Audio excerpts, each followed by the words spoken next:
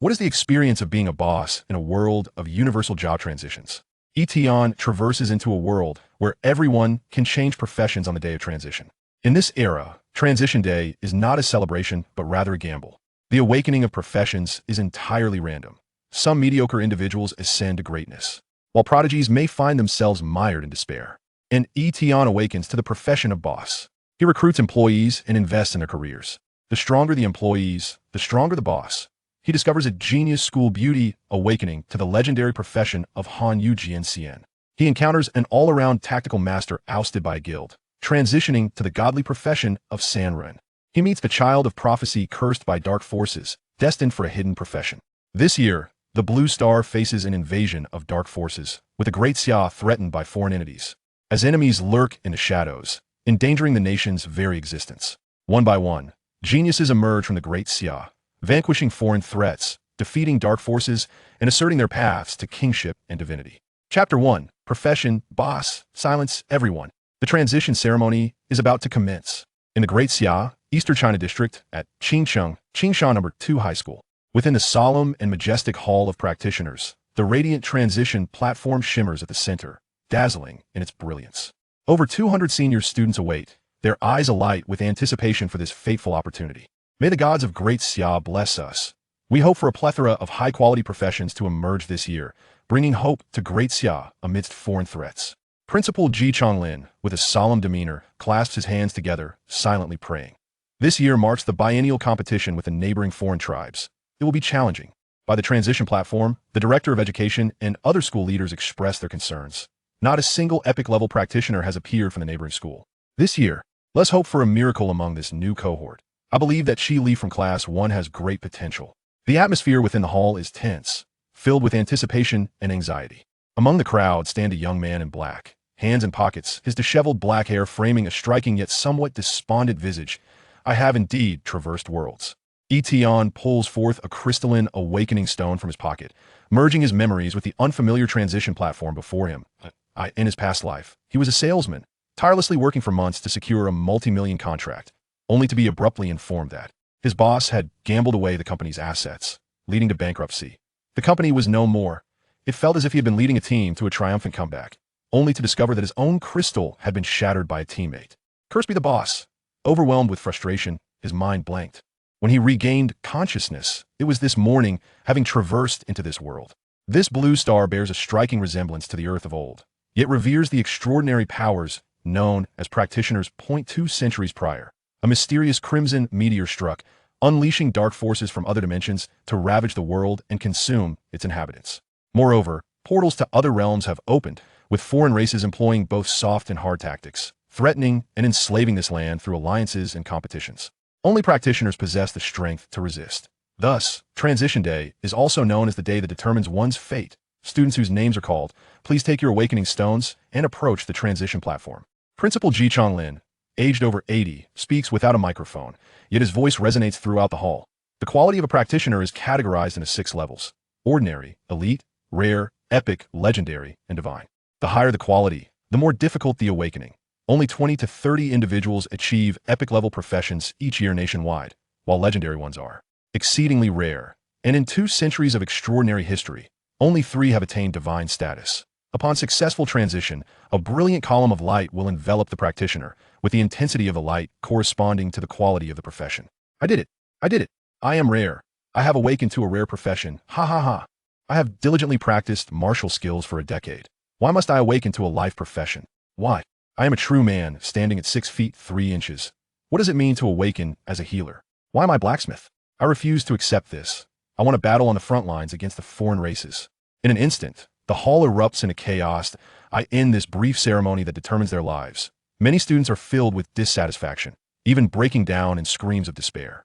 In this age, Transition Day is not a celebration. It is a gamble. The awakening of professions is entirely random. Some aimless individuals may soar to success overnight, while those with lofty ambitions may toil for years only to awaken to a life profession, ultimately leading a mundane existence. Principal Ji Chonglin sighs heavily, resigned yet seemingly accustomed to such scenes. After all, for 200 years, once a profession is awakened, it cannot be changed. Now, the moment of destiny has arrived. Yi Tian, step forward for your awakening. Called upon, Yi Tian approaches the transition platform, feeling a twinge of anxiety. In my previous life, I might have had a chance despite a humble origin. But in this life, a poor transition truly offers no hope, since I've already traversed worlds. Grant me a modicum of luck.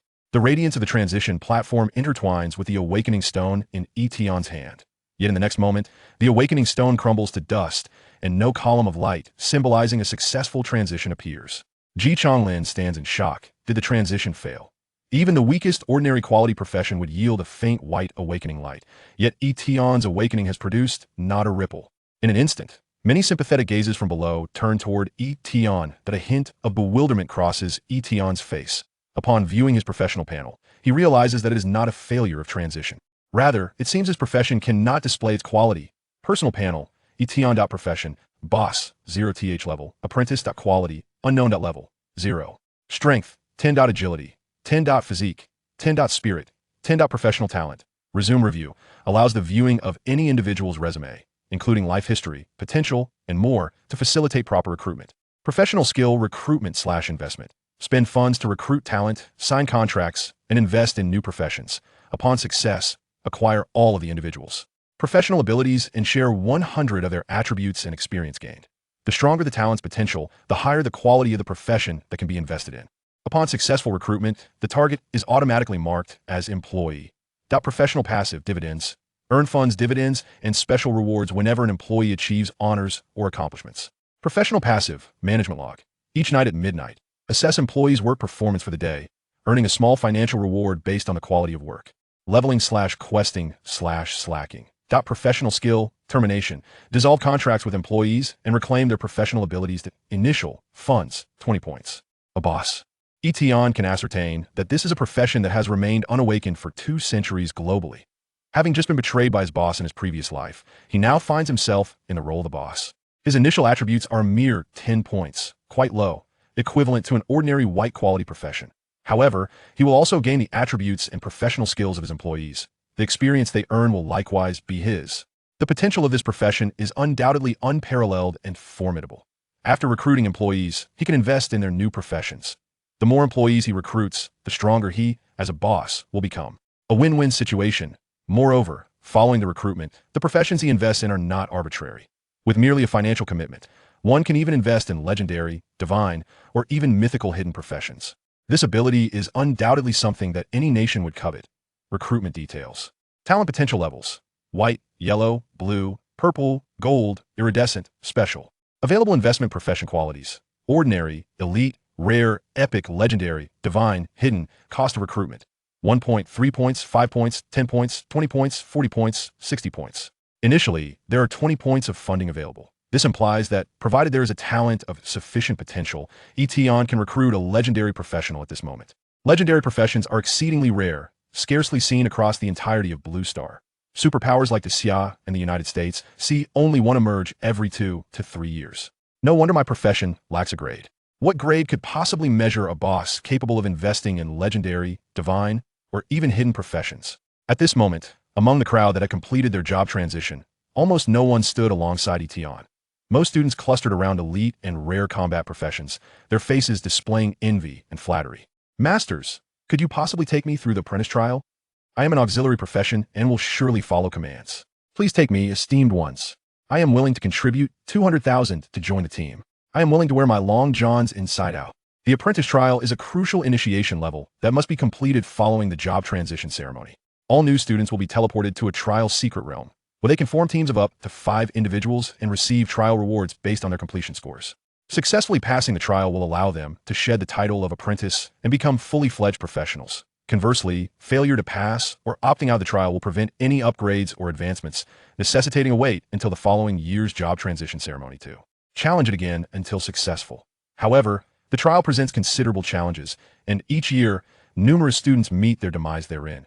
Thus, many weaker individuals desperately seek out stronger allies. Yi Tian remains resolute, unwilling to squander a year of his professional life due to recklessness, that he surveys the surroundings, not in search of a team, but rather reliable employees. Activating his innate skill, view resume. Name, Lu Lei. Basic information, male, 18 years old, resident of the Xia Qingsheng. Profession, archer. Potential, white, unremarkable. Biography, an inconspicuous ordinary person since childhood, lacking both effort and a laid-back attitude. Investment opportunity, ordinary level profession, warrior, 1-point funding. Name, Wang Yun. Basic information, male, 18 years old, resident of Xia Qincheng, profession, hunter. Potential, yellow, smooth sailing. Biography, indolent and lazy yet fortunate since childhood, living without worry. Investment opportunity, elite level profession, dice mage, 3 points funding. It is evident that the investment opportunities presented are the most suitable professions for each candidate. Yi Tian scanned dozens of individuals, noting that the vast majority possessed white potential, with yellow and blue potential being quite scarce. Even some of the top students in martial arts and swordsmanship classes exhibited only mediocre potential. The potential evaluations within the resumes are indeed quite stringent. At present, Yi Tian has not yet identified a suitable candidate for recruitment. With only 20 initial points of funding, once depleted, there will be no further options. He requires an employee of sufficiently high potential to secure honor and achievements and to earn dividend funds. Honor is merely a matter of trial rankings, college entrance examination rankings, or even competition rankings. If he cannot consistently acquire funding, his professional future will be grim. Of course, if no suitable candidates present themselves this time, Yi Tian will have no choice but to settle for individuals with slightly lower potential, a decision born of necessity. At this juncture, as Ji Chonglin called out the next name, a striking and lively figure approached the transition platform. Bai Qiuli, please step forward to awaken. Chapter 2, The Fallen Genius. At this moment, the gaze of both the school authorities and the students converged upon a single young girl. With her sleek black hair elegantly tied up, her slender eyebrows resembled fine ink strokes, and her eyes sparkled with the clarity of an icy lake, exuding an ethereal beauty. The loose-fitting school uniform could not conceal her athletic and poised stature, nor the graceful length of her legs, radiating a captivating charm. Bai Qiuli, the epitome of academic excellence and the school's unparalleled beauty, was the dream of countless students, both male and female. She consistently topped the class in swordsmanship and martial arts, and many teachers openly declared that she would undoubtedly become a pillar of society in the future. Yi Tian couldn't help but click his tongue in astonishment. Compared to his own inconspicuous presence in school, this schoolflower, Bai Qiuli, was truly resplendent. Amidst the throng of onlookers, Bai Qiuli stepped onto the promotion platform. In the next moment, a faint white light enveloped her. What? A life profession, a florist. How cruel fate can be. Was all of Bai Qiuli's hard work for naught? The auditorium erupted into a cacophony of murmurs. Even the seasoned principal and faculty members were unable to suppress their sighs. We often lament the unfairness of fate, but who could have anticipated such grave injustice? Ji Chonglin's expression was one of deep sympathy. Child. Upon seeing the outcome, Bai Qiuli stood frozen for a few seconds, then closed her eyes, her heart turning to ashes. A life profession of florist. In just a fleeting few seconds, it seemed to invalidate the entirety of Bai Qiuli's existence. As if a dull knife had cruelly severed a decade of her dedication and effort, Bai Qiuli forced herself to straighten her back, stifling the sting in her eyes, and managed to muster a smile for Principal Ji Chonglin. Principal, I am fine. She took a deep breath, clenching her trembling fingers tightly. I am fine. A prodigy has fallen into the mire. Such occurrences unfold across the nation every year on this day. Perseverance and effort are but lottery tickets in the game of fate. On the other side of the promotion platform, the head of the department sighed, striking Bai Qiuli's name from the list of recommendations for prestigious universities. Witnessing this scene, Yi Tian felt a pang of empathy. In his past life, he too had exerted every ounce of effort, only for everything to dissolve into nothingness. Perhaps this was merely fate's cruel jest. Yi Tian's thoughts stirred as he accessed Bai Qiuli's resume. Name, Bai Qiuli. Basic information, female, 18 years old. From Qincheng, Daxia. Profession, florist. Potential, gold, human hero. Life history, parents murdered by foreign races, vowed to eradicate the invaders. Achieved first place in the high school swordsmanship competition for 3 consecutive years, first in martial arts, first in the demonic foreign knowledge contest, and first in combat simulation assessments. Investment opportunities, legendary profession, Cold Moon Sword Immortal, 20 points of funding, and epic profession, Ice Mage, 10 points of funding. Yi Tian's eyes brightened, gold potential. 2 investment opportunities, a choice to be made. Glancing at the long list of first-place rankings in her resume, it was evident how much effort and sweat Bai Qiuli had poured into her pursuits. With this revelation, Yi Tian immediately identified her as his first recruitment target. Meanwhile, the promotion ceremony was drawing to a close. Principal Ji Chonglin wore a troubled expression. Over 80 life professions, more than 70 ordinary professions, 36 elite professions, 12 rare professions, and 1 failed promotion. This year's graduating class had not fared well in their transitions. It seemed that the success of the upcoming intertribal competition would rest solely on other schools. Ji Chonglin shook his head in resignation, then looked at the students, some joyfully celebrating while others mourned. and solemnly declared, "The promotion has concluded. The apprenticeship trials are about to commence." As mentioned repeatedly in class, the trials will pose considerable challenges. It is advisable to form teams of 5 for cooperation to minimize casualties. Students with life professions and those who failed their transitions were permitted to leave the Hall of Practitioners, opting out of the trials to at least preserve their lives. Upon hearing this, the hall erupted into noise once more. Nearly all students with life professions departed in silence, tears streaming down their faces. Leaving the hall meant that they would be unable to advance for at least a year, their futures dimmed. Yet, as the principal had said, they could safeguard their lives. After all, life professions possessed almost no combat capability. No one wished to have a life profession in their team, as it would lower their trial scores. The scores were crucial for rewards and the initial steps for new practitioners. No one would gamble their futures. Even Bai Qiuli, the top student in every subject, found no one willing to form a team with her. Bai Qiuli, however, did not leave. Qiuli, it is not shameful to give up, as a life profession. Entering the trials is akin to courting death. Indeed, with your exceptional grades, even if you cannot become a combat professional, you could still return to school as a teacher in the future. Ji Chonglin and the head of the department urged Bai Qiuli to forego the trials. Life professions rarely found teammates, and entering the trials was akin to facing certain death. Yet, Bai Qiuli remained steadfast.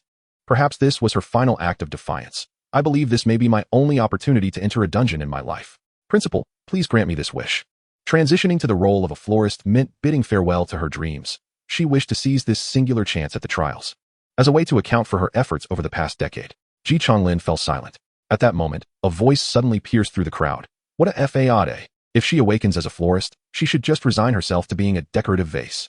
The voice was soft yet excruciatingly sharp, akin to a cruel dagger piercing the heart of the victim, causing Bai Qiuli to breathe rapidly. Ji Chonglin immediately erupted in fury, his eyes wide with rage. "Who said that? Step forward." The elder's voice reverberated throughout the hall, the imposing presence of a high-level practitioner causing the instigator to tremble. A girl from Bai Qiuli's class lowered her head, unable to meet Ji Chonglin's gaze. Sometimes, the malice of girls towards one another can be 100 times more vicious than that of boys. Yi Tian reflected on this as he heard Ji Chonglin coldly state, "Have you all forgotten the decorum of the promotion ceremony?" As his words fell, a robust male voice from the front row declared, "All citizens of Daxia are compatriots. After promotion, we should be comrades." After the promotion ceremony, no one is permitted to belittle or mock another's profession in any form. We must unite against external foes. Any violations will result in serious warnings, and severe cases will lead to expulsion and disqualification from examinations and military service. With each statement, the face of the girl who had mocked Bai Qiuli turned increasingly pale. Ji Chonglin strode forward, his voice filled with fury. "In these times, with external demons causing chaos and foreign races encroaching within, our nation bears the weight of its own sky. It is not for you to engage in mutual jealousy and derision." His voice resonated like thunder as he turned to the girl, reproaching her. "You merely possess a sliver of fortune. How dare you mock others? Even less so, a person who has worked hard." "Principal, I was wrong," the girl whimpered, her voice quavering. "I am a rare profession, Principal." Upon mentioning her rare profession, she finally found the courage to raise her head. Ji Chonglin fixed her with a steely gaze and scoffed. "Severe warning issued, deducting 30 of the practitioner's subsidy. One more incident will lead to expulsion." The hall fell into a heavy silence, no one daring to plead for her. This was the century-old ironclad rule of Daxia. Practitioners could fight to the death, and their spittle could fly in heated debates. But they must never mock another's origin or profession, for such matters are beyond human control. Yi Tian couldn't help but admire this. It resembled the spirit one would expect in a nation at war. In a matter of minutes, the incident was resolved. As the time for the apprenticeship trials drew near, Yi Tian swiftly moved closer to Bai Qiuli. Meanwhile, Principal Ji Chonglin's troubled expression re-emerged as he gazed at the resolute Bai Qiuli and said, "Qiuli, I respect your choice. However, it is perilous to enter the trials alone. You should seek out a team." Yet, how difficult it was for a life profession to find a team. Bai Qiuli shook her head. No one would be willing to team up with her. "There are people. There are." A youthful, clear voice cut through the crowd as Yi Tian approached, extending an invitation to form a team with Bai Qiuli. Ji Chonglin's expression turned to one of astonishment. "Yi Tian, did you not fail your transition? Why are you still here?" No, there is no failure. Merely my profession is somewhat peculiar," Yi Tian elucidated, casting a glance at Bai Qiuli's stunning profile. "Shall we team up?" She pondered for a few moments before resolutely accepting Yi Tian's proposal. After all, it was her only viable option. "The fact that we can form a team indicates that you truly did not fail your class change." Ji Chonglin nodded, a tinge of curiosity regarding Yi Tian's profession flickering within him, yet with the initiation of the novice trial imminent, it was prudent to afford the participants some time for discussion. Bai Qiuli turned to Yi Tian, her demeanor earnest. since we are now teammates, I must clarify in advance. I am a gardener, endowed with only 5 points in base attributes. Her current attributes felt almost burdensome, and by disclosing this information, she aimed to prompt Yi Tian to deliberate carefully. However, Yi Tian decisively waved his hand, signaling that no further words were necessary. I have faith in you. Upon hearing this, the principal and others were momentarily taken aback. Could this young man truly be risking his life and future in pursuit of love? Baiqiuli's clear eyes flickered with surprise. Before her class change, she had often been believed in, but after transitioning to a gardener, it was her first experience of such profound trust. Reflecting on the contents of her resume, Yi Tian's tone grew more resolute. You may find it hard to believe, but I trust you more than anyone else present, even more than you trust yourself. Chapter 3, 3 minutes east of the river, 3 minutes west of the river. The grand bell of the professional hall resounded, and the golden light emanating from the class change platform swiftly converged to form a luminous gateway. It has begun. The novice trial. Principal Ji Chonglin surveyed the students, observing their eager entry into the trial's light portal, his expression somber. I do not seek extraordinary results from this cohort. My only hope is for the children to proceed with utmost caution. He then directed his gaze towards Yi Tian and Baiqiuli, particularly emphasizing, you too. Should the situation call for it, do not hesitate to retreat. Survival is paramount. Yi Tian remained silent, giving an okay gesture, and together with Baiqiuli, they stepped into the trial's light. In a flash of golden brilliance, the scenery around them transformed dramatically. Yi Tian's face lit up with curiosity, as if he had been transported to an entirely new world. They found themselves deep within a vast forest. The sky shrouded in a gray mist that obscured their sense of direction, enveloping them in a chilling solitude. Although all students entered the same secret realm, they landed separately according to team arrangements, leaving only Yi Tian and Baiqiuli together.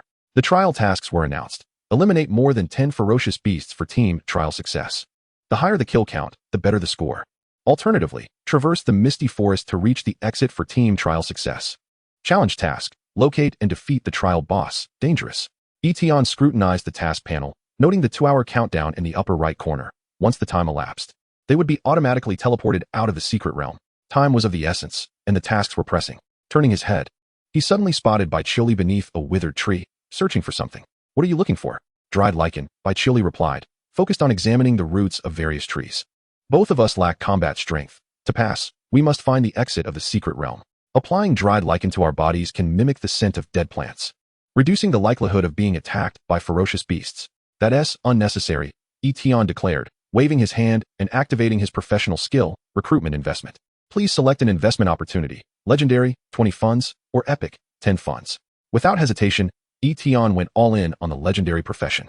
In the next moment, a recruitment contract materialized in Baiqiuli's hands seemingly from thin air. What is this? Baiqiuli blinked in confusion, utterly bewildered by the notion of needing to sign a contract for a team-up. As a conscientious employer, contracts are a must. Yi Tian responded to her puzzled gaze, reassuring her, do not worry, you cannot be taken advantage of or suffer a loss. However, as the words left his lips, his expression abruptly changed. Be careful. A shadow darted through the misty forest, racing towards Baiqiuli like a tempest. Baiqiuli reacted with remarkable swiftness, bracing herself against the ground and rolling backward to narrowly evade the strike. Such ambushes by monsters were commonplace in the fog-laden trial forest. A bone bull demon. What terrible luck. As the shadow came into view, Baiqiuli recognized it instantly. Without hesitation, she drew a mundane iron sword awarded by the school and thrust it forward. Yi Tian internally marveled. The bone bull demon would be momentarily stunned after the charge, presenting the perfect opportunity for a counterattack. Theoretically, that was the case, yet typically, after narrowly escaping a potentially lethal blow, most individuals would be gripped by overwhelming fear. Few could respond as quickly as Baiqiuli did, ready to retaliate. Clang. The mundane iron sword struck the bone bull demon's hind leg, leaving only a superficial wound on its armor-like dark brown skin. Such feeble strength. Although the bone bull demon was merely a low-tier ferocious beast, Baiqiuli's mere 5 points in strength rendered it challenging for her to inflict substantial damage. Do you desire power? Yi Tian inquired, suddenly feeling akin to a devil tempting mortals. Signing it, even with a thumbprint, could grant you some form of buff, perhaps? Baiqiuli looked at the contract, her expression reflecting doubt. It did not appear to be a predatory clause, leading her to consider it as some sort of buff skill from Yi Tian. As the bone bull demon regained its composure, she pressed her thumbprint on the contract's designated area. Boom. In an instant, a radiant golden beam burst forth, piercing through the clouds.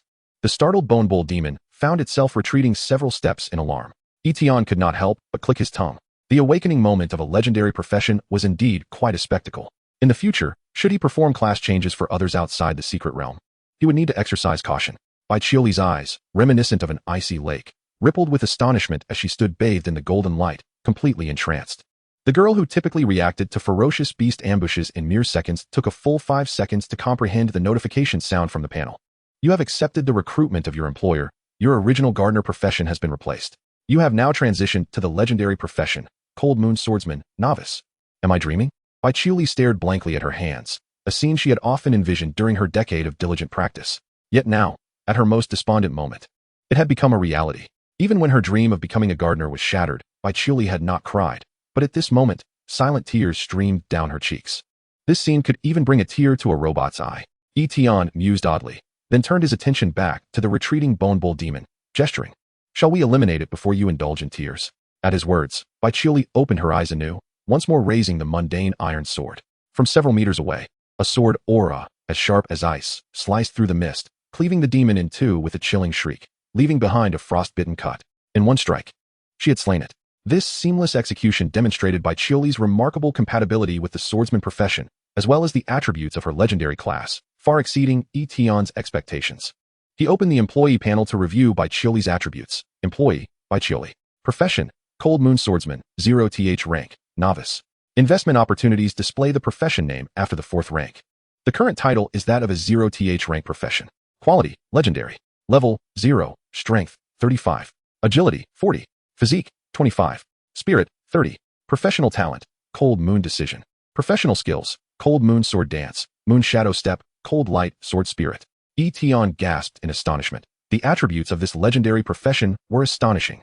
The initial attributes alone were already more than triple those of an ordinary professional. Even the strongest rare profession among this year's seniors barely reached half of her capabilities. Furthermore, she possessed one additional skill and one more talent than the rare profession. No wonder every legendary profession is cherished and nurtured as a treasure by various nations. Merely considering their attributes and skills, one can foresee significant future achievements. Legendary professions truly possess an extraordinary nature. Meanwhile, Yi Tian received several notifications. You have successfully recruited the employee Bai Qiuli, acquiring her attributes, Strength 35, Agility 40, Constitution 25, Spirit 30.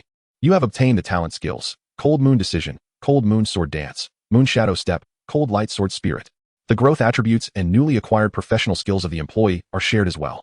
Employee Bai Qiuli has slain the ferocious beast, the Bone Demon Bull. And you share the acquired experience, 30 experience points. Yi Tian nodded without a hint of embarrassment or agitation. Fortunately, my profession is somewhat more extraordinary. At the same time, nearly all the students within the secret realm witnessed a soaring golden pillar of light. The piercing column of light, penetrating the clouds, was exceedingly dazzling against the backdrop of the gray forest, making it nearly impossible to overlook. On the other side, another team had also slain the Bone Demon Bull. The leader of the group, a young man named Lu Chuang, a rare profession known as the Storm Warrior, had blood splattered across his right arm. Grimacing in pain from a previous collision with the bull demon, Lin Yu, hurry up and heal. The one being addressed was the girl who had previously mocked Bai Qiuli in the main hall, Lin Yu, a rare level priestess. It was precisely due to her rare profession that she had joined this exceptionally formidable team. Among the 5 of us with rare level professions, our combat power is arguably the strongest in this session. Let's strive to break the trial scoring record. Lu Chuang's injuries gradually healed under the effects of the healing spell, and soon, not only would there be rewards from the principal, but they could also secure a recommendation for admission. Upon hearing this, Lin Yu's eyes sparkled with fervor. Her jealousy towards Bai Qiuli stemmed largely from the coveted recommendation from this prestigious university. Now, Bai Qiuli was devoid of hope, but she had a chance. What is that? The soaring golden pillar of light instantly captured the attention of Lu Chuang and his companions. It is often said that danger and opportunity coexist within the secret realm. Could this be our opportunity? Regardless, we cannot find a direction in the foggy forest, so let us charge ahead and see. Chapter 4. Who adjusted the campus bell like this? The Cold Moon Swordsman. This is clearly the profession of my dreams. Bai Qiuli wiped away her tears, but her eyes still reflected a flicker of uncertainty. She suddenly felt a pang of fear. Had she remained a mere gardener, perhaps she could have silently endured. But now, having tasted the power of the Cold Moon Swordsman, the thought of returning to being a gardener terrified her. Do not worry. As long as I do not perish, your dreams will come to fruition.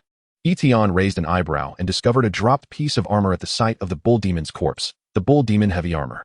This belongs to me. As the boss, safety is paramount. Bai Qiuli, both curious and conflicted, remarked, I recall reading in the ethnic knowledge compendium that among the elf royalty neighboring the South China region, there exists a particularly rare group known as the Sacred Sacrifice Elves. They can bestow new racial abilities upon other elves, but at the cost of their own lives. This method of granting others abilities often comes with a considerable price. Why was I chosen? Yi Tian pondered for a moment and sincerely replied, because you are a competent employee. This response did not alleviate Bai Qiuli's confusion. Rather, it piqued her curiosity about Yi Tian's thoughts. Noticing Yi Tian's unwillingness to elaborate further, she smiled brightly. All right, boss. Regardless, I will protect you from now on. Hearing Bai Qiuli's confident pledge, Yi Tian glanced at his attributes, each exceeding hers by 10 points, and silently nodded. Best not to dampen the employee's enthusiasm. The two ventured into the mist, now tasked with proactively seeking out monsters. Yaoqi flower. This flower only grows in places rich with demonic energy.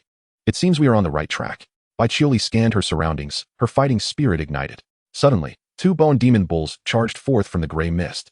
However, this time, their heightened mental attributes allowed them to detect the two ferocious beasts earlier. Without hesitation, Bai Qiuli swung her sword, unleashing her passive skill, Cold Light Sword Spirit. With a blade as piercingly sharp as ice. Employee Bai Qiuli has slain the bone demon bull. You share 30 experience points. Employee Bai Qiuli has slain the bone demon bull. You share 30 experience points. The attributes and talent bonuses of a legendary profession are simply too powerful. Bai Qiuli's face lit up with joy, but the next moment, she looked apologetically at Yi Tian and said, I'm sorry, since we are in a team. I should leave some residual health for you to kill. During the trial period, experience is divided based on team contributions. Logically, Yi Tian, being a mere bystander, would not gain any experience and could only rely on Bai Qiuli to consume it all. Yet Yi Tian was particularly delighted. You kill as you wish. No need to concern yourself with me. After all, as long as she achieved the kill, Yi Tian would still share the experience. Why should he bother to act? Trial task, slay 310 ferocious beasts, scoring level, none. Remaining time, 1 hour, 47 minutes, and 30 seconds. There was ample time, but the duo's aim was beyond mere completion. They aspired for a high score to break records. Especially Yi Tian, who was determined to claim the honor of being first in this trial, as it pertained to the financial rewards of profit sharing. He was in urgent need of recouping his current funds, which stood at zero. Just then, from beyond the gray mist, the sounds of intense battle suddenly erupted. Yi Tian and Bai Qiuli exchanged glances and quickly turned their gazes forward. They discovered two putrid black giant apes, accompanied by 4 bone demon bulls, pursuing a student team. The straggler from the team was Lu Chuang, enveloped in storm energy, gravely injured, retreating with his teammates. It was evident that their team possessed formidable combat strength, having slain several bull demons. Yet the most challenging ordeal for novice professionals was the siege of beasts. Once surrounded by beasts, the psychological terror inflicted upon most newcomers could lead to utter chaos. At that point, forget about forming a counterattack. Merely executing skills accurately would be a considerable feat. It's the ape demon, a low-level evil creature. Its speed and intelligence surpass that of the bull demons. Bai Qiuli identified the monstrous beings, while Yi Tian, keenly intrigued, gestured toward a lone figure, the one fleeing the fastest in Lu Chuang's team, terrified to the point of not daring to look back and cast skills. Is that girl who mocked Bai Qiuli not long ago, Lin Yu? Are you going to help her? Yi Tian teased as he glanced at Bai Qiuli, whose expression was as cold as an ice lake. Without hesitation, she brandished her sword and stepped forward. I am not helping anyone. I am here to slay monsters and claim my rightful first place. Boss, be careful. With that, Bai Qiuli moved with the swiftness of a specter, each step leaving a faint moonlit shadow beneath her feet. Yi Tian couldn't help but exclaim, what an outstanding employee. Help! Save me! Lin Yu fled desperately, evidently shaken by the horde of evil creatures. Meanwhile, Lu Chuang held his ground at the back of the team, facing immense pressure from the 2 ape demons. Damn it! Heal me! Suddenly, a zigzagging silver trail flickered through Lu Chuang's team of 5, swiftly reaching the ape demons and striking with a sword. Whoosh! The long sword pierced through the throat of the ape demon at lightning speed, hitting its weak point and killing it instantly. Employee Bai Qiuli has slain the ape demon. You share 60 experience points. Yi Tian's experience bar was already full, but since he had not yet cleared the trial, he remained in a novice state and could not level up, only accumulating experience for the time being. Yi Tian was quite eager to level up. Reaching level 10 would allow him to advance his profession, upgrading from Tier 0 to Tier 1 and acquiring profession-specific skills. There are 5 tiers of professions, level 10, 25, 50, 75, and 100, which are the conditions for professional advancement. Each tier grants a unique professional skill and advances the profession. However, the difficulty of the Tier 4 transition dungeon at level 75 is immense, and currently, no one has succeeded globally. The pinnacle of the 3rd tier at level 74 represents the utmost limit for practitioners from various nations on the Blue Star. Yi Tian harbored a profound curiosity regarding the exclusive skill of his employer. Meanwhile, as he gazed upon a fallen ape demon, now reduced to a pool of putrid blood, Lu Chuang's expression morphed into one of sheer horror. Only upon recognizing the newcomer did his words falter, as school beauty? Bai Qiuli paid him no heed, turning instead to continue her swordplay. With a single strike, she dispatched the ox demon, and with another, she mortally wounded the ape demon. Bai Qiuli's swordsmanship was formidable, further amplified by her profession as a cold moon swordsman, making her prowess truly remarkable. In that moment, Lu Chuang and his companions were utterly dumbfounded. Wasn't Bai Qiuli a gardener by profession? In comparison, he felt like a mere commoner. Could it be that the golden beam of light they had witnessed earlier had bestowed its fortune upon her? Upon hearing the commotion behind her, Lin Yu hesitantly halted, glancing back only to be engulfed by terror that surpassed the fear of being pursued by malevolent spirits. Bai Qiuli, why you? How could you? Before she could finish, she beheld Bai Qiuli's bloodied sword, her gaze icy as it bore down in Lin Yu's direction. Terror-stricken, Lin Yu's knees buckled, and she sat paralyzed on the ground, too afraid to utter another sound. Buzz! A wave of sword energy surged towards her, causing Lin Yu's pupils to constrict to the size of pinpricks, her expression blank. However, the sword energy cleaved the last remaining ambushing bone ox demon in two just behind her. Having completed her task, Bai Qiuli returned to Yi Tian's side without casting a single glance at Lin Yu. Trial task: eliminate 10 ferocious beasts, rating D. Successful completion of the trial permits immediate departure from the secret realm. Time remaining 1 hour, 44 minutes, and 36 seconds. Following the slaughter of 10 ferocious beasts, the trial task's rating underwent a transformation, yet it fell short of Yi Tian's expectations. The highest trial record at Qingshan No. 2 was an A grade, achieved by 2 epic-tier practitioners. Yi Tian resolved to set a modest goal, beginning with an S grade. Boss, let us move, Bai Qiuli remarked as she conversed with Yi Tian. At that moment, Lu Chuang approached somewhat awkwardly, his speech still stammering, "Be by school beauty, may I join your team?" Another of his teammates, having witnessed Bai Qiuli's terrifying prowess, rushed over eagerly. "Indeed, by the great school beauty, we are all rare professions. I assure you we won't hold you back. We are definitely not slackers." Bai Qiuli said nothing further, merely glancing at Yi Tian, awaiting his decision. "Boss, do you wish to include them?" Her voice remained cool and unruffled, yet it stirred a tempest of disbelief among Lu Chuang and the others. "Boss." Upon hearing this title, Lu Chuang and his companions could scarcely believe their ears as they turned to regard Yi Tian, who appeared rather disheveled, their minds racing. Why would she refer to him as boss? The illustrious Ice Queen, a heartthrob among many, now possessed such terrifying strength, and yet she addressed this seemingly listless youth as her superior? Moreover, it was evident that she was very much obedient to Yi Tian's commands, who had altered the school beauty in such a manner. In that moment, Lu Chuang and his companions inexplicably heard the sound of their own hearts shattering. Yi Tian, uninterested in their shock and conjecture, shook his head in exasperation and then stated, "Let us focus on boosting our ratings. We should aim to defeat the trial boss as well." All right. In the midst of Lu Chuang, Lin Yu, and the others' varied expressions, Yi Tian and Bai Qiuli departed, leaving behind only their silhouettes. Outside the secret realm, within the practitioner hall of Qingshan No. 2, Principal Ji Chonglin silently observed the glowing screen above the secret realm's portal, which displayed the trial scoring board. As scores were released or modified by the secret realm teams, they would be relayed to the outside world via this screen. Despite expressing a lack of hope for this year's cohort, Ji Chonglin remained fixated on the scoring board. "Director Wei, what brings you here?" Suddenly, a group of individuals entered the practitioner hall, led by a gentleman clad in a dark blue Zhongshan suit, exuding an air of scholarly elegance with a warm smile reminiscent of a literary professor. Wei Yuan, the chief of the East China region. Ji Chonglin rose to acknowledge him, and Wei Yuan spoke in a voice as smooth as jade. "I just returned from reviewing the trial results at No. 1 high school. They produced a team with an A rating this year, quite impressive." Though Wei Yuan said this, Ji Chonglin, having served as principal for many years, understood well that this achievement was not what Wei Yuan truly desired. This year marked a time of competition against the Yaga dynasty, making the need for exceptional new talents crucial to safeguarding some measure of benefit for Daxia. As the East China overseer, Wei Yuan was in search of top-tier talent. However, Ji Chonglin could only shake his head in resignation. "Our cohort at No. 2 is likely no different from No. 1. The results of the job transitions made this abundantly clear. Wei Yuan glanced at the job transition reports from No. 2 and sighed quietly. "The awakening of professions is predetermined. We cannot force students. In that case, I shall proceed to No. 3 to take a look." Ji Chonglin nodded. "Allow me to see you off." Chapter 5. No time to waste for employees. The first bonus. As Ji Chonglin and Wei Yuan departed the hall, only the teachers and the director remained inside, engaging in idle chatter. "I wonder which team from our school will achieve some success this year. I specifically instructed Lu Chuang to assemble a team of 5 rare professions. They should be able to secure an A rating, which would reflect positively on this cohort. Director, you have keen insight. Look, a team has just received a score." Upon hearing the excited exclamation from one of the teachers, the director and the others turned their attention to the trial scoring board. They beheld the first column shift subtly. Trial score ranking. First place, Yi Tian's team, Members, by Chioli, current score, D. So swiftly they had slain 10 ferocious beasts. And it was only a duo? Could it be that it was that child, Chioli? Wasn't she a gardener by profession? How did she accomplish this? Yi Tian. Wait. Which class is he from? In an instant, the teachers were filled with astonishment. Even a 5-member team would find it challenging to eliminate 10 ferocious beasts this quickly.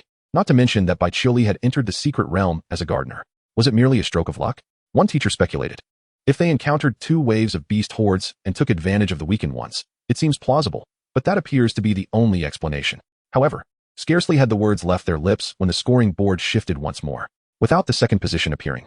Yi Tian's team's score increased again. Current score, DC. The teacher who had just proposed the notion of luck stood dumbfounded, and the others wore equally shocked expressions. AC rating requires the elimination of 20 ferocious beasts, and within just a minute or two, they had accomplished this.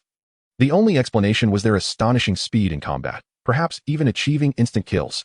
Such efficiency could only stem from epic tier attributes, could it not? Yet, this was not the end. Within the span of an hour, the rapid increase in Yi Tian's team's score left the teachers, who had initially harbored no hope for this cohort, wide-eyed and fixated on the scoring board. 5 minutes later, CB. 15 minutes later, BA. 30 minutes later, AS. Quick, summon the principal back. The director exclaimed, unable to contain his excitement. What could warrant such fervor? Ji Chonglin returned to the hall, only to find the teachers utterly frantic. The director seized him and directed his gaze toward the trial scoring board, where a resplendent S grade glimmered, reflecting in Ji Chonglin's eyes. In less than an hour, an S grade. Ji Chonglin's voice rose in pitch, his body trembling with exhilaration. Such a score had never been achieved even by the 2 epic tier practitioners who held the record for number 2's history. It was true that Bai Chioli was a gardener by profession, but surely Yi Tian's profession must be something extraordinary. He clapped his hands together, pacing in excitement. Quickly, bring the overseer back. If the outside world could witness the battles within the secret realm, they would undoubtedly elevate the appraisal of this S grade even higher. For throughout the entire ordeal, this S grade had been solely earned by Bai Chioli. Yi Tian had merely been an observer, and aside from the weaponry, all other equipment had been utilized by Yi Tian first. If other male students were to witness this scene, they would likely go to great lengths to confront this scoundrel. The illustrious campus belle, revered by thousands, was being treated by Yi Tian as nothing more than a mere pawn. What was even more infuriating was that the belle herself seemed to relish the experience. With a victorious exclamation, "Ha! How exhilarating!" The tip of her sword dripped with the blood of the malevolent creatures, and Bai Chioli's expression radiated a sense of unrestrained joy. Once we traverse this marshland, we shall locate the trial's boss, she declared. Yi Tian sincerely applauded her prowess, realizing that recruiting a Bai Chioli was undoubtedly more efficient than enlisting a dozen ordinary individuals. This girl was nothing short of a teenage killing machine. Not only was her swordsmanship exceptional, but her strikes against the malevolent beings were remarkably fierce, targeting their weaknesses with impressive speed and minimal exertion. Yet, there was a lingering thought. Am I truly the only one benefiting from this experience? As Bai Chioli monopolized the experience points, a twinge of guilt washed over her regarding Yi Tian. However, Yi Tian appeared utterly relaxed and delighted, waving her concerns away. Just focus on slaying the monsters, he urged. As the boss, his words were entirely sincere. After all, the experience would be shared with him in full measure. What a joke. The boss is expected to work too? Yet, Bai Chioli's mind was a whirlwind of thoughts. What does he mean? Does he think I am not putting in enough effort? At times, a woman's train of thought can be quite elusive. With a slight lift of her chin, a hint of pride mixed with her chill demeanor, she retorted, rest assured, I will strive harder than anyone else. Yi Tian, momentarily perplexed, realized that this new employee was surprisingly easy to manage, as he had inadvertently engaged in a form of self-manipulation. Bai Chioli surveyed the path ahead and turned earnestly to Yi Tian. This marsh is treacherous. It would be best if I carried you across. Yi Tian was taken aback. From the outset, Bai Chioli had perceived him as a support class, which often possesses lower agility. Yet, if she truly attempted to carry him, where would his dignity as a boss reside? No need for that, he replied, and with a powerful leap, bolstered by his agility of 50, he traversed the marshland as if it were solid ground. Seeing this, Bai Chioli was astonished. How is it that his agility seems to rival my own? As Yi Tian reached the opposite bank, Bai Chioli hurried to follow. The duo soon found themselves deep within the misty forest, where a fearsome, malevolent creature awaited them. It was a troll, towering at 4 to 5 meters, with a massive, muscular form and sharp tusks jutting from its jaw. Just gazing upon it exuded a sense of formidable strength. The troll, classified as a mid-tier elite malevolent being, possessed great power, though its lengthy attack intervals were a disadvantage, particularly its weak points located behind its eyes, knees, and elbows. In an instant, Bai Chioli recalled all the troll's vulnerabilities. Drawing her sword, she boldly declared, "Boss, I shall engage." With a thunderous roar, the troll charged at them, shaking the ground beneath its feet.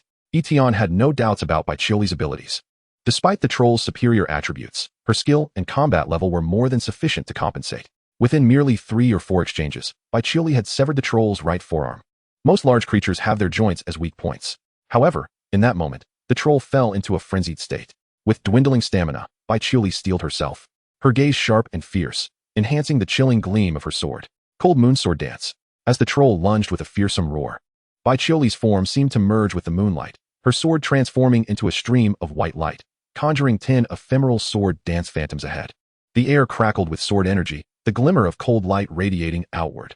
In an instant, the varying stances of her sword-wielding phantoms left trails of blood on the troll's body. The cold moon sword dance allowed her to condense the sword energy into 10 phantoms that could swiftly strike all enemies within a second, rendering her invulnerable during the assault. And upon completion, the attack would trigger explosive damage. With a resounding crack, the bloodlines erupted. The troll was engulfed in its own blood, its roar transforming into a lament as it crashed heavily to the ground.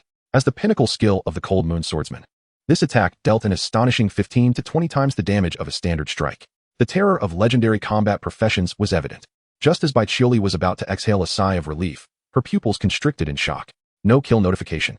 Suddenly, the fallen troll opened its blood-red eyes and with its last ounce of strength, swung its left arm in a desperate attempt to strike Baiqiuli. The boss's health was indeed formidable. It had not been dispatched in a single blow. As an observer, Yi Tian had already noted this. The troll's dying counterattack, though not lethal to Baiqiuli, could certainly inflict severe injury or even break her bones, a scenario Yi Tian was keen to avoid. It would hinder his employees' productivity. As the troll raised its arm, Yi Tian seized an iron axe dropped by a minor creature and hurled it like a javelin. With a resounding impact, the axe struck the troll dead as Baiqiuli braced herself for the impending blow. How is his strength seemingly greater than mine? She pondered, momentarily dazed. Simultaneously, a flurry of notifications appeared before Yi Tian. You have slain the trial's boss, the troll. Your team's rating has risen from S to SSS. You have reached the maximum rating, automatically exiting the trial. You have successfully completed the apprentice trial. Your apprenticeship status has been lifted, and your experience has been released, elevating your level to 6. Employee Baiqiuli's level has also risen to 6, and you share the growth attributes: Strength 60, Agility 72, Stamina 42, Spirit 48. Employee Baiqiuli has secured first place in the apprentice trial rankings, granting you a bonus of 5 currency. Employee Baiqiuli has achieved an SSS rating in the trial, earning the honor of first in the Qingqing trial history, awarding you a bonus of 25 currency and a high-tier equipment blind box. Chapter 6. Wei Yuan. The Great Xia is never short of geniuses. Upon witnessing the trial rating soar from S to SSS, the teachers, including Ji Chonglin, were rendered speechless by their excitement. SSS. If someone were to inform me that Yi Tian had awakened a legendary profession, I would believe it wholeheartedly. No one anticipated that this year's second school would yield such results. Even fewer could foresee that it would be the 2 individuals considered least promising before the trial who achieved such terrifying accomplishments. Ding. The portal to the secret realm swung wide open, and both Yi Tian and Baiqiuli returned to the Hall of Practitioners. The teachers rushed to greet them, their expressions brimming with excitement, and Ji Chonglin quickly noticed a change in his students. Baiqiuli now emanated an aura as sharp and unstoppable as a gleaming blade, a stark contrast to her demeanor before entering the trial. Recognizing this astonishing transformation, his expression turned grave. Baiqiuli, Yi Tian, follow me. This is not a place for conversation. In the principal's office of the second school, Ji Chonglin employed a device to establish a cloaking barrier within the room. It was not that he was overreacting, but rather that the current situation had far surpassed his and the entire Great Xia's comprehension. Baiqiuli's profession had changed. In the 200 years of the transcendent era on Blue Star, this was unprecedented. Qiuli Yu. Faced with these 2 students, the over 80-year-old principal felt an unusual nervousness. Baiqiuli understood his bewilderment and nodded. Indeed, principal, my current profession is that of a legendary cold moon swordsman. Ji Chonglin's eyes widened in disbelief as he lowered his voice in astonishment. How did you accomplish this? Under normal circumstances, the emergence of a legendary profession would elate him to the point of throwing a celebratory feast. Yet, in this moment, anxiety consumed him. The transformation of a living profession into a legendary one, if replicated, would undoubtedly precipitate an unprecedented change in the Great Xia. Upon hearing this, Baiqiuli merely turned her gaze toward Yi Tian. Upon witnessing the scene, Ji Chonglin couldn't help but glance at the latter in disbelief. Could it be that Baiqiuli was hinting to Yi Tian whether he should disclose his abilities?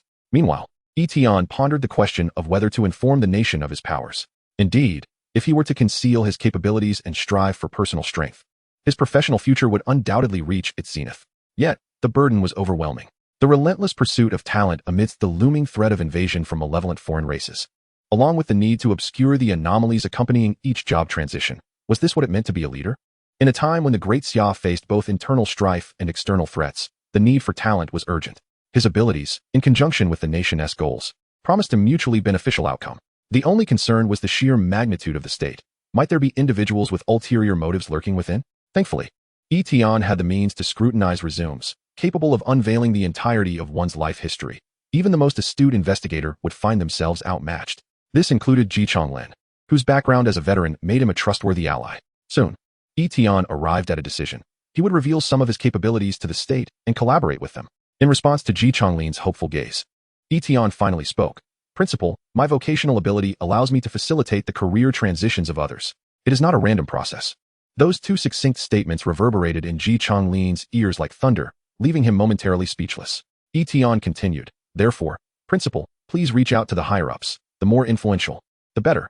Outside the gates of Qingshan No. 3 High School, Wei Yuan, the overall head of the East China region, was arriving with a cadre of secretaries and bodyguards. Not long ago, we received news that a team achieved an S-rank trial score in under an hour. Would you like to witness this? Inside the vehicle, a secretary was briefing Wei Yuan on the itinerary. The latter, maintaining his calm demeanor, replied, it's worth a look. That performance is indeed commendable. However, I heard that Qingshan No. 3 has just awakened an epic-level combat vocation, and according to their principal, the vocational potential is exceptionally high. Since we're already at Qingshan, let us take a moment to observe before heading back to No. 2. The secretary nodded in understanding, scheduling the visit to No. 2 for later. At that moment, Wei Yuan's phone vibrated in his pocket. He pulled out his regular mobile phone only to find another encrypted satellite phone ringing. His expression turned grave. This phone could only be dialed by leaders from the Great Xia headquarters or a select few old comrades, indicating a matter of great significance. Pull over. Wei Yuan instructed in a low voice, soon realizing it was a call from his former commanding officer, Ji Chonglin. After hanging up, even someone as composed as Wei Yuan found it challenging to suppress his astonishment. A legendary vocation, and one capable of creating legendary vocations. Taking a deep breath, Wei Yuan understood just how crucial this news could be for the Great Xia. He promptly exited the vehicle, leaving the secretary bewildered. Sir, aren't we going to No. 3? Wei Yuan waved his hand dismissively. You all return first.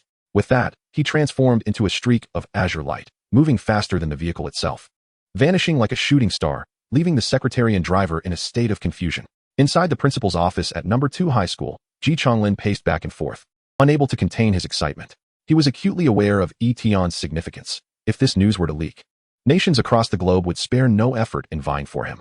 The current crisis facing the Great Xia stemmed from an overly brief period of extraordinary occurrences, resulting in a dearth of legendary talents. If Yi Tian's abilities were genuine, the situation would transform entirely. Bang! Less than a minute after the call ended, the office door swung open, revealing Wei Yuan, who exchanged nods with Ji Chonglin. Wei Yuan smiled at Baiqiuli, his voice as refreshing as a spring breeze. You must be Qiuli, a legendary vocation in the swordsmanship class. Your future is promising. After the college entrance examination, I will arrange for the Ministry of Education to implement a targeted talent development program for you. Work hard. Baiqiuli responded with quiet dignity. I will. Acknowledging that she was not the focus of today's discussion, she left the room. With Ji Chonglin and Baiqiuli departed, only Yi Tian and Wei Yuan remained in the spacious principal's office. At this moment, Yi Tian had already reviewed Wei Yuan's resume and gleaned some insight. Name: Wei Yuan. Basic information: male, 58 years old, from Qingshan, Great Xia. Overall head of East China region. Profession: Star Soul Master, level 74. Potential: Gold. National talent: Life history: awakened the legendary vocation of Star Soul Master at 18. Served in the military for 20 years, eradicating demons and becoming the strongest in East China.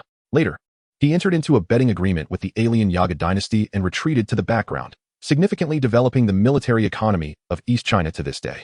Investment opportunity: legendary level vocation, Chess Sage, 20 points of funding. Upon reviewing this resume, Yi Tian couldn't help but marvel. This is the true legend of the Great Xia. Golden potential and a legendary vocation. Such individuals are exceedingly rare. In the past century, only one Wei Yuan has emerged from the Great Xia. Yi Tian contemplated recruiting Wei Yuan, but investing in him would mean the loss of his current vocation. It was unlikely that someone of his caliber would agree to such terms. Meanwhile, Wei Yuan's discerning gaze scrutinized Yi Tian, his smile gentle as he remarked, Yi Tian, I have heard about your abilities. However, you must understand that the circumstances within the secret realm are difficult to verify.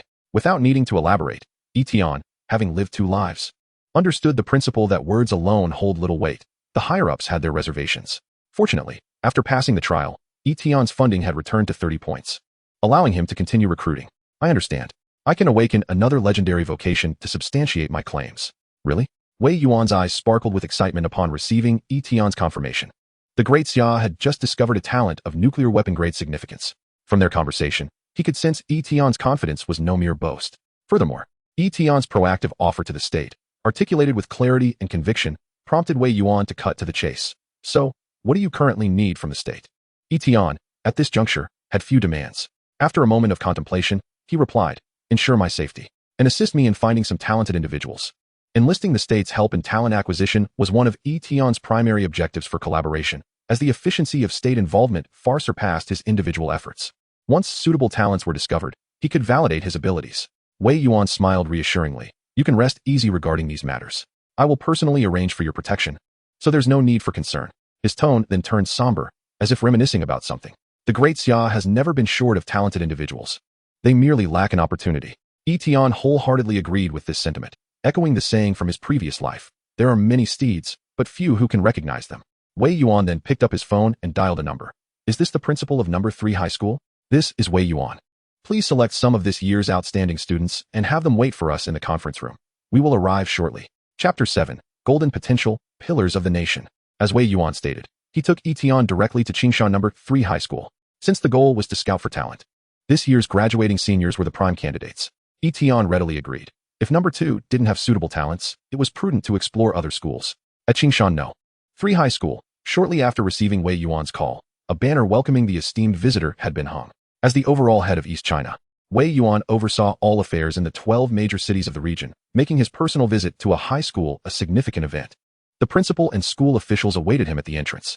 Upon noticing that Wei Yuan was accompanied only by a young man walking almost shoulder to shoulder with him, many were astonished. Who exactly was Wei Yuan? One of the 5 regional heads of the Great Xia, a foremost professional on a global scale. Yet, this young man is seen strolling alongside Wei Yuan. What an extraordinary identity and status. Welcome. It is a pleasure to have you visit our school once again after such a long time. May I inquire about this individual? After exchanging a few pleasantries, the principal of the 3rd middle school shifted his curious gaze towards Yi Tian. Wei Yuan, with a hint of anticipation, gently patted Yi Tian on the shoulder, bestowing upon him a new identity. This is my newly appointed special recruitment officer. Special recruitment? The principal's interest piqued. Any talent he deems worthy will be prioritized for development by the Ministry of Education. This statement held considerable weight. Yi Tian was indeed in search of individuals with golden potential, ensuring they would at the very least achieve legendary status in their careers, rendering them worthy of such focused cultivation. Upon hearing this, the principal and the school leaders regarded Yi Tian with fervent admiration. This youth possessed the power to determine the Ministry of Education's special recruits, a terrifying authority and capability. It is well known that each special recruit represents a valuable asset to the school. In the next moment, the principal and the leaders of the 3rd middle school eagerly extended their hands to Yi Tian, their enthusiasm palpable. Welcome, leader. Welcome, leader. I have arranged for this year's outstanding students to gather in the conference room. Please let us know if you require anything. Yi Tian managed a slight smirk, obliged to shake hands with the enthusiastic crowd. After a brief interlude of several minutes, Wei Yuan and Yi Tian finally arrived at the conference room of the 3rd middle school. 12 exceptional students, personally selected by the principal, had been waiting patiently. Yi Tian's gaze swept across the room, perusing their resumes. It was undeniable that those chosen exhibited remarkable potential. Most possessed blue potential, with 2 displaying purple potential.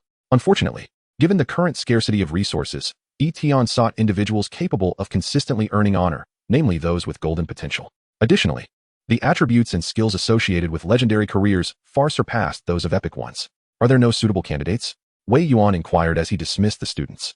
The threshold for potential evaluation was indeed high. Even some of the school's top performers in practical simulations had not attained golden status.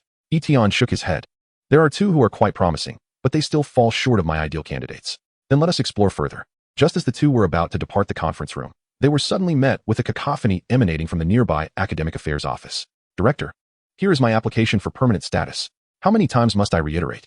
Your abilities are insufficient.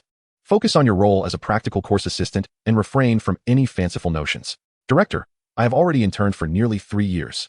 Enough. Leave. As the clamor of a male and female voice faded, a handsome young man emerged from the office, holding an application report. With his jet-black short hair and a rugged yet strong countenance, he exuded a sense of masculinity, albeit overshadowed by a hint of resignation. With his prior experience in the military, Yi Tian inquired with curiosity. 3 years of internship, and still no permanent position? Upon hearing this, Wei Yuan turned to the principal of the third middle school, his gaze sharp. I recall him. Wang Jiang was your school's top practical genius 3 years ago, renowned throughout Qing City and Lin City. Yet, having transitioned into a living profession, he was recruited as a practical assistant, and now he is being denied permanent status? Is it possible that a former practical genius is now deemed inadequate to teach a practical course? Faced with this inquiry, the principal's complexion paled as he repeatedly gestured. No. No. Leader, you misunderstand. His situation is somewhat unique. Before he could finish, Wang Jiang, the youth who had just been denied permanent status, turned to see Wei Yuan and the principal, his eyes suddenly brightening. He rushed over, excitement radiating from him. Director Wei, you are my idol. My father often spoke of you, urging me to aspire to be like you. Could you please sign my application? Wang Jiang eagerly presented a piece of paper and a pen. Wei Yuan smiled warmly. Of course, I would be happy to, but... However, his expression shifted as he unfolded the crumpled paper to reveal the application for permanent status. Wang Jiang scratched his head, his gaze inadvertently drifting elsewhere. Displaying an awkward smile, his attempt to coax Wei Yuan into signing the application was thwarted too swiftly. Wei Yuan stowed the paper and pen, his smile turning into a look of curiosity.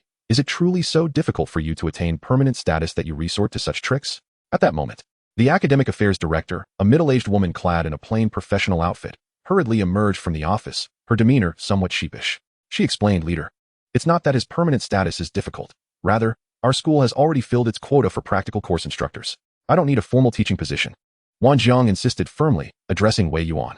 I seek only an opportunity to serve on the battlefield, even if it means working in logistics or as a combat engineer. At this, Wei Yuan understood. Formal instructors of practical courses, even those in living professions, were permitted to assist on the battlefield, whereas assistants were not. Wang Jiang proclaimed with conviction, in these perilous times, as our nation faces external threats, it is a man's duty to fight and defend the homeland. Wei Yuan was moved. Even if you are in a living profession, you might only be able to perform logistical duties? Wang Jiang's voice gradually softened. My father went missing during an invasion by dark forces. I have honed my practical skills to join the battlefield, refusing to let the chance to find my father slip away. Upon hearing this, the middle-aged academic affairs director visibly bristled. With your profession as a carpenter, heading to the battlefield would be tantamount to seeking death. Yi Tian raised an eyebrow, seizing the moment amidst the ensuing argument to peruse Wang Jiang's resume. Name, Wang Jiang. Basic information, male, 21 years old, resident of Dingcheng, Great Xia, profession, carpenter. Potential, gold, pillar of national defense. Background, from a military family, nurtured under his father's guidance to serve his country, possessing exceptional practical talent, unmatched marksmanship. His father disappeared 3 years ago, leaving him a ring. Investment opportunity, legendary level profession, dragon martial gun god, 20 points. A gasp escaped Yi Tian's lips. Wang Jiang's potential evaluation was nothing short of impressive. The pillar of national defense. It was likely that his future accomplishments would rival even those of Wei Yuan, and by Chile as well. However, what intrigued Yi Tian even more was the mention of the ring left by Wang Jiang's father in his background. If it were an ordinary ring, it would not warrant such a notation in his biography. Yet, whether this represented an opportunity or a risk was still difficult to ascertain, leaving room for future anticipation. Yi Tian subtly signaled to Wei Yuan, I have found a candidate. Found what? Wei Yuan paused. Then his eyes sparkled as he turned to Wang Jiang. Elated, we have discovered talent. With this thought in mind, he promptly dismissed the others and summoned the bewildered Wang Jiang to the conference room. Snapping his fingers, Wei Yuan conjured a starry barrier that enveloped the conference room in an instant. Wang Jiang stood dumbfounded. I merely wish to submit a permanent application. This seems rather extravagant. He looked at Wei Yuan in confusion, who gestured for him to direct his attention to Yi Tian. It was then that he realized the one presiding over the situation was this youth, even younger than himself. Is your dream to enlist? Yi Tian reclined in his chair and posed the question. While it was not a necessary inquiry, Yi Tian felt it fitting for the occasion. Wang Jiang, believing this was related to his application for permanent status, replied earnestly, Indeed, leader, to defend our homeland and expel the dark forces and foreign invaders is our solemn duty. Yi Tian nodded. The opportunities for honor in military service seemed to surpass those offered by the school, making this recruitment a promising endeavor. Funding, 20. The recruitment investment skill was activated, and a contract materialized in Wang Jiang's hands. Sign this, and you will refer to me as your boss henceforth. Then, let the person in charge, Wei, take you to enlist. Upon hearing this, Wang Jiang's face lit up with delight. Enlisting was just a signature away. However, could this possibly be a contract of servitude? Never mind, as long as he could enlist, he would sign it, even if it meant selling himself. After all, Wei Yuan was present, and he had no reason to suspect that Yi Tian could be a fraud. At that moment, Wei Yuan was also gazing intently. eager to confirm whether this ability could truly awaken a legendary profession. If it were genuine, then those alien evildoers would have much to fear. It had been a long time since Wei Yuan had experienced such intense anticipation. He watched as Wang Jiang inscribed his name on the contract. Boom. A golden beam of light, signifying the awakening of a legend, illuminated Wang Jiang. The radiance reflected in Wei Yuan's pupils, embodying the essence of hope. Wei Yuan appeared somewhat dazed, murmuring in awe, "Yi Tian, the great Xia is grateful for your arrival." Within the beam, Wang Jiang's eyes widened in disbelief as he beheld the transformation of his profession, my vocation. Yi Tian opened the employee panel, eagerly examining the capabilities of the new profession, employee Wang Jiang. Profession, Dragon's Valor Gunfighter, rank 0. The investment opportunity displays the profession name after rank 4. Currently, it is a rank 0 profession. Quality, legendary. Level, 0. Strength, 40. Agility, 35. Physique, 35. Spirit, 25. Professional talent, Dragon's Valor, ignores fear, for every 1 health lost. Agility and physique each increase by 1. For every enemy nearby, strength increases by 2. Professional skills, Dragon Spirit Shield, breakthrough, 1 man against the world. If Bai Chioli's Cold Moon Swordsman is an elegant assassin, then Wang Jiang's Dragon's Valor Gunfighter is the sovereign of the battlefield, particularly with that talent. He is exceptionally suited for combat on the front lines. Surely, it wouldn't be long before he achieved great success in the military. With this thought, Yi Tian felt an even greater hope for financial returns. You have successfully recruited employee Wang Jiang, gaining attributes, strength 40, agility 35, physique 35, spirit 25. You have acquired the talent skills, Dragon's Valor, Dragon Spirit Shield, breakthrough, 1 man against the world. With the recruitment of a second employee, the terrifying potential of Yi Tian's profession began to emerge. Now at level 6, Yi Tian possessed the attributes and skills of 2 legendary professions, which was nothing short of formidable. In the meantime, having witnessed Yi Tian's abilities firsthand, Wei Yuan profoundly recognized his significance. After a moment of contemplation, he took out an encrypted satellite phone and immediately sent a message to a specific number, seal Yi Tian's file with the highest authority. After sending the message, Wei Yuan raised his head, filled with emotion, only to suddenly see Wang Jiang bow deeply to Yi Tian, suppressing tears as he trembled, saying, "Boss." Yi Tian quickly gestured to halt his emotional speech. No need for more words, just work hard. In that moment, Wang Jiang finally understood why Wei Yuan held this young man in such high regard. "Boss, I will repay you." Yi Tian casually nodded and then reminded him, "Remember to take good care of the ring your father left you." Wang Jiang paused. "I will." His voice began to tremble. "I finally have the ability to go to battle. I finally have the means to find my father." Wei Yuan dispelled the barrier in the conference room and approached, gently patting his shoulder. "I will take you to the military base at the eastern border. It will be a great place for you to showcase your skills." "Wait, Commander. Before I leave, there's something I must do." Wang Jiang dashed out of the conference room, arriving at the Office of Academic Affairs. The principal of the school looked over curiously, wondering what was happening. Due to Wei Yuan's barrier shielding, no one else had witnessed the beam of light during Wang Jiang's second job change. Wei Yuan stepped out to explain, "Wang Jiang has been specially recruited. I will escort him to the border military." The principal expressed great relief upon hearing this. Good, good. Wang Jiang pushed open the door to the academic office. Having applied for formal status countless times over the past 3 years, the director, a middle-aged woman, was focused on writing a report, seemingly oblivious to his presence. Wang Jiang approached quietly, his footsteps light. He gazed at the woman who had thwarted his attempts for 3 years with various excuses. The one who had scolded him countless times for being a vocational failure, warning him that going to battle would mean certain death. But she was also the woman who had raised him for 21 years and instilled in him his utmost confidence before his transition to a professional life. "Mom, I'm leaving." Wang Jiang's heart was filled with mixed emotions, yet his resolve was unwavering. "Mom, I always knew that your reluctance for me to change professions was out of fear that I might rush to the battlefield. You worried I would be impulsive and die in combat." The pen in his mother's hand continued to move, as if she did not hear him. Yet her eyes, lined with fine wrinkles, were silently brimming with tears. "Mom, I have the ability now. I won't die. I will enlist, grow stronger, defend our homeland, and ensure that more families will not suffer from the clutches of the alien races and evildoers, and I will find my father." As he spoke, Wang Jiang's throat felt constricted, words failing him. He knelt on the ground and bowed 3 times to his mother. "Mom, take care. Mom, I'm leaving."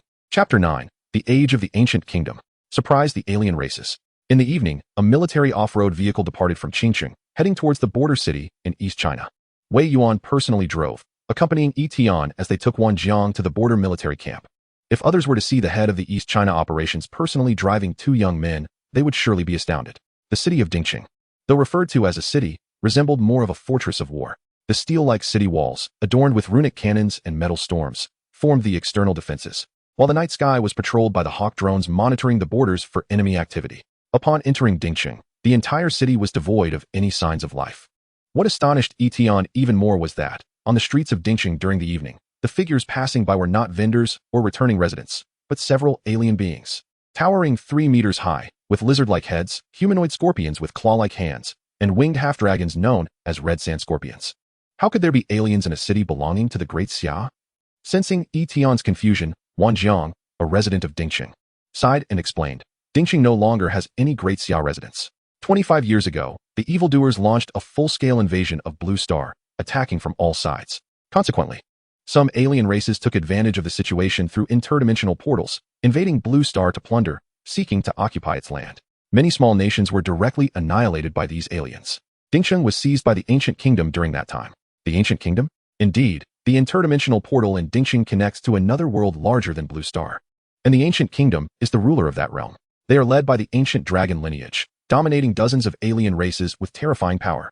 The aliens before them were all subjects of the Ancient Kingdom. Regarding the interdimensional portals, Yi Tian recalled that when they first appeared, the professionals believed they were akin to dungeon entrances. It was only upon entering that they discovered it was a two-way passage. Alien races from other worlds could descend upon Blue Star, while Blue Star's professionals could venture into the other world. Some friendly alien races, such as elves, dwarfs, and mechanized beings, coexisted peacefully with humans, engaging in trade and resource exchange. However, many more were dangerous and warlike. They employed various means to seize Blue Star's territory and plunder its resources, and the Ancient Kingdom was among them. They viewed Blue Star as a delectable treat, eager to take a bite. Since Dingqing has already been occupied, why establish the border here? Yi Tian questioned, somewhat perplexed, as the border of the Great Xia was currently teeming with alien figures outside the vehicle. Yet, he felt no fear, for after all, Wei Yuan was with them. As a level 74 legendary class Star Soul Master, Wei Yuan's combat prowess is undeniably among the strongest in Blue Star. Upon hearing this, Wan Jiang became increasingly animated. I have heard that back when he was the captain of a special squad. Commander Wei Yuan led an assault on the Yaga dynasty to reclaim Ding City. He fought his way from the south of Ding City to the capital of the Yaga dynasty, battling for 3 days and nights, slaying 300 royal dragon descendants. Stop! Stop! Stop! Wei Yuan, who was driving, immediately interrupted him, insisting on an accurate rendition of history and cautioning against exaggerated claims. 300 royal dragon descendants would be enough to conquer all 22 countries globally. Wan Jiang reluctantly fell silent, though it was evident that he held a degree of admiration for Wei Yuan. Subsequently, Wei Yuan appeared to drift into reminiscence, articulating, Ding City is a strategic stronghold in East Huadong, easy to defend but difficult to attack. To ensure the safety of the cities further back, it was imperative to reclaim it. The foreign races sought to take advantage of our struggle against the demons and seize territory within the Great Xia. We needed to make it clear, if we suffer, no one will prosper.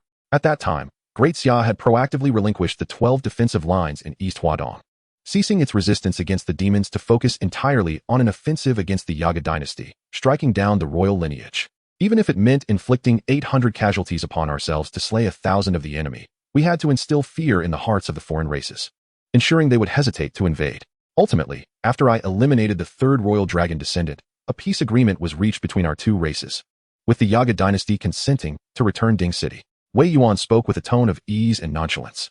Nonetheless, Yi Tian could discern that, under the dual threats of demons and foreign races, every step taken by Great Xia was fraught with peril. A slight miscalculation could lead to total annihilation. However, in comparison to the plight of other nations globally, it was evident that Great Xia had made the right gamble. A century ago, in the face of foreign races descending upon various nations, some countries capitulated, ceding territory in hopes of forging alliances. Others even willingly submitted, seeking protection from the formidable foreign races. The outcome was invariably disastrous. These nations have nearly vanished from history. Peace achieved through struggle endures, while peace sought through compromise perishes. Even so, the threat posed by the Yaga dynasty was undeniable. After all, the foreign races still tread upon the soil of Great Xia. Had Great Xia been sufficiently powerful, no citizen would have permitted foreign races to inhabit its cities. In that era, both Great Xia and Wei Yuan had done all they could. The off-road vehicle navigated through the urban landscape until it arrived at a formidable military camp, where 2 rows of Great Xia border guards signaled for a stop and inspection. Upon recognizing Wei Yuan's identity, the border guards saluted respectfully and allowed them to pass. Continuing toward a nearby training ground, Wei Yuan spotted the individual he was seeking. Yi Tian also disembarked and gazed toward the bustling center of the training arena. In the expansive martial arts field, a dueling stage had been set up, separated by alloy fencing. On the stage, a new recruit from the Great Xia border guards was engaged in fierce combat with a lizard man from the Yaga dynasty. Below, not only the border guards were cheering, but also numerous foreign races from the Yaga dynasty were present. Go, Fanggu.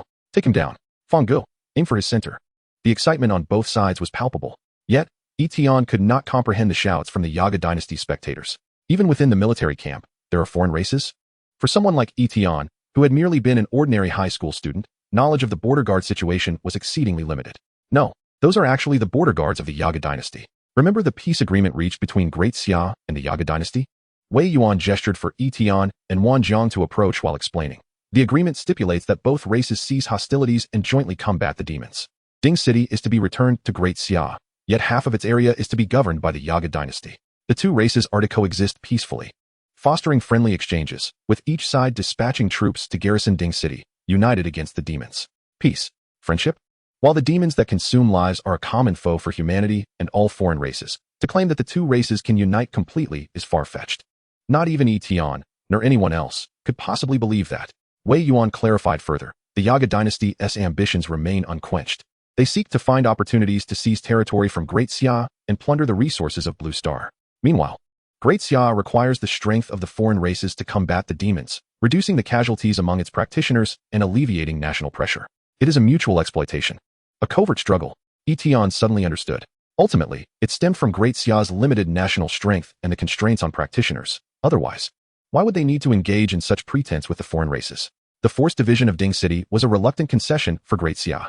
Now, Yi Tian comprehended that the border guards of the two races, cohabiting the same city, would inevitably experience friction, competition, and clandestine rivalry. A resounding crash erupted from the dueling stage as the new recruit, referred to as Fanggu, was sent flying several meters by the lizard man, suffering a humiliating defeat. Damn it, this lizard man is like a massive lump of excrement, stinky and tough. Come on, new recruits, can't we win at least once? Next up. Following the failure of the new recruit, the enthusiasm of the border guards below visibly waned. At that moment, Wei Yuan led Yi Tian and Wan Jiang toward a high-ranking officer, whose expression shifted to one of surprise upon seeing them. Old Wei, what brings you here? You've been complaining about the lack of talent in the border guards, and here I am, bringing you one. Wei Yuan replied with a smile. Wan Jiang, you shall remain in the Vanguard Corps from now on. Yes. Wan Jiang gazed at the border guards camp with bright eyes, his heart brimming with ambition. As his long-cherished dream of 3 years finally came to fruition, Commander, the commander of the Vanguard Corps eyes lit up. Anyone personally acknowledged as a talented individual by Wei Yuan must be extraordinary. Great. Right now, we have a martial arts competition against the new recruits from the Yaga dynasty. On the dueling stage, all participants are locked at level 1. Purely assessing practical combat ability and the application of their innate skills. Winning 5 consecutive matches secures victory. Do you dare to try? Wan Jiang had been eyeing the dueling stage for quite some time and could hardly contain his eagerness. Why would I hesitate? Commander, I'm going. Yi Tian nodded. Pondering, I wonder if this martial arts competition for new recruits counts as an honor? Upon hearing Wan Jiang's words, the commander of the Vanguard Corps cast a suspicious glance at Yi Tian. Boss. Wei Yuan chuckled and explained, I am merely responsible for bringing Wan Jiang to the military camp. He was discovered and nurtured by this student. So it would not be exaggerated to say he is one of his subordinates. The Vanguard Corps commander was taken aback. He was unaware of Yi Tian's true identity. However, having a student recommend talent to the military seemed rather absurd. In an instant, his initial optimism regarding Wan Jiang transformed into displeasure, causing him to furrow his brow. Old Wei this. Before he could finish, an eruption of fervent cheers erupted from the dueling stage. On the stage, the lizardman's claws sliced through the air, but Wan Jiang swiftly sidestepped, delivering a heavy kick to its knee joint.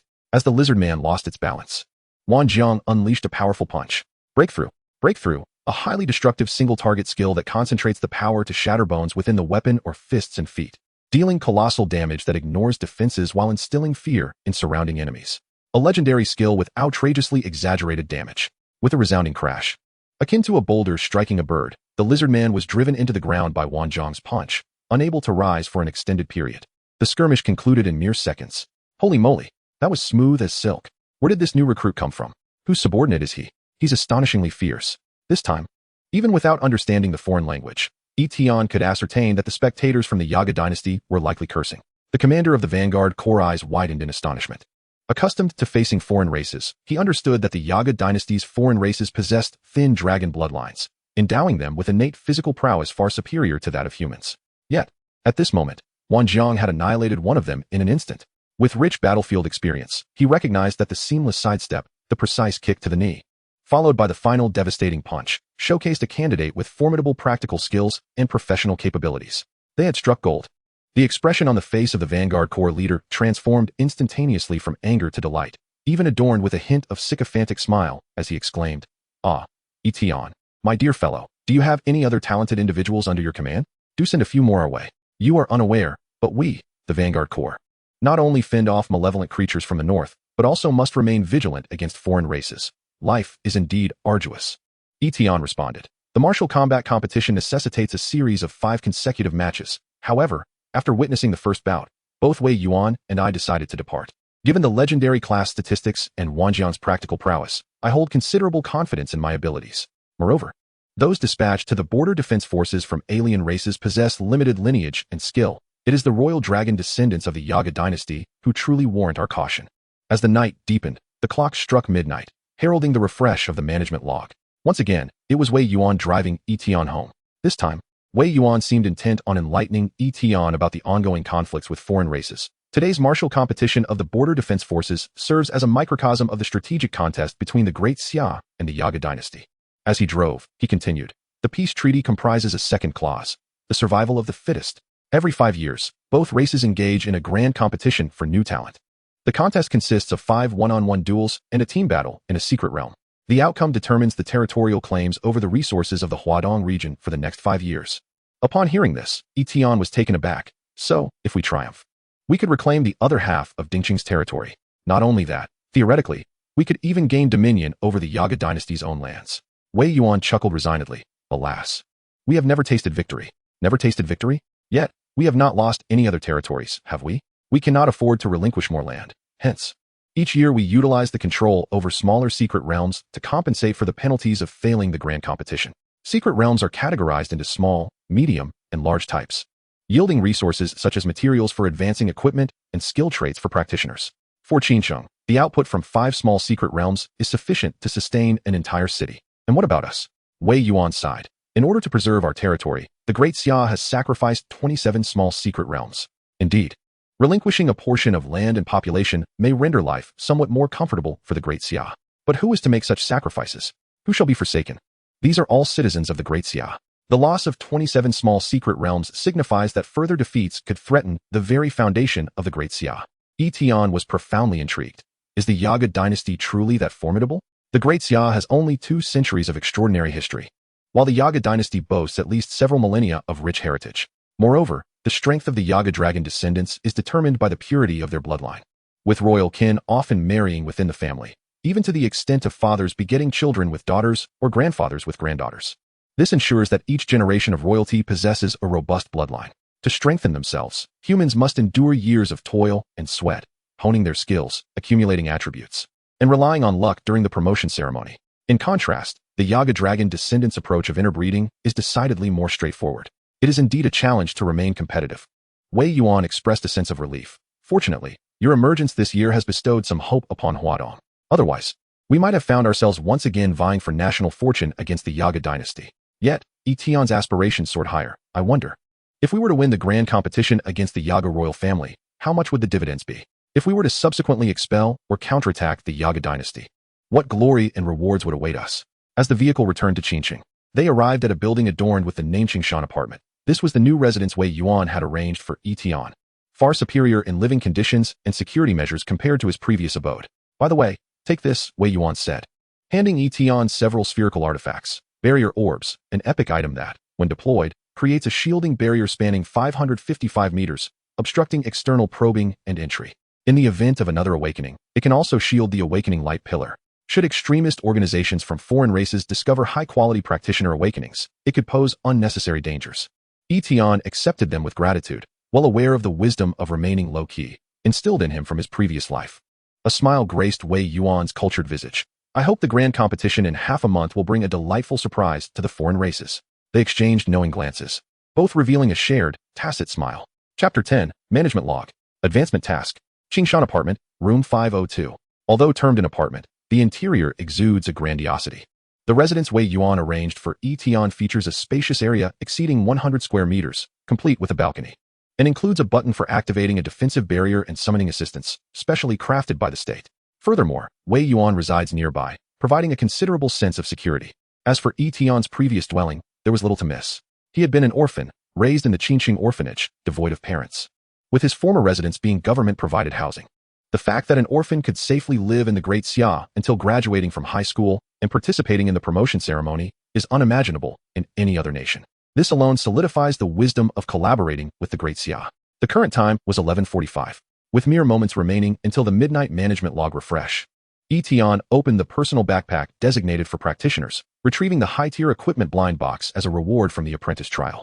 High-tier equipment blind box. Upon opening, it randomly yields one piece of high-tier equipment, weapon, armor, accessory. Probabilities: rare 50, epic 40, legendary 10. The quality level of the equipment corresponds to the practitioner's class. A single equipment treasure chest from the apprentice trial yielding such high-quality gear was beyond Yi Tian's expectations. He could only imagine the terrifying rewards that might result from triumphing in the grand competition. Globally, epic and legendary equipment are exceedingly rare.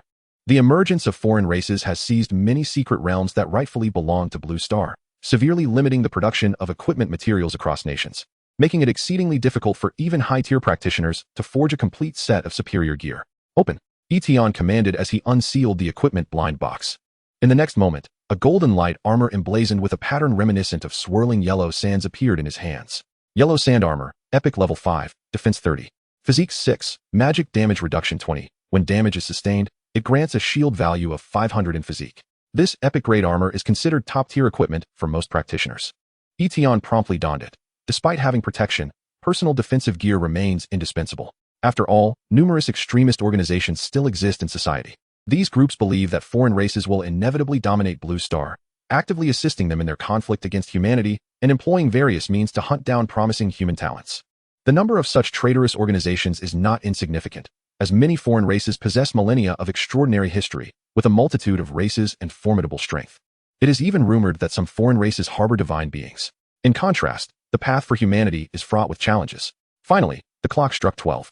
Yi Tian's professional panel displayed a lengthy settlement notification, accompanied by a substantial financial reward. Management log: Employee Wang Jiang achieved first place in the Border Defense New Recruit Martial Competition. Reward: 7 funds. Employee Bai Chioli completed the held difficulty solo instance of the Beast Ridge for the first time. Reward: 4 funds. Employee Bai Chioli cleared the held difficulty of the Beast Ridge 4 times. Reward: 0, 4 funds. You have shared 5,000 experience points from Bai Chioli's first completion of the Hell instance.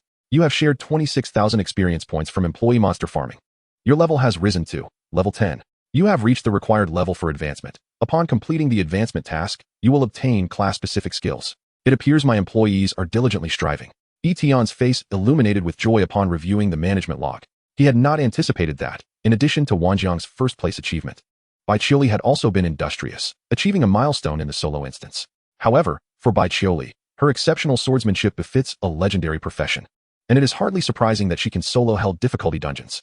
Accounting for the remaining 10 points, her funds have returned to 214. It appears that the monetary rewards from employees clearing dungeons are significantly less than those from first-time completions. After Bai Chioli's initial victory, her subsequent run of the held difficulty yielded a mere 0-1 in funds. It seems imperative that they undertake more explorations of new dungeons at higher difficulties to ensure a steady influx of resources. Moreover, what delights Yi Tian the most is that he has unexpectedly reached level 10. He is truly advancing effortlessly, all thanks to Bai Chioli's diligence. While others struggle through a day of held difficulty, she has cleared it 5 times, showcasing astonishing efficiency. At last, he is ready to advance. Yi Tian opens his profession panel and notices an upward upgrade indicator next to the 0 tier in the profession section. He clicks to view the advancement task. First tier advancement task: recruit 3 individuals of golden potential. Current completion: 23. Only 1 more golden talent is needed. Yi Tian glances at his fund balance of 214 and suddenly feels grateful. Thankfully, he has recruited only the most exceptional talents, capable of generating funds for him. Otherwise, completing the advancement task might take an eternity. With his finances now secure, he decides to wait until tomorrow to see if there are suitable candidates available. Yi Tian is somewhat eager to discover his profession's exclusive skills. In the central China region, at the headquarters of the Great Xia, an invigorated elder stands before an office desk, his profound gaze fixed upon a 3D holographic strategic map. The map displays the entirety of Great Xia's territories, encompassing the 5 major regions: East, South, West, North, and Central China, along with their corresponding combat situations. Beyond Great Xia, dark strategic points represent the malevolent forces. poised to devour the realm at any moment. Furthermore, at the borders of Great Xia, there are over 10 gray-red strategic points, indicating alien tribes that also pose a threat. For an ordinary person, merely observing such a dilemma would evoke an urge to surrender. Yet for the headquarters of Great Xia, this predicament has persisted for decades. On the other side of the conference room, two leaders discuss the challenges they must confront this year: the Shadowmoon Wolf tribe from North China, the Dracula Empire from West China, and the Yaga dynasty from East China. They must deploy newcomers from South and Central China to provide support, particularly in North and East China, where issues cannot arise again. It is said that 2 days prior, the capital of the Cold Nation was obliterated by the Void Insect tribe, resulting in the loss of yet another nation for Blue Star. The Cold Nation is located southeast of Great Xia. One cannot help but wonder what implications this may entail. As the leaders converse, their expressions grow increasingly resigned. At that moment, the elder at the desk suddenly interjects, "We need not concern ourselves with East China this year." The others in the room react with astonishment. What? We are not managing East China. Are we abandoning it? The elder glances at several messages received on his satellite phone, feeling a sense of anticipation. It is Wei Yuan who asserts that they may possess the capability to resolve matters on their own this year. Let the support from Central and South China be redirected elsewhere. Instantly, the mood shifts from despair to elation among the group, as they are taken aback. The Yaga dynasty, facing East China, is a formidable opponent among the alien tribes. How can Wei Yuan exhibit such confidence? Let us place our trust in him. If East China can withstand the onslaught, then the support available for West and North China will be considerably augmented, perhaps enabling them to endure as well. Clearly, aside from East China, the threats from alien tribes in South, West, North, and Central China are equally daunting. Yet for Great Xia, all they can do is take one step at a time. Hopefully, East China will witness some unpredictable developments this year. Chapter 11, Golden Potential, Martial Arts Prodigy. The following day, Yi Tian awakens in the bed of his new home, instinctively reaching for his phone to check the time. Suddenly, a refreshing and delightful aroma wafts into his nostrils. "You're awake?" A melodious voice resonates from the living room, and amidst Yi Tian's blurry vision, a graceful figure clad in a white casual outfit enters. "Would you like some breakfast? Why are you here?" Yi Tian gazes at Bai Qiuli in confusion. Such a scenario, waking up to find a beautiful woman beside one's bed, typically belongs in certain interactive visual novels. Bai Qiuli, carrying a bowl of unfamiliar food, explains. "Elder Wei mentioned that you are of great importance and require someone to provide close protection and care. We cannot afford any mishaps. I vowed to protect you. So here I am." Yi Tian falls into contemplation. With you here, who is protecting whom? Nevertheless, since this arrangement is made by Wei Yuan, he trusts that Wei Yuan will see it through. Feeling a twinge of hunger, Yi Tian gazes expectantly at the food Bai Qiuli has brought, only to have his expression shift abruptly. "Is this fodder?" "It is a specially crafted salad," Bai Qiuli asserts with conviction. "It is nutritionally balanced and meets the daily needs of a professional." Yi Tian's expression grows somber, caught in a dilemma between consuming what feels like fodder and wasting food. Elder Wei has organized a team of professionals for you today, specifically to assist you in leveling up and hasten your advancement into a new profession. Not only Bai Qiuli, but even Wei Yuan believes that Yi Tian should be some form of supportive profession, suggesting that his own leveling would be slow. After all, being able to facilitate others' class changes is already impressive. Surely his combat prowess cannot be formidable as well? Leveling through a power leveling service? Yi Tian shakes his head. That one TB necessary. I have already reached level 10. So soon. Bai Qiuli's eyes widen in astonishment. I only reached level 10 after 5 runs of hell difficulty yesterday. Indeed, all thanks to you. Yi Tian silently expresses gratitude before clearing his throat. By the way, what is your first tier advancement task? Different professions have varying advancement tasks, with the difficulty escalating for higher quality professions. My task is to clear a dungeon that no one has yet completed. Truly befitting a legendary profession, the task's difficulty is indeed high. For 2 centuries since Great Xia entered the extraordinary era, every new dungeon presents immense benefits for professionals, prompting guilds to eagerly challenge them. The only reason a dungeon remains unconquered is its sheer difficulty.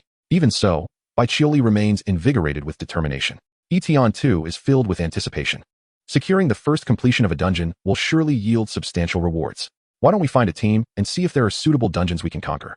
At Qingshan No. 2 High School, the entire campus is imbued with a spirit of endeavor, and for good reason. The college entrance examination is merely 6 days away. For most students, this examination determines the quality of their university choices and ultimately shapes their futures, a significant milestone in life. Consequently, the low-level dungeons available at Qingshan No. 2 have been fully booked by students striving to level up. Students from well-off families often secure power leveling services for their children. Meanwhile, at the school gate, a trio consisting of 2 boys and a girl, representing a power leveling team, continually declines one business proposition after another. Bro. Other power leveling teams have already completed several rounds of dungeons.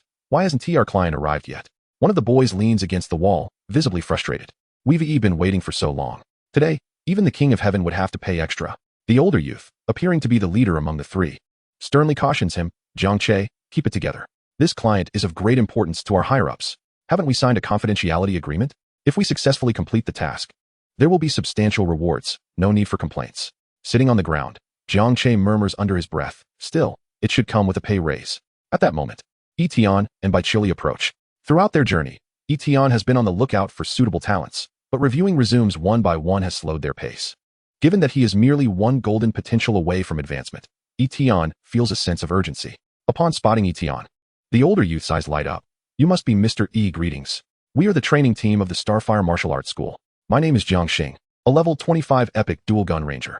Yi Tian stepped forward to shake hands, realizing that this was Wei Yuan's arrangement to assist him in leveling up. Though he regretted not needing it, instinctively checking the resume, he discovered that Jiang Xing was, in fact, a purple potential, an epic class profession, purple potential. Yet after 2 years of transitioning, he was still only at level 25? After voicing his confusion, Jiang Xing revealed a wry smile. My abilities are limited. Since advancing to higher tiers is unlikely, I might as well serve as a trainer and earn a bit of pocket money. Those above the first tier cannot form parties. Thus, many trainers halt their progression, maintaining their level at 25 below the second tier to assist newcomers in leveling up. Observing his expression, Yi Tian sensed some unspoken reservations, but refrained from probing further. Jiang Xing introduced once more. This is my sister, Jiang Han, a level 25 sword and shield warrior. The petite Jiang Han nodded in acknowledgement towards Yi Tian. Although Yi Tian did not require their training services, the skills of these individuals were indeed commendable, and they could collaborate with Bai Chili to explore new dungeons. Lastly, Jiang Xing pointed to the final male member. This is my brother, Jiang Che, get up. He kicked Jiang Che, who was sitting on the ground. Jiang Che stood at approximately 1.78 meters tall, appearing somewhat undernourished from childhood, with a slender build, fair skin, and a youthful countenance. Yet his physique bore the evident mark of martial arts training. Upon seeing him, Yi Tian's eyes sparkled with excitement as he couldn't help but exclaim. A martial arts prodigy, yet he has become an elven priest? Simultaneously, a profile detailing Jiang Che appeared before Yi Tian. Name, Jiang Che. Basic information, male, 19 years old. From Qingcheng of the Great Xiao, profession, elven priest. Potential, gold, martial arts talent. Life history, an orphan taken in by the head of the Starfire Martial Arts School. A successor of ancient martial arts, possessing exceptional talent and comprehension in martial arts, yet particularly interested in earning money. His dream is to establish a new martial arts school for the old headmaster. Investment opportunity, legendary class profession, martial arts grandmaster, 20 points of funding. Unexpectedly, he found a golden potential talent within the training team. Yi Tian was quite elated, for this completed the final piece of the puzzle for professional advancement. However, Jiang Che felt somewhat indignant, interpreting Yi Tian's words as mockery. Instantly, he became upset. What is wrong with being an elven priest? I play it just as well. Regardless of one's identity, one cannot deride another's profession without reason. Jiang Che, his brother Jiang Xing shouted, quickly intervening. But Yi Tian remained unfazed, continuing to gaze at him directly. I can offer you a different profession, do you believe it? Upon hearing this, the three siblings were taken aback, particularly Jiang Che, who stood frozen for 2 seconds. In the next moment, he found himself involuntarily rushing to Yi Tian, clasping his hands and gazing with fervor. Jiang Che has drifted through life, lamenting never having met a wise master. Chapter 12, Professional Advancement. Exclusive Skills. How could a person's expression change so rapidly? Had it not been for the investment opportunity indicating the martial arts grandmaster, Yi Tian might have thought he was witnessing a Sichuan opera performer. Jiang Xing and Jiang Han initially cast a disdainful glance at Jiang Che, then turned to Yi Tian with deep skepticism. Professions are predetermined by fate. This has been the law for 200 years. How could one possibly change professions? Any ordinary person hearing such a statement would dismiss it as boastful, who wouldn't desire to switch professions. But who could actually do so? Yet the Jiang siblings were different. They understood that Yi Tian was a client recommended by Wei Yuan, someone Wei Yuan had confidence in, thus he had no need to deceive them. In fact, Jiang Che shared this sentiment. But what if a miracle occurred? Yi Tian led the 3 Jiang siblings into the second school, as transitioning professions at the school gate would be too conspicuous. Principal Ji Chonglin, one of the few who was aware of Yi Tian's capabilities, wholeheartedly supported him and provided a private space. Yi Tian took out the barrier pearl, enveloping himself and Jiang Che within it. The next moment, 20 points of funding were consumed, and the recruitment contract landed in Jiang Che's hands. The latter, looking bewildered, carefully examined the contents of the contract. You want me to be your employee, yet you don't even mention a salary? Are you joking? Jiang Che discovered the flaw and gasped. This boss is far too unscrupulous. Not a single cent for wages? Anyone who signs this contract must be a fool. Wait. What does it mean to provide a legendary class profession? Jiang Che rubbed his eyes, looked again, and rubbed his eyes once more, his expression turning astonished. Yi Tian did not explain, merely indicating that the details were all in the contract, and that signing it was entirely his decision. Jiang Che promptly seized a pen. I'll sign. After all, if you fail to provide a legendary profession, that constitutes a breach of contract, and the contract holds no weight for me. With that, Jiang Che boldly inscribed his name. As a golden light burst forth, Jiang Che's previously carefree expression transformed into one of utter astonishment, his pupils dilating in shock. Are you serious? In an instant, Jiang Che's professional panel changed. Employee Jiang Che. Profession, Kung Fu Kid, 0th tier. Quality, legendary. Level, 0. Strength, 40. Agility, 40. Physique, 30. Spirit, 25. Professional talent, Heart of Martial Arts. Always remain calm in combat. Unarmed or weapon damage breaks through 50 armor value. Professional skills, 8 extremes fist, crashing punch, 8 extremes fist, leaning mountain, 8 extremes fist, cleaving palm. As the saying goes, literature brings peace to the world through Tai Chi, while martial arts stabilizes the universe through 8 extremes. The 8 extremes fist is fierce and powerful, yet truly, it is the simplest profession skill Yi Tian has encountered. A complete set of 7 skills, all derived from the 8 extremes fist. However, it also boasts the highest initial strength and agility among professions, combined with the talent-enhancing damage, creating a remarkably pleasing numerical aesthetic. Soon after, a notification sounded, indicating that professional advancement had finally been achieved. You have successfully recruited employee Jiang Che, gaining attributes, strength 40, agility 40, physique 30, spirit 25. You have acquired the talent skill, Heart of Martial Arts, 8 extremes fist. You have completed the professional advancement task. The profession tier has risen from 0 to 1. All future employees you recruit will start at the first tier. Professional skills can now view resume upgrades. Gained exclusive professional skill as a boss. Meeting. Originally, while the Heart of Martial Arts effect was strong, the limited skills were a drawback. Now, shared by Yi Tian, the available skills became numerous. For Yi Tian, the effects were even more potent. Furthermore, when recruiting new talents, awakening professions would no longer start at 0, but at 1, indicating that it corresponds to the boss's professional tier. Immediately after, he glanced at the resume upgrade content. View resume, upgrade, automatically detect nearby talents with golden potential or above. Upon seeing this ability, Yi Tian felt an immense sense of relief. Otherwise, every time he sought a talent, he would need to individually open each person's resume, which could be quite exhausting. Now, after the upgrade, as long as there are talents with golden potential or above nearby, they would automatically prompt Yi Tian. Finally, he never expected that meeting would also be a skill. Meeting, summon all employees to a special space for a conference, disregarding distance limitations. There are 2 types of meetings, strategic meeting and tactical meeting. Strategic meeting. After the meeting concludes, all participants gain a 40 experience boost for 3 hours. If employee benefits are utilized, the experience boost increases to 120. Tactical meeting. After the meeting concludes, all participants receive a 30 increase in 4-dimensional attributes for 3 hours. If employee benefits are utilized, the attribute boost increases to 80. Employee benefits. Spend funding to distribute special rewards to all employees. Both meeting modes resemble a form of collective buff. However, the effects are quite substantial. Akin to a legendary class passive skill. Before leveling up or exploring new dungeons, it seems prudent to test their effects. At this moment, just as Yi Tian finished reviewing the new skills, Jiang Che finally began to recover from his prolonged astonishment. Jiang Che felt a pang of bitterness in his heart. As the youngest sibling, he had always been protected by his elder brother and sister, and after transitioning to the role of an elven priest, he had come to feel like a burden. However, everything was about to change. Jiang Che could hardly contain his excitement as he threw a few punches into the air, the gusts of wind swirling around him. This was the profession that a true man should embrace. Even dogs wouldn't play at being elven priests. With that, he turned to Yi Tian, his enthusiasm palpable. Boss, what do I need to do now? He understood that this newfound change was brought about by Yi Tian, who had bestowed upon him a glimmer of hope. Yi Tian knew well that individuals with golden potential each had their unique paths to tread. Instead of forcibly directing their roles, it would be far more effective to allow them to flourish freely. Thus, he assigned no specific tasks to Jiang Che, merely instructing him to follow orders when required. At this juncture, Yi Tian had initially intended to invite him to explore a new dungeon together, but suddenly felt compelled to test the effectiveness of a meeting instead. After all, the buff would last a full 3 hours, ample time to carry on with their dungeon expedition later. With this thought in mind, Yi Tian activated the skill. The moment he did, his form became ethereal, and the surroundings morphed like a holographic image, as if entering another dimension. Before him lay a unique virtual space.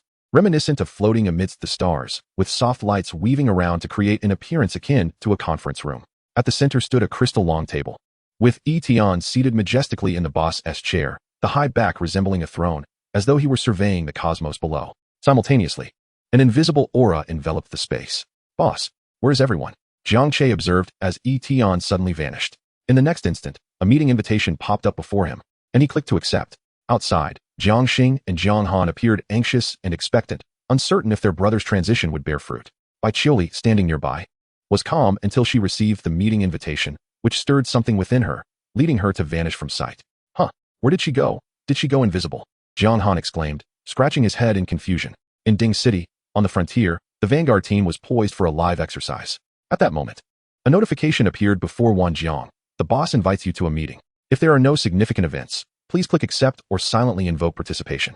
The prospect of the boss needing him prompted Wan Jiang to ponder briefly before decisively breaking away from the training squad, reporting to the new recruit's instructor. "Instructor, I'm feeling unwell. I need to use the restroom urgently."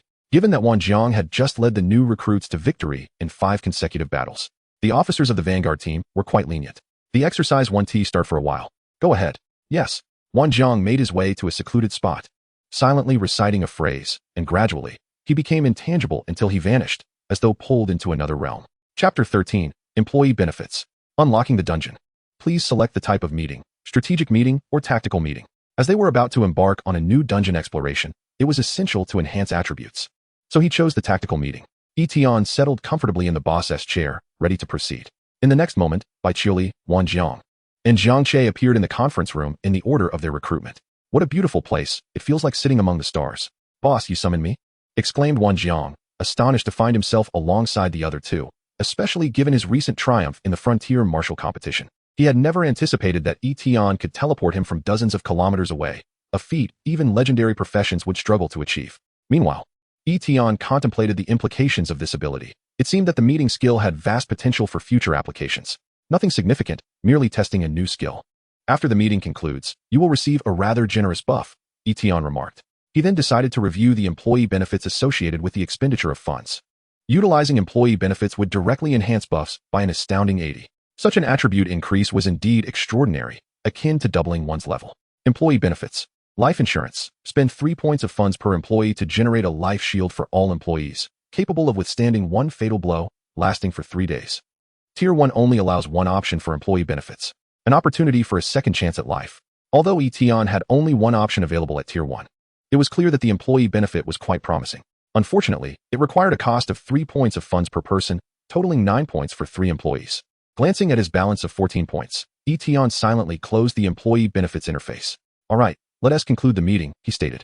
Feeling satisfied with the test of the meeting skill, it allowed him to summon employees regardless of distance and bestow buffs upon all, while the employee benefits were indeed advantageous. This left Yi Tian eagerly anticipating the exclusive skills of Tier 2 and Tier 3 professions. As the meeting ended, the unique conference space dissipated, and everyone returned to their original locations. Wan Jiang, observing his enhanced attributes with a buff of 30, couldn't help but gasp in awe. What a powerful buff. Even upon returning to the training squad, his instructor and the other squad leaders were astonished. "What's with this kid? He seems even stronger after a trip to the restroom." "Jiang Che, your profession has truly changed." Seeing Jiang Che's current state, Jiang Xing and Jiang Han were overwhelmed with joy and disbelief, still grappling with the reality of it all. It was then that they comprehended the reason Wei Yuan had insisted on having them sign a confidentiality agreement before their arrival. Tears welled in Jiang Che's eyes as he exclaimed, "Brother, we no longer have to rely on others to boost our levels. We have the capability to form a raid team and can earn a substantial income." Meanwhile, Yi Tian and Bai Qiuli were summoned by Principal Ji Chonglin for a discussion. "Yi Tian, Qiuli, the college entrance examination is approaching. Will you still participate?" While both Yi Tian and Bai Qiuli's professions would guarantee them special admissions, entering college through special recruitment was not the same as passing the examination. In the current era of the Great Xia, practical experience was paramount, and the examination determined grants, mentorship selections, and more. Bai Qiuli resolutely replied, "I will participate. I intend to apply to Huaxing University. I've heard that the renowned swordsmanship master, Yuan Shuang, teaches there, and I wish to study under her." After saying this, Bai Qiuli turned to Yi Tian, awaiting his response. Even Yi Tian was unaware of how significant his opinion was in Bai Qiuli's mind, capable of altering her original plans. However, Yi Tian did not impose his views on others. "That sounds splendid, but I believe I shall refrain from participating." Given Bai Qiuli's high likelihood of securing a commendable rank in the examination, it would entail a lucrative bonus. If Yi Tian participated, he would forfeit any potential rewards, as he preferred to take a backseat whenever possible. Moreover, with the combined abilities of 3 legendary professions, it would feel somewhat unfair to compete against the younger candidates. After departing from the principal's office, Yi Tian and Bai Qiuli joined Jiang Che and his siblings as they made their way to the Hall of Professionals. Bai Qiuli needed to complete her advancement task. Yi Tian sought to clear the new dungeon for rewards, and the now level 0 Jiang Che was eager to level up. Inside the Hall of Professionals, aside from the job change platform, there was a dungeon area. The low-level dungeons owned by Qingshan No. 2 High School could be accessed through the dungeon entrance at the back of the hall. As the examination approached, the entrance to the dungeons was teeming with people. Yi Tian chose not to squeeze through the crowd, but first headed to the bounty board for dungeons. Those dungeons that had not yet been cleared and were marked as exceedingly difficult were listed on the bounty board. The state offered bounties for these dungeons because upon their first successful clearing, the difficulty would be reduced and categorized into 5 levels, allowing new professional players to grind levels and acquire equipment through these dungeons. The efficiency of leveling for newcomers has been subtly enhanced. Should a team achieve a first clear, they will also receive additional rewards distributed by the state for their strategic contributions. These strategies will subsequently be documented in textbooks to be taught to students, thereby elevating the proficiency of new professionals in the Great Xia. However, after perusing the options, Yi Tian and his companions discovered that the dungeons requiring a first clear were exceedingly high in level. Yi Tian, Bai Qiuli, and Jiang Che found themselves inadequately leveled, unable to meet the entry requirements for these dungeons. Shall we explore other high schools? They suggested, as lower-level dungeons had mostly been cleared. Wait, there's one here. Bai Qiuli exclaimed, pointing to the top of the bounty list. The higher a bounty appeared on the list, the longer it had remained uncompleted, indicating its daunting challenge. The name of the dungeon was ominously Crimson, Beast King. This was an unsealed dungeon, difficulty accessible only to professionals of level 10 and below, with a maximum party size of 3. An unsealed dungeon. The Jiang siblings exclaimed in unison, for it was an enticing, yet seemingly unattainable opportunity for them. Yi Tian, equally astonished, had not anticipated that an unsealed dungeon remained uncompleted. Once cleared, such dungeons would randomly generate a secret realm in the vicinity. The significance of a secret realm is undeniable, as it yields abundant resources and materials, functioning akin to a modern-day oil field or money-printing machine. Even a minor secret realm could offer substantial benefits to the nation. Thus, whenever an unsealed dungeon appears, the state promptly dispatches individuals to conquer it. The fact that this particular dungeon had yet to be cleared attested to its formidable difficulty. Shall we attempt it? Jiang Che inquired eagerly. The higher the dungeon's difficulty, the greater the honor rewards upon completion, and Yi Tian naturally could not refuse. Then let us proceed together, along with Qiuli and Jiang Che. Upon hearing this, a receptionist at the bounty station hurried over, initially intending to dissuade Yi Tian and his companions from taking on the challenge. She swiftly changed her tune upon recognizing Bai Qiuli among the group. You are the Bai Qiuli who achieved the first clear of the held difficulty Beast Ridge yesterday, aren't you? With your accomplishments, you certainly have the capability to attempt this challenge. Yi Tian was utterly taken aback, realizing that this dungeon had become so formidable that ordinary challengers were deemed unworthy. The receptionist elaborated. The Beast King dungeon is inherently difficult, and it seems to have undergone some strange alterations. Alterations? Yi Tian echoed. Yes. It could be that the dungeon's boss has mutated or become possessed, or perhaps other unknown creatures have appeared within it. No one has yet deciphered the cause. Upon hearing this warning, Yi Tian felt a surge of excitement. Possessing 3 legendary class abilities and attributes, along with 2 legendary class allies, and empowered by the attributes gained from their recent meeting, their team was indeed formidable. As the saying goes, the source of all fear is insufficient power. Ultimately, the receptionist provided Yi Tian and his companions with a dungeon escape token each, advising them to withdraw promptly should danger arise. Meanwhile, onlookers near the dungeon entrance gazed in astonishment as Yi Tian and his party prepared to challenge the unsealed dungeon.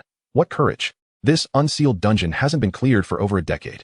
I recall a legendary professional and 2 epic professionals from Huazhong attempting this dungeon 2 years ago, only to be thoroughly defeated. That beauty, Bai Qiuli, I recognize her. She achieved the first clear of the held dungeon yesterday. She is incredibly strong. The 2 men accompanying her were unfamiliar to the onlookers, but one could surmise that anyone capable of teaming up with Bai Qiuli must possess considerable strength as well. Good luck, tall lady with the long sword. Amid the murmurs of the crowd, Yi Tian and his companions stepped into the entrance of the unsealed dungeon. Jiang Che wore a sullen expression, pondering, why is it that no one recognizes me? I am the star of the Xingho Martial Arts Academy's elite training team. I will make a name for myself in Great Xia. Enough chatter, let us hurry inside. Yi Tian urged. Chapter 14. The Disappearance of Special Potential Talent. You have entered the unsealed dungeon, Beast King. With the announcement echoing, Yi Tian and his companions found themselves thrust into a desolate expanse of grassland. Scattered around them were gigantic beast bones and shattered weapons, and in the distance lay a narrow, colossal stone gorge. Unlike other dungeons, the moment they stepped inside, they were met with immediate threats. A howl pierced the air as a silver-gray wolf raised its head to wail, while 3 or 4 gray-black wolves bared their teeth at the trio. Baiqiuli examined the scene and marveled. No wonder this is an unsealed dungeon. The attributes of these minor monsters exceed even those of the hell difficulty.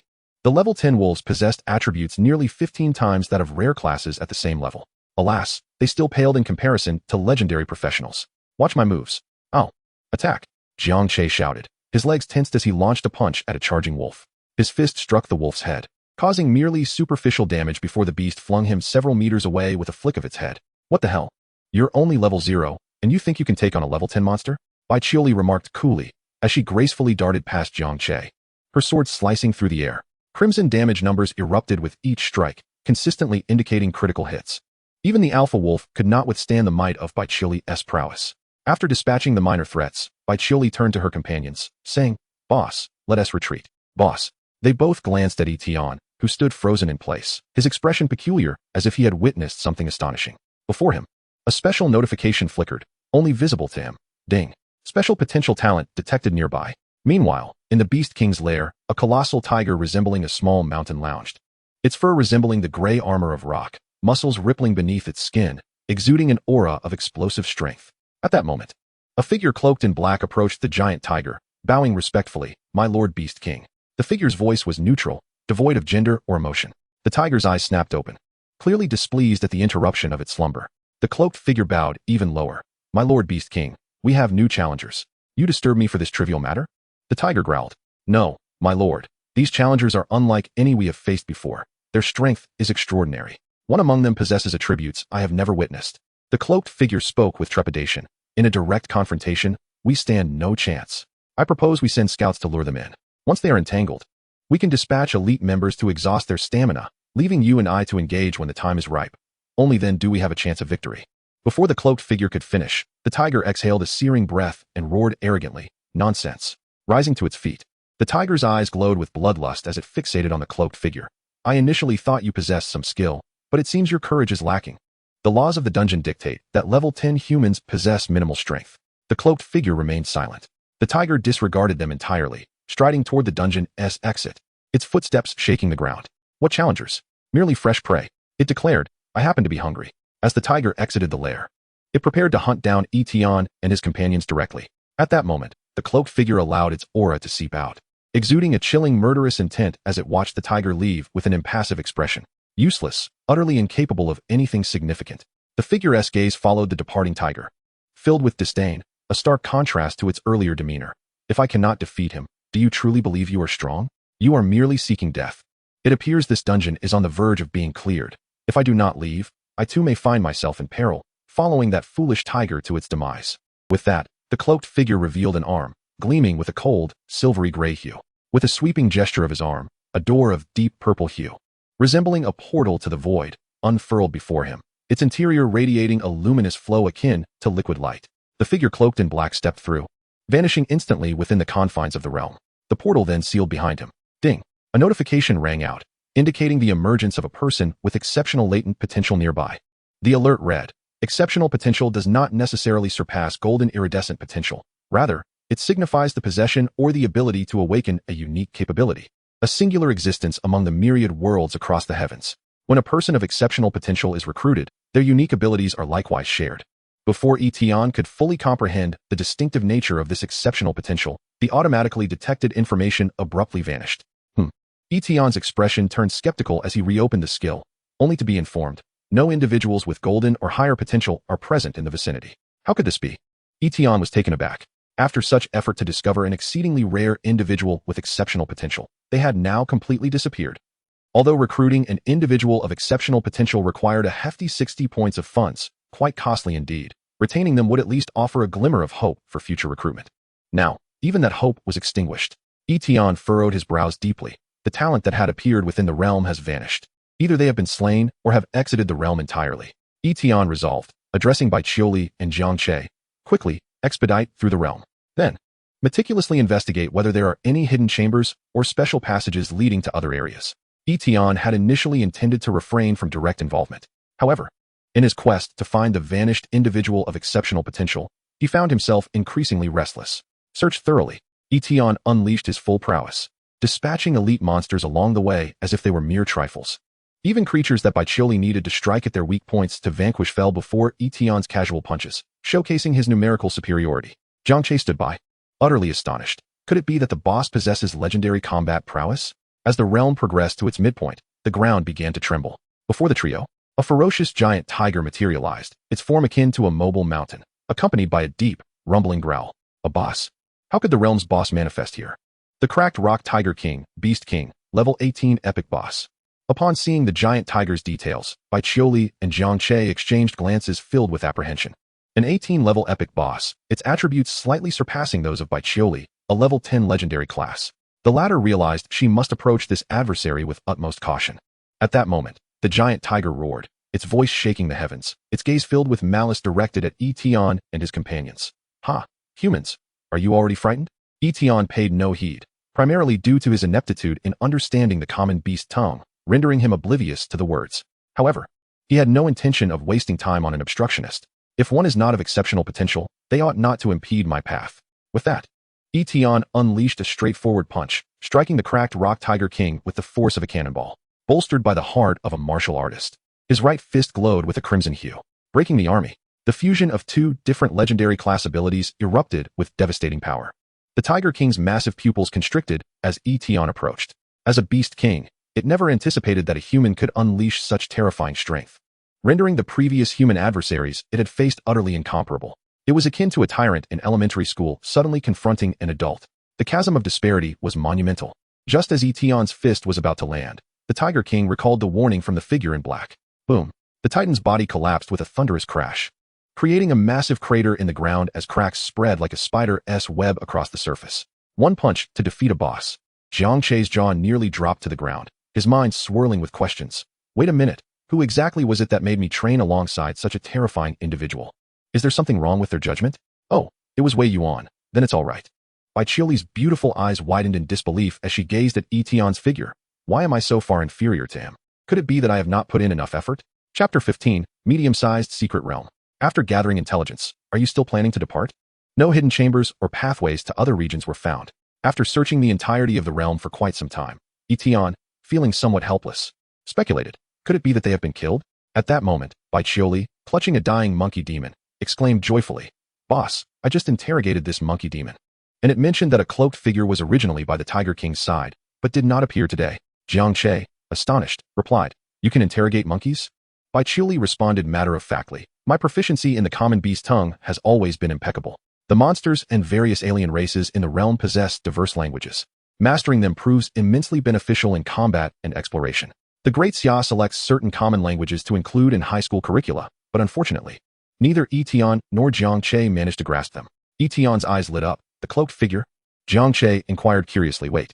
He left without engaging us in battle. Could it be he knew he couldn't defeat us? It's quite possible, and if he is a realm creature, yet has the ability to leave the realm, he is indeed something extraordinary.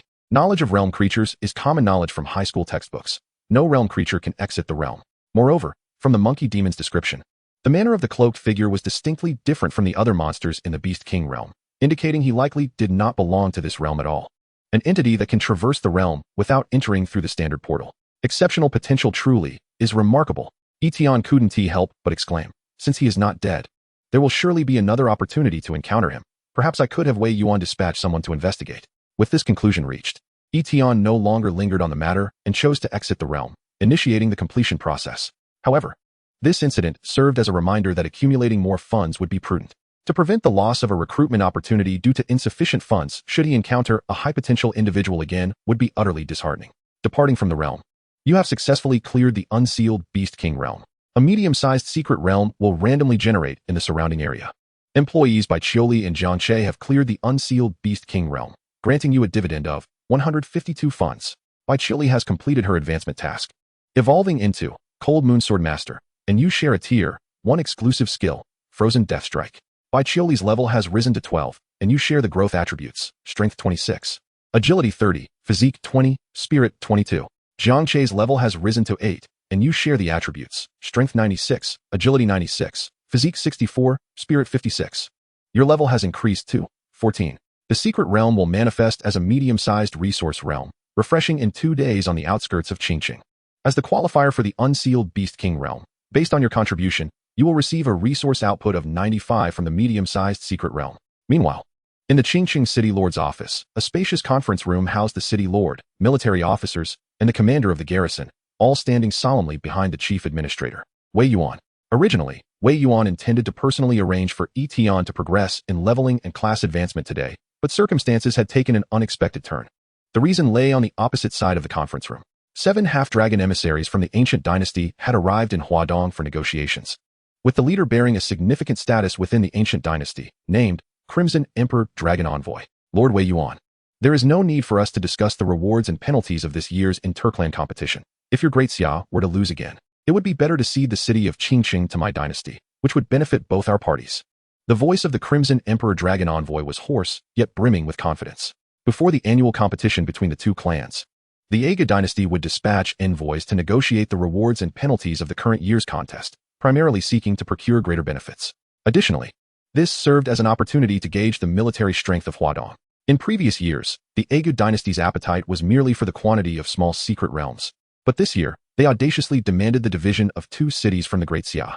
After the partition of these 2 cities, our clan would also assist the Great Xia in guarding against malevolent forces.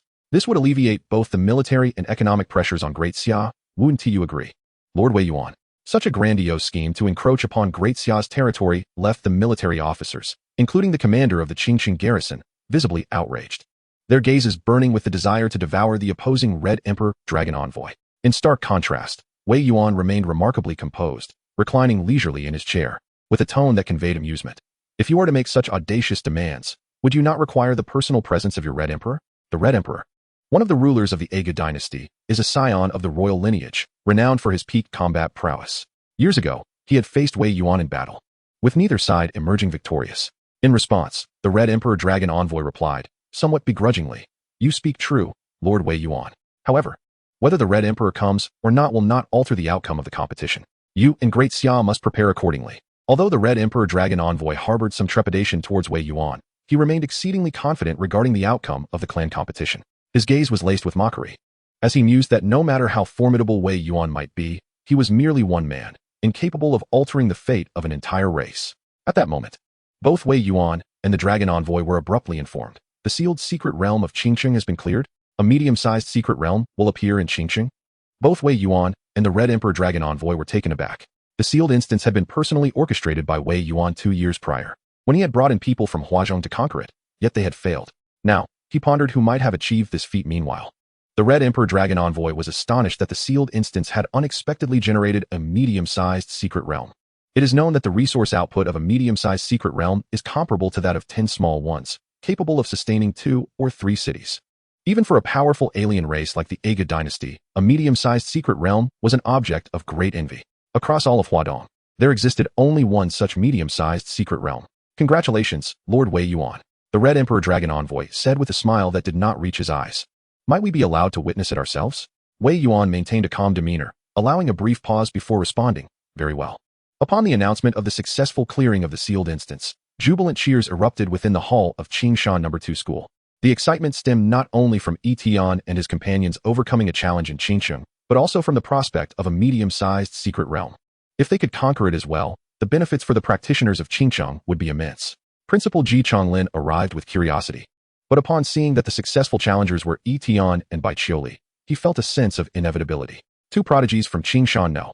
2 School. Perhaps they might even aspire to achieve the top score in the Huadong entrance examination. No, I was thinking too small. It seems that this year, there is hope for victory in the alien clan competition as well. Amidst the astonishment and cheers, Yi Tian and his companions emerged from the instance. Jiang Che had intended to stand tall to receive the accolades, but upon recalling that he had contributed nothing during the instance, merely coasting along as a legendary practitioner, he felt a wave of despondency wash over him. It seemed imperative that he strengthen himself soon.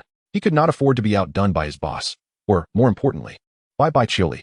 After reuniting with Jiang Xing and Jiang Han, the receptionist lady beside them gasped in astonishment, her mouth agape.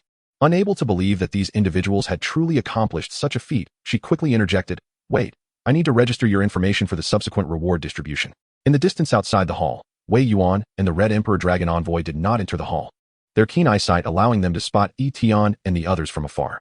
Yi Tian and Bai Qiuli, indeed it is them. Wei Yuan thought to himself, quietly marveling. Although he was unaware of Yi Tian's combat capabilities, thus far, Yi Tian had consistently given him the impression of being a harbinger of miracles. As for Jiang Che, his profession had evidently changed from before, likely a result of Yi Tian's influence. It is exceedingly rare for any detection skills to reveal the abilities of legendary professions. Yet discerning a person's professional changes and qualities through heightened mental acuity was certainly feasible. With this thought, Wei Yuan cast a sharp glance at the Red Emperor Dragon Envoy beside him. Meanwhile, the Dragon Envoy remained absorbed in his discovery, a medium-sized secret realm. Indeed, it is generating. Wait, legendary level. 2 legendary level newcomers. Damn it, how could the Great Xia have such luck this year? Why did none of the scouts discover this? The expression of the Red Emperor Dragon Envoy darkened, only to be followed by a sense of relief. Fortunately, I discovered it in time. 2 legendary level newcomers might pose a threat to the Aga dynasty in the upcoming clan competition. Furthermore, these 2 have cleared the sealed instance. Their practical combat abilities are evidently not weak. A person of considerable strength transitioning to a legendary profession could very well yield another Wei Yuan for the Great Xia. This was something the alien races would undoubtedly prefer to avoid. The Red Emperor Dragon Envoy resolved, upon returning to the court, I must inform the Red Emperor to eliminate these 2 legendary newcomers at their inception. As for the other individual who cleared the instance, their professional level remains indiscernible. Yi Tian's professional grade is unknown. Even the data panel cannot reveal it, and for others, even the highest mental acuity would be of no use. The Red Emperor Dragon Envoy furrowed his brow, then decisively declared, very well, it is better to eliminate them altogether. Moreover, with a medium-sized secret realm, it will be in a state of ownerlessness upon its emergence. Whoever clears the realm will claim its ownership. Our clan might as well seize the opportunity. However, the immediate priority was to depart swiftly and relay the information back, ensuring that Wei Yuan would not be put on guard. After contemplating for a considerable time, the Red Emperor Dragon Envoy prepared to don a facade of false amiability and turn to stabilize Wei Yuan. Yet, in the next moment, Wei Yuan swiftly grasped his hand. Starry web. Brilliant chains of starlight surged forth from all directions, ensnaring the Red Emperor Dragon Envoy and the 7 other aliens. The speed was so astounding that the Red Emperor Dragon Envoy had no time to react. Wei Yuan, you are violating the unwritten rules. As the binding of the starry web tightened, the Red Emperor Dragon Envoy gradually lost his ability to articulate, unable to relay information. His strength sapped until he succumbed to unconsciousness. The effects of confinement, silence, and disarmament rendered him dazed. The combat effectiveness of a Star Soul Master may not be the strongest among legendary professions, yet their control capabilities are undoubtedly top tier. Wei Yuan cast a dispassionate glance at the 7 captured aliens, his eyes gleaming with indifference. You thought you could gather intelligence and simply depart? Such fortune does not come easily. Chapter 16. The Tide of Demons approaches. The mysterious ring unleashes its power. Wei Yuan dispatched individuals to escort the bound Red Emperor Dragon Envoy and the others away for confinement. Should they kill the envoys, the Aga dynasty would inevitably take notice. And given the current overall level of practitioners in Huadong, it would be unwise to confront the Aga dynasty directly. It would be more prudent to seal their powers and confine them indefinitely. As Wei Yuan took action, Yi Tian caught a glimpse from afar and sensed something amiss. Wei Yuan gestured for Yi Tian to join him, and they sought a secluded office to converse. Well done. I never anticipated you would manage to clear the sealed instance, he stated, having arranged for the logistics department to equip Yi Tian with some gear. Next time you enter an instance, at least inform me beforehand. It is rather reckless to enter without any equipment. Wei Yuan observed Yi Tian, who had scarcely any gear, yet had succeeded in overcoming a challenge that had plagued Huadong for over a decade, and he couldn't help but chuckle in exasperation. He would prefer that the instance had remained uncleared rather than risk Yi Tian's safety. The latter nodded in agreement and proceeded to recount his encounter with the figure in the black robe within the Beast King instance. Yi Tian shared the characteristics of the black-robed individual gleaned from interrogating the monkey demon, fixating on this uniquely potential talent, despite currently lacking the funds to recruit him. Wei Yuan frowned slightly upon hearing this and responded, a creature capable of leaving the instance freely is something I have never encountered. I will post a bounty at the Military Practitioner Guild. Once found, I will directly inform you of the target's location. Thank you, Elder Wei. The two engaged in casual conversation, discussing the newly transferred Jiang Che.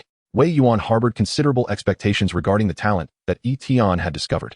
However, Jiang Che intended to shift his career focus alongside Jiang Xing and Jiang Han to form a pioneering team specifically for delving into dungeons and secret realms, rather than following in Wan Zhang's footsteps to join the military or pursue higher education. Wei Yuan, like Yi Tian, expressed his intention not to interfere. All right. You should head back now, Wei Yuan said as he rose, seemingly with matters to attend to. Try not to leave the city today. The entire city is under martial law. Martial law? The declaration of martial law indicated that the city had entered a state of military readiness, which typically signaled ominous developments. Wei Yuan nodded, his tone tinged with resignation. The tide of demons is upon us. Since the Crimson Meteor fell to Blue Star 2 centuries ago, demonic forces had persistently invaded various nations. To this day, no one has unraveled the mystery of their origin. All that is known is that these demons are driven by a frenzied lust for slaughter, seeking to consume all sentient beings. Notably, these demons exhibit no discrimination between humans and other races. All life forms are regarded as indistinguishable adversaries. Even many other realms have similarly suffered from the demons' incursions. Scholars in the Great Xia have posited that, at intervals, the demons are drawn by some unseen force, becoming particularly agitated and instigating large-scale invasions. A phenomenon termed the demon tide. Upon returning to the Qingshan apartment, Yi Tian, having learned of the impending demon tide and potential dangers, promptly activated his defensive measures at home, dismissing any notions of venturing out for leisure. With the wisdom gained from his previous life, he understood profoundly, as the employer, the foremost rule is to avoid needless peril. His subordinates were all formidable in their own right and could aid in his empowerment. Why then should he place himself in jeopardy? When his subordinates possessed such strength, the sole responsibility of the employer became clear: to survive. Consequently, Yi Tian resolved to remain at home for the day, grabbing a bottle of soda to peruse the practitioner's forum and indulge in some gaming. Yet, before he could commence playing, a message from Wang Jiang appeared on his phone. Boss, are you there? Boss, could we activate that meeting buff once more? The demon tide is approaching, but the class leader has said new recruits cannot enter the battlefield unless their attributes reach 150 points. I'm almost there. As the demon tide loomed, the first to bear its brunt would be the fortified city at the border. The defenses of the city were constructed akin to a military fortress, bolstered by the constant presence of border troops, all designed to counter the demonic threat. Yi Tian was astounded by Wang Jiang's determination to forge conditions for battle despite lacking the necessary qualifications. The enthusiasm of his subordinate was somewhat excessive. Yet, as the employer, he could not simply disregard it. With the impending demon tide, it was possible that Wang Jiang might prove himself worthy of distinction. With this thought in mind, Yi Tian noted that the skill for convening meetings was limited to twice within a 24-hour period, after which there would be no attribute bonuses. This meant he could hold meetings indefinitely, although the benefits would dissipate after the second usage. Fortunately, this was only the second time. Yi Tian immediately invoked the skill to convene a tactical meeting. Meanwhile, in the border defense zone of the fortified city, Wang Jiang emerged from the restroom, grinning with excitement as he felt the effects of the tactical meeting buff. He was finally able to enter the battlefield. Wang Jiang, profession, Dragon's Backbone Gunfighter, quality, legendary. Level, 9. Attributes, strength, 148, 44. Agility, 125, 38. Vitality, 125, 38. Spirit, 88, 26. The values in parentheses denote buff effects. With the meeting buff, his primary combat attributes soared above 150, with strength peaking at an astonishing 192 points. This was equivalent to the attributes of a level 25 rare profession, achieved by Wang Jiang at level 9 under the buff's influence. At that moment, squads of border troops were mobilizing for the front line. The squad leader of the Vanguard Regiment approached Wang Jiang, urgently commanding, Wang Jiang, return to the new recruit camp for training. I understand your eagerness to join the battlefield, but without sufficient strength, you'll only meet your demise. Return at once. Wang Jiang, beaming, replied, Squad leader, I've met the attribute requirements. What did you say? What the hell? Where did you get such high attributes? Wang Jiang proudly displayed his 4 attributes, leaving the squad leader momentarily speechless. Is this really a level 9? Then, squad leader, which team should I report to? The squad leader hesitated, his admonition stuck in his throat, before reluctantly stating, head to the reserve team, squad 5. Understood. As he watched Wang Jiang excitedly depart, the squad leader fell into deep contemplation. He subsequently approached the Vanguard Regiment commander to report the situation with gravity. Commander, have you noticed that every time Wang Jiang returns from the restroom, he seems to grow stronger? The commander of the Vanguard Regiment pondered for a moment. It is a natural occurrence.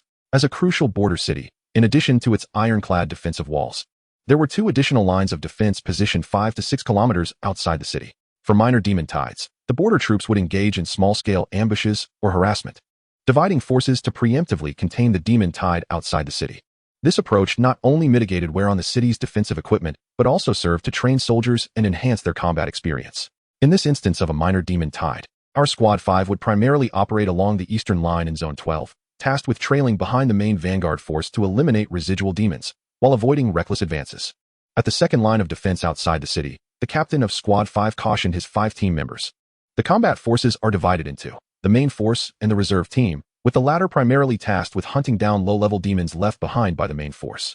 Wan Jiang was among them. Although he could only follow behind the main force as a reserve member, he was thoroughly content with the opportunity to engage in battle for the first time. He gripped the gleaming blue steel spear, a weapon specially allocated to him by the commander upon meeting the conditions for battle, a rare-grade spear. Resources within the military were not abundant, or rather, the entirety of the Great Xia was lacking in resources. Securing a rare-grade spear was a reward earned through Wan Jiang's victory in the new recruit martial arts competition. The wind howled, and the air was thick with the stench of decaying demonic energy. Suddenly, the sky erupted with thunder, bolts striking the distant mass of demonic creatures like a silver dragon in a frenzied dance.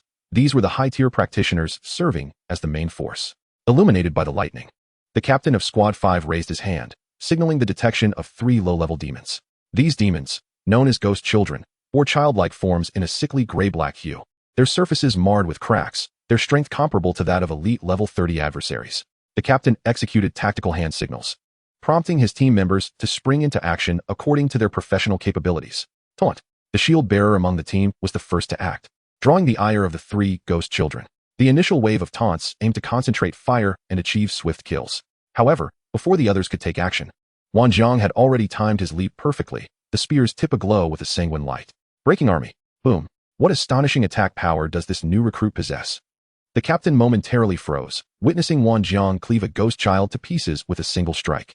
Yet, unbeknownst to them all, as Wan Jiang dispatched a demon, wisps of faint gray-black demonic energy escaped from the demon's disintegrating form, flowing into the ring left to him by his father. The ring suddenly radiated an ethereal glow.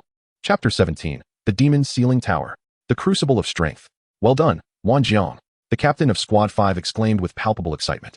After Wan Jiang's breaking army had obliterated 1 ghost child, the remaining 2 fell into a state of shock, akin to lambs awaiting slaughter. Consequently, the pace of demon extermination surged considerably. The squad members were ablaze with enthusiasm. If they continued at this rate, they might secure a top ranking among the various Vanguard reserve squads for their demon kills. Each time a demon tide arose, the various reserve squads of the Vanguard regiment would be rewarded and ranked based on the number of demons slain, with higher-ranking squads receiving additional rewards and opportunities for promotion. No one had anticipated that a new recruit would exhibit such ferocity in battle. However, their elation was short-lived. In the next moment, the ring on Wan Jing's hand shimmered with an ethereal blue glow, enveloping him entirely. Subsequently, he vanished from his original location. What the hell? Where did he go? What is happening? The members of the squad were momentarily stunned, glancing around but failing to catch a glimpse of Wan Jing's figure. He had truly disappeared. Within a dimly lit, dark crimson expanse, gray-white stones inscribed with intricate array patterns sprawled across the ground, surrounded by an oppressive gloom. A narrow path, emanating a faintly glowing runic light, led to a central space resembling a prison cage. Where am I? Wan Jing's face was a mask of confusion. One moment he was on the battlefield slaying malevolent spirits, and the next, he found himself in this peculiar realm. Suddenly, a cold, indifferent voice echoed from above, reverberating in Wan Jing's ears. You have met the unsealing conditions for the first level of the Demon Sealing Tower. Defeat an evil spirit-level demon. The first level of the Demon Sealing Tower trial will now commence automatically. Instinctively, Wan Jing looked up to find a faintly visible phantom of a ring floating at the apex of the space, identical to the one adorning his hand. Is this the ring left by my father? Wait, could this be more than an ordinary ring? Connecting the recent prompt with his current predicament, Wan Jing began to entertain a possibility. Am I, perhaps, inside the ring? The Demon Sealing Tower. As he meticulously recalled the earlier prompt, his emotions surged with a tumult of excitement and apprehension. The ring, which had seemed like an ordinary relic of his father, concealed within it a vast universe. After he had slain an evil spirit-level ghost child, this extraordinary space had materialized. The trial for the first level was now activated. With the realization that this was a legacy from his father, much of Wan Jing's confusion and fear dissipated. Grasping his spear firmly, he strode purposefully along the path illuminated by a flickering light. Eventually, he arrived at a somber altar at the center of the space. First level trial of the Demon Sealing Tower. Defeat 10 ghost children. Each level of trial grants 3 chances. Failure in all results in the permanent closure of the Demon Sealing Tower. To take on 10 ghost children single-handedly. The difficulty of this task is somewhat exaggerated. In military training, allowing a new recruit to face even 3 ghost children would be tantamount to cruelty. The ghost children's attacks carry potent negative buffs, slowing, bleeding, and corrosion effects. Without a shield bearer at the front, being struck would ensnare one in a perilous predicament. Even seasoned veterans would hesitate to confront them recklessly, let alone Wan Jing, who was merely at level 9. At that moment, ghost children began to crawl out of the somber altar, creating a scene reminiscent of a horror film. However, this was merely a trial. Compared to the sorrow of being powerless, this was infinitely more manageable. Wanjing took a deep breath. In the next instant, he decisively inflicted wounds upon himself, driving his health below 40. Simultaneously, his agility and physique attributes surged exponentially. Dragon's Valor, ignoring the fear status. For every 1 health point lost, both agility and physique increase by 1, while for each enemy in the vicinity, strength is augmented by 2. By now, his agility had increased by 60, and his strength had grown by 20. Coupled with tactical buffs, Wanjing's attributes far surpassed those of the Ghost Children. Since their attacks featured formidable negative buffs, he must not allow himself to be struck. Kill. Wanjing brandished his spear and leapt into the air, the weapon striking with the ferocity of a dragon. Outside, the members of Squad 5 exchanged solemn glances, their expressions grave. While casualties were inevitable in the face of a demonic tide, this sudden disappearance was exceedingly bizarre. For a moment, even the squad leader, seasoned from years of service, was taken aback. We can't wait any longer. We must report the situation. In apartment 502 of Qingshan, Yi Tian was at home browsing the professional forum when he received a call from Wei Yuan. What? Wanjing has disappeared? Just 3 minutes prior, Squad 5 had reported the situation to the Vanguard Corps commander. The commander, having been informed by Wei Yuan, was already aware that Wanjing was a legendary class. The disappearance of a legendary class was a significant matter, and after failing to find any answers, he promptly notified Wei Yuan. Wei Yuan, equally puzzled, thought of only one person who might have insight into this, Wanjing's employer, Yi Tian. Thus, he called, "Do you have any leads? If not, I will dispatch personnel to the front line for a search." "Hold on, let me check," Yi Tian replied, his expression peculiar. Wanjing's disappearance. Could it be related to the ring left by his father? Having frequently read web novels in his university days, Yi Tian immediately contemplated a possibility. He opened the employee panel. The work status of employees would typically be settled collectively at midnight unless checked manually. Soon, he discovered Wanjing's status, trial challenge status of the Demon Ceiling Tower, unable to leave this space. The Demon Ceiling Tower? Yi Tian was nearly certain this was some form of extraordinary boon. With this revelation, anticipation began to blossom within him, for an employee's growth would also reflect positively on the employer. Simultaneously, several kill notifications popped up. Employee Wanjing has slain an evil spirit-level ghost child.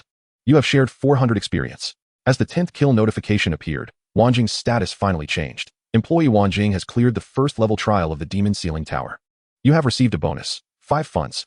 Wanjing received trial rewards, talent advancement. You have shared the talent advancement, Dragon's Valor Unmatched. Wanjing obtained a trial reward, body tempering of 1,000 June, currently undergoing body tempering. Body tempering? Upon realizing this effect, Yi Tian was astonished. He never expected that the first level of the Demon Ceiling Tower would bestow something that belonged only in legends. Body tempering of 1,000 June. Through the application of the highest gravitational force, it refines the physical body, laying a foundation for the cultivation of an extraordinary physique. This signified the potential to cultivate an extraordinary physique in the future. What constitutes an extraordinary physique?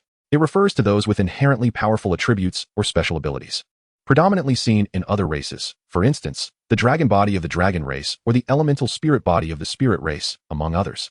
The royal descendants of the Yaga dynasty are renowned for their innate dragon bodies, possessing initial attribute values several dozen or even hundreds of times greater than those of humans. However, humans have never exhibited extraordinary physiques, only heard of them in the tales of certain other races. Yet now, the opportunity to cultivate an extraordinary physique had arisen. Although body tempering merely serves as a foundation for extraordinary physiques, it undoubtedly presents a glimmer of hope. Chapter 18. It feels good to borrow someone else's golden finger. Inside the Demon Ceiling Tower, Wanjing exhaled deeply, feeling utterly exhilarated. His strategy was perilous, yet the results were astonishingly effective. The heightened agility gained from self-inflicted injuries allowed the 10 ghost children to barely touch him, and with the range of his spear, he successfully cleared the trial without a scratch. Moreover, there was an additional trial reward, a class advancement card, which would allow Wanjing to directly break through to the first tier upon reaching level 10. Class, Dragon's Valor Gunfighter, Dragon Shadow Spear Soul, first tier. What thrilled Wanjing even more was the advancement of his talent skill, as it was generally understood that one only received opportunities for talent advancement upon reaching the 3rd tier. However, the rewards from the Demon Ceiling Tower allowed Wanjing to advance his talent even at the 0 tier. This was akin to acquiring abilities that would normally be obtained at the 3rd tier while still at the 1st tier. Dragon's Valor, ignoring the fear status.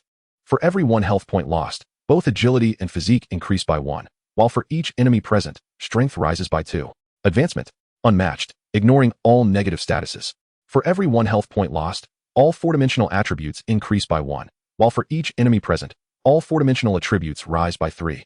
If the class talent were of low quality, the effects after advancement would not be particularly exaggerated. Yet Wanjing's talent was already at the legendary level. Thus, the effects post-advancement were nothing short of terrifying.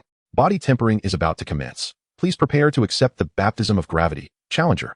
The baptism can be conducted up to 3 times. When the challenger can withstand the gravitational force of 1,000 June, it signifies the achievement of perfect body tempering. Is it deemed perfect only after withstanding an immense weight thrice? As the words fell, an intangible pressure seemed to crystallize in the air, rendering Wan Jiang immobile, as if his very body were being forcefully restrained. The ground beneath his feet began to crack, resembling a spider's web, the fissures expanding relentlessly. His resolute visage radiated determination, urging, "Come on." Meanwhile, outside, the leader of the 5th Squad fell into contemplation. Yi Tian conveyed the situation to Wei Yuan, and after receiving the order from the commander of the Vanguard Corps, their 5th Squad was instructed to remain on standby. Fortunately, Wan Jiang seemed to be unharmed. However, lingering here significantly hampered their efficiency in slaying the demonic entities. The team members expressed mild dissatisfaction, and the captain empathized with their sentiments, understanding that eliminating demons was a matter of merit. Although the 5th Squad's strength was not formidable, and their hopes of ranking were slim, who would not desire to accumulate a bit more merit? "Shall we split into 2 teams?" suggested one team member. His expression tinged with trepidation as he instinctively glanced in a certain direction. There, amidst the dimness, over a dozen demons charged forth, with some ghostly children crawling on all 4s, advancing at an alarming pace. Encountering a horde of demons was typically a stroke of misfortune, necessitating a defensive retreat and rallying neighboring squads for a concerted assault. Yet, at this moment, their comrade Wan Jiang remained in a state of disappearance. "Should we wait?" The captain gritted his teeth, ultimately deciding to endure for 3 more minutes, hoping the shield bearers could hold on for a while longer, otherwise before he could finish. That ethereal blue glow re-emerged, and Wan Jiang emerged from the demon's ceiling tower. "What the hell? Get moving." The captain, overwhelmed with emotions, could only urge everyone to retreat hastily. My apologies. Wan Jiang scratched his head sheepishly, though he had not anticipated such a situation with the demon's ceiling tower. As he turned to face the oncoming demons, his expression transformed into one of calm resolve. Phantom spear formation. He thrust his spear fiercely into the ground, unleashing a radiant golden light that blossomed into a grand array with a diameter of 10 meters, manifesting countless phantoms of long spears that shimmered with a sharp glint.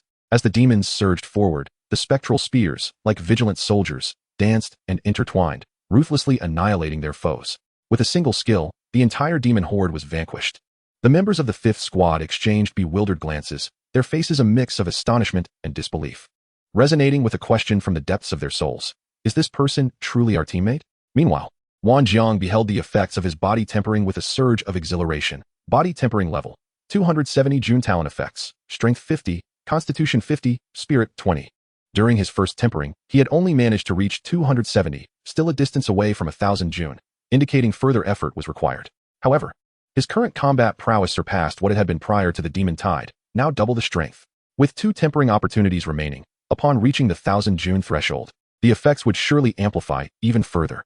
Moreover, he had learned the conditions for the next trial in the demon's ceiling tower. Eliminate a demon of monster rank. This left Wan Jiang deep in thought. Currently, the known ranks of demons in the Great Xia consisted of 5 tiers: Evil Spirit, Monster, Demon Lord, and Demon King. The Demon Lord and Demon King, whenever they appeared, brought calamity to Blue Star, possessing the capacity to annihilate cities or even nations. At this rate, the difficulty of unlocking the 4th and 5th levels of the demon ceiling tower seemed excessively daunting.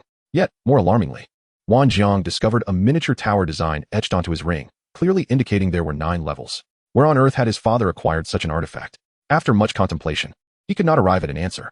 Resolutely, he chose to focus on the present, deciding to proceed step by step. He turned to his comrades in the 5th Squad, flashing a radiant smile. "Let us go. I'll lead us to secure first place in merit." Simultaneously, after Wan Jiang completed his body tempering, Yi Tian also shared in the talent effects of the 1,000 June tempering. Although currently only at 270 June, Yi Tian held great faith in Wan Jiang, believing that the 1,000 June mark was not far off. The extraordinary physique intrigued Yi Tian, as it promised to elevate the potential of practitioners. Should he procure some means to enhance Wan Jiang's attributes? The higher the attributes, the sooner Wan Jiang would reach the 1,000 June threshold, which would equally benefit Yi Tian. Furthermore, it would aid in the trials of the higher levels of the demon ceiling tower, since the reward for the first level of trials was body tempering. The subsequent levels would likely relate to extraordinary physiques, right?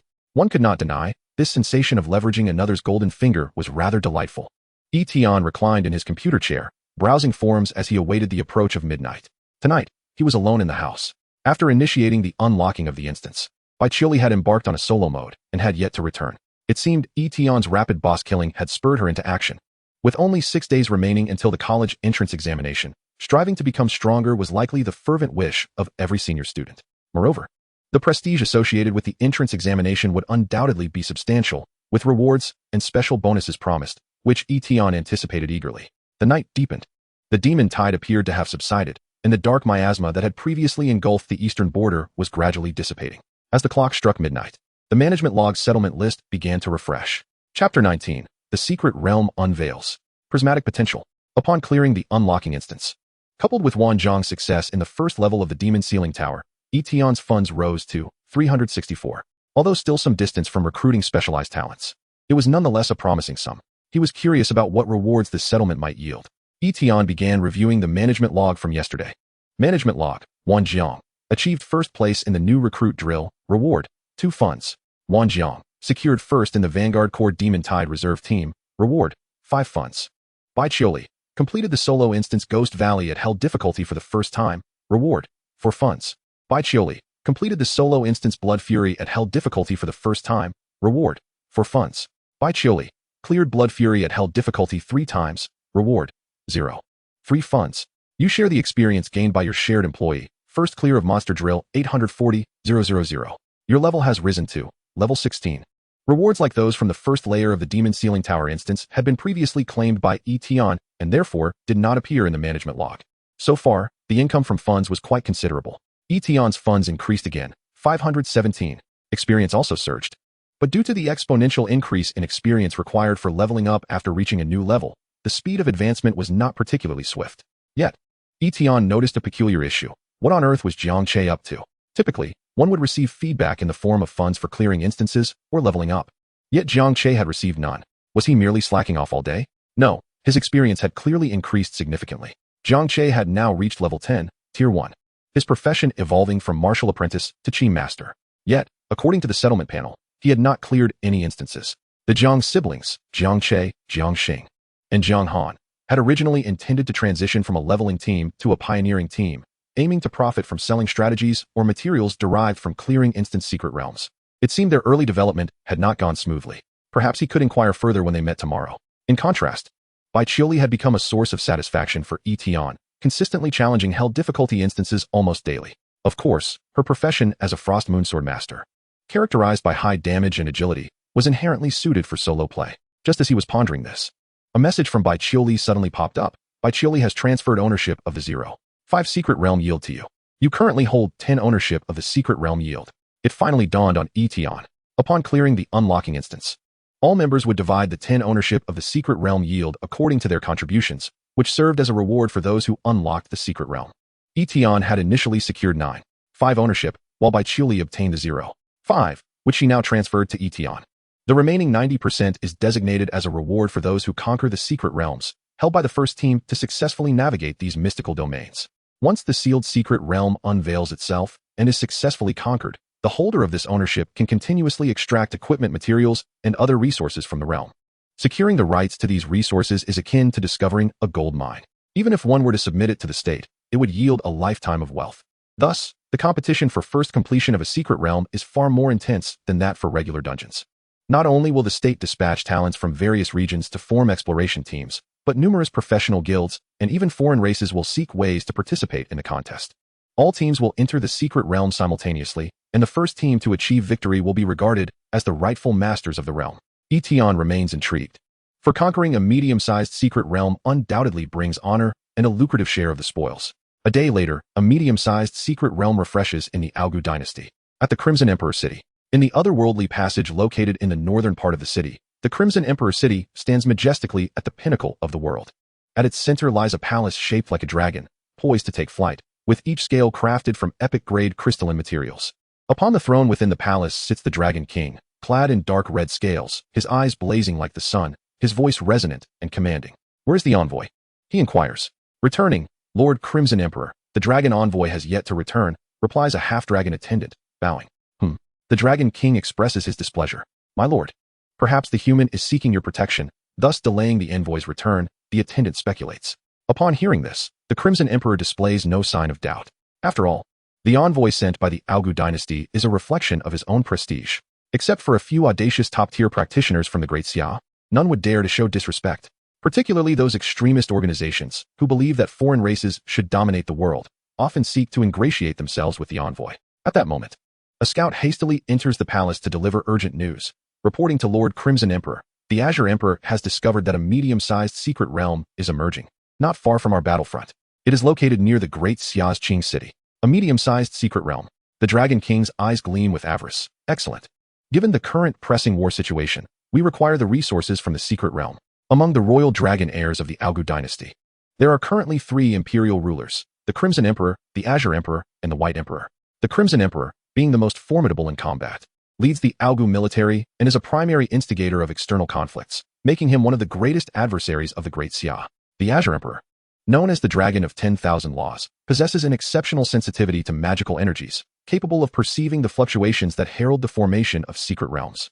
It is precisely due to the presence of the Azure Emperor that the Aogu dynasty has been able to act preemptively, securing numerous resources from secret realms. Convey my orders. The Crimson Emperor, filled with impatience, declares. Although the secret realm appears within the domain of the Great Xia, this medium-sized realm is certainly worth his while to contest. Dispatch Manhwaedit to ensure we seize it before the humans. Understood. The following day, Yi Tian awakens with bleary eyes and, after freshening up, discovers that Baichioli has already departed. Were it not for the traces of her presence in the apartment, he might have doubted her return last night. Truly, she sleeps later than him and rises earlier. Yi Tian ruffles his disheveled hair and proceeds to the cafeteria on the ground floor for breakfast. Unexpectedly, Jiang Che bursts in with fervor. Boss, I've finally found you. Jiang Che exclaims, his eyes wide with anticipation as he sits beside Yi Tian.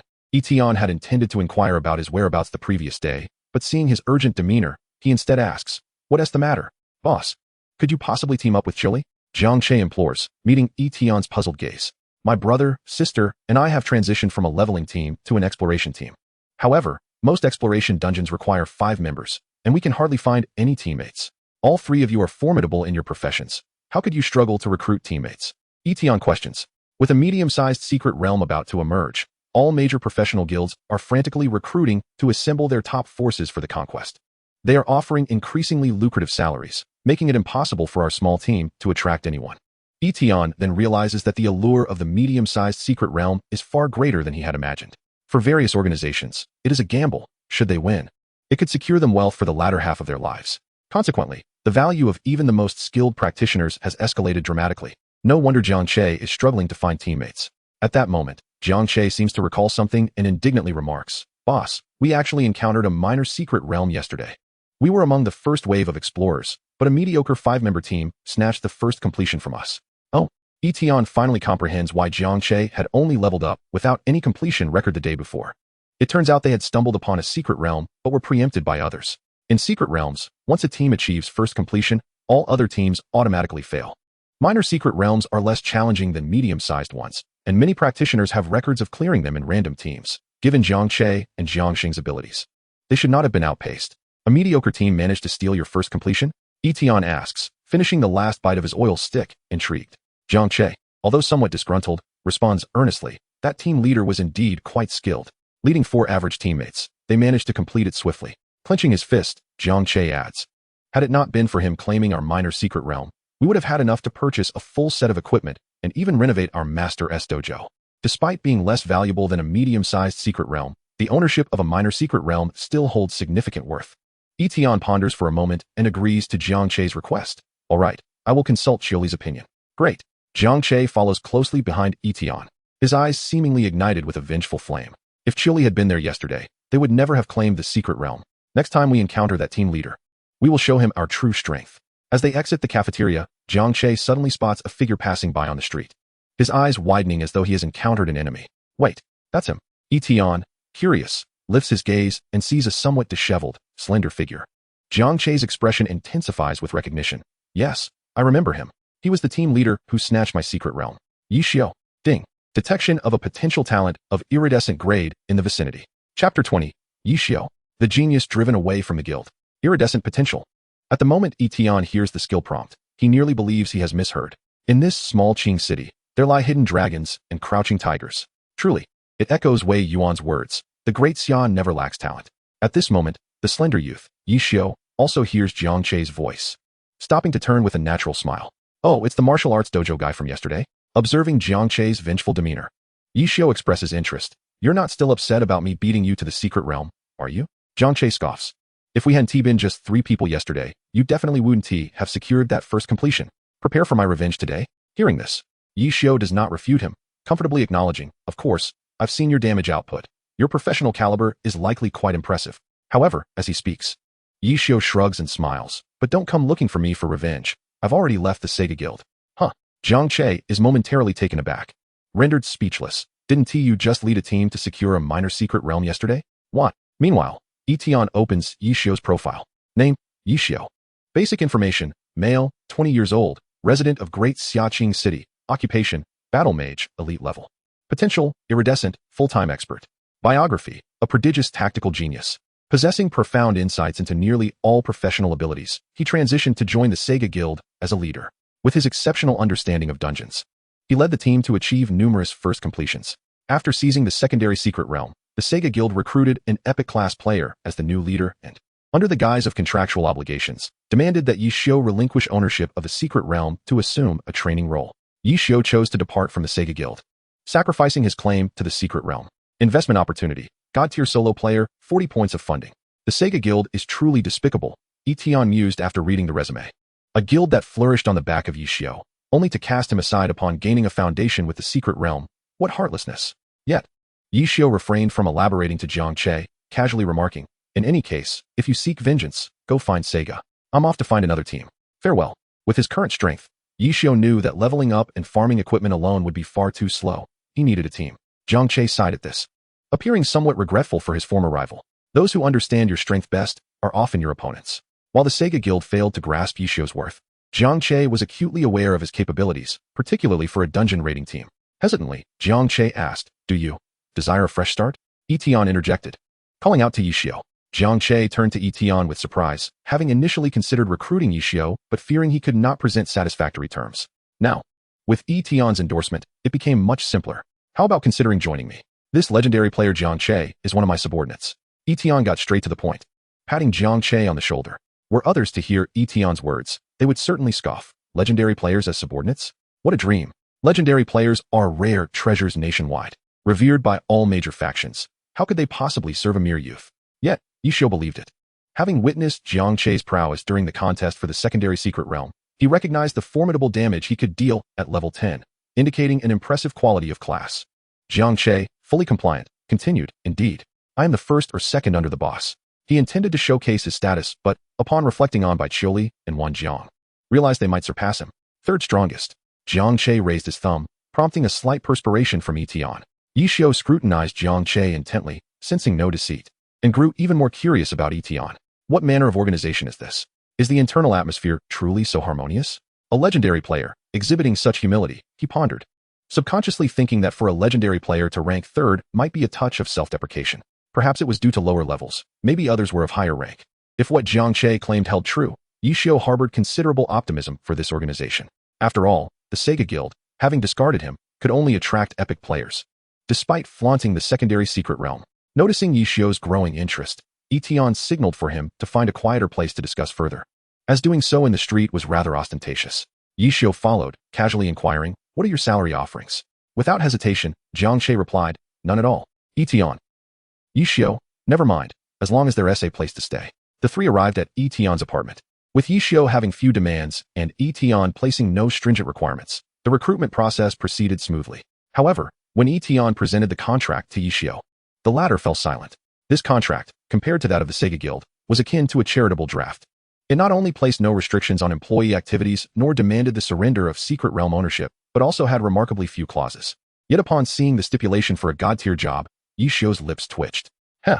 The current scene resembled a beggar on the street presenting the secret manual of the Buddha's palm, declaring, young man, I see extraordinary potential in you. In fact, Yi Tian had indeed said something along those lines. However, he added more, observing Yi Xiao's expression of being toyed with. I called someone over. Seeing him should instill some confidence in you. Before long, a knock echoed, with Jiang Che opening the door for Wei Yuan. My heavens. Yi Xiao's previously casual demeanor shifted to one of seriousness. Having seen this legendary figure from East China multiple times atop forum headlines, The imposing aura of a high-tier player and the authority of a superior were undeniably palpable. Behold, you see him now. Yi Tian gestured with interest. This is our partner. Collaborating with the state. How could he not be considered a partner? The reason for summoning Wei Yuan was primarily to facilitate the god-tier class transfer, as this was his first time, and he was uncertain if any unforeseen circumstances might arise. In the 2-century history of the world, god-tier classes had appeared only 16 times. Yet now, merely 3 remained. Each time a god-tier class emerged, without exception, they were targeted by evil entities, relentlessly hunted by extremist factions, an unending pursuit. Having a heavyweight presence nearby would help mitigate any potential mishaps. Soon, reality proved Yi Tian's precaution to be prudent. Wei Yuan's gaze swept over Yi Xiao, expressing delight. Another talent has emerged.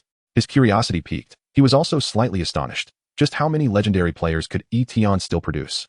Yet he could never have anticipated that this transfer would not yield a legendary class. Yi Xiao, now resolute, promptly signed the contract. If the head of East China stood by his side, he would seize this opportunity with the fervor of a beggar clutching a manual of the Buddha's palm. Observing this, Wei Yuan lightly snapped his fingers, and a starry barrier of concealment appeared. However, the next moment, Wei Yuan's calm demeanor abruptly shifted. A terrifying, iridescent light of manifestation coalesced around Yi Xiao, its aura surging as if it sought to tear through the barrier and ascend to the heavens. Chapter 21, Solo Player. I alone can solve all problems. It wasn't golden light, but rather iridescent light. For a fleeting moment, Wei Yuan appeared dazed. Just as the barrier seemed on the verge of being breached by this column of transfer light, he swiftly cast a series of 3-layered barriers. Now, even the divine transfer light was shrouded.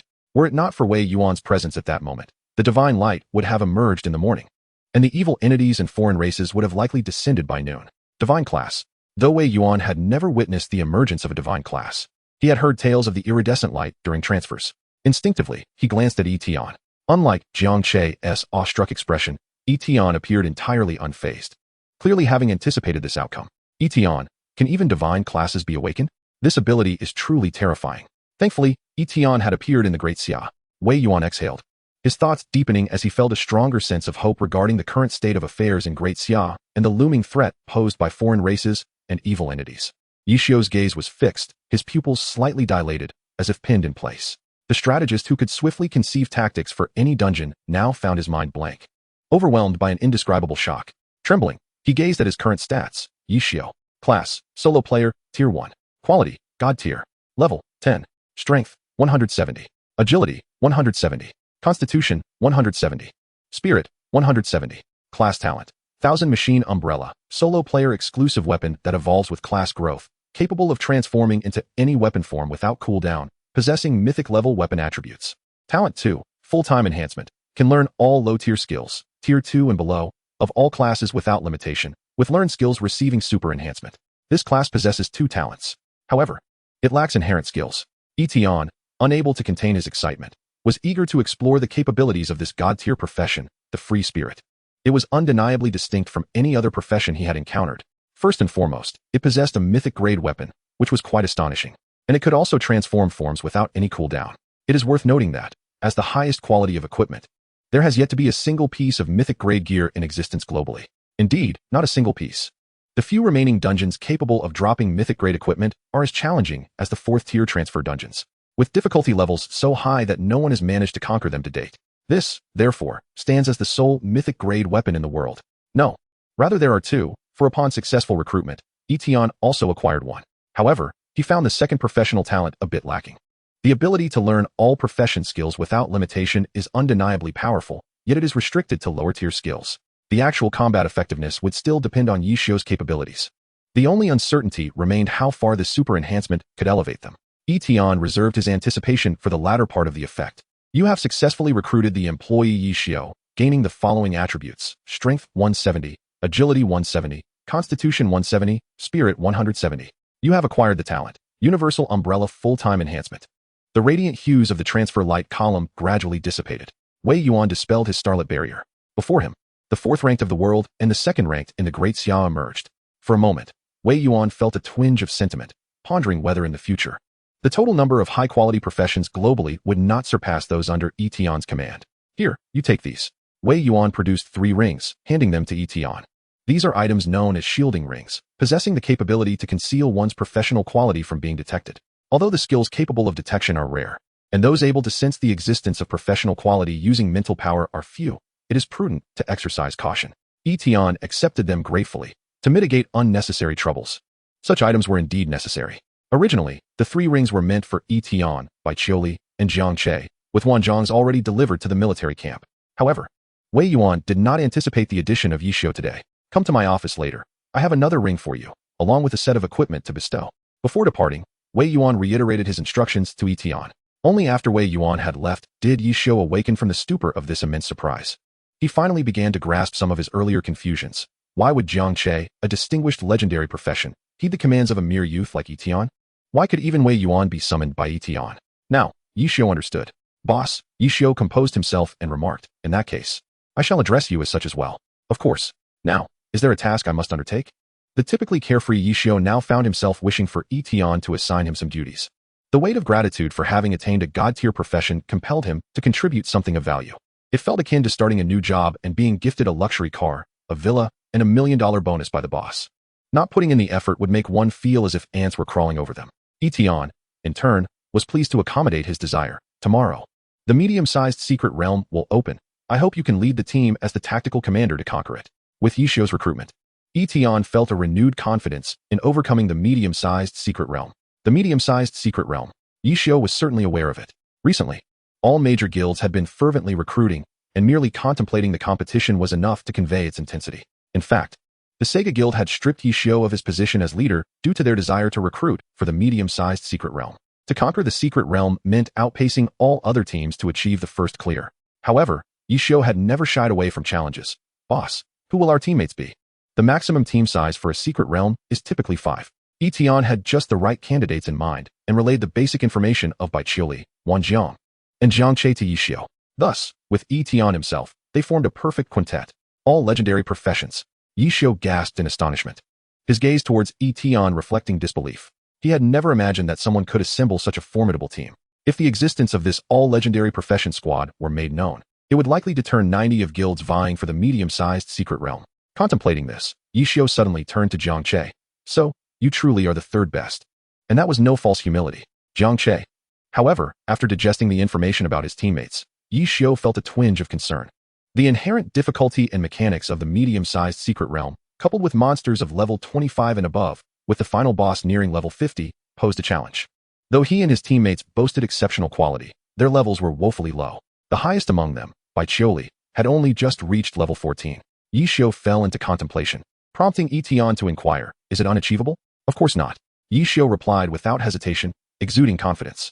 Low levels merely translate to lower damage, but given our professional quality, as long as we level up, we can compensate for that. After reflecting on the abilities of his teammates, Yi Xiu felt assured. However, he noticed that Yi Tian had only mentioned the capabilities of the other 3 teammates and had not disclosed his own. He instinctively assumed that it was his responsibility to guide the boss through the dungeon alongside the 3 teammates. Even so, Yi Xiu felt no trepidation. If they couldn't assist the boss, that would surely reflect poorly on him. As these thoughts swirled in his mind, he voiced another concern. Boss, I am contemplating the configuration of our team as professions. What do you mean? The Frost Moonsword Master, Dragon Shadow Spear Soul, and Chi Master are all melee output classes, leading to a rather homogeneous capability. While we could easily bulldoze through lower-level dungeons, a medium-sized secret realm requires more preparation. Upon hearing Yi Xiu's observation, Yi Tian suddenly realized the oversight and recognized the issue at hand. A rational team composition typically consists of a tank, an agile class, ranged high-output classes, and a healer or support. In comparison, the shortcomings of their current configuration became glaringly evident. They lacked healing capabilities, a frontline taunter, area of effect crowd control, and aerial assault options. Yi Xiu continued, his tone growing increasingly confident. But rest assured, boss, I can resolve all these issues single-handedly. Chapter 22. I have never fought such a wealthy battle. At this juncture, all that was needed were some skill books. Yi Tian recalled Yi Xiu's talent for full-time enhancement and felt immense anticipation for the effects of skill super enhancement. What kind of effects could a god-tier profession's enhancement yield? However, the free spirit profession lacked initial skills and could currently only learn skills through skill books. Such books predominantly originated from dungeons and secret realms, with a low drop rate, yet they were also available for purchase at the trading platform established by the Qingqing officials. The predicament was that both Yi Tian and Yi Xiu, one a destitute high school student and the other recently stripped of his guild standing, lacked the funds. No matter. We shall seek out Wei Yuan. Yi Tian thought without hesitation. Given the nation's resource reserves, acquiring a few skill books should be a trivial matter, especially as they maintained a cooperative relationship. With this thought in mind, Yi Tian prepared to escort Yi Xiao to Wei Yuan's office. Wei Yuan, serving as the overall supervisor, originally operated from the only large city in East China, Xinjiang. After discovering Yi Tian, he personally took on the role of Yi Tian's protector and relocated to Xinjiang. Coincidentally, with the opening of the medium-sized secret realm, his office was established within the city lord's residence of Xinjiang, just a few hundred meters from Qingshan apartment. You've arrived. Upon sensing Yi Tian's presence in the office, Wei Yuan paused his writing and nudged aside a large equipment crate. This was the set of equipment Wei Yuan had promised to provide Yi Tian for his protection. Curiously, Yi Tian opened the crate, and in an instant, golden light burst forth. A complete legendary set of armor. The armor, gauntlets, greaves, boots, and helmet. 5 pieces of equipment, shimmered in golden light, accentuated by the silver wolf's head insignia, exuding both power and elegance. This formidable ensemble is known as the Celestial Wolf set, renowned for its exceptional defensive capabilities. Even considering the nation's extraordinary measures, I was taken aback by the provision of an entire set of legendary gear. After all, the Great Xia is currently in a period of severe resource scarcity. With the need to guard against malevolent forces while also confronting various foreign tribes, conflicts are ever looming. Although Yi Tian was not fully apprised of the specific circumstances of the war, it was clear to him that the Great Xia had long since reached the brink of insolvency. The number of secret realms plundered by foreign tribes over the years is not insignificant. The fewer secret realms there are, the more it signifies the depletion of resources in the Great Xia, leading to the challenges in forging high-quality equipment. A complete set of legendary gear is likely beyond even Wei Yuan's means to assemble. However, Yi Tian did not linger on sentimentality. He was grateful for the opportunity. He understood his worth and was confident that he could earn back the value of this legendary equipment manifold. As a commendable leader, he would ensure that his partners would not incur losses. Wei Yuan then remarked, by the way, the Qianlong base in central China and the Eastern military intend to establish 2 expedition teams to conquer the medium-sized secret realm tomorrow. They wish to recruit Bai Qiuli and Wan Jiang into their teams. I wanted to consult your opinion first. The name Qianlong Base was not unfamiliar to Yi Tian. It is a well-known special operations unit within the Great Xia. Within the Qianlong Base, there are 3 or 4 elite teams on standby, composed of top-tier professionals of epic quality or higher, specifically tasked with handling special missions for the Great Xia, addressing emergencies or dire threats. It is indeed a distinguished organization among official professionals. With the emergence of this medium-sized secret realm, it stands to reason that they would come as reinforcements to prevent rival forces from seizing it. Yi Tian was surprised to learn that Bai Qiuli's reputation had already reached the Qianlong base, but having already resolved to form his own team, he had no intention of acquiescing. I too have decided to establish a team to conquer the secret realm. Yi Tian firmly declined. Bai Qiuli, Wan Jiang, and Jiang Che are all my teammates. You? Wei Yuan was momentarily taken aback, completely unprepared for this revelation, as Yi Tian and these individuals were of significantly lower levels. At their current standings, it was doubtful any of them could withstand the damage dealt by the creatures within the secret realm. Yet, upon seeing Yi Tian's resolute expression, he did not seek to dissuade him, but rather inquired, "Have you made your decision?" "Indeed. Ah, to be young is truly wonderful," Wei Yuan remarked enviously, recalling that even when he was in his teens, he had never dared to challenge a medium-sized secret realm with difficulties approaching level 2 or 3. Of course, this was also because he could not muster such a number of legendary-level allies to form a team during his youth. Very well, I shall decline their offer. Wei Yuan respected Yi Tian's decision, even though he held reservations. After all, with only a day until the secret realm's opening, the disparity in levels would be exceedingly challenging to bridge. At this juncture, Yi Tian expressed his primary objective. I am here to acquire some low-tier skill books. The military treasury of the Great Xia, as well as the logistics department of the East, harbors a collection of skill books that can be exchanged for military merit contributions. Yet, Wei Yuan readily agreed. A few low-tier skill books are a trivial matter. Before long, Wei Yuan escorted Yi Tian and Yi Xiao to the logistics department. This department is the official logistics unit of the East, responsible for supplying equipment materials to the official military and rewarding professionals for their contributions. With Wei Yuan's guidance, Yi Tian and Yi Xiao traversed the silver-hued, technologically advanced corridor to reach the skill book repository. Here, they found skill books of level 0 and 1. Though high-quality ones were rather scarce, Wei Yuan gestured to indicate the drop rate for high-quality skill books is lower than that for awakening high-quality professionals, and their availability in the logistics department is quite limited. Yi Xiao, displaying his perceptiveness, calmly stated, I only require the most basic skill books. All skills will receive enhancements, and even low-tier skills can be powerful in my hands. With eager anticipation, he soon discovered a foundational skill book on the shelf. Basic healing restores a small amount of health to a single friendly target, restricted to priests. Upon witnessing Yi select what appeared to be the weakest skill, Wei Yuan exhibited a look of confusion. Assuming he had misread, Yi sheepishly turned away. Having promised Yi Tian, he was determined not to be stingy. However, neither Yi nor Yi Tian contemplated such matters. Both were intensely eager to see just how far the full-time enhancement could elevate the skill's effects. Without hesitation, Yi utilized the skill book, which transformed into a pale gray light that melded into his being. In the next moment, the skill underwent a remarkable transformation. Full-time enhanced skill. Healing transformed into Divine Revelation. Divine Healing Revelation instantly restores a substantial amount of health to all nearby allies and removes all negative states, while also granting a layer of Life Shield and Divine Blessing. Life Shield, equivalent to 50 health points. Health will not change until the shield is broken. Divine Blessing, increases attack power and speed by 20, lasting for 2 minutes. By the heavens.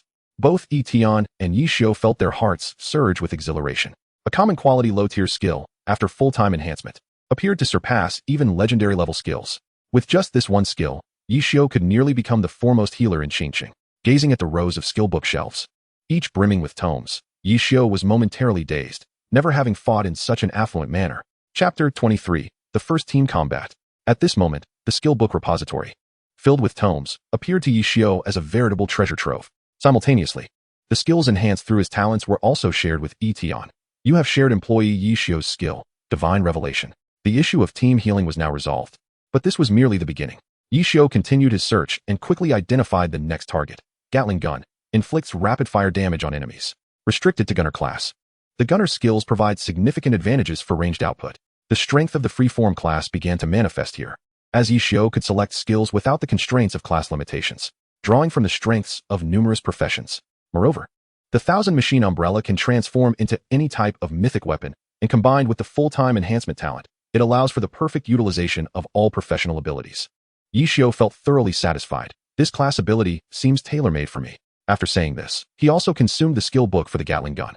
Full-time enhanced skill, Gatling gun transformed into Metal Storm. Metal Storm, rate of fire is maximized, instantly releasing between 500 to 800 rounds, creating a dense firepower net, with each bullet reducing the enemy's defense and movement speed by 5. Now, a ranged output skill seemingly doubled as an armor breaking and control ability. Yi felt a surge of delight as his gaze swept across the other skill book shelves. Seeking another ranged output skill, he pondered the complexities of the medium-sized Secret Realms Guardian types, recognizing the need for aerial capabilities as well. After a moment of contemplation, he reached 4. Electro Ball, inflicts ricochet damage on target enemies, with a chance to induce paralysis. Learning enhancement, Divine Punishment Thunder Domain, creates a vast realm of thunder, inflicting massive chain lightning damage on enemies within, guaranteed to cause paralysis. After the domain ends, a thunder calamity ensues, causing lethal damage. Paralysis significantly reduces movement speed, with a chance of temporary dizziness. Yi objectives were crystal clear as he diligently selected skill books one after another, enhancing his capabilities comprehensively. Taunt Enhancement, Chaotic Domain. Roll Enhancement, 3-stage instant movement. Decoy Enhancement, Multiple Shadow Clone. Wave Slash Enhancement, Soul Rending Slash. Ultimately, Yi selected a total of 8 skills, all geared towards team-oriented capabilities. As for why he had not chosen more, it was clear to him that his current mana and energy were limited. Having these was already sufficient. Likewise, Yi Tian also shared these skills. Subsequently, the two bid farewell to Wei Yuan and departed from the logistics department. With the issue of team capability allocation resolved, Yi confidence in conquering the medium-sized secret realm surged anew. He inquired of Yi Tian Dao, "Boss, now we merely need to elevate our team members' levels. Following my leveling strategy today, we should be able to achieve an average level of 17, making the conquest of the secret realm much more secure." Yi Tian nodded thoughtfully. "Perhaps we could even reach a higher level." Yi countered, "That's unlikely. My calculations already reflect the fastest dungeon clearing efficiency." Yi Tian remained silent, simply escorting Yi back to the apartment to prepare for the meeting. Speaking of which, this marked the first official meeting since acquiring the meeting skill, aimed at announcing the initiation of their first team operation. "Please select the type of meeting." Yi Tian declared, "Strategic meeting." Strategic meeting. Upon conclusion, all members receive a 40 experience boost, lasting 3 hours. If employee benefits are utilized, the experience gain increases to 120. As the words were spoken, the scene before them swiftly morphed and reconfigured like a holographic image. It seemed as if they stood in a conference room illuminated by the starlit sky. What a marvelous ability. Yi found himself seated in the second row of a crystal-long table, observing his surroundings in astonishment, while Jiang Che sat directly across from him. Bai Qiuli and Wan Jiang occupied the first row, curiously appraising the newcomer, Yi Tomorrow, the medium-sized secret realm will emerge in Qingsheng, and we shall embark in a team formation to surely secure the realm. Yi Xiu will serve as the team's commander. Yi Tian wasted no time and directly introduced Yi Xiu to the others. In this meeting, no one would dare to oppose Yi Tian's directives. However, Bai Qiuli scrutinized Yi Xiu, internally questioning whether he could shoulder the responsibility of command. Wang Jiang, amid his excitement, raised a concern, "Boss, isn't our level a bit low?" At that moment, Yi Xiu spoke calmly. "I have devised a leveling plan. If we grind dungeons together today, we can elevate our levels to above 17. Higher levels indeed present increasing difficulty in leveling up. It is not uncommon for one to gain only a single level in a month at elevated tiers." Yi Xiu's proposed leveling efficiency was already quite impressive. This efficiency is commendable. Wang Jiang was not surprised, given that Yi Tian's subordinates were all talented individuals. Yet, including Yi Xiu, the others present remained unaware of the meeting's additional benefits. Yi Tian then opened the employee benefits option. Insurance. Spend 3 funds per employee to generate a life-saving shield for all employees, capable of absorbing 1 fatal blow, lasting 3 days. If employee benefits were utilized, the strategic meetings experience buff could be augmented to 120. However, with 4 employees, this would entail a cost of 4,312 points. It was no exaggeration to say it was a substantial sum. Yet, to ensure a more secure conquest of the medium-sized secret realm, Yi Tian suppressed his heartache, gritted his teeth, and resolved to spend. For employees completing the medium-sized secret realm meant 4 shares of dividends. It would undoubtedly double their investment. However, the fund balance alerted him. Originally at 517, after transferring to Yi Xiu, only 117 remained. Yi Tian pondered for a moment and quickly reviewed everyone's work status today, hoping to deduct some funds. Unexpectedly, Bai Qiuli, who had risen early that day, resolved the issue. Employee Bai Qiuli completed the hell difficulty of the Monster Mountain dungeon 3 times. Reward, funds 03. A model employee, grinding through the hell difficulty dungeon 3 times in a single morning, truly a diligent genius. Yi Tian couldn't help but marvel, even contemplating whether to grant her some form of reward. With the 12 funds achieved, before the meeting concluded, Yi Tian distributed the employee benefits insurance to everyone. The fund balance promptly dropped to 0. A layer of life-saving shields. What a splendid item. Thank you, boss. With the life-saving shield, should I challenge the demon ceiling tower to test my limits? The employees expressed their gratitude to Yi Tian. Yet they were unaware that an even greater surprise awaited them after the meeting. Wow. Yi Xiu gazed at the buff now enveloping him, utterly astonished. Strategic meeting buff. Experience gain increased by 120, lasting 3 hours. The difficulty of leveling up was a universal challenge for all professionals. Thus, effects that enhance experience acquisition were particularly precious. At times, a mere item providing a 20 experience boost could fetch exorbitant prices in the hundreds of thousands, often in high demand. Yet now, Yi Tian had directly granted everyone a 120 experience boost. In disbelief, Yi Xiu turned to Yi Tian. "I must be hallucinating, right, boss?" Yi Tian replied, "You only have 3 hours. Make good use of it." With that, Yi Xiu instantly felt invigorated. With this buff, coupled with his leveling plan, their level disadvantage would surely be rectified. If they failed to conquer the secret realm now, it would truly reflect poorly on his command. Rest assured, boss. Meanwhile, at Qingshan's second high school, a stream of maglev small trains halted at the school gate as this year's senior students lined up to board. On the 4th day before the college entrance examination, organized by the Ministry of Education, all senior students were afforded an opportunity for a grand team dungeon trial. The team dungeon aimed to enhance the candidates' practical combat and teamwork abilities while also providing them with quality equipment and skill books. It was a significant event prior to the entrance examination. The students eagerly boarded the train. Bai Qiuli had just emerged from a secluded corner of the school, surprised by the buff from the concluded meeting. "Qiuli, where have you been?" Principal Ji Chonglin inquired, raising his hand to signal. "The team dungeon train is about to depart. Hurry and get on." Upon learning that Yi Tian intended to conquer the secret realm, Bai Qiuli had already altered her plans. "I apologize, Principal, but I have an urgent matter and will not be attending the team dungeon. I hope for your approval." What matter could be more important than the team dungeon? Ji Chonglin frowned, earnestly advising, "Qiuli, the large team dungeon can compensate for some of the deficiencies in your equipment. This opportunity will not come again." Orphaned and relying solely on the school's scholarship without any external support, Bai Qiuli had to fend for herself in terms of equipment and resources. Compared to some wealthy second-generation students backed by major guilds, she inherently lagged in equipment and skill items, which could adversely affect her ranking in the entrance examination. Bai Qiuli was well aware of Ji Chonglin's intentions and understood the pros and cons. However, the notion of tackling a medium-sized secret realm was too extravagant. It was entirely beyond what a high school senior could manage, so she opted for a different excuse. "Principal, rest assured, I understand perfectly." With confidence in her gaze and seriousness in her tone, Bai Qiuli declared, "This year, I am determined to secure the top spot in the East China region for the college entrance examination. Ji Chonglin, initially intending to persuade her further, felt moved. The words caught in his throat. After a long moment, he finally nodded. Very well, I will grant you special permission regarding the team dungeon. You may act freely before the entrance examination. Thank you, Principal. Chapter 24, A Rush of Flow. Terrifying dungeon clearing efficiency. At the Qingqing Dungeon Center. Every city in Daxia possesses a designated location for dungeon clearing. Unlike the vocational hall at Second High School, this place features higher-level dungeon entrances.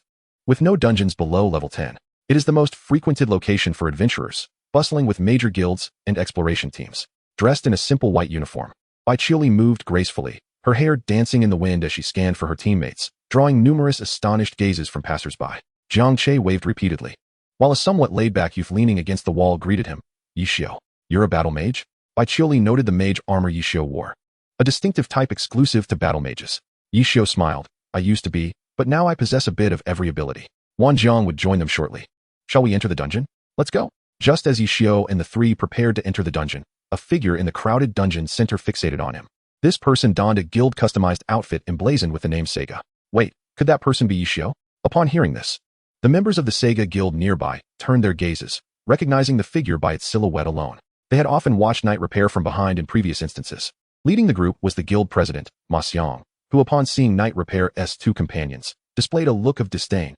Having left Sega, Night Repair has indeed become insignificant, reduced to teaming up with freshly promoted children. It seems the former captain has become obsolete. While we are on the verge of conquering a medium dungeon, from now on, Night Repair and we shall inhabit entirely different worlds. At that moment, Yi Tian approached Wei Yuan, requesting his assistance in recalling Wan Jiang.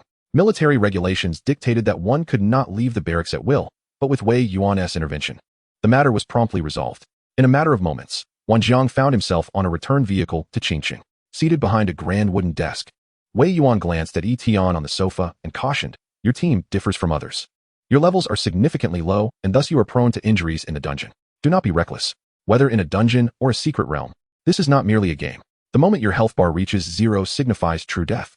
With a composition of 1 divine and 3 legendary players, the loss of any member from Yi Tian's team would be a considerable blow. All right, Brother Wei. As Yi Tian's requests to Wei Yuan became increasingly effortless, his address transitioned from Elder Wei to Brother Wei. In the level 25 held difficulty dungeon, the Drywind Gorge, Bai Qiuli inquired curiously, is your proposed leveling efficiency truly as swift as you claim? Generally, a team would require at least an hour to clear a hell dungeon, yet Night Repair asserted that 5 minutes would suffice at most. Of course, Night Repair replied with a calm smile. You all can wait for me here. With that, he executed a 3-segment blink, vanishing several hundred meters away in an instant. Jiang Che, puzzled, wondered, is he going to lure monsters by himself? The strategy of monster luring was known for its inefficiency, as one could only attract a limited amount of aggro, quickly rendering this method obsolete. Minutes later, as Bai Qiuli and Jiang Che remained perplexed, the ground began to tremble violently. What the heck? Jiang Che stared in shock towards the other side of the gorge, utterly dumbfounded. 10 clones of Night Repair sprinted toward them, pursued by countless monsters, the commotion causing the gorge to shake. Jiang Che exclaimed, has he attracted all the monsters in the dungeon? Bai Qiuli expressed her astonishment. Using the shadow clone technique to lure monsters is impressive, but to divide into so many clones and accurately control each one's aggro is remarkable. Indeed, Night Repair utilized the multiple shadow clone technique, effectively managing 10 perspectives to draw aggro. The number of clones varied with his level. Currently, at level 10, he could create 10 clones, albeit unable to use his main body skills, restricted to attacks or defense alone. Night Repair instantly recognized this as a divine skill for luring monsters. With a thunderous roar, all the monsters in the dungeon were drawn into the gorge under Night Repair's masterful aggro manipulation. He blinked back to his teammates, advising, the terrain in the gorge is limited. Use your strongest area of effect skills to clear the monsters. Their levels were generally over 10 levels lower than the dungeon monsters, making normal progression painfully slow. Fortunately, their advantage lay in their high skill damage. By synchronizing their strongest AoE attacks at the moment when the monsters clustered, their efficiency surged. Divine Punishment, Thunder Domain, Icebound Annihilation Slash, 8 Extremes Fist, Crushing Punch. The cacophony of destruction and the surge of power intertwined, tearing the gorge apart almost instantaneously. A fierce wave sweeping away all life. Moments after unleashing their skills, the prompt for clearing the dungeon appeared. Level 11. After being teleported out of the dungeon, Night Repair checked his level and felt immensely satisfied with the efficiency. The one-wave strategy had proven successful. Both Bai Qiuli and Jiang Che nodded in agreement. Consequently, their leveling speed would be astonishingly rapid. At that moment, A tall, short-haired young man standing at nearly 2 meters approached Night Repair and his companions. I am Wan Jiang. The boss sent me to join you. Ah, it seems everyone is finally gathered, Night Repair said, extending his hand for a handshake with a smile. With the boss absent, let us tackle the dungeon as a quartet. Night Repair then earnestly cautioned, today's dungeon run will be quite monotonous, mechanical, and tedious. However, for the sake of the boss's mission, I hope everyone can persevere. As the tactical commander, Night Repair instinctively assumed the role of the team leader. Motivating the members was part of his responsibility. However, the only response was by Chioli's cool voice. No need for excessive chatter. The strategy meeting buff has limited duration. Let us not squander time. Wan Jiang and Jiang Che expressed their agreement, showing no concern for the impending tedium of the dungeon run. Night Repair scratched his head, a self-amused smile crossing his face, and chose not to elaborate further as he initiated the dungeon. Yet, within him, a sense of astonishment lingered. During his time with Sega, he had encountered several epic legendary players from other guilds. These individuals often relied on their formidable class traits, exhibiting a sense of pride that made it nearly impossible for them to heed the commands of a leader. In stark contrast, the individuals under Yi Tian's command were not only legendary in class, but also possessed an astonishingly high overall caliber. As night fell, Night Repair's conviction in this assessment only solidified.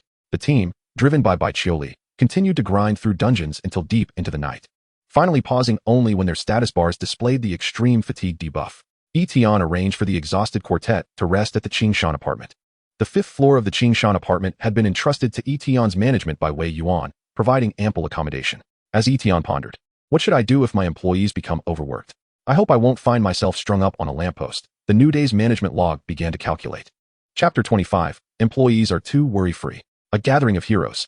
Management log, by Chioli. Cleared the hell difficulty dungeon Drywind Gorge 36 times. Funds, 36. Wan Jiang. Cleared the hell difficulty dungeon Drywind Gorge 35 times. Funds, 35. Jiang Che. Cleared the hell difficulty dungeon Drywind Gorge 36 times. Funds, 36. Night Repair. Cleared the hell difficulty dungeon Drywind Gorge 36 times. Funds, 36. You shared the experience of dungeon grinding with your employees. Level increase, 16 to 24. After a 3-hour strategic meeting buff, Yi Tian employed the strategy meeting once more, although the experience boost this time was only 40. Even so, the 4's dungeon efficiency remained impressively high. Among them, the highest level, by Chioli, had risen from level 14 to level 20. Wan Jiang, Jiang Che, and Night Repair also ascended to level 19. It is worth noting that experience requirements for levels above 15 increase exponentially. Historically, the fastest individual to reach level 20, a wealthy heir, hired 2 teams of professional power levelers on shifts and took nearly 10 days to achieve that milestone. Yet, under Yi Tian's buff effects and Night Repair's dungeon efficiency, the entire team was nearing level 20. Particularly, Yi Tian had surged to level 24, coming very close to the second profession advancement at level 25. The acquisition of first-tier meeting skills heightened Yi Tian's anticipation for the second-tier abilities of the boss's profession. Unexpectedly, before the medium dungeon began, the funds had already been recouped. The current fund balance had returned to 143, with no achievement rewards. It was purely the outcome of grinding funds through sheer effort. In a moment of reflection, Yi Tian couldn't help but marvel. As a boss, having such diligent employees is a true blessing. The following day, news of the medium dungeon's emergence on the outskirts of Qingqing East City swept across the entire city and surrounding areas. In an instant, it garnered mass attention and a gathering of heroes. The various guilds of well-informed professionals hastily arrived at the outskirts of East City, eager to seize the moment. At this juncture, the Daxiao army had already dispatched troops for surveillance and control. A nebulous mirage of an island was materializing in the outskirts, heralding the imminent opening of a secret realm. Initially, it appeared as a faint illusion upon the horizon, barely discernible like a mirage. Gradually, the outline of a floating island became clearer, as if a staircase woven from starlight was poised to guide individuals to ascend. Once the staircase solidified and the entrance opened, various expedition teams would be able to enter the realm for exploration.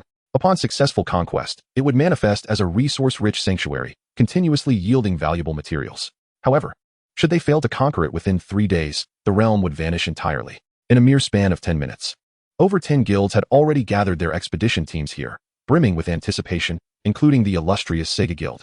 The guild leader, Ma Xiang, exuded confidence, accompanied by 3 newly recruited epic-class companions. Look, President, that must be the official expedition team from East China. And there's that team. Even the Qianlong base has sent representatives. The competition is fierce. That was the Demying team, led by the legendary epic-class professional, Zhao Qi, who sported striking blue hair. With each utterance from his team, Ma Xiang's confidence waned. His hard-won epic companions seemed somewhat insufficient in this high-stakes scenario. Frustration flickered across Ma Xiang's face. Damn it. I didn't realize that the competition for a medium secret realm could be this intense. If it weren't for Yi Xiu helping me secure a minor secret realm, providing me with the funds to recruit these epic-level players, Sega wouldn't even stand a chance at contending for a medium secret realm. His earlier confidence now seemed unwarranted. At that moment, another guild leader remarked, the resource yield for medium secret realms is substantial, and the stakes are immense. It's easy for foreign races or extremist organizations to infiltrate the competition. That's why the Qianlong base is here. As he spoke, several guilds, realizing they could not compete, silently withdrew. Yet, Ma Xiang remained stubbornly resolute. Meanwhile, the tall, slender Zhao Qi, captain of the Demying team from the Qianlong base, stood respectfully beside Wei Yuan, feeling a sense of reverence. Remembering his superior's instructions, he cautiously smiled and spoke. Old Wei, our leader has a message for you. He said, assisting others in competing for the secret realm, the rewards can be negotiable, but if it's for your benefit, it must begin with 5 pieces of legendary equipment. Zhao Qi carefully gauged Wei Yuan's expression, adding, of course, this is solely our leader's intention and has nothing to do with the Qianlong base. As a special operations team, they often aided other regions in competing for secret realms to prevent their failure and ensure they didn't fall into the hands of foreign races or extremist factions. Upon successful conquest, they would fully return ownership of the realm to the regional leaders, albeit with a symbolic fee. However, demanding 5 pieces of legendary equipment was rather exorbitant. Wei Yuan, however, remained unperturbed, a smile curling at the corners of his mouth as he reminisced about amusing past encounters.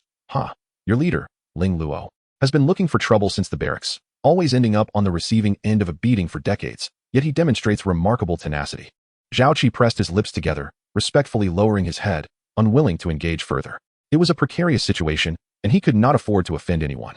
Rest assured, Wei Yuan reassured with a gentle smile. If you truly manage to be the first to claim the secret realm, I shall personally deliver 5 pieces of legendary equipment as a reward. Hearing this, Zhao Qi straightened his posture, affirming, Old Wei, the Demying team is determined to succeed. We will not grant our enemies any opportunities. The other team members echoed their enthusiasm, confident in their ability to dominate despite being the newest special operations team. Meanwhile, Wei Yuan surveyed the surroundings, pondering, as the secret realm is about to commence, where is Yi Tian's team? In fact, Yi Tian's members were meticulously timing their preparations for one last dungeon run before the realm's appearance. As it turned out, waiting at the secret realm entrance was less productive than leveling up, according to Bai Qiuli's own words. Thus, when Yi Xiu and the others emerged from the Withered Wind Gorge, they had all reached level 20. Meanwhile, Bai Qiuli had ascended to level 21. On average, they had all gained a level. Yi Tian's experience bar for level 25 had also climbed to 80. The entry restriction for the medium secret realm was set at level 2 or below, with nearly all competing teams, including the Demying team, reaching level 25. The gap between their team and the others had narrowed significantly compared to Yi Xiu's original plans. With the added advantage of class quality, they were poised to outclass other teams in terms of configuration. Additionally, Yi Tian had once again applied a tactical meeting buff, enhancing all members' attributes by 30. As for why they didn't invest 12 funds to increase the buff to 80, the answer was simple, there was no need. At this juncture, Yi Tian was merely reluctant to engage. It wasn't that they couldn't. At the outskirts of East City, the entrance to the medium secret realm was on the verge of unveiling. Wei Yuan, the Demying team, the East China military expedition team, and various guilds stood in anticipation. Suddenly, the sky fell ominously silent, overshadowed by a menacing form. The crowd instinctively looked up, and a wave of gravity-laden dread spread through the onlookers. Before them loomed a figure exuding immense pressure. A colossal dragon with grandiose wings that obscured the sun, its scales ablaze with an eternal inferno, and a thunderous roar that proclaimed its arrival. It was the Crimson Emperor of the ancient empire. Following him were 5 uniquely shaped half-dragon beings, all bearing the bloodline of the ancient royal family. It was evident they had come to contest the secret realm. Damn it, these foreign races are at it again. The East China military personnel seethed with indignation. The Demying team members furrowed their brows. Looks like the pressure is on us. Captain Zhao Qi's gaze hardened. We will prevail. Chapter 26, Entering the Secret Realm. The comfort zone approaches. Boom. Resplendent starlight coalesced into 8 orbs within Wei Yuan's palm, which he then hurled towards the Crimson Emperor. The seemingly unremarkable orbs detonated upon impact, unleashing an astounding roar that compelled the onlookers to shield their ears. Yet, as the Crimson Emperor deflected the attack with a single wing, only a few faint scars remained. Such treatment towards an ally is rather unbecoming, don't you think? The Crimson Emperor's voice rumbled like thunder. Daxia has an ancient saying that I hold dear. Nature selects the fittest, survival belongs to the capable. The secret realm, after all, is for the able.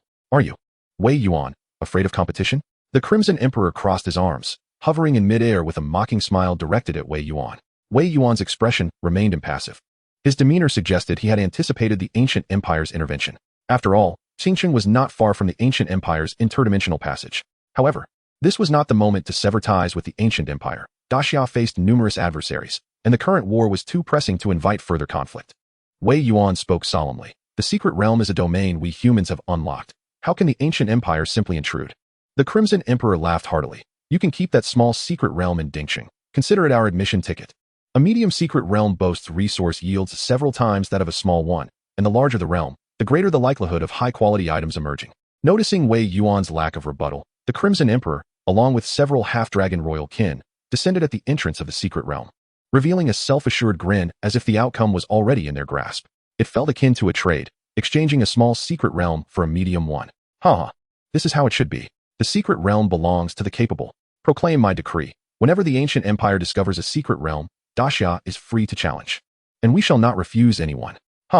Royal dragon descendants, endowed with the bloodline of dragons, are innately powerful, especially in their formative stages. Their strength and physique far exceeding that of humans.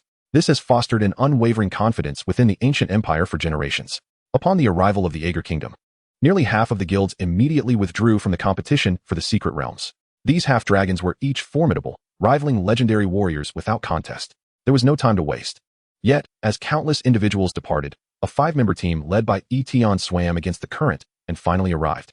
Upon encountering the alien race, Bai Qiuli's frosty gaze turned steely as she translated for Yi Tian. Boss, this dragon says we can freely raid the secret realms of the Ager Kingdom from now on. Oh, Yi Tian's spirits soared instantly as he quipped. Sounds like the Ager Kingdom is rather amicable. Jiang Che scratched his head, though my education is limited. It seems that others are not quite in agreement. Knight Xiao, equally proficient in the alien tongue, confirmed. For us, that is indeed the implication. Wan Zhang fixated on the entrance to the secret realm and intoned gravely. It begins. With that, the entrance to the secret realm officially opened. The path of starlight materialized, and all challengers who approached were drawn into the medium-sized secret realm. Prepare for action. The Earthquake Squad and the 5 half-dragons rushed to the forefront of the starlit path. Subsequently, all teams, including Yi Tian's, entered the secret realm in unison. In the blink of an eye, Yi Tian and his companions were transported to another dimension. The 5 found themselves on a floating island, its edges adorned with cascading waterfalls of luminescence, while the ground was strewn with shattered runes, exuding an ancient aura. You have entered the medium-sized secret realm trial, the realm of Celestial Isles. Current trial, level 1. Eliminate all monsters on the floating island to proceed. The trials in medium-sized secret realms were typically divided into 3 levels. Knight Xiao, well-versed in secret realms, remarked, it appears the first level is a race to eliminate monsters. This was indeed a common trial format. Most secret realms commenced in this fashion. However, after last night's grueling dungeon grinding, Knight Xiao, Bai Qiuli, and the others were thoroughly familiar with monster-clearing tactics. As the tactical commander, Knight Xiao set aside his usual nonchalance. After surveying the terrain, he swiftly commanded, engage, and execute cross-aggro. Understood. Boss, just find a place to rest. Jiang Che will remain to protect you. Alright, Jiang Che. With that, Knight Xiao Bai Qiuli and Wan Zhang dashed in different directions. The terrain of the floating island differed from the dry wind gorge. There were no natural canyons to group the monsters, necessitating that each team member draw the aggro of the monsters to converge them. Knight Xiao's multiple shadow clones, now that he had reached level 20, could produce up to 20 avatars. Most of the aggro tasks still fell to him. Simultaneously controlling 20 clones was no small feat, but for Knight Xiao, such micromanaging was well within his comfort zone. Boom. From all directions of the circular floating island, the numerous clones of Knight Xiao, along with Wan Zhang and Bai Qiuli, drew the monsters toward the center. This was the essence of Knight Xiao's cross-aggro strategy, to gather the movement trajectories of all monsters to a single intersection for concentrated firepower. Divine Punishment Thunder Domain. Knight Xiao's 1,000-machine umbrella transformed into a mythic-grade staff, and a terrifying surge of thunder descended from the heavens, akin to divine wrath. Boom. In an instant, nearly half of the monsters at the intersection were obliterated. With Knight Xiao's level rising from 10 to 20, his attributes had more than doubled. And coupled with buff effects, his combat prowess surged. Cold Moon Sword Dance. Gun Shadow Array. After last night's intensive practice, Bai Qiuli and Wan Zhang executed their timing with remarkable precision. In a heartbeat, 3 waves of AoE skills were unleashed, thoroughly clearing the first level's monsters. Yi Tian, witnessing Knight Xiao's fluid execution for the first time, could not help but marvel. Compared to other teams' brute force tactics, Knight Xiao's method is akin to a dimensional strike. Of course, it also benefited from the sheer strength of his skills. Knight Xiao, operating at peak efficiency, declared without hesitation, onto the second level. Once the secret realm commenced, The ethereal floating island transformed into a holographic array, displaying the competitive progress of each team via a progress bar. Many who had opted out of the secret realm lingered here, eager to witness the fierce competition unfolding. Wow! The half-dragons of the Aegir Kingdom and the Earthquake Squad are clearing monsters at lightning speed. Someone exclaimed, prompting a chorus of agreement from those nearby. Meanwhile, Wei Yuan and Qi Di, positioned at the forefront, also took note of this. The Aegir Kingdom and the Earthquake Squad rapidly cleared the first level, their progress bar soaring to over 30%. This did not surprise the two formidable individuals. However, Wei Yuan was perplexed to see Yi Tian's team's progress bar lingering at 0 for quite some time. What's going on here? Before he could finish, Yi Tian's team's monster clearing progress skyrocketed. Within a second or two, it surged from 0 to an astounding 9,899, 100. A look of astonishment flickered in Wei Yuan's eyes. Similarly, all onlookers, including Qi Di, widened their eyes in disbelief. No way, did they just activate some sort of cheat? Is this the efficiency of a team that powerful? Why haven't I heard of them before? The astonished murmurs among the spectators were unending. In contrast, Qi Di's expression darkened slightly. Yet in the next moment, after Yi Tian's team cleared the first level, the trial scene for the second level was unlocked. Before them appeared 5 small floating islands, each housing a mini-boss. This signified that all 5 mini-bosses across the different islands must be defeated to progress. Upon witnessing this, Qi Di's expression shifted from grim to bright, a smile tugging at the corners of his mouth. Meanwhile, the other spectators, including military personnel, expressed their dissatisfaction. Damn. This second level is far too advantageous for the Aegir Kingdom. Indeed, the half-dragons of the Aegir Kingdom possess incredible individual combat strength. 5 of them could simultaneously challenge 5 mini-bosses. The Earthquake Squad, with their healer and tank, would inevitably have to face them one by one, significantly slowing their pace. Not only the Earthquake Squad, but all professional teams faced the same predicament. Unless a team had members capable of individually taking down mini-bosses, it was nearly impossible, given that most teams needed to balance roles such as healing and tanking. Chapter 27. Encountering Special Potential Again. 5 floating islands, each harboring a mini-boss. Within the secret realm, Yi Tian gazed at the scene of the second level's trial, his expression peculiar. If the first level's aggro gathering was Night Shio's comfort zone, then the second level was the team's collective sanctuary. It was worth noting that before Night Shio's arrival, Yi Tian's employees possessed no special abilities, only the capacity to fight. Observing this, Night Shio appeared intrigued, even feeling somewhat at ease. There's nothing more to discuss. Each of us takes one. Let's go. The team members stood at the edge of the floating island, facing 5 teleportation arrays, each leading to a different small floating island. Upon hearing this, Bai Qiuli, Wan Jiang, and Jiang Che stepped forward, each teleporting to challenge the mini-bosses on their respective islands. Boss, I can take down the remaining 2 consecutively, so don't worry, Night Shio said to Yi Tian before stepping into the teleportation array. Yi Tian, not wishing to delay the team's progress, promptly entered the last teleportation array. Night Shio transformed his 1,000-machine umbrella into a long sword and, with a swift movement, appeared before the mini-boss. He needed to eliminate it quickly. The mini-boss he faced was known as the Sky Island Mycelium Lord, level 40. The Mycelium Lord resembled a mountain of fungus and flesh, massive in size. Its surface cloaked in thick fungal folds, adept at defense and toxin accumulation. Against an ordinary team, it could leverage its high defense to gradually stack poison damage, proving quite a headache. However, under the augmentation of Night Shio's mythic weapon, such defenses were rendered inadequate. In an instant, a multitude of formidable, sharp rays emanated from the blade, slicing through the air with such intensity that it seemed to tremble and ripple in response. The soul-rending Sky Cleave. Compared to other skills learned to supplement area of effect damage, this strike not only possessed a certain control effect, but also inflicted the highest damage. However, glancing at the health bar of the opposing Sky Island Mycelium Master, the effectiveness of control was hardly discernible. As the strike descended, accompanied by agonized wails, the little boss crashed heavily to the ground. One down. Without a moment's pause, Yi Shio advanced directly to the final island to confront the last little boss. With a series of rapid movements, he deftly returned to the teleportation array. Upon arriving at the last small floating island, he discovered Yi Tian already seated beside the corpse of the little boss, patiently awaiting the conclusion of the others. Boss, Yi Shio exclaimed, his expression a mix of surprise and intrigue as he regarded Yi Tian. This was the first time he realized that the boss seemed to possess some combat ability. Moreover, it appeared to be quite formidable. Ding! All 5 little bosses on the floating islands had been vanquished. 5 luminous, floating runestones materialized, forming a stone bridge-like passageway, guiding the team toward the final challenge. Let us proceed. Yi Tian rose, gesturing. Without further contemplation, Yi Shio set off to follow Yi Tian, exclaiming, "Let us go." In comparison to other teams, Yi Tian's group exhibited a staggering lead. Even the Yaga Dynasty and Earthquake squads, trailing behind, had only just reached the second stage. This speed was indeed quite terrifying. The 5 members of Yi Tian arrived at the ultimate gigantic floating island. This place was encircled by storms, with lightning weaving through the clouds like a net, and dense mist seemingly forming a gateway to welcome their arrival. Meanwhile, amidst the fog-shrouded stage, a figure clad in black robes incessantly flitted about. Its appearance was discordant with the other monsters within this secret realm. The Rock Guardian. The figure in black had set its sights on 2 nearby secret realm minions. 2 purple flying daggers were cast forth from beneath the black robe, silently dispatching the 2 guardians, their essence absorbed by the cloaked figure. Were there any others present, they would surely be astonished. For never had a dungeon monster been known to eliminate foes to gain experience. The evolution to elite status was not far off. The black-robed figure mused. In a secret realm of tier 2 or lower, as long as I do not encounter that last abomination, I face no real threat. However, at that moment, 5 individuals emerged from the mist barrier beside her. They arrived at the 3rd stage so swiftly, the black robe was taken aback, instinctively turning to gaze.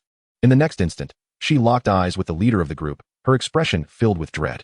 On the other side, upon seeing the figure in black, Yi Tian was overwhelmed with delight. Ding. Special potential talent detected nearby. It's you. It's him. Since the last encounter in the sealed secret realm, Yi Tian had tasked Wei Yuan with orders to seek out this individual, yet there had been no news of the black-robed figure. Who would have thought they would meet again in the secret realm? The black-robed figure exchanged a glance with Yi Tian, and without hesitation, declared, "Run. Damn it. Why must I encounter this calamity again?" She was certain that she was no match for Yi Tian's prowess. As a dungeon monster, when faced with an unbeatable player, what was there to lose by fleeing? Do not flee. I do not intend to kill you. Yi Tian surged forward, pursuing her at once, leaving his 4 companions to exchange bewildered glances. Yi Xiu briefly marveled at Yi Tian's incredible speed before seizing the moment to assert, "Forget about the boss. We must tackle the boss. Securing the secret realm is paramount." After all, Yi Xiu's original strategy for the boss encounter had not accounted for Yi Tian's involvement. The group swiftly reached the center of the gigantic floating island in the 3rd stage, where they encountered the final boss, the sovereign of the celestial dome. It was a 3-meter-tall elemental creature, seemingly woven from starlight and storms, resembling a seahorse with 6 wings sprouting from its back. "I'll initiate the attack, drawing its attention. I shall break its defenses," Yi Xiu announced rapidly, as his 1,000-machine umbrella transformed into a magnificent, mechanized firearm, measuring over 2 meters in length. Crafted from dark gray alloy, it unleashed a torrent of purple flames at a rate of hundreds of rounds per second upon activation. At that moment, on the other side of the gigantic floating island, the black-robed figure realized that no matter how desperately she tried, she could not shake off Yi Tian, a profound sense of helplessness and fury swelling within her. As for Yi Tian's claim of not wishing to kill her, who would believe such words?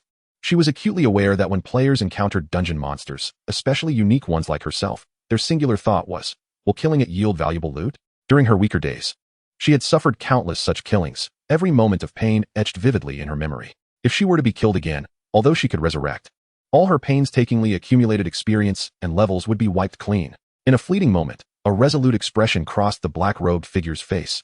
"I cannot die again. Void Gate." She waved her hand vigorously, and just as she had during her initial entry into the sealed secret realm, a grand door appeared before her, leading to an unknown destination. The black-robed figure dashed into it, vanishing from sight. Yi Tian came to a halt, his expression one of resignation. This was the first time he had witnessed such a remarkable means of exiting a dungeon. The Void Gate exuded an aura of unknown danger, and he had no intention of venturing inside to take risks. To traverse freely through the secret realms, what an overpowered ability. If he were to obtain such a power, would he not be able to infiltrate others' secret realm expeditions to seize their treasures? Yi Tian furrowed his brow, deep in contemplation. He desired to recruit this unique potential talent he had encountered.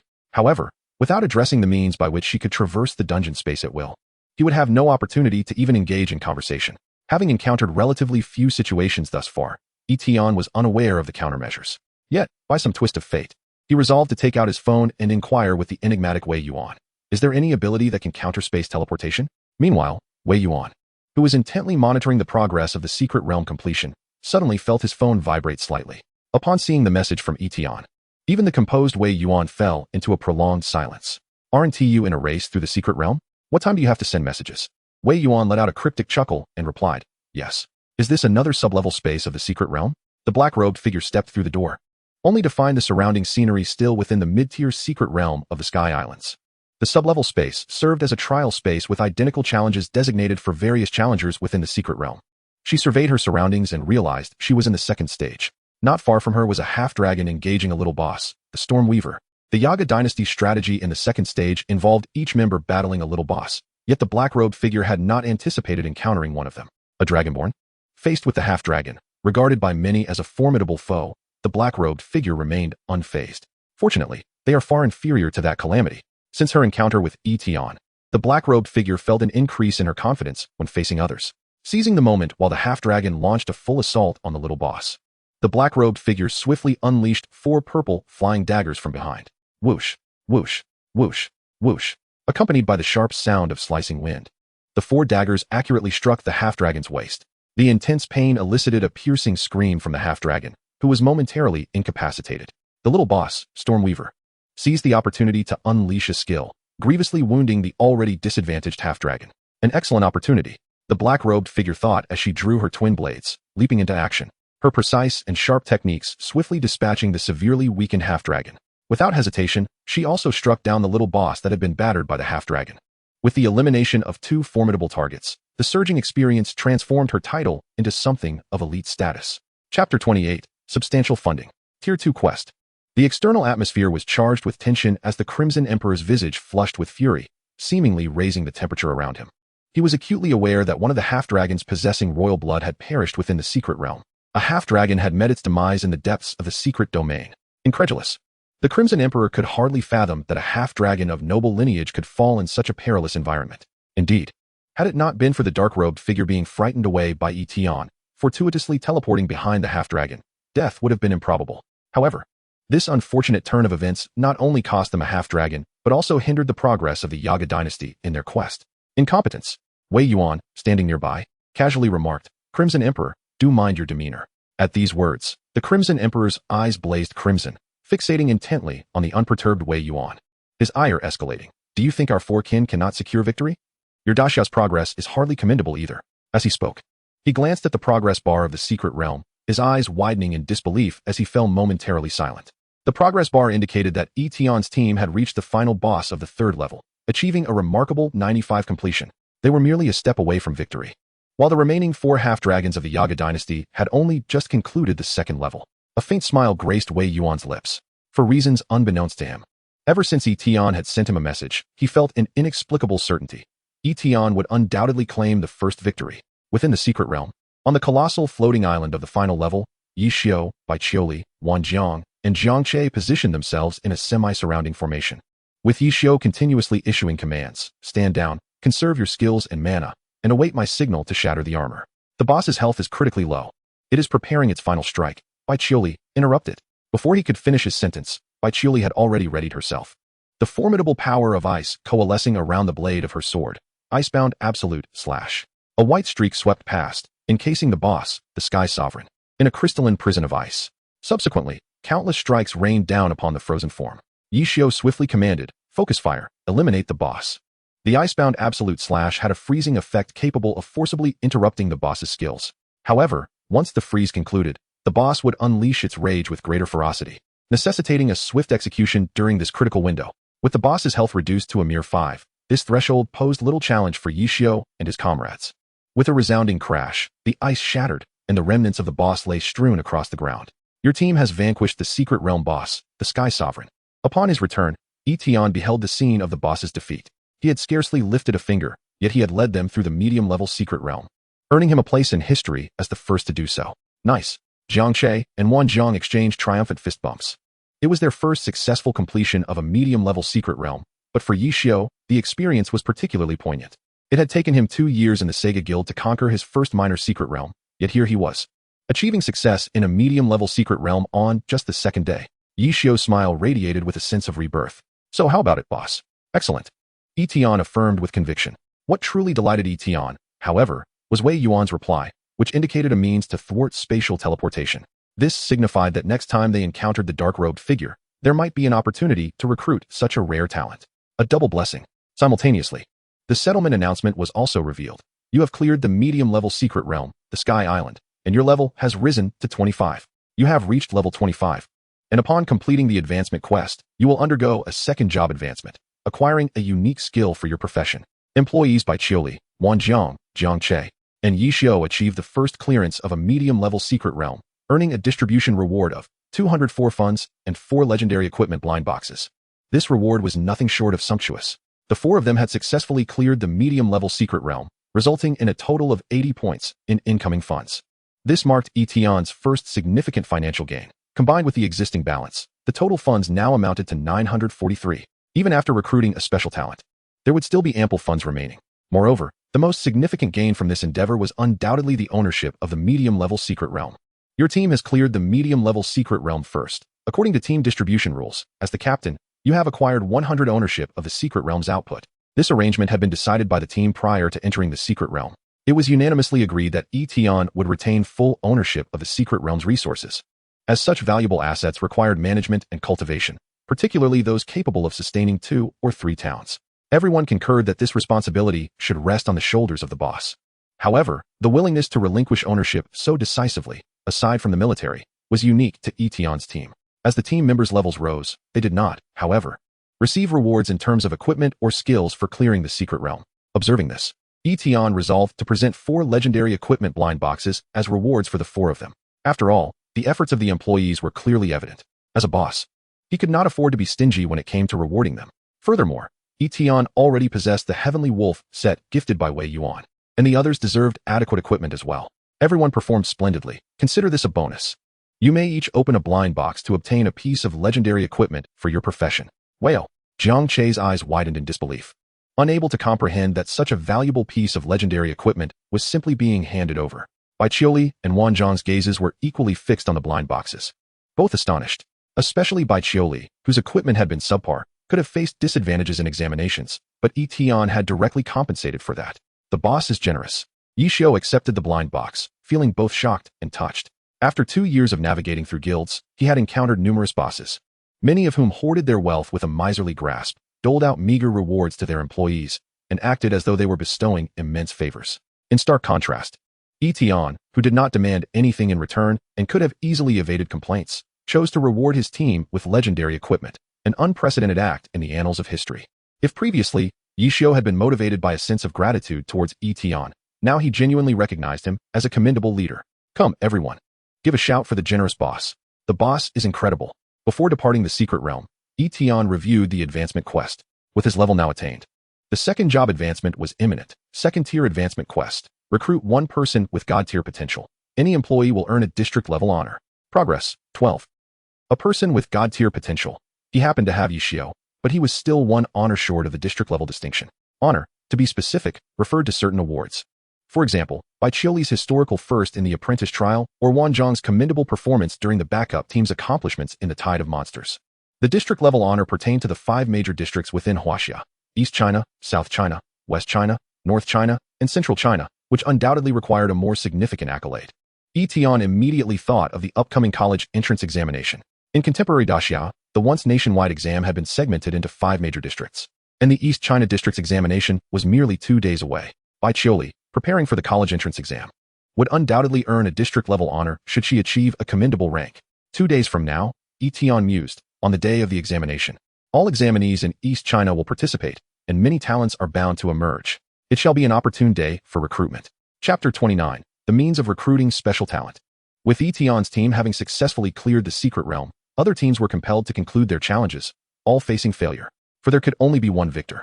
At this moment, Yi Tian and the other conquerors emerged from the secret realm, while the remaining teams were left bewildered by the abrupt conclusion.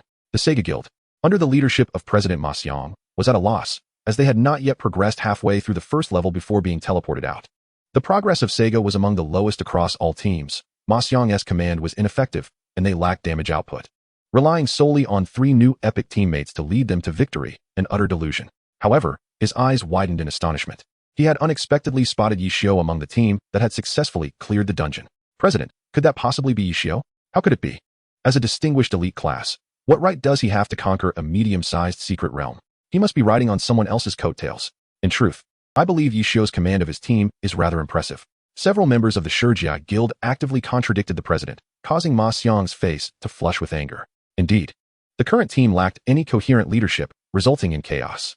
Foolish president, I want to withdraw from the guild. Those who had once been part of Yi Xiu's team looked on with a mix of envy and regret at the Yi Xiu of today. Now, the Yi team truly exists in a different realm from us. Meanwhile, the Dimming Thunder team, a special squad from the Qianlong base, was equally bewildered. Captain Zhao Qi stared in shock at the first-place team, struggling to comprehend the situation. Due to the involvement of the Yaga dynasty, they had unleashed their full firepower. Yet they had only just cleared the second stage. How could someone have completed the secret realm already? No way, you are even more formidable than the special teams. What does that make my special team? The only consolation was that the secret realm had not fallen into the hands of the alien races, which meant the overall outcome for the Great Xia was not too dire. However, Zhao Qi felt somewhat dejected. The reinforcements sent to assist them had now become mere bystanders. The Dimming Thunder team awkwardly bid farewell to Wei Yuan and hurried back to the Qianlong base. At this moment, the angriest of all was none other than the Crimson Emperor of the Yaga dynasty. Incompetence. Utterly useless. The half-dragons participating in the competition, such as Yedra, kept their heads down, not daring to utter a word. Mao was the most useless of them all. Being killed by monsters in the secret realm meant his soul should be cast into the Void Forge. The Crimson Emperor's fury was unrestrained, bordering on a breakdown. The Yaga dynasty had fought over countless secret realms, yet never had they faced such a comprehensive defeat. Not only had they failed to conquer the medium-sized secret realm, but they had also squandered an entry ticket for a small secret realm. It was a classic case of losing both the lady and the soldiers. To return empty-handed and lose face in the Great Xia was something the Crimson Emperor could not tolerate. Nearby, Wei Yuan silently observed the Crimson Emperor, his expression calm as if watching a performance. This only fueled the Crimson Emperor's rage, leading him to roar, "Wei Yuan." A slight smile crept onto Wei Yuan's lips as he crossed his arms and replied nonchalantly, "The secret realm has concluded. May the Crimson Emperor depart without further ado." Good. The fury within the Crimson Emperor's dragon-like eyes was almost palpable. Do not forget, the interspecies competition is not bound by the level restrictions of the secret realm. I hope you can still smile then. Just as the Crimson Emperor was about to leave, he felt compelled to add, in this upcoming interspecies competition, I want you to wager 1, no, 2 medium-sized secret realms. Wei Yuan did not respond, but casually remarked, I wonder if what the Crimson Emperor mentioned about allowing the Great Xia to freely challenge the Yaga dynasty's secret realms still holds true? The Crimson Emperor fell silent and took to the skies, while the remaining half-dragons hurriedly followed him back to the Yaga dynasty. Haha, who would have thought this old dragon would face such humiliation one day? This Yi Tian's team has performed exceptionally well, regardless of who emerges victorious among the alien races. I shall be their staunch admirer. Among the onlookers, many who had chosen not to enter the secret realm felt a sense of exhilaration after witnessing this competition. The Yaga dynasty had aggressively claimed many of the Great Xia's secret realms over the years, and now they had finally been dealt a blow, allowing the spectators to breathe a sigh of relief. With the secret realm concluded, Yi Tian and his companions were escorted away by Wei Yuan. Particularly, Yi Tian was taken aside for a detailed discussion in the conference room. I truly did not expect you to clear the secret realm. At this moment, Wei Yuan could not help but admire Yi Tian for indeed creating a miracle. As partners, they were able to achieve remarkable results. Yi Tian wasted no time and directly negotiated with Wei Yuan, preparing to transfer the resource output rights of the medium-sized secret realm to Huadong. After all, developing resources in a medium-sized secret realm requires substantial manpower, and ongoing management and protection are necessary. It would be exceedingly difficult for an individual to manage such operations. Moreover, the resources of a medium-sized secret realm were far too abundant for Yi Tian to consume alone. Entrusting them to the state would better utilize these resources. A glimmer of appreciation emerged in Wei Yuan's eyes. The fact that Yi Tian did not seize the opportunity to impose conditions demonstrated his long-term vision.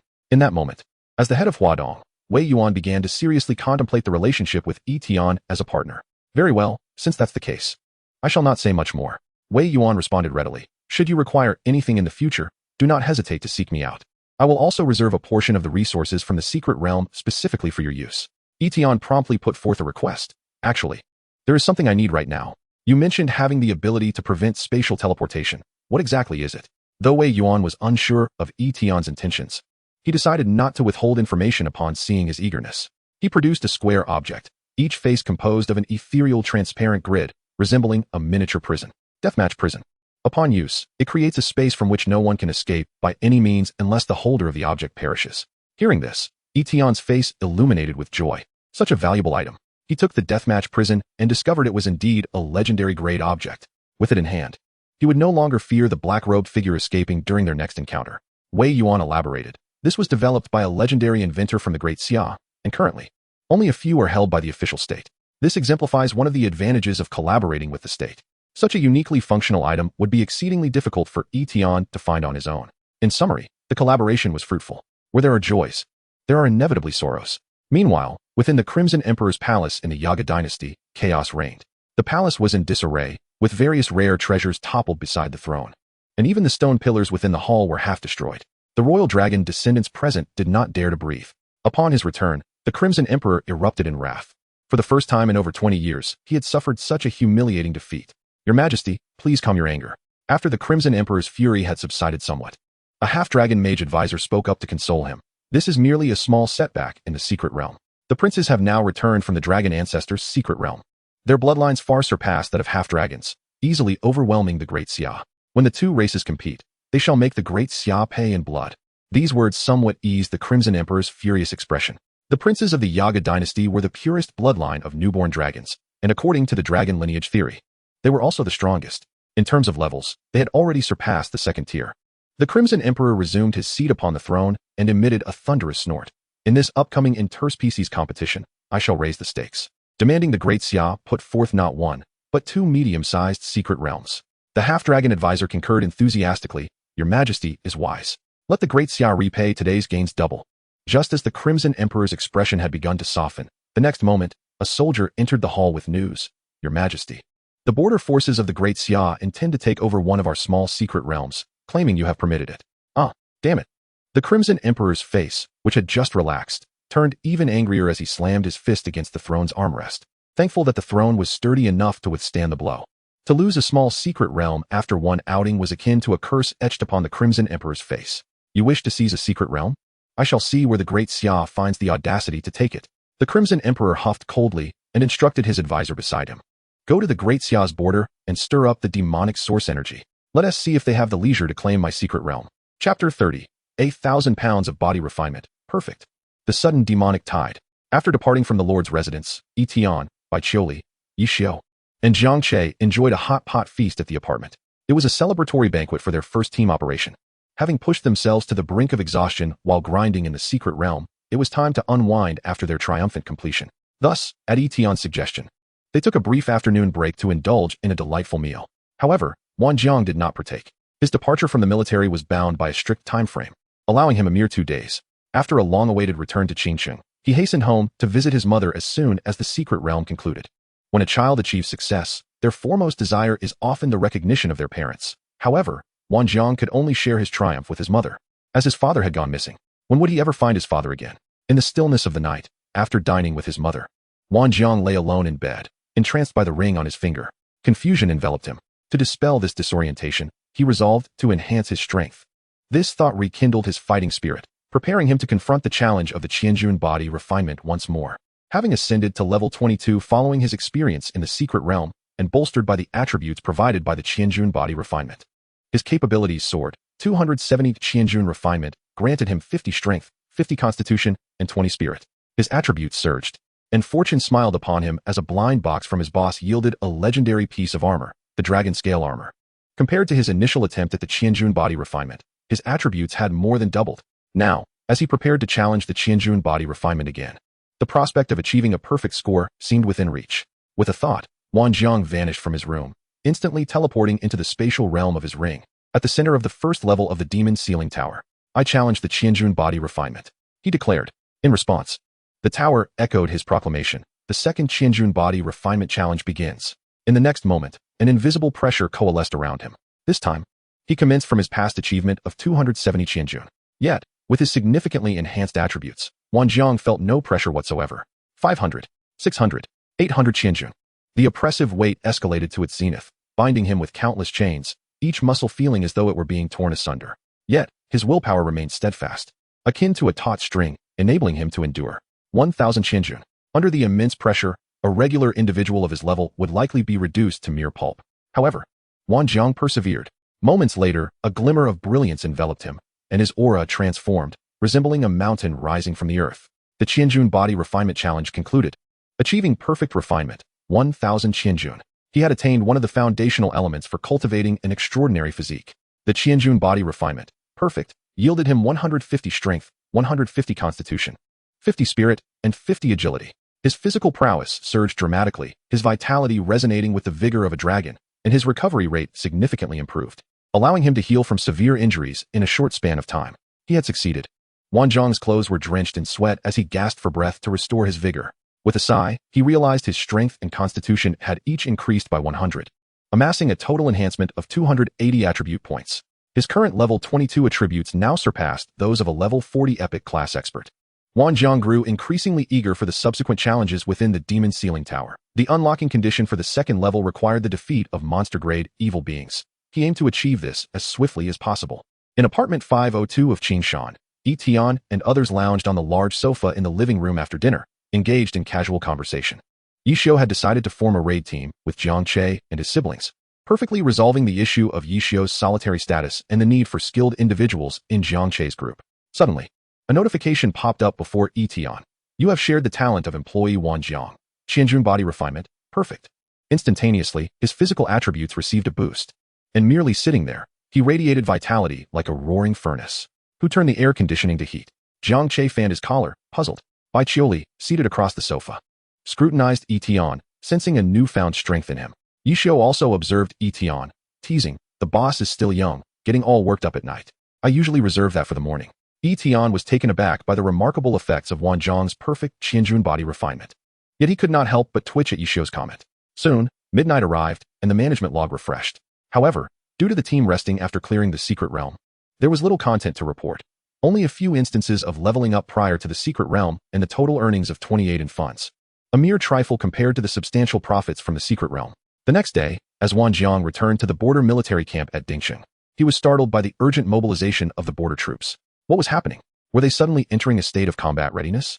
He quickly sought out the commander of the vanguard regiment and learned of the current situation. A new tide of demons had emerged, and its scale was even larger than the last, constituting at least a medium-sized demon wave. Why had this occurred so suddenly? The previous demon wave had only recently passed. The source of this upheaval was the malevolent energy that had been provoked, causing the demons to converge rapidly and form a tidal wave. Commander Chang Wei of the vanguard regiment snorted disdainfully. It must be those scoundrels from the Yaga dynasty. The malevolent energy was a unique artifact, akin to a stimulant for the demons. Once activated, it would inevitably provoke a demon wave. Wan Jiang's countenance darkened with rage. A medium-sized demon wave posed a significant threat to the border forces, and confronting it head-on would surely exact a heavy toll. With the Yaga dynasty inciting this sudden emergence, the unprepared border forces could face catastrophic losses. The soldiers on the front line might suffer untold casualties. Noting Wan Jiang's furious expression, Commander Chang Wei chuckled softly, reassuring him. But there's no need to worry too much. The responsible parties issued a warning yesterday. Wan Jiang was momentarily taken aback. Old Wei? Yesterday, they issued a warning? Commander Chang Wei reminisced about the orders given by Wei Yu on the previous day, feeling a surge of admiration. The hot-tempered Qi Di, unwilling to suffer losses, must have employed cunning tactics, prompting the border forces to immediately enter a state of readiness and patrol. As soon as the secret realm concluded, Old Wei had issued a military order for combat readiness, ensuring Dingxing was already prepared. Wan Jiang's expression shifted, his emotions roiling. Commander Chang Wei pointed upward, gesturing for him to look at the sky. A figure hovered high above, surveying the border territory. It was Wei Yuan, enveloped in a soft glow of starlight, his robes billowing in the wind, exuding a composed demeanor akin to a mountain's stability. The foreign entities, who had initially intended to exploit the medium-sized demon wave for their own gain, recoiled the moment Wei Yuan appeared. If Yi Tian were present, he would undoubtedly exclaim that this was a talent for the nation. No wonder he was appointed as the responsible party. Commander Chang Wei patted Wan Jiang's shoulder, expressing, you should learn from him. Wan Jiang nodded silently. Subsequently, Chang Wei assigned him a task. Although Wei Yuan had foreseen this situation, the threat posed by the medium-sized demon wave was tangible, necessitating a cautious response from the border forces without room for complacency. You need not return to the reserve team. Join the guerrilla squad instead. Understood, Commander. Chapter 31. Connecting to the demon ceiling tower. Selecting one of 3 extraordinary physiques. Due to Wan Jiang's previous performance during the demon wave, joining the reserve team felt like a waste of his talents, while entering the main force would require more experience. Thus, the guerrilla squad, a flexible team allowing for creative maneuvering, was more suitable for him. Thinking of the unlocking conditions for the second level of the demon ceiling tower, Wan Jiang gripped his spear and set off briskly toward the front lines to engage the enemy. The number of demons in the medium-sized wave included several of the demon lord level, prompting the border forces to abandon the outermost first line of defense and retreat to the second line, coordinating with the city's defensive mechanisms to repel the invaders. While Wan Jiang fought valiantly, he also provided cover for his teammates to retreat. With his current strength, he found himself quite adept at dispatching low-level demons. The medium-sized demon wave was indeed more ferocious and larger in scale than the previous small wave. There it was, a monster-grade evil being. After swiftly defeating several demons, Wan Jiang's eyes gleamed with excitement as he located his target. Before him stood a grotesque creature over 2 meters tall. Its surface contorted and covered in a flowing layer of blood, resembling a flesh monster stripped of its skin. Blood Demon, Monster Grade. With the combat strength of a level 30 epic class expert. As Wanjiang reminisced about the malevolent records of the military, he acknowledged that the Blood Demon was indeed a formidable entity among the ranks of evil creatures. However, for Wanjiang in his current state, it was nothing more than a mere adversary. With a swift motion, he unleashed the spear, its destructive force easily crushing the Blood Demon. In the next instant, Wanjiang vanished entirely. You have fulfilled the conditions to unlock the second level of the Demon Ceiling Tower. Eliminate a creature of the Demon class. The second trial of the Demon Ceiling Tower automatically commenced. While the tower had its merits, the abruptness of being transported into it left Wanjiang somewhat speechless. After a brief moment of sarcasm, he stepped into the trial space. The second level trial of the Demon Ceiling Tower, slay 10 blood demons. Unlike his initial bewilderment upon entering the tower, Wanjiang now brimmed with confidence.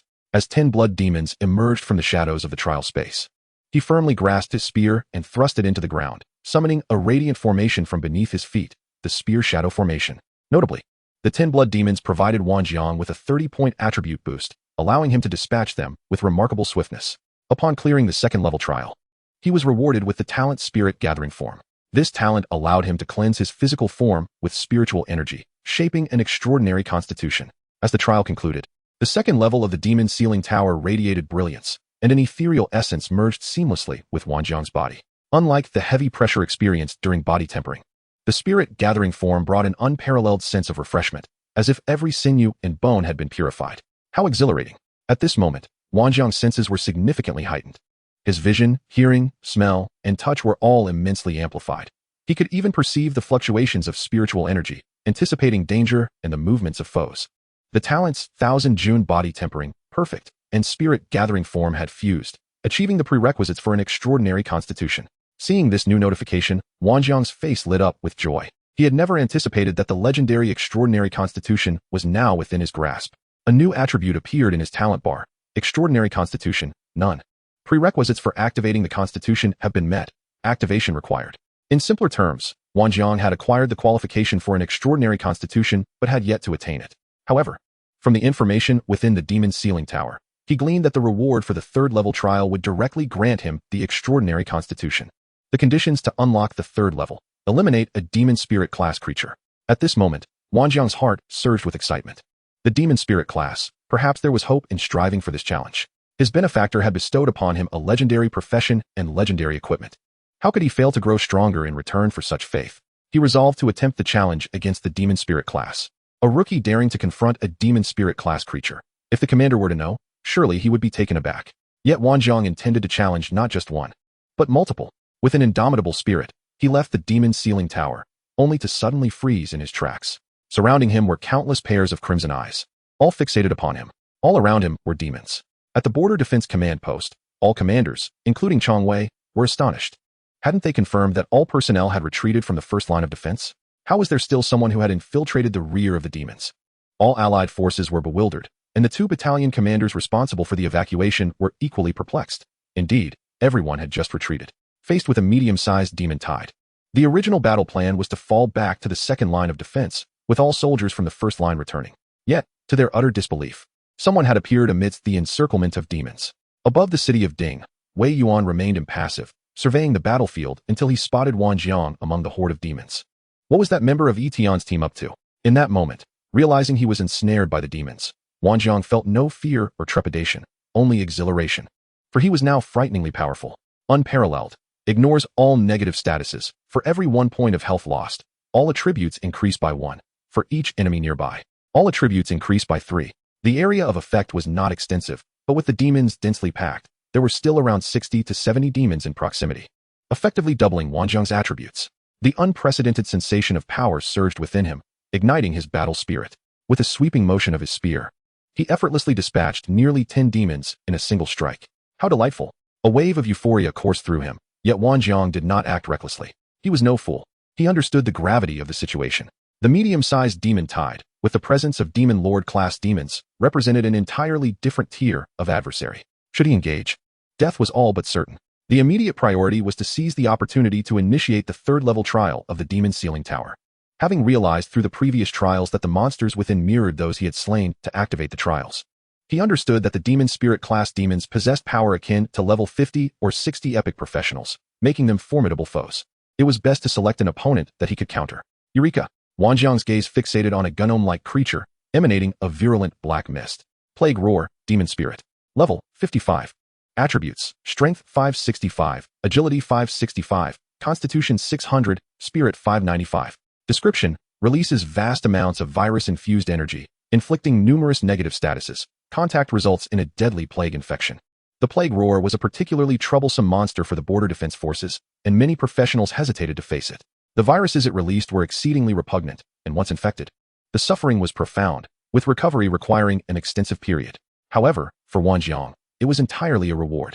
His unparalleled talent allowed him to ignore all negative statuses, including viral afflictions. With this thought in mind, Wanjiang rushed forward without hesitation, swiftly closing the distance to the Plague Roar. His spear tore through the demon's form. And with the substantial boost from his unparalleled attributes, the demon spirit shattered upon contact. In the next moment, Wanjiang vanished once more. Since when had he become this formidable? Within the command post, Chang Wei, the leader of the vanguard regiment, was astonished but quickly fell into confusion. How had he disappeared again? Someone nearby speculated. Could his profession be that of a spatial assassin? In the third level of the demon ceiling tower, Wanjiang was utterly focused, his mind taut with tension, for he now faced 10 plague roars. Moreover, the substantial attribute boost from his unparalleled talent had dissipated, leaving him with only a 30-point enhancement against 10 foes. Even with his immunity to negative statuses, his raw power was significantly lacking. Without hesitation, Wanjiang began to stab himself repeatedly with his spear, reducing his health to below 50, which in turn amplified his attributes by 50. In that moment, his strength surged to an astonishing 882. Damn, that hurts. Wanjiang grimaced, yet his battle spirit remained unwavering. Extraordinary constitution. Here I come. Kill. Simultaneously, as Wanjiang obliterated a demon spirit, the border defense forces began to clear the demon tide. The alien forces of the Yaga dynasty had initially intended to create chaos and disrupt the Daxia garrison's operations. However, with Wei Yuan overseeing the situation, the remaining aliens dared not act recklessly in the absence of the Crimson Emperor. The weakness of Daxia stemmed from a scarcity of high-quality professionals and insufficient resources, compounded by the multitude of external threats posed by alien pathways. Yet once a high-potential, high-quality professional began to emerge, they would surely rival even the most powerful of aliens. In the third level of the demon ceiling tower, Wanjiang's health had now fallen to 20, yet his momentum remained unyielding. Only 3 plague roars remained before him. Despite his immunity to the negative status of the plague, the combat prowess of the demon spirit class was still formidable, marking this as Wanjiang's most perilous battle yet. Had he known, he should have requested a meeting with his benefactor before embarking on this challenge. As these thoughts raced through his mind, he felt a pang of disappointment in his current attitude. With a legendary profession and legendary equipment bestowed upon him, even receiving a one-time benefit that granted immunity to fatal damage, how could he still hesitate to fight with all his might? It was clear that he was not yet fighting hard enough. With a resolute expression and an unprecedented glimmer of battle spirit in his eyes, Wanjiang prepared to face the challenge ahead. Subsequently, he inflicted 2 more gunshot wounds upon his already severely weakened body. His health plummeted to a mere 5. Yet his attributes soared to unprecedented heights. One man stood firm against the tide. Wanjiang brandished his spear and leaped into the air, his overwhelming might far surpassing that of the 3 malevolent spirits of the demon realm. Breaking the army. Boom. The violent impact unleashed a destructive force, causing the trial space to tremble violently. The 3 plague howlers fell in an instant, and Wanjiang's level ascended to 23. This also heralded the completion of the 3rd layer of the trial. You have cleared the 3rd layer of the trial, and are entitled to a reward, a random extraordinary physique. Choose one of 3. An extraordinary physique to choose from. Wanjiang sat cross-legged on the ground, his robust vitality mending his wounds, eagerly examining the rewards. The extraordinary physique could be described as an immensely powerful passive ability that integrates and enhances the entire physique, predominantly found among alien races. He eagerly gazed at the options, 3 ethereal card-like images materializing before him. Mysterious Iron Body. A rank significantly enhances defense and physique, and can convert damage received into energy for a powerful counterattack. Damage is related to physique and defense. Such a formidable defensive rebound capability. This would be exceedingly suitable for a tank role, almost elevating combat effectiveness to another tier. Just the A-rank physique alone could rival the abilities of legendary professions. However, Wanjiang's vocation leaned more towards that of a warrior, and he yearned for abilities befitting a warrior class. Glancing at the next option, he found himself momentarily stunned. Phoenix form. S-rank significantly enhances agility. Attacks inflict high fire and light attribute damage, and upon death, can be reborn through resurrection. Note: selection will transform the individual into a female, greatly enhancing charm. Wanjiang. Originally, he was quite tempted by the S-rank extraordinary physique. The significant boost in agility aside, the dual attribute damage and attacks. It was simply stronger than a legendary passive. Yet alas, he would be transformed into a woman. Wanjiang took a deep breath and silently averted his gaze. Meanwhile, Yi Tian was wandering around the various dungeon centers. Having scoured countless dungeons today in search of the uniquely potential figure clad in a black robe. Unfortunately, for someone capable of traversing dungeons, the probability was exceedingly low. However, at this moment, Yi Tian felt a stirring in his heart, falling into contemplation. Why did he feel as though he had narrowly escaped a calamity? He noticed that Wanjiang had met the conditions for the extraordinary physique, and, upon sharing this with himself, it should have been good news. Strange. Chapter 32, Thunder Warbody. Establishing a special squad base. Wanjiang fixed his gaze on the final option. The icon for the third choice depicted a figure surrounded by crackling thunder. The accompanying information read, Thunder Warbody. S rank greatly enhances attack speed and movement speed, with each strike summoning the power of thunder around the body, determining the range and damage of the thunder based on the strength of the attack. When the thunder power strikes an enemy, there is a chance to inflict paralysis. So powerful. Upon seeing the final physique option, Wanjiang's face finally lit up. Having found his target, he decisively chose the Thunder Warbody. You have chosen the Thunder Warbody as your reward for clearing the third layer of the trial. The integration of extraordinary physique was successful. As the voice from the demon's ceiling tower faded, a surge of intense power coursed through Wanjiang's body. The intertwining arcs of light and darkness crackled with thunder around him. At that moment, he seemed to embody the legendary profession of Thunder Elemental. Instinctively, he swung his spear, and a bolt of thunder, as thick as a bamboo stalk, descended, shaking the ground and scattering stones. Wanjiang's eyes widened in astonishment as he swept the spear again, unleashing 3 consecutive bolts of thunder that followed the trajectory of the spear, creating 3 large craters upon impact. Truly, the extraordinary physique was remarkable. While Wanjiang rejoiced, a prompt for the next trial space resonated. The 4th layer of the trial space can enhance this extraordinary physique or grant a physique of higher rank. Conditions to unlock the 4th layer of the trial. Defeat a demon, Lord level, evil spirit. An S-rank physique is already so formidable. One can only imagine how powerful a higher rank physique might be. With this thought, Wanjiang's motivation surged. It was time to exit the tower. At the second defense line of the city's border, the main force of the vanguard team was embroiled in a fierce battle with the tide of demons. Once stirred by source energy, these malevolent beings became almost mad, knowing only combat. Even after several waves had been repelled by the city's defenses, they remained quite challenging to manage. At that moment, the electronic screen in the command center illuminated with the glimmer of allied forces amidst the dark mass of demons. What the? Who has breached the demon's rear once more? Who else could it be? Upon seeing Wanjiang reappear, several commanding leaders had become accustomed to it, knowing he would likely vanish again shortly. However, at that moment, Commander Chang Wei exclaimed, "Wait, what is he planning to do?" There, at the rear of the demon tide, Wanjiang swept his spear. Where the spear passed, the might of thunder shattered mountains and cracked stones, unstoppable. Like a thunder dragon descending upon the world, demons, most fearsome of all, are susceptible to the purging thunder. In an instant, Wanjiang's spear danced like lightning. The dual enhancement of S-rank physique's attack speed and movement speed elevating his killing efficiency to another level. This time, Wanjiang did not intend to use the demon ceiling tower to escape. As the border forces began their counterattack, he, as part of the guerrilla squad, certainly had to contribute. Striking behind enemy lines, how could this not be considered guerrilla warfare? Spear Shadow Array. As the first tier skill activated, the thunder in the air gathered strength, exponentially more potent than before. The Thunder Warbody, with its increasing attack strength, yielded a correspondingly stronger thunder. And against a group of foes, the Spear Shadow Array was undoubtedly the strongest attack available. Boom. The cataclysmic thunder intertwined with the golden light of the Spear Shadow Array, weaving a war prelude to annihilate the demons. As 2 demon Lord-level evil spirits were dealt with by the elite forces of the border troops. The rear of the demon tide was surprisingly thrown into chaos by Wanjiang alone. Isn't he a gunfighter? How is he wielding thunder magic now? What an opportunity. The chaos behind the demons disrupted the charge, seemingly hastening the end of the demon tide. The commanders in the command center brightened at this moment, seasoned in battle. They immediately recognized the value of Wanjiang's actions. This lad, should he be punished for acting independently or rewarded for his outstanding performance? That would be decided post-battle. The main force must charge. You have shared the ability of employee Wanjiang. Extraordinary physique, Thunder Warbody. Zing. Purple lightning surged like a dragon, racing wildly around Yi Tian as he absorbed the Thunder Warbody's powers, even more intensely than Wanjiang's original manifestation. A thunder-type extraordinary physique. Quite impressive. Yi Tian adapted to the extraordinary physique's abilities, acknowledging Wanjiang's choice. This S-rank extraordinary physique bestowed strength comparable to that of a legendary profession. With this extraordinary physique, Wang Jiang might contend for the title of the strongest employee against the godly knight cultivator. As Yi Tian mused, he exited the current dungeon. Having spent the better part of the day without locating the black-robed figure left him somewhat discontented. He decided to seek out Wei Yuan and ask him to issue a bounty tomorrow. The primary reason for his failure to find the figure today, Yi Tian surmised, was the overwhelming number of players in the dungeons, significantly slowing entry efficiency. After all, tomorrow was the day of the college entrance examination.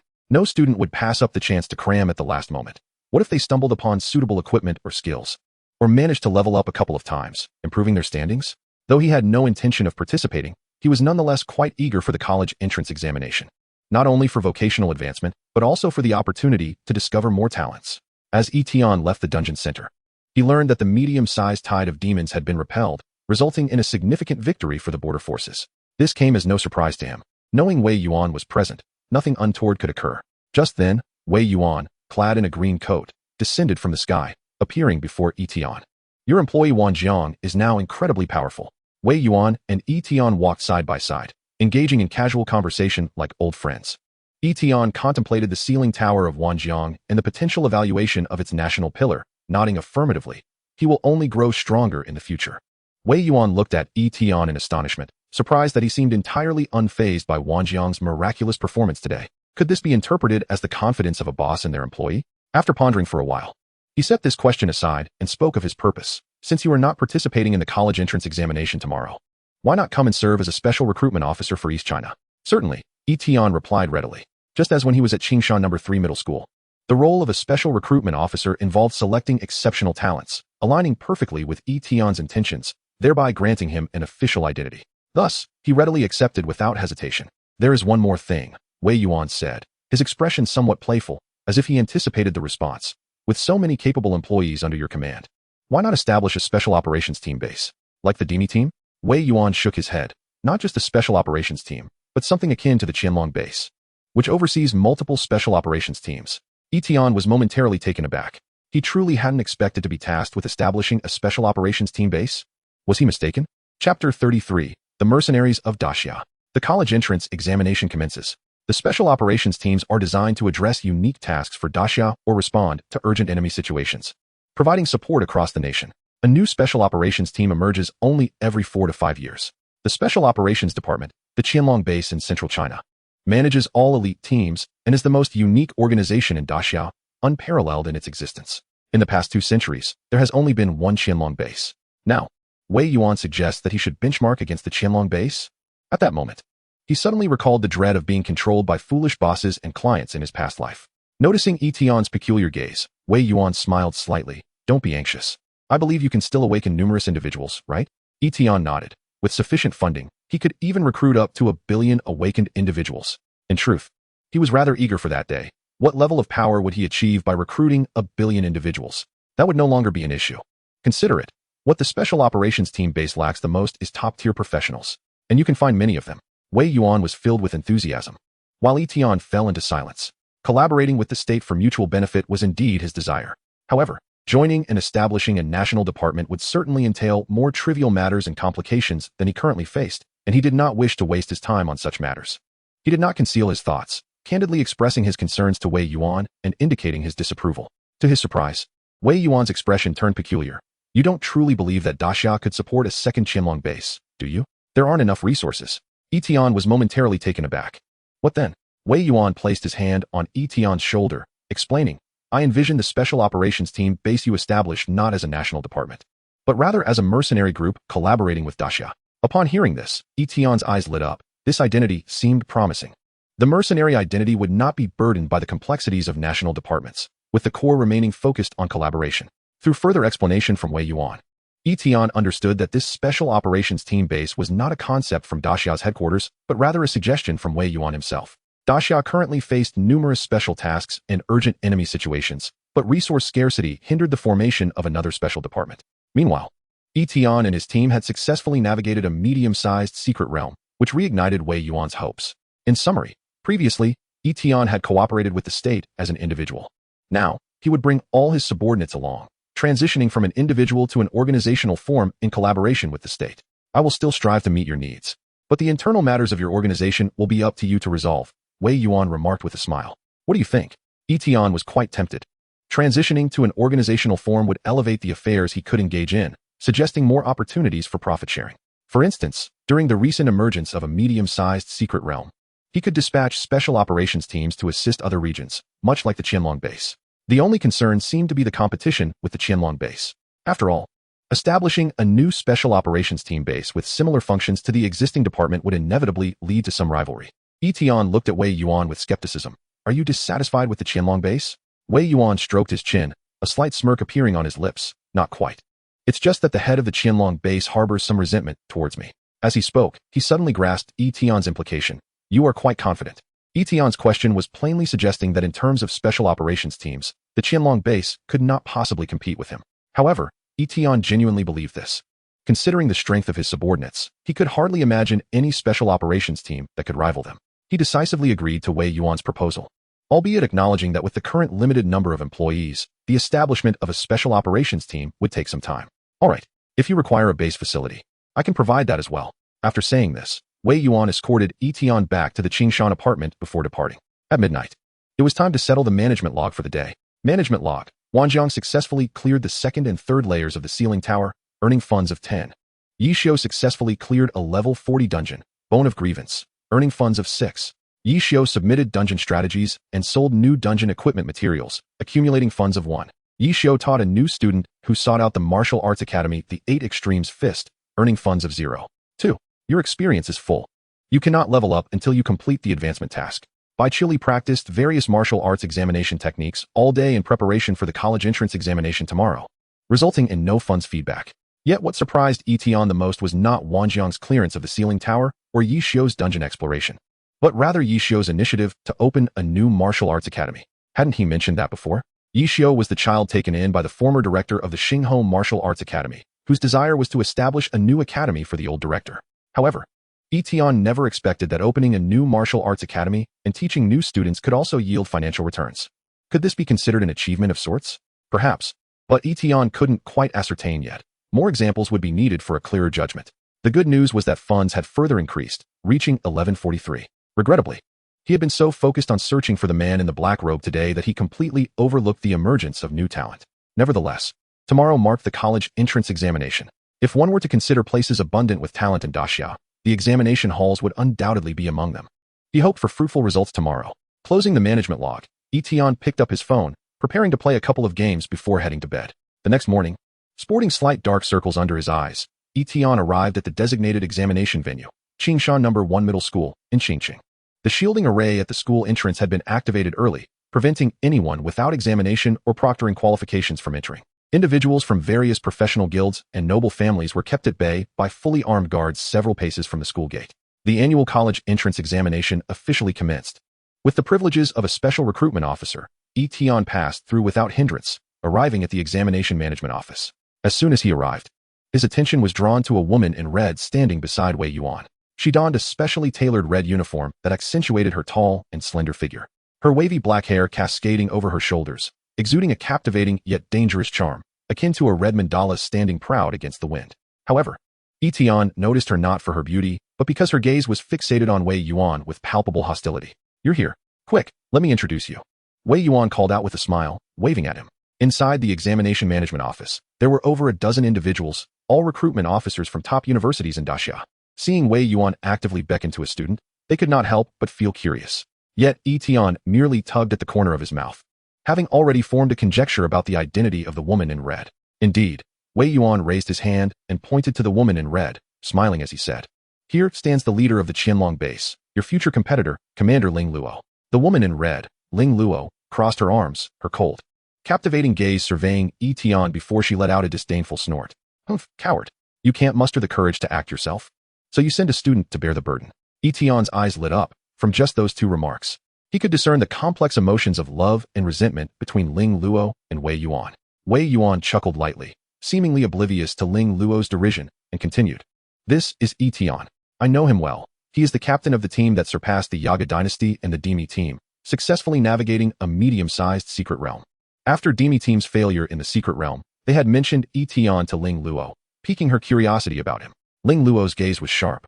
As the leader of the Qianlong base and a level 74 elite professional, she found it peculiar that she could not gauge Yi Tian's depth. How strange. The written examination commenced.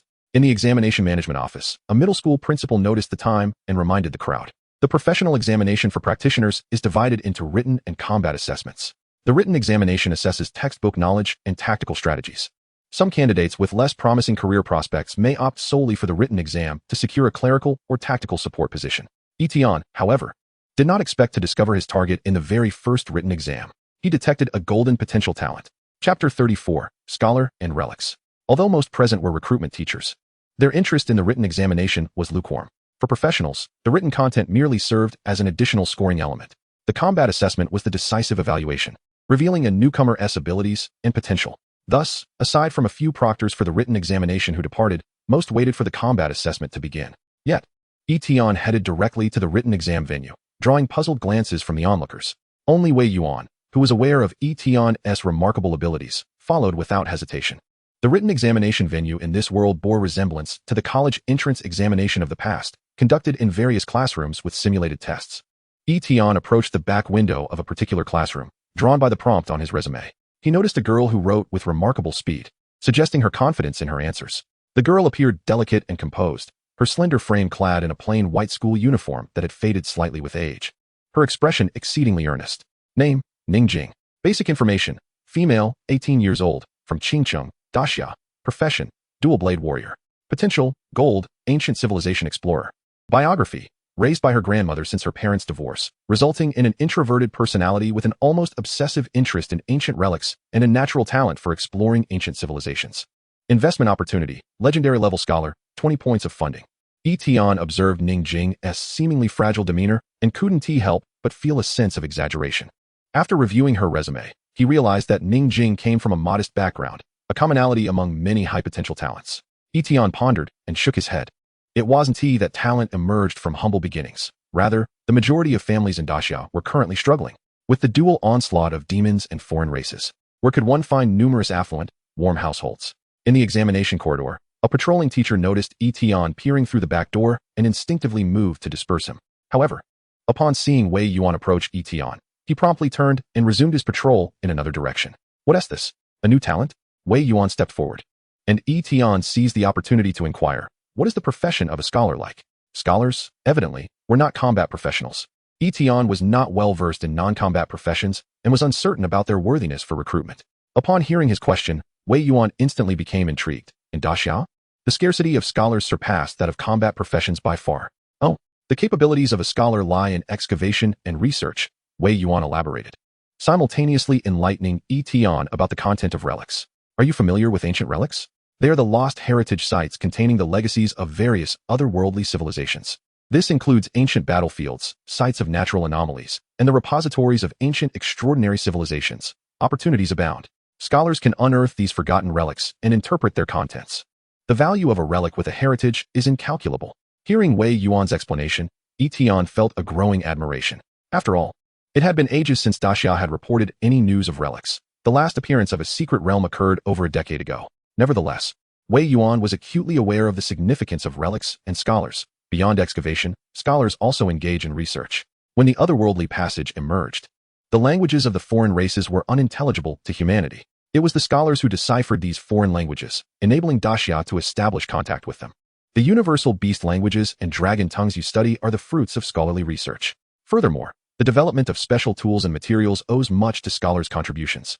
Listening to Wei Yuan's elucidation, Yi Tian recognized for the first time the indispensable role of non-combat professions. In the realms of relic excavation and language research, scholars held an irreplaceable position. It appeared he had indeed stumbled upon a treasure. Wei Yuan also mentioned that the quality of the scholar profession was of paramount importance. While it was true that scholars did not exhibit name changes from ordinary to legendary quality as other professions might, some relic contents or foreign texts could only be deciphered by higher quality scholars. Lower quality ones would be utterly incapable. Scholars represented a true hierarchy. If Huadong were to gain an additional legendary level scholar, it was conceivable that an ancient relic could be unearthed at any moment. Reflecting on Ningjing's potential evaluation as an ancient civilization explorer, Yi Tian was convinced that hiring this young woman would yield significant rewards. After the exam concluded, he arranged for someone to escort her to the conference room. This girl? No problem. Dingling. Accompanied by the prompt sounds from the classroom speakers. All written examination candidates submitted their papers and exited the examination hall. Clad in her plain white school uniform, Ning Jing emerged from the teaching building, exhaling a sigh of relief. I performed quite well. It should suffice to apply for a clerical position. Despite her awakened profession as an elite dual-blade warrior, a source of envy for many, she had no intention of participating in the combat assessment. She was acutely aware that her personality was ill-suited for the battlefield. Awakening a profession could not alter one's character. And Ning Jing was even afraid to kill a chicken.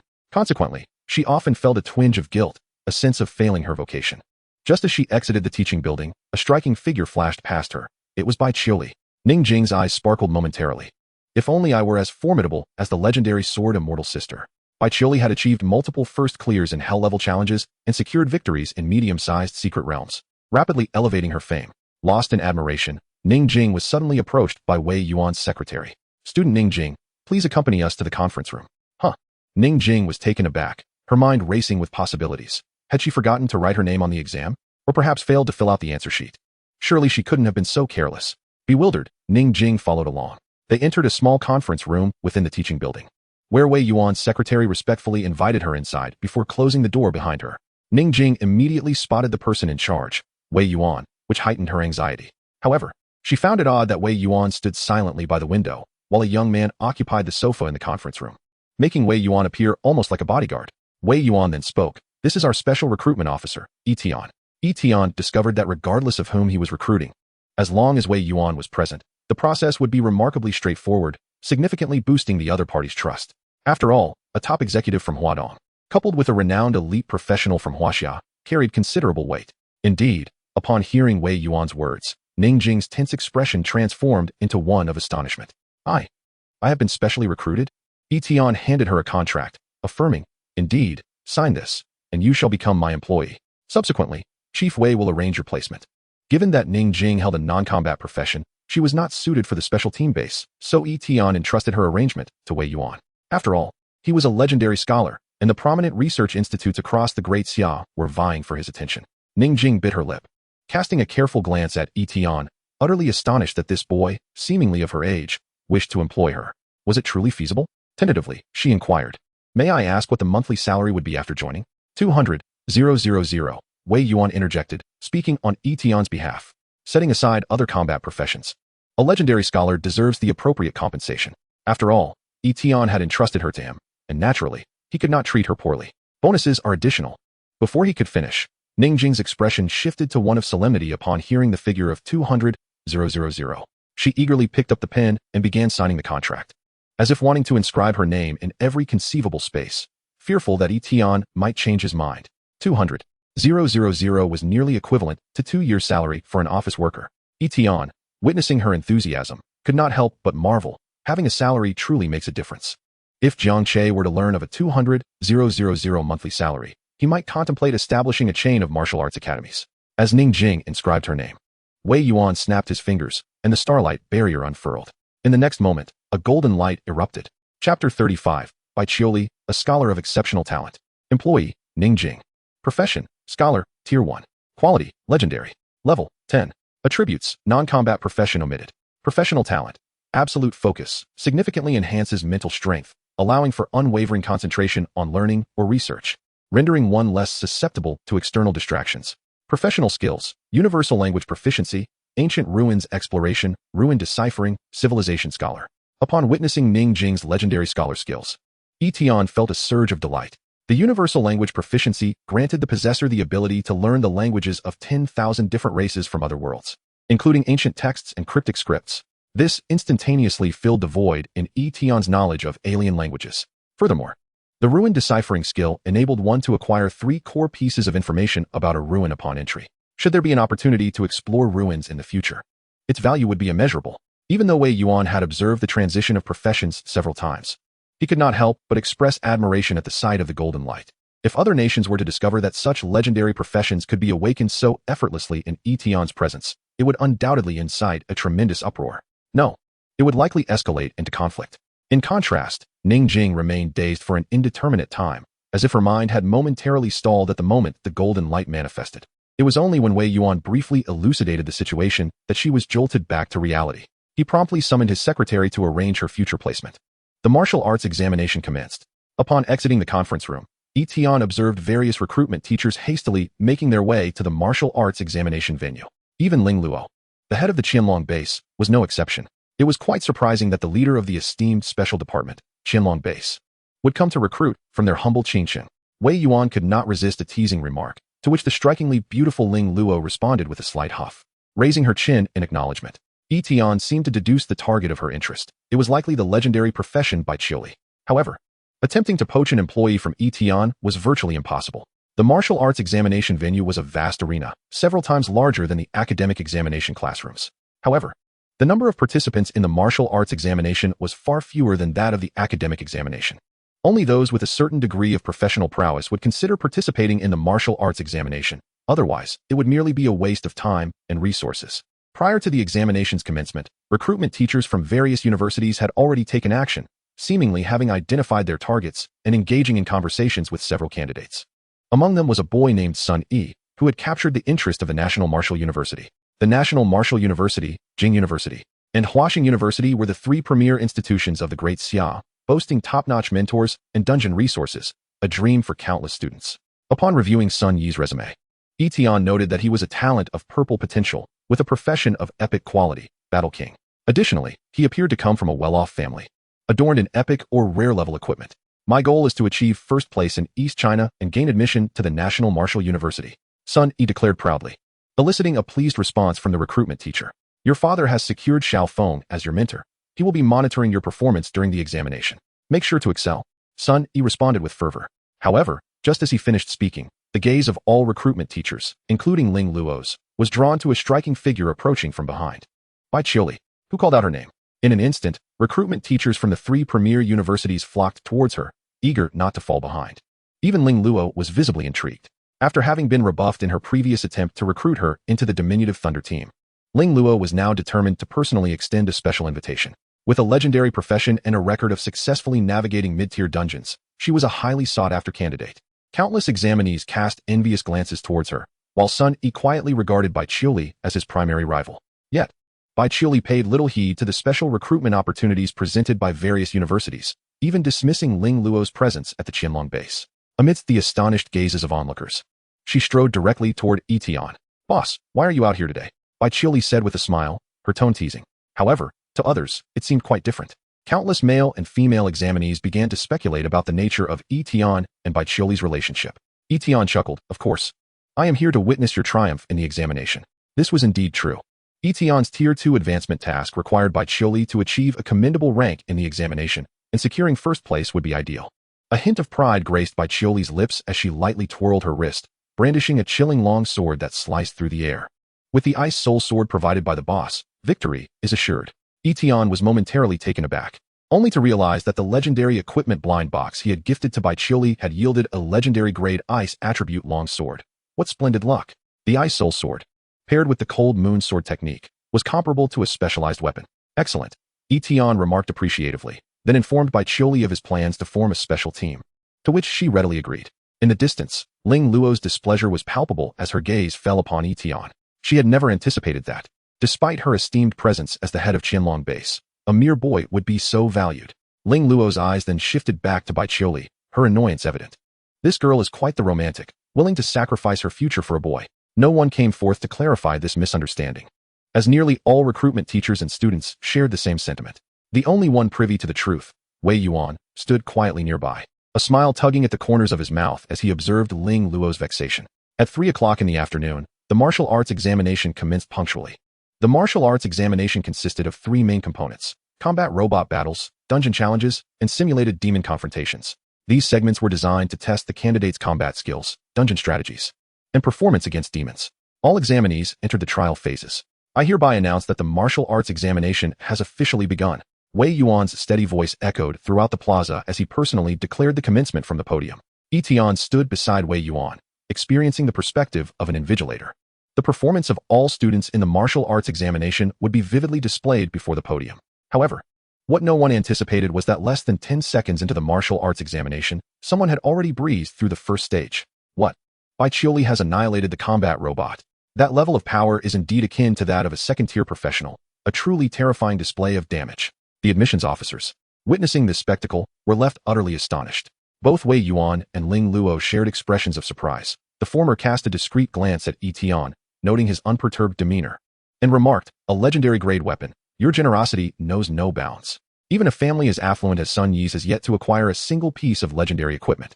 Highlighting the rarity of such treasures, Yi Tian casually replied with a smile, "It is only fitting to be generous towards one's employees." Moreover, Bai Qiuli's level is astonishingly beyond others' expectations. At level 23, under the efficient dungeon-clearing prowess of Yi Xiu, her level surpasses that of the second highest, Sun Yi, by a remarkable 6 levels. The overwhelming advantage of level attributes combined with equipment makes her ability to eliminate foes practically a foregone conclusion. In just 3 minutes, Bai Qiuli had cleared the dungeon. Her speed was unparalleled, placing her in a league of her own compared to other candidates. Bai Qiuli certainly possesses the potential to be the top scorer. Chapter 36, Expanding and Strengthening the Office. The Premier of East China. The admissions officers from various prestigious universities, seasoned by numerous entrance examinations, witnessed Bai Qiuli's unprecedented speed in clearing the dungeon for the first time. At this moment, even Sun Yi, who ranked second in progress, had only just reached the second stage of the martial arts examination dungeon challenge. In contrast, Bai Qiuli had already advanced to the final stage of simulated demon combat. Her opponent was a simulated demonic creature, a dark giant. For most candidates, such a challenge exceeded their capabilities, hence the martial arts examination primarily evaluated combat performance. Yet, astonishingly, Bai Qiuli held her ground without faltering. Cough, cough, Yi Tian. At that moment, an admissions officer from Nanda quietly approached Yi Tian and inquired, "Yi Tian, Bai Qiuli is your girlfriend, correct? What are your thoughts on Nanda?" Upon hearing this, the admissions officers from the top-tier universities, Guowu, Jingda, and Huaxing, widened their eyes in disbelief, internally exclaiming despicable. Realizing they could not successfully recruit Bai Qiuli, they turned their attention to courting her boyfriend instead. However, the officers quickly grasped that given Bai Qiuli's obedient demeanor towards Yi Tian, if any university could secure Yi Tian's enrollment, Bai Qiuli would likely follow suit. Although they were uncertain of Yi Tian's capabilities, Bai Qiuli's near-top scorer performance made it worth the gamble to offer Yi Tian a special admission slot. With this realization, the admissions officers clustered around Yi Tian, leaving him both amused and bewildered. They wished to recruit me? It must be said that the thoughts of these officers were indeed peculiar. Before Yi Tian could respond, Wei Yuan could not help but interject. "Are you all trying to poach from me? This young man, Yi Tian, belongs to East China. You might as well abandon your schemes." Even the heads from other regions would find it difficult to pry Yi Tian away from Wei Yuan. No one anticipated Wei Yuan would place such great importance on this youth, suggesting he was truly extraordinary. Upon hearing this, the officers felt somewhat awkward and quickly chuckled, "Apologies. Apologies, we were presumptuous." As 2 more minutes passed in the martial arts examination, Bai Qiuli maintained her upper hand against the dark giant. This prompted Wei Yuan and Ling Luo, both top-tier professionals, to reveal looks of profound admiration. Wei Yuan remarked, "This child, Bai Qiuli, may very well become a trump card in the upcoming interspecies competition." Ling Luo added, "Sun Yi, currently in second place, is commendable as well. He could be considered for the interspecies competition." The interspecies competition refers to the grand contest with the Yaga dynasty, held every 5 years. Consisting of a team dungeon race and 5 one-on-one eliminations. Participants must be newly awakened professionals from the Great Xia, while the Yaga dynasty can only send newly birthed extraterrestrial beings or dragon descendants. This implies that the Great Xia must field at least 5 participants. Sunny, with his epic profession and equipment, is indeed a suitable candidate in Ling Luo's eyes. After all, 5 fighters are needed. Even with Bai Qiuli, it would not suffice, especially since the dungeon race requires teamwork. Wei Yuan smiled but remained silent. Sun Yi was indeed impressive. But if Ling Luo knew that Yi Tian had 3 others as formidable as Bai Qiuli, he would likely reconsider his assessment. At this moment, apart from Bai Qiuli, no one else had reached the 3rd stage. Bai Qiuli moved with the grace of a swallow, her swordplay exuding an icy brilliance as she unleashed a flurry of strikes that relentlessly suppressed the dark giant. Until finally, she sheathed her sword, her cold voice resounding. Cold moon sword dance. The creature fell. She had effortlessly slain the demonic entity of monstrous caliber. On the judging platform, the admissions officers, despite having anticipated this outcome, could not help but be astonished when it actually transpired. The dark giant's collapse signified the conclusion of Bai Qiuli's trial. This achievement was duly recorded by the supervising officials and uploaded to the National Assessment Management System. Following the evaluation, the results would likely reveal her as the top scorer by evening. Yi Tian felt a sense of anticipated joy once the rankings were released. He would receive a bonus and a professional advancement. Approximately 6 minutes after Bai Qiuli's triumph, Sun Yi finally completed the martial arts examination. However, upon witnessing the stark contrast in their results, his confident expression swiftly morphed into disbelief. Over half an hour later, the martial arts examination concluded, marking the end of the college entrance examination. All candidates returned home to await their results, while the admissions officers, based on the candidate's performance in the trials, began seeking out exceptional recruits. Yet, Yi Tian, lacking any automatic detection of high potential, did not participate. He was being led by Wei Yuan to the city lord's mansion. Having confirmed the establishment of a special team base, essentially Yi Tian's mercenary headquarters, Wei Yuan decided to provide him with a base location. Is this it? Yi Tian inquired, lifting his gaze to the modest office space, roughly the size of a conference room. While the size was indeed adequate and conveniently located next to Wei Yuan's office, the notion of a special team base being reduced to such a humble office felt rather disheartening. Wei Yuan chuckled and explained, a proper base will come. But your current number of subordinates is still too few. This office serves as a convenient identity for you to operate within the Great Xia. In this highly regulated nation, having an appropriate identity will certainly facilitate matters. After all, one cannot require Wei Yuan to come in every time there is an urgent situation. Wei Yuan also promised that once the number of personnel reached 2 special teams, he would promptly allocate a dedicated base for him. That works. Wei Yuan gestured towards the office door's plaque. Now, come up with a name for your office. This will also serve as your base office. This question prompted Yi Tian to ponder deeply. As a special team base similar to the Qianlong base, it certainly deserved a name of grandeur. Expand and strengthen. Yi Tian raised a finger, a conclusion reached after careful consideration, while Wei Yuan fell silent. Thus, the office was aptly named, Expand and Strengthen Office. Subsequently, Yi Tian filled in the names of Bai Qiuli, Wan Jiang, Jiang Che, and Yi Xiu into the special team member list, formally incorporating them under the office's banner.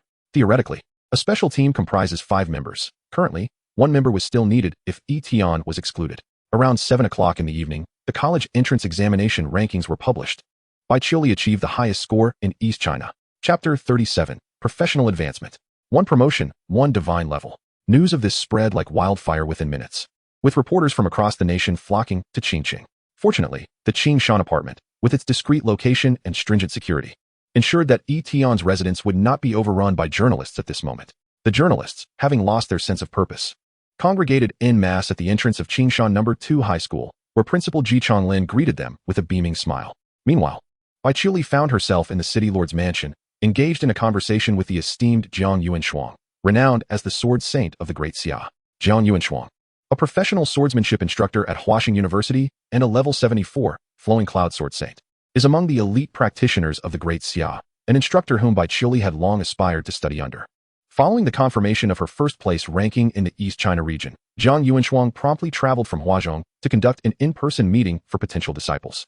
As for the ranking, it is not that Bai Qiuli was incapable of achieving a national position. Rather, since the massive invasion by foreign tribes, the Great Xia had reorganized into 5 distinct districts to combat the threat, resulting in the college entrance examination being reformed into regional assessments, thus eliminating national rankings.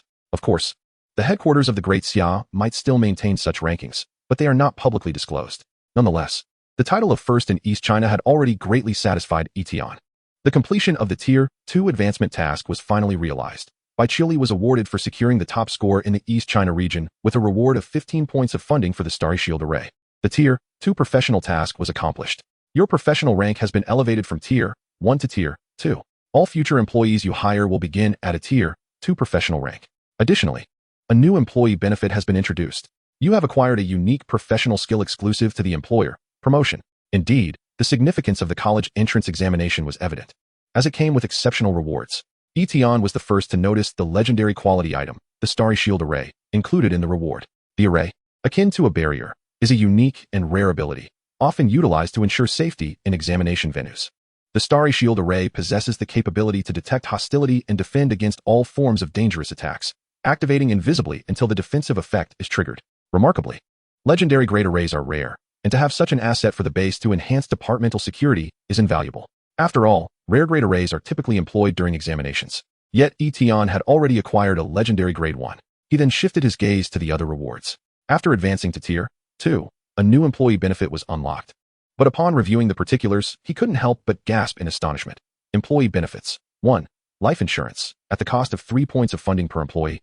Generate life-saving shields for all employees, capable of withstanding 1 fatal blow for 3 days. 2. Year-end bonus, at the cost of 10 points of funding per employee. Distribute a legendary quality equipment mystery box to all employees. Calculating the expenses, Yi Tian realized that with the current number of employees, granting the bonuses would require a total of 50 points of funding. After hiring Ning Jing, he had initially thought that his balance of 1093 points was substantial, but it now appeared insufficient. Although the legendary quality mystery boxes could greatly enhance the employee's capabilities, such considerations were beyond his reach. The employees must strive harder.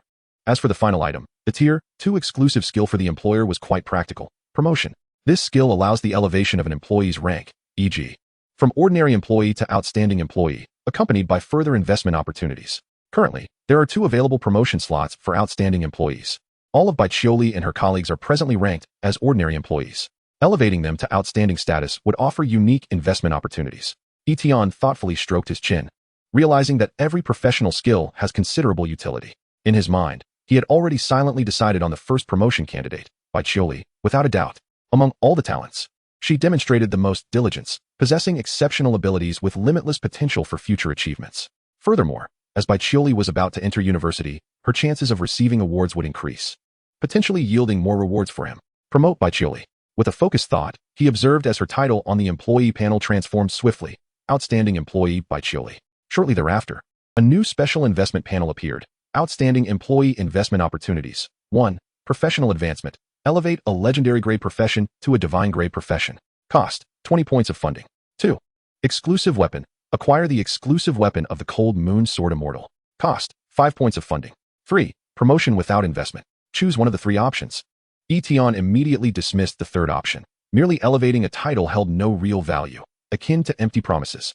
Having experienced the trials of his previous life as a salesman, he found empty promises particularly irksome.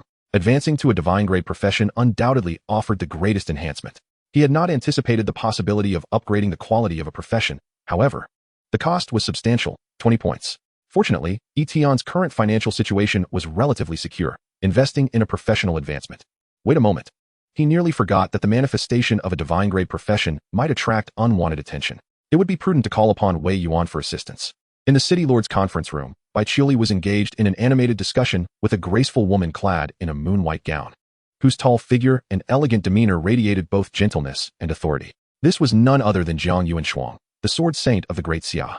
Observing Baichioli's exceptional talent in swordsmanship, Jiang Yuanshuang expressed her desire to accept her as a personal disciple.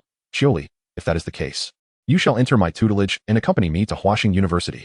Baichioli readily agreed, but suddenly appeared apologetic, saying, Senior Yuanshuang, I need to inform others first.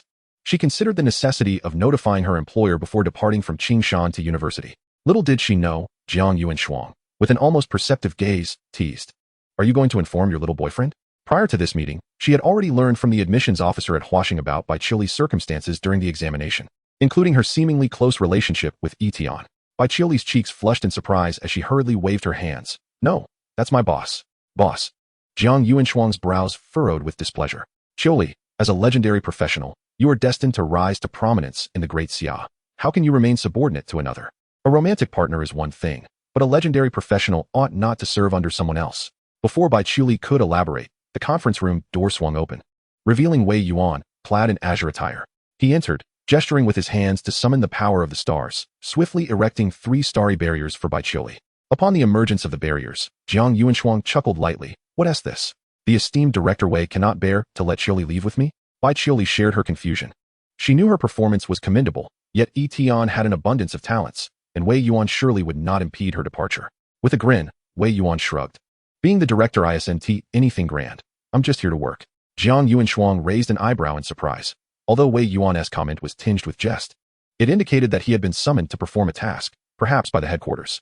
However, she was taken aback when Wei Yuan turned his peculiar gaze on Baichioli and said, Your boss mentioned he wants to promote you. Both Baichioli and Jiang Yuanshuang exchanged puzzled glances. Promote? What does that mean? Yet, in the next moment, a dazzling array of multicolored light erupted from Baichioli. The radiant beam shot skyward, reflecting in the astonished eyes of Jiang Yuanshuang. From the beam came a melodious chime of swords, and Baichioli's presence was enveloped in a powerful surge of sword intent, growing stronger and more formidable. You have been promoted to outstanding employee. Your current profession has advanced from Cold Moon Sword Master to Divine Cold Moon Sword Master. Your ultimate profession has ascended from Cold Moon Sword Immortal to Cold Moon Sword God. You have acquired the divine grade professional skill, Skyward Sword Domain. Baichioli's face flushed with excitement. Her profession had been elevated to divine status. My boss has promoted me. Beside her, Wei Yuan, who witnessed the emergence of a second divine grade profession, felt a wave of emotions wash over him. As Jiang Yuanshuang's mouth involuntarily fell agape, her typically composed demeanor was utterly shattered. Is this the power of that boss? She incredulously turned to Wei Yuan, who placed a finger to his lips, signaling her to maintain silence. No wonder. Jiang Yuanshuang's chest heaved with tumultuous breaths. It was no surprise that Bai Qiuli found herself under the command of that formidable boss. If it were her, she would be tempted to join that boss's ranks as well. A mere promotion birthed an extraordinary profession. Chapter 38. The Ruined Stone Tablet. The deathmatch prison opens. On the other side of Qingcheng, Ningjing bid farewell to her grandparents, accompanied by Wei Yuan's secretary, leaving behind an advance of 1 month's salary. Wei Yuan's female secretary had also arranged for dedicated personnel to ensure the safety of Ningjing's grandparents in secret. Subsequently, the secretary drove Ningjing along a concealed mountain path. As a legendary-level scholar, she arrived at the Seoul Ancient Civilization Research Institute in East China. This institute serves as a gathering place for the region's scientific talents, with the objective of uncovering and deciphering the relics of otherworldly civilizations. Here lies the destination Wei Yuan had meticulously arranged for Ningjing. So many stone tablets from various alien civilizations. Upon entering the institute, Ningjing's eyes gleamed with excitement. Stone tablets serve as a means for many alien cultures to record their civilizations or secrets, having endured the passage of time to arrive here. Ningjing was particularly fascinated by them. Welcome, student Ningjing. Professors and researchers clad in white lab coats emerged to greet her within the institute. The director warmly gestured, having been informed by Wei Yuan earlier that she was a legendary-level scholar. Across the entire blue planet, the strongest scholars scarcely reached the epic level. A legendary-level scholar is a rare occurrence. This holds significant implications for the current archaeological endeavors in East China. Hello, Ningjing politely greeted, her gaze inadvertently drifting towards the stone tablet on a distant testing table. Could that be the fabled ruins stone tablet? The director, initially intending to exchange pleasantries, saw Ningjing's engrossed demeanor and promptly delved into the matter. Indeed, this stone tablet contains clues regarding a relic near East China. Once we decipher its clues, we shall uncover the details and contents of this ancient relic. Unfortunately, our deciphering speed is painfully slow, and the content is exceedingly intricate. Ningjing's eyes lit up. May I give it a try? Of course. The director welcomed the suggestion. What we have deciphered thus far only indicates that the tablet is related to the ancient empire. It seems to pertain to the dragon clan or dragon descendants. He led Ningjing to the side of the ruined stone tablet, its surface adorned with mottled marks, appearing ancient yet remarkably well preserved. On its deep gray-brown surface, symbols and profound scripts floated as if imbued with life. Ningjing held her breath, her expression particularly serious, utterly focused, despite her legendary-level deciphering abilities. This stone tablet presented her with a modicum of difficulty, underscoring its exceptional complexity among the plethora of tablets. I cannot fully decipher it just yet. I need a bit more time, Ningjing expressed with a hint of apology. However, the director and the researchers exchanged bewildered glances, momentarily taken aback. Do you think a glance at the ruins stone tablet is sufficient for deciphering? In any research institute worldwide, deciphering a single ruined stone tablet typically requires at least 2 months. Before the director could offer further words of encouragement, Ningjing continued. But I have deciphered 3 pieces of content. The director and all the researchers? Are you serious? Their gazes instantly converged on Ningjing as she pointed to a specific line on the tablet, speaking earnestly. The forbidden land of the dragon ancestors' secret realm. The world-destroying dragon betrayed. As her words hung in the air, the director and all researchers were astounded. Several of the terms matched their translations perfectly. She had indeed cracked it. Yet it was not over. Ningjing's fingers slowly moved, her expression grave, as her lips murmured, the Black Emperor, Nidhogg. The following day, at the Qingshan apartment, Yi Tian awoke, refreshed, and as per routine, made his way to the cafeteria on the ground floor for breakfast. Not only for the delectable food, but, most importantly, for the complimentary nature of the meal, which was hard to resist. After promoting Bai Qiuli yesterday, he also shared the substantial attributes gained from the Cold Moon Sword Master and the godly pure attack skill of the Sky Sword domain. Compared to the rogue cultivators of the Night Cultivation, Bai Qiuli's current specialization in attack as the Cold Moon Sword Master rendered her akin to a sharp blade, ranking first in combat power among the employees.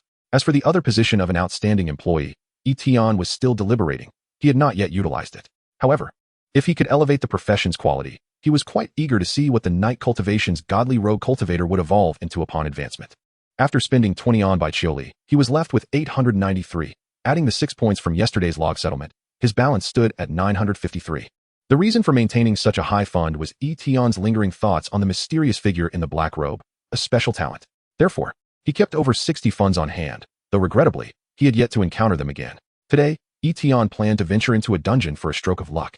However, at that moment, Wei Yuan suddenly called him. Yi Tian, hello? What? The figure in the black robe has appeared. Yi Tian struggled to contain his excitement, immediately putting down the Youqiao in his hand. 2 minutes later, he arrived at Wei Yuan's office to learn the situation. Yesterday, You had me place a bounty with the military, and today someone encountered the monster you described in the dungeon. The figure cloaked in black is not a typical dungeon monster. Its speed is swift and unpredictable. Wei Yuan relayed to Yi Tian. Doesn't that match the characteristics you described? Absolutely. Yi Tian's gaze ignited with fervor. Where is it now? Wei Yuan. The Qingqing garrison discovered it in the level 35 wild forest. They did not engage in battle and left to report immediately. Great. Yi Tian could not help but feel exhilarated, realizing that indeed, having someone like Wei Yuan to handle matters was a boon.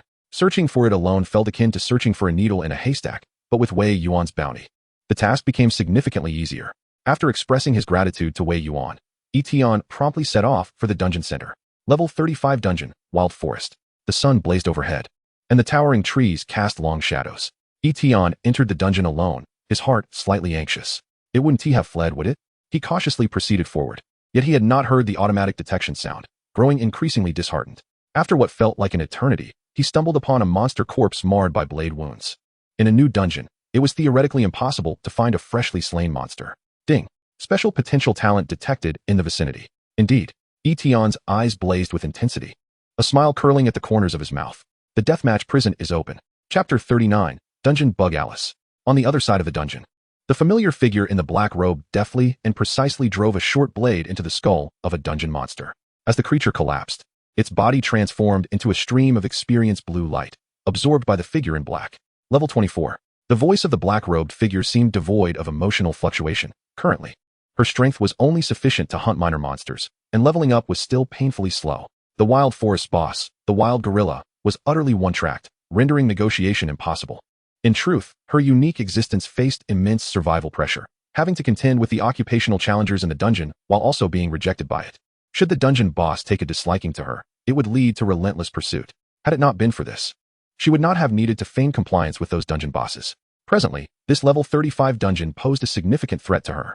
When would she be able to escape the dungeon? The black-robed figure slightly raised her head to gaze at the sky. The left side of her face, obscured by the robe, bore an eerie pattern reminiscent of black flowers. She sheathed her short blade and swiftly moved to seek out other monsters. However, at that moment, a figure in black clothing appeared before her. The youth fixed his gaze upon her, a smile reminiscent of an old acquaintance gracing his features as he greeted. Long time no see.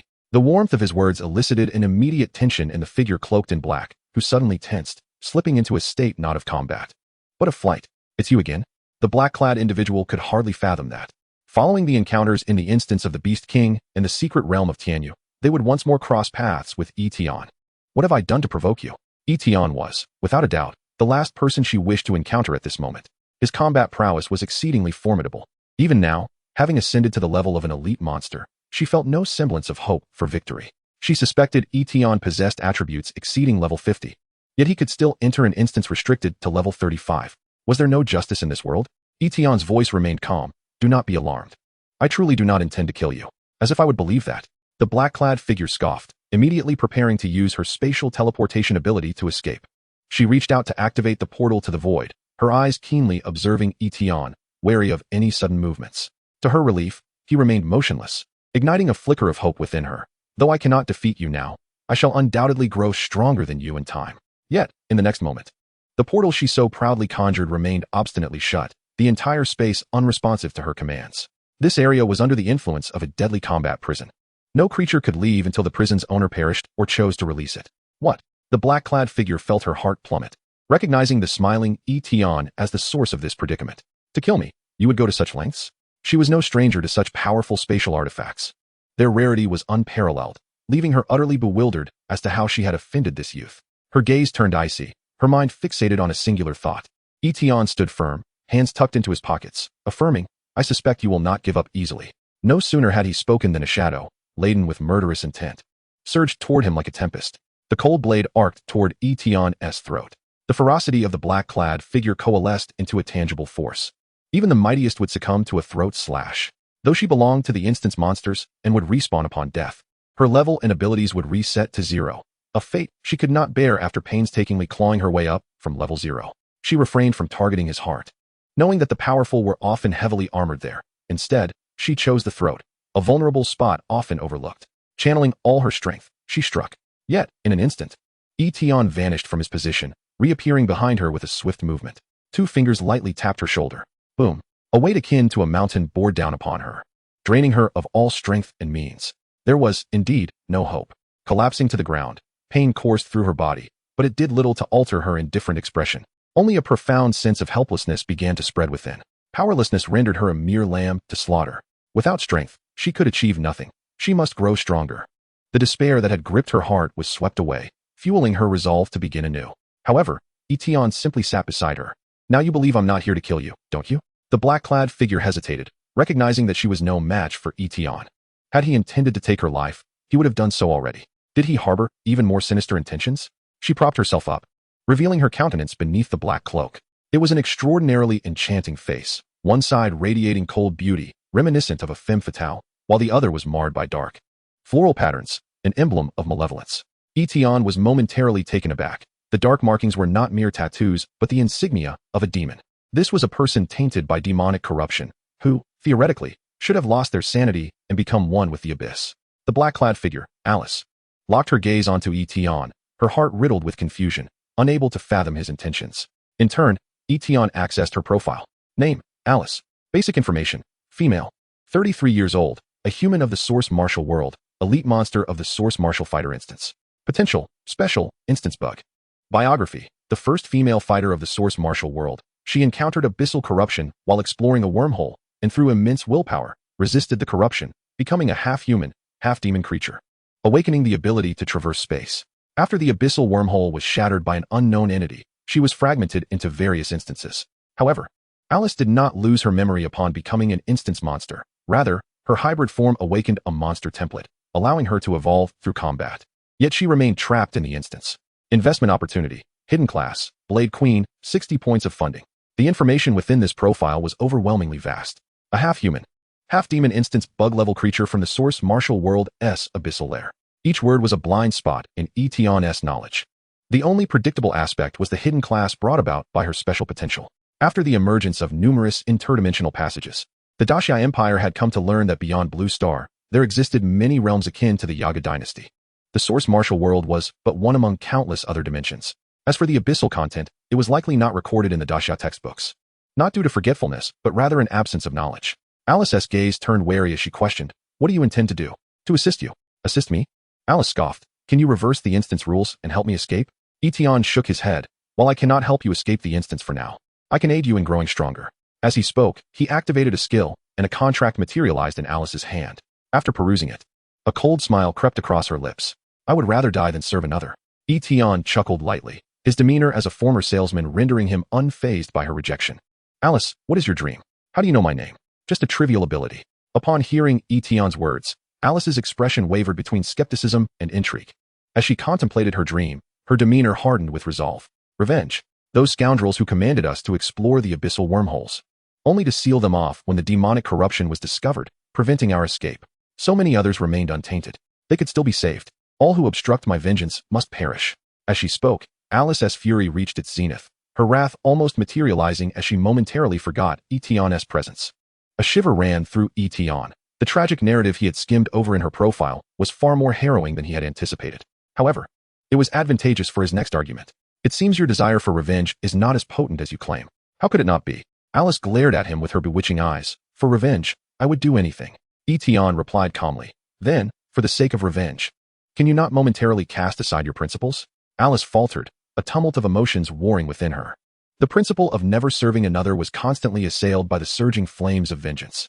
After a prolonged silence, she shook her head. "It's futile. I have already been tainted by the abyss. I can no longer accept other powers. Unless your strength surpasses the abyssal corruption, it's impossible." At her words, Yi Tian fell into contemplation. Which was stronger, the abyssal corruption or the power of his unknown profession? He pointed to the contract in Alice's hand. "Why not give it a try?" "Give it a try?" Alice gazed at the contract, a glimmer of hope and self-mockery flickering in her eyes before she pressed her hand upon it. In the next instant, a radiant light burst forth. Chapter 40, Dual Templates. Blade Queen. The brilliance erupted, blindingly intense.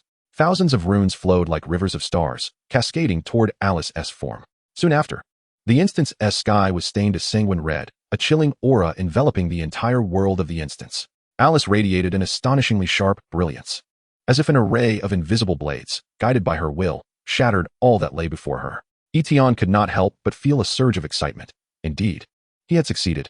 The resume assessment had indicated that hidden professions differed from golden or colorful ones.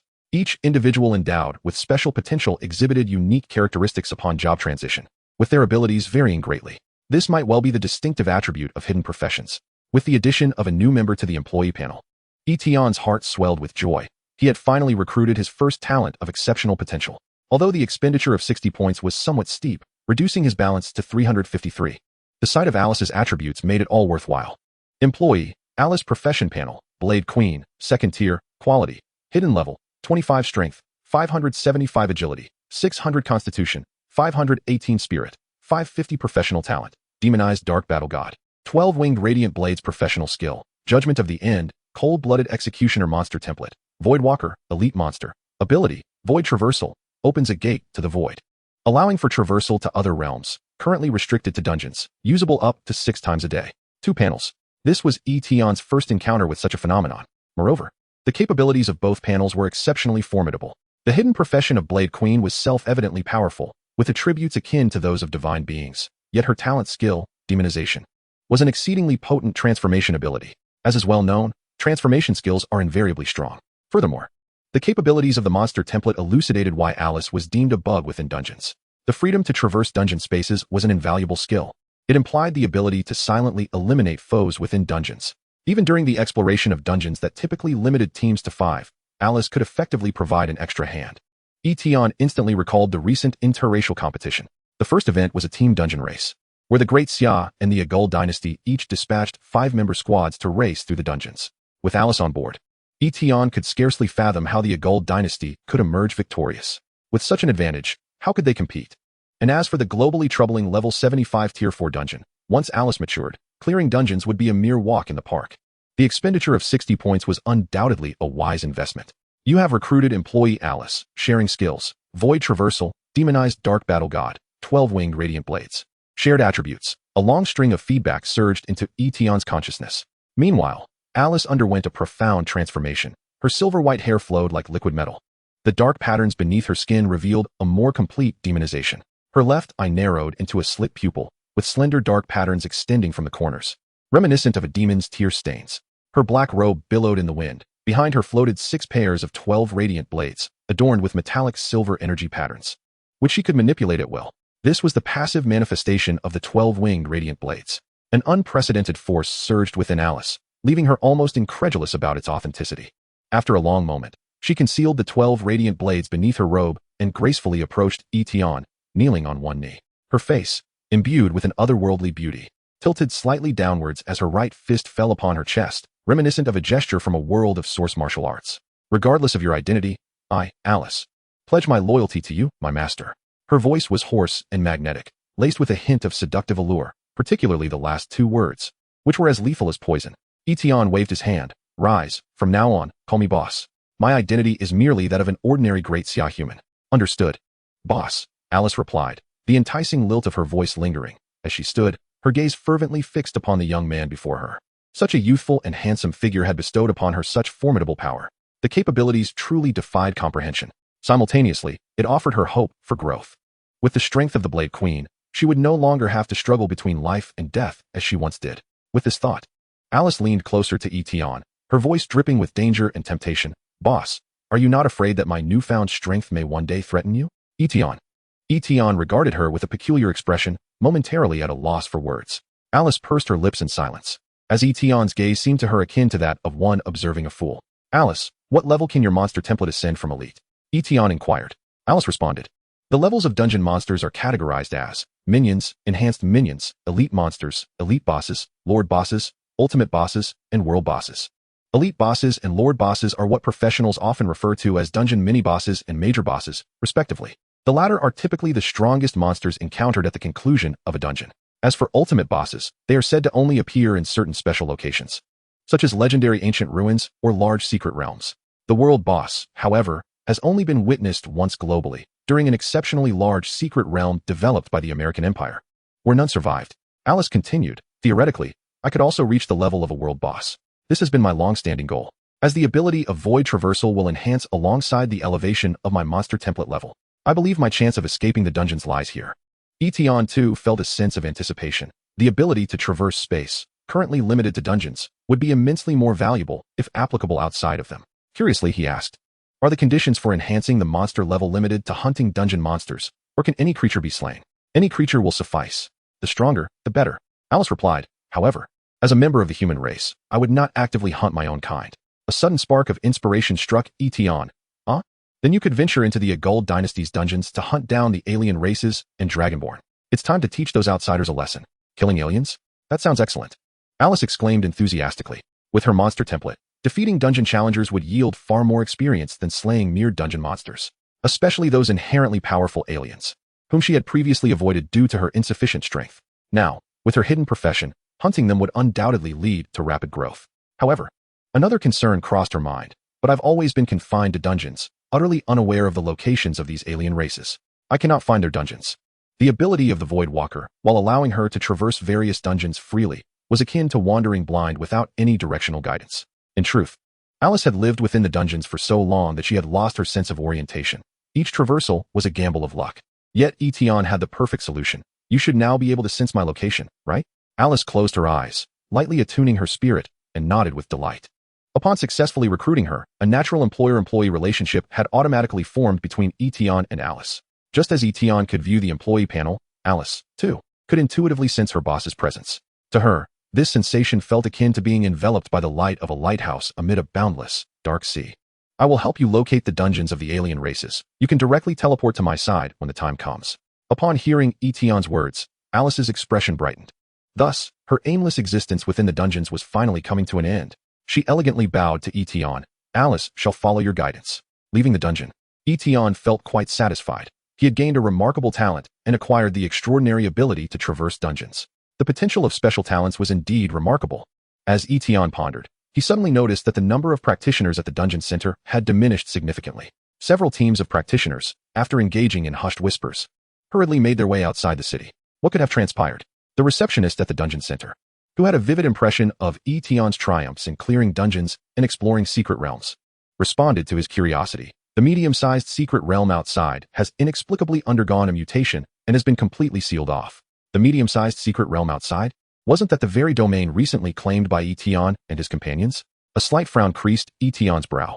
The complete sealing off of the realm undoubtedly indicated that the resources within could no longer be harvested. A once promising medium-sized secret realm, if inaccessible for resource extraction, would merely become an empty shell, rendering their previous efforts utterly futile. How perplexing. With this thought in mind, Yi Tian swiftly made his way to the secret realm outside the city, eager to uncover the truth. Upon arriving at the entrance, he found it cordoned off by the guard forces. Hundreds of onlookers were kept at bay beyond the barricade, unable to approach the entrance, the situation looking rather dire. Everyone, step back. No one is to come near, the guard shouted. Seeing this, Yi Tian approached, producing his identification badge and a document from the Bureau of Strengthening Affairs. One of the guards furrowed his brow upon seeing it. What is this? This doesn't look right. My apologies, sir. I failed to recognize you earlier. His expression shifted from indignation to confusion, and finally to respect as he raised his hand, signaling Yi Tian to pass through the barricade. The document, though abstract in nature, wielded considerable authority. According to Wei Yuan, it held power comparable to that of the city lord, and granted unfettered access across most regions of the Great Xia. Why is he allowed in? Who is he? Voices of discontent arose from the onlookers. The guard retorted angrily. He belongs to a special agency capable of resolving issues. What do you intend to do by entering? Accompany the dead? At this remark, the murmurs of dissent among the gathered practitioners gradually subsided. Yi Tian approached the entrance and observed that a swirling vortex of eerie purple light had formed there, emanating an aura of danger. At that moment, Wei Yuan was not present. Instead, Bai Qiuli and another elegant woman stood by. Boss, I was just about to message you, Bai Qiuli exclaimed, her face lighting up upon seeing Yi Tian. The other striking woman, wielding a sword, turned her gaze toward Yi Tian, who returned her curious look. Bai Qiuli then made a brief introduction. This is Senior Jiang Yuanshuang, the boss of our little Qiuli. Jiang Yuanshuang appraised Yi Tian with keen interest, surprised that the one responsible for Bai Qiuli's ascension to a divine-level profession was a rather handsome young man. Yi Tian found himself perplexed. The fact that Jiang Yuanshuang, a top-tier level 74 practitioner, had come here implied the gravity of the situation. Bai Qiuli then explained, this morning, the secret realm suddenly mutated, sealing off the entrance and trapping all the miners inside. We suspect the emergence of malevolent entities, necessitating the dispatch of a team to resolve the issue. Knight Xiao and Jiang Che entered 4 hours ago, and they haven't returned since. Ever since they went in, The entrance has been completely sealed. No one can enter. Night Xiao and Jiang Che have gone in. Yi Tian's brow furrowed. He was well aware of their capabilities. If malevolent entities were indeed involved, they should not have been trapped for so long unless it was a demon lord-level threat. However, if such a formidable entity had arrived, it would not merely target a single secret realm, but rather the entirety of Qingqing. Jiang Yuanshuang gazed solemnly at the ominous purple vortex at the entrance. This method likely indicates the involvement of a foreign race. Bai Chili spoke urgently. Boss, why not try contacting them through the conference system? No one knows the situation inside right now. Yi Tian opened his employee panel to check the status of Night Xiao and Jiang Che, discovering they were engaged in combat. Their health remaining above 50%, currently safe, but who knew for how long? No need, I will rescue them. Upon uttering these words, Bai Chili was momentarily taken aback, while Jiang Yuanshuang shook her head in resignation, saying, the entrance is sealed, no one can enter. The intentions of this foreign race are likely far from simple. Despite her words, Yi Tian proceeded to the entrance. A notification blocked his path. The entrance is sealed. Entry is prohibited. Jiang Yuanshuang and Bai Chili exchanged puzzled glances at Yi Tian's determination. At that moment, Yi Tian raised his hand towards the entrance, unstable energy flickering within his palm, causing the eerie purple vortex to tear apart. Void traversal.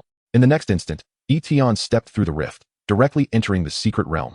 Jiang Yuanshuang and Bai Chili stood in stunned silence, their expressions awash with disbelief. What manner of ability was this?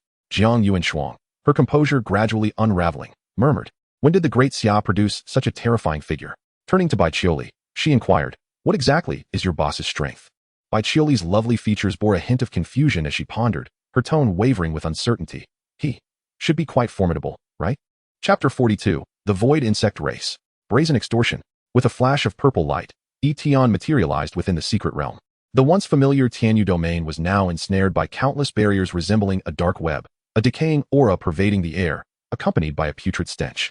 It seemed that this level of sealing could indeed be unraveled through void traversal. Having shared Alice's void traversal ability, Yi Tian had similarly acquired the capacity to traverse into dungeon secret realms. It appeared that not only could one traverse between dungeons, but also from the outside world into them. Yi Tian surveyed his surroundings and spotted 2 Tianhen gold mines. Resource secret realms often birthed such mineral resources, which, when harvested by miners, yielded substantial materials. Tianhen gold, infused with wind spiritual power, was ideal for crafting equipment for agile-type practitioners. Yet, the few fragments of Tianhen gold littering the desolate ground were marred by nom marks, their surfaces riddled with chips. Clearly, a considerable number of foreign entities had been present. Yi Tian's gaze shifted deeper into the Tianyu domain, a flicker of anticipation igniting within him as he spoke. Alice. ZZZT. Upon his call, a rift in the secret realm's space tore open, and a striking figure emerged, Queen of Blades, Alice. She approached Yi Tian, her cold yet beautiful visage filled with curiosity. Isn't this the secret realm we encountered before? Indeed, though not part of the Yaga dynasty's dungeon, there should still be a fair number of foreign entities present here. Hearing Yi Tian's words, Alice instinctively licked her crimson lips, her eyes gleaming with excitement. Let us proceed. Yi Tian swiftly advanced into the depths of the Tianyu domain, sensing the locations of Night Xiao and Jiang Che. Upon entering the second floating island, he finally heard sounds emanating from within the web-like barriers, swarms of insects darting about, producing an unsettling buzzing noise. Looking up, Yi Tian beheld the grotesque forms of the insects, their carapaces shimmering with a dark purple glow, 6 beetle-like legs skittering about. Void insect race. Alice's keen eyes recognized them at once. Yi Tian casually glanced at the foreign entities, noting their average strength, approximately at Tier 2. In an instant, 12 radiant blade rings manifested behind Alice, her blades slicing through the air with a whoosh, each strike directed at several of the void insects, leaving brilliant trails of light in their wake. As part of her innate 12-winged blade ability, each ordinary attack was empowered by an additional 500 attack damage multiplier, easily sufficient to obliterate the foes. With swift and precise strikes, the swarm of insects was swiftly annihilated, transforming into clusters of experience orbs that Alice eagerly absorbed. Alice was elated. Indeed, the experience gained from the elite bosses far surpassed that of the dungeon monsters, and she was nearing the level of the elite boss. At that moment, Yi Tian charged directly towards the third colossal floating island. The atmosphere here was even more putrid and vile, with swarms of insects crawling upon a dark, net-like barrier. In one corner of the immense floating island, dozens of miners huddled together. Yi Xiao Jiang Che, and a professional clad in the attire of the Starfire Martial Arts School, under Yi Xiao's command, were simultaneously safeguarding the miners while battling the void insect swarm. It appeared that the conflict had been ongoing for quite some time. Boss, what brings you here? Wasn't the secret realm sealed off? How did you get in? The moment Yi Xiao and Jiang Che laid eyes on Yi Tian, Their expressions turned to one of astonishment. They shared a connection with Yi Tian, sensing that he was indeed the real Yi Tian and not an imposter. This left them even more bewildered. This is not a rescue mission. Before them loomed a massive, ghostly green crawler, alongside a spider-like creature voraciously consuming its prey, unmistakably two elite members of the Void Insect clan. Void Crustacean, level 40. Void Weaver, level 40. These should be the strongest creatures they encountered on this expedition. This is troublesome. Be careful, boss. Yi Xiao and Jiang Che hastily cautioned. Yi Tian, however, remained composed. Alice. In the next instant, two energy blades resembling mantis knives sprang forth from Alice's wrist, complemented by the 12-winged radiant blades, their edges sharp as a whirlwind. The two Void Insect clan members were not overly formidable. Yi Xiao, as a divine-class professional, could contend with them. But the need to protect the miners prevented him from unleashing his full power. Jiang Che couldn't help but marvel. Wow, boss, this beauty is incredible. She seems to possess divine-level combat prowess. Yi Xiao nodded in agreement. Alice's current fighting capability was indeed on par with his own. Unfortunately, they were unaware that Alice had yet to unlock her demonic transformation. Otherwise, dispatching the two Void Insect clan members would have been a trivial matter. Yi Xiao took a breath and advised Yi Tian. Boss, the Void Insect clan's schemes seem rather grand. I recall that their interdimensional portal originated from the neighboring Cold Nation. But just a few days prior, the Cold Nation was annihilated by the Void Insect clan, and now they have set their sights on Great Xia. The Cold Nation was destroyed? Yi Tian remarked, slightly taken aback. Although the Cold Nation was relatively weak, it was still a nation. The ease with which it was obliterated was astonishing. Yi Xiao continued with the information he had gathered. The Void Insect clan comprises two types of insects, void insects and parasites. The void insects are those surrounding us. Their combat abilities are not the strongest among alien races, yet they possess the capability to invade dungeons with cunning methods. The parasites, on the other hand, can reportedly inhabit beings with lower mental fortitude, exerting control over them. It must be said, these two abilities are indeed peculiar. Thus, the annihilation of a nation is not surprising. However, Yi Tian couldn't shake the feeling that the abilities of the void insects bore some inexplicable relation to Alice's void traversal. And the parasites? Meanwhile, Wei Yuan was not far from the secret realm, and suddenly, a green glow emanated from his driver's eyes, his expression twisting into one of horror. What sorcery is this? Wei Yuan observed the sudden transformation of his driver's face, remaining entirely composed. If you have something to say, do so swiftly. With Wei Yuan's formidable mental prowess, he naturally sensed that something had latched onto his driver, yet the entity did not act rashly. It evidently had something to convey. Soon, the driver's voice came out hoarse. Esteemed mother of insects, greetings to Great Xia. Spare me the pleasantries. From this statement, Wei Yuan grasped the situation. The arrival was indeed from the Void Insect clan that had obliterated the Cold Nation, and their ruler was the mother of insects. Upon receiving this information, he immediately deduced that the sealing of the secret realm was the handiwork of the Void Insect clan. The parasite residing in the driver continued ominously, Your Excellency. If you are so impatient, I shall be succinct. The issues of mining in the Tianyu realm can be resolved by my clan for Great Xia. We can also assist in freeing the few exceptional human beings trapped within the secret realm. All we require in return are 2 small secret realms as compensation. Chapter 43, Ascension to Boss. Permissions of the Dungeon. Wei Yuan found this amusing. The sealing of the medium-sized secret realm was, after all, a tactic of the Void Insect clan. Undoubtedly, it was nothing more than blatant extortion. In exchange for 2 small secret realms, they sought to reclaim a medium-sized one. In other words, it was akin to collecting protection fees. Should they refuse, the medium-sized secret realm would remain sealed, rendering it entirely inaccessible, tantamount to being rendered useless. Furthermore, the Void Insect clan could perpetually repeat this process. This was precisely the repugnant nature of the Void Insect clan. Their ability to invade dungeons was a capability that most nations could not guard against, including Great Xia. Wei Yuan would not yield. But Great Xia needed time to devise a countermeasure against such abilities. Just then, his phone vibrated. Wei Yuan cast a sidelong glance and noticed a message from Jiang Yuanshuang. Yi Tian has entered the sealed secret realm. Yi Tian. Wei Yuan was well aware of the circumstances surrounding the secret realm. After Yi Xiao, Jiang Che, and the others entered, the secret realm had been entirely sealed off by the Void Insect clan, preventing any further entries. The ability to invade was a racial trait of the Void Insect clan. Dungeons and secret realms were fundamentally independent and enclosed spaces, typically permitting only one group of individuals to enter at a time before sealing off the space. However, the Void Insect clan could erode the space, corroding the walls of the sealed area, thus allowing them to invade in droves. Once inside, they could employ special means to seal the area again, monopolizing the secret realm. No nations globally, nor most alien races, had effective countermeasures. Otherwise, the Cold Nation would not have fallen so swiftly. Yet, Yi Tian had somehow breached the Void Insect clan's blockade? How was this possible? Noticing Wei Yuan lost in thought, The parasite affixed to the driver spoke once more. As the leader of Great Xia, you surely comprehend the principle of sacrificing the small to preserve the greater.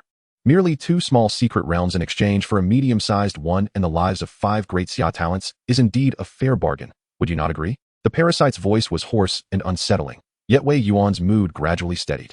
Since Yi Tian had the capability and audacity to actively enter the sealed secret realm, he must possess some confidence in his ability to cope. Moreover, at this juncture, it seemed that only Yi Tian could contend with the insidious tactics of the Void Insect clan. The parasite urged, if this drags on, I cannot guarantee what may transpire within the secret realm. Wei Yuan chose to trust Yi Tian, offering a faint smile. I think not.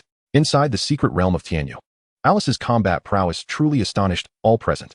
The 12-winged radiant blades split into 6 to fend off the smaller insect creatures, while the remaining 6, in conjunction with Alice, engaged the 2 elite Void Insect members at level 40. She single-handedly held her ground against hundreds of Void Insects. Alice's figure flickered, the 6 radiant blades darting like shooting auroras, rushing towards the 2 elite Void Insect creatures. Die, madman! The Void Crustacean was taken aback, astonished that its opponent dared to confront its attack head-on. Yet, it perceived this as an opportunity. With a savage maw, it spewed forth a purple acidic liquid, enveloping Alice's form in a highly corrosive assault. However, in the next instant, a long black light flickered within the acid, slicing through it, and with a single strike, cleaved the Void Crustacean's body in half. The Void Crustacean shrieked in agony, retracting all its nerve fibers in defense, howling in despair. What? The 2 clashes transpired in the blink of an eye, and the Void Weaver's pupils constricted. Her abilities leaned towards control, and the black net enveloping the secret realm was her masterpiece. Yet, she had not anticipated that in mere moments, her output-oriented companion would be grievously wounded. In an instant, she unleashed a black spider web from her surroundings, the dark net spreading like an enormous hand, reaching out towards Alice from behind. This was her most formidable means of control. By subduing Alice, not only could she save her comrades, but also seize the opportunity to turn the tide of battle. However, in the face of the overwhelming black spiderweb, Alice did not even glance back. With her right hand reaching back in a gesture of empty grasping, she declared, Judgment of the End. Dozens of blood-red slashes erupted behind her, shredding the spiderweb and piercing through to explode upon the body of the Void Weaver. The Weaver's form was assaulted by a multitude of strikes, instantly torn into countless fragments. With a resounding crash, accompanied by a spray of crimson, the Weaver fell without uttering a single cry, slain by Alice's hand. She had struck, and within a heartbeat, the deed was done. As the body of the Void Weaver shimmered with blue light, transforming into experience absorbed by Alice, the Void Crab before her was rendered utterly dumbfounded. In an instant, 12 radiant blades were summoned by Alice. Within the vast pupils of the crab, her left hand's graceful lift was mirrored, followed by the blades plunging into its carapace. The dark purple shell emitted a piercing crack akin to shattering crystal, obliterating the vitality of the Void Crab's massive form. At that moment, Night Repair, Jiang Che, and the others, including the mining team, stood transfixed, unable to discern who was more terrifying, Alice or these void creatures. Employee Alice has slain the Void Crab and the Void Weaver. You have shared experience. Alice absorbed enough hunting experience, elevating her monster template from elite to elite boss. Her void traversal ability was enhanced. The usage limit increased from 6 to 10 times per day. With the panel prompt resounding, Alice's form elongated and became more statuesque. Her mantis blades significantly strengthened. Though termed as a minor boss, an elite boss was still a boss, entirely transcending the realm of mere minions. This also conferred upon her the privileges associated with a boss. Alice acquired elite boss privileges, the ability to modify dungeon terrain and weather, and to impose a capability restriction within the battle scene. Seeing this, Yi Tian was taken aback, astonished that Alice could already impose such restrictions. Among professional practitioners, this was referred to as a boss mechanism. In dungeons, certain formidable bosses could impose limitations, such as prohibiting healing near the boss, disabling fire attribute spells within the dungeon, or disarming all participants.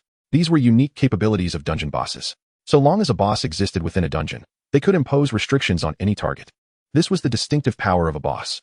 In the globally stalled level 75 Tier 4 dungeon, there existed a particularly twisted restriction, a 90 reduction in the attributes of challengers. However, such restrictions stemmed from an ultimate boss. The higher the level and the more powerful the boss, the stronger the limitations they could enforce. Although Alice was currently merely an elite boss, her ability to acquire restriction privileges hinted at a promising future. Hiss! 2 elite void creatures fell, causing the surrounding swarm of smaller void insects to emit frantic cries. 2 factions trembled, nearly fleeing. With 2 elite foes dispatched so effortlessly, the remaining lesser insects stood no chance against Alice. Furthermore, the void insect invasion talent within the dungeon was also limited. Invading a dungeon equated to breaching the lair of the dungeon boss, which would lead to detection and targeting by the boss, unless they were defeated or allied with the boss. Only after the dungeon was cleared and the boss vanished could these smaller void insects invade with ease. As long as the dungeon boss existed, the smaller insects would sense the ever-looming danger of encroaching upon another's territory and instinctively seek to escape. Want to flee? Yet Alice was reveling in her slaughter, unwilling to let them escape so easily. After all, this experience was vital for her monster template. Alice, impose a restriction on their departure. Yi Tian commanded, and Alice was poised to comply.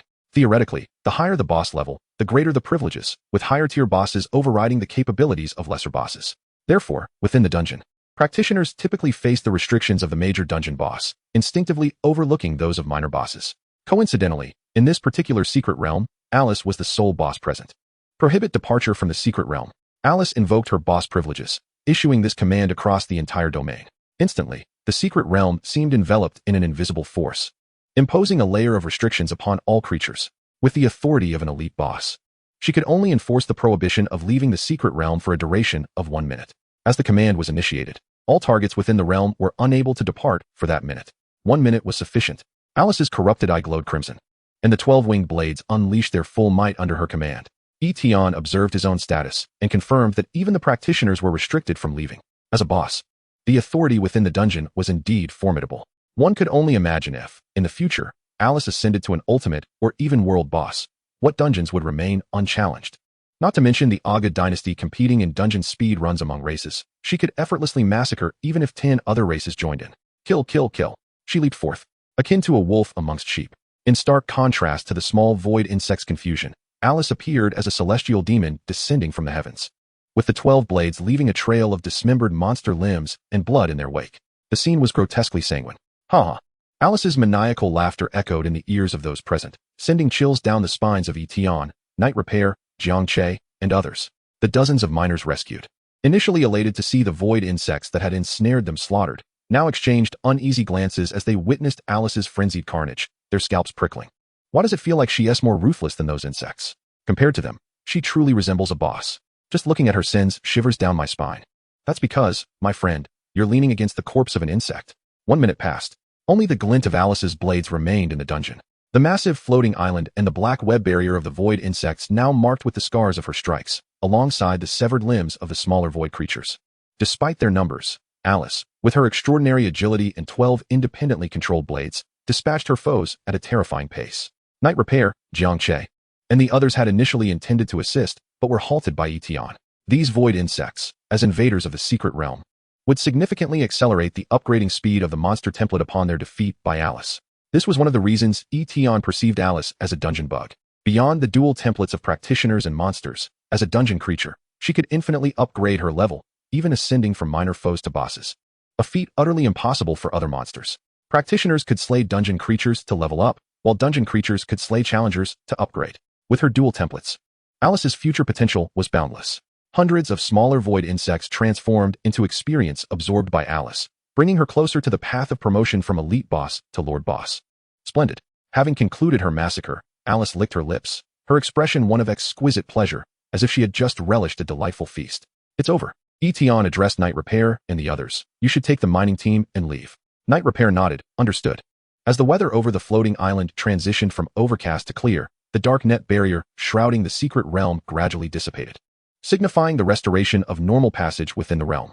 Alice, feeling somewhat unfulfilled, turned to Yi Tian and inquired, Boss, there are neither monsters nor foreign races in this secret realm. Where should I go next? This was perhaps Alice's sole flaw, having always existed within an independent instance space. She possessed a complete lack of directional sense, rendering her incapable of accurately identifying suitable targets for hunting. This killing machine required Yi Tian to ignite its potential. The Ancient Kingdom. Chapter 44. United Invasion of the Great Xia. Journey to the Hostile Factions Instance. The Ancient Kingdom was the destination Yi Tian had originally prepared. Since it was possible to hunt enemies within the instance, the foreign races could not be overlooked. As he spoke, he stepped out of the secret realm, instructing Alice. Await my summons. Outside, Jiang Yuanshuang and Bai Qiuli were anxiously watching the entrance to the secret realm. Yi Tian's entry into the realm indicated a further escalation of problems.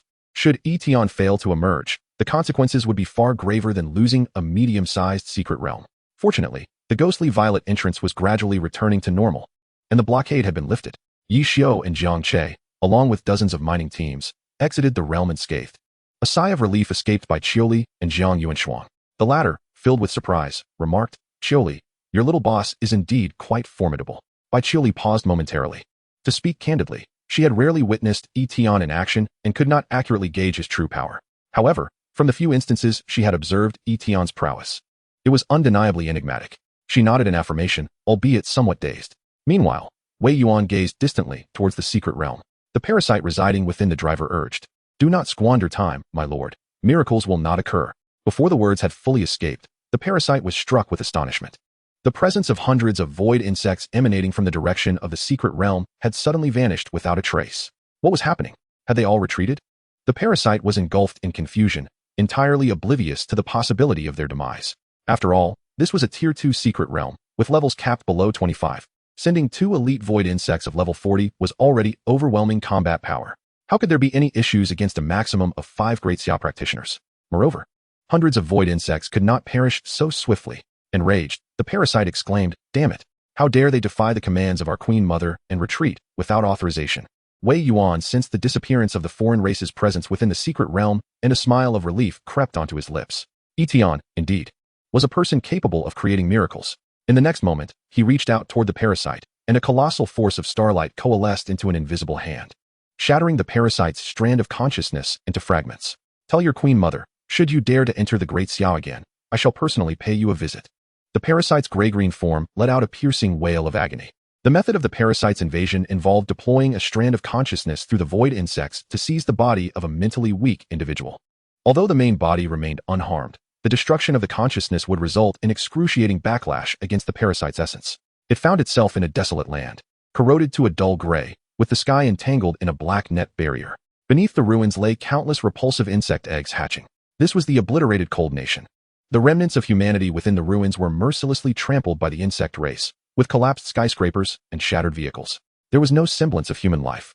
This minuscule territory had been utterly transformed into a nest for the void insects, grotesque and twisted creatures crawling over the fallen buildings. Ignoring the mental torment, the parasite furiously made its way to the Queen Mother's lair, seeking to confront the void insects regarding their sudden withdrawal.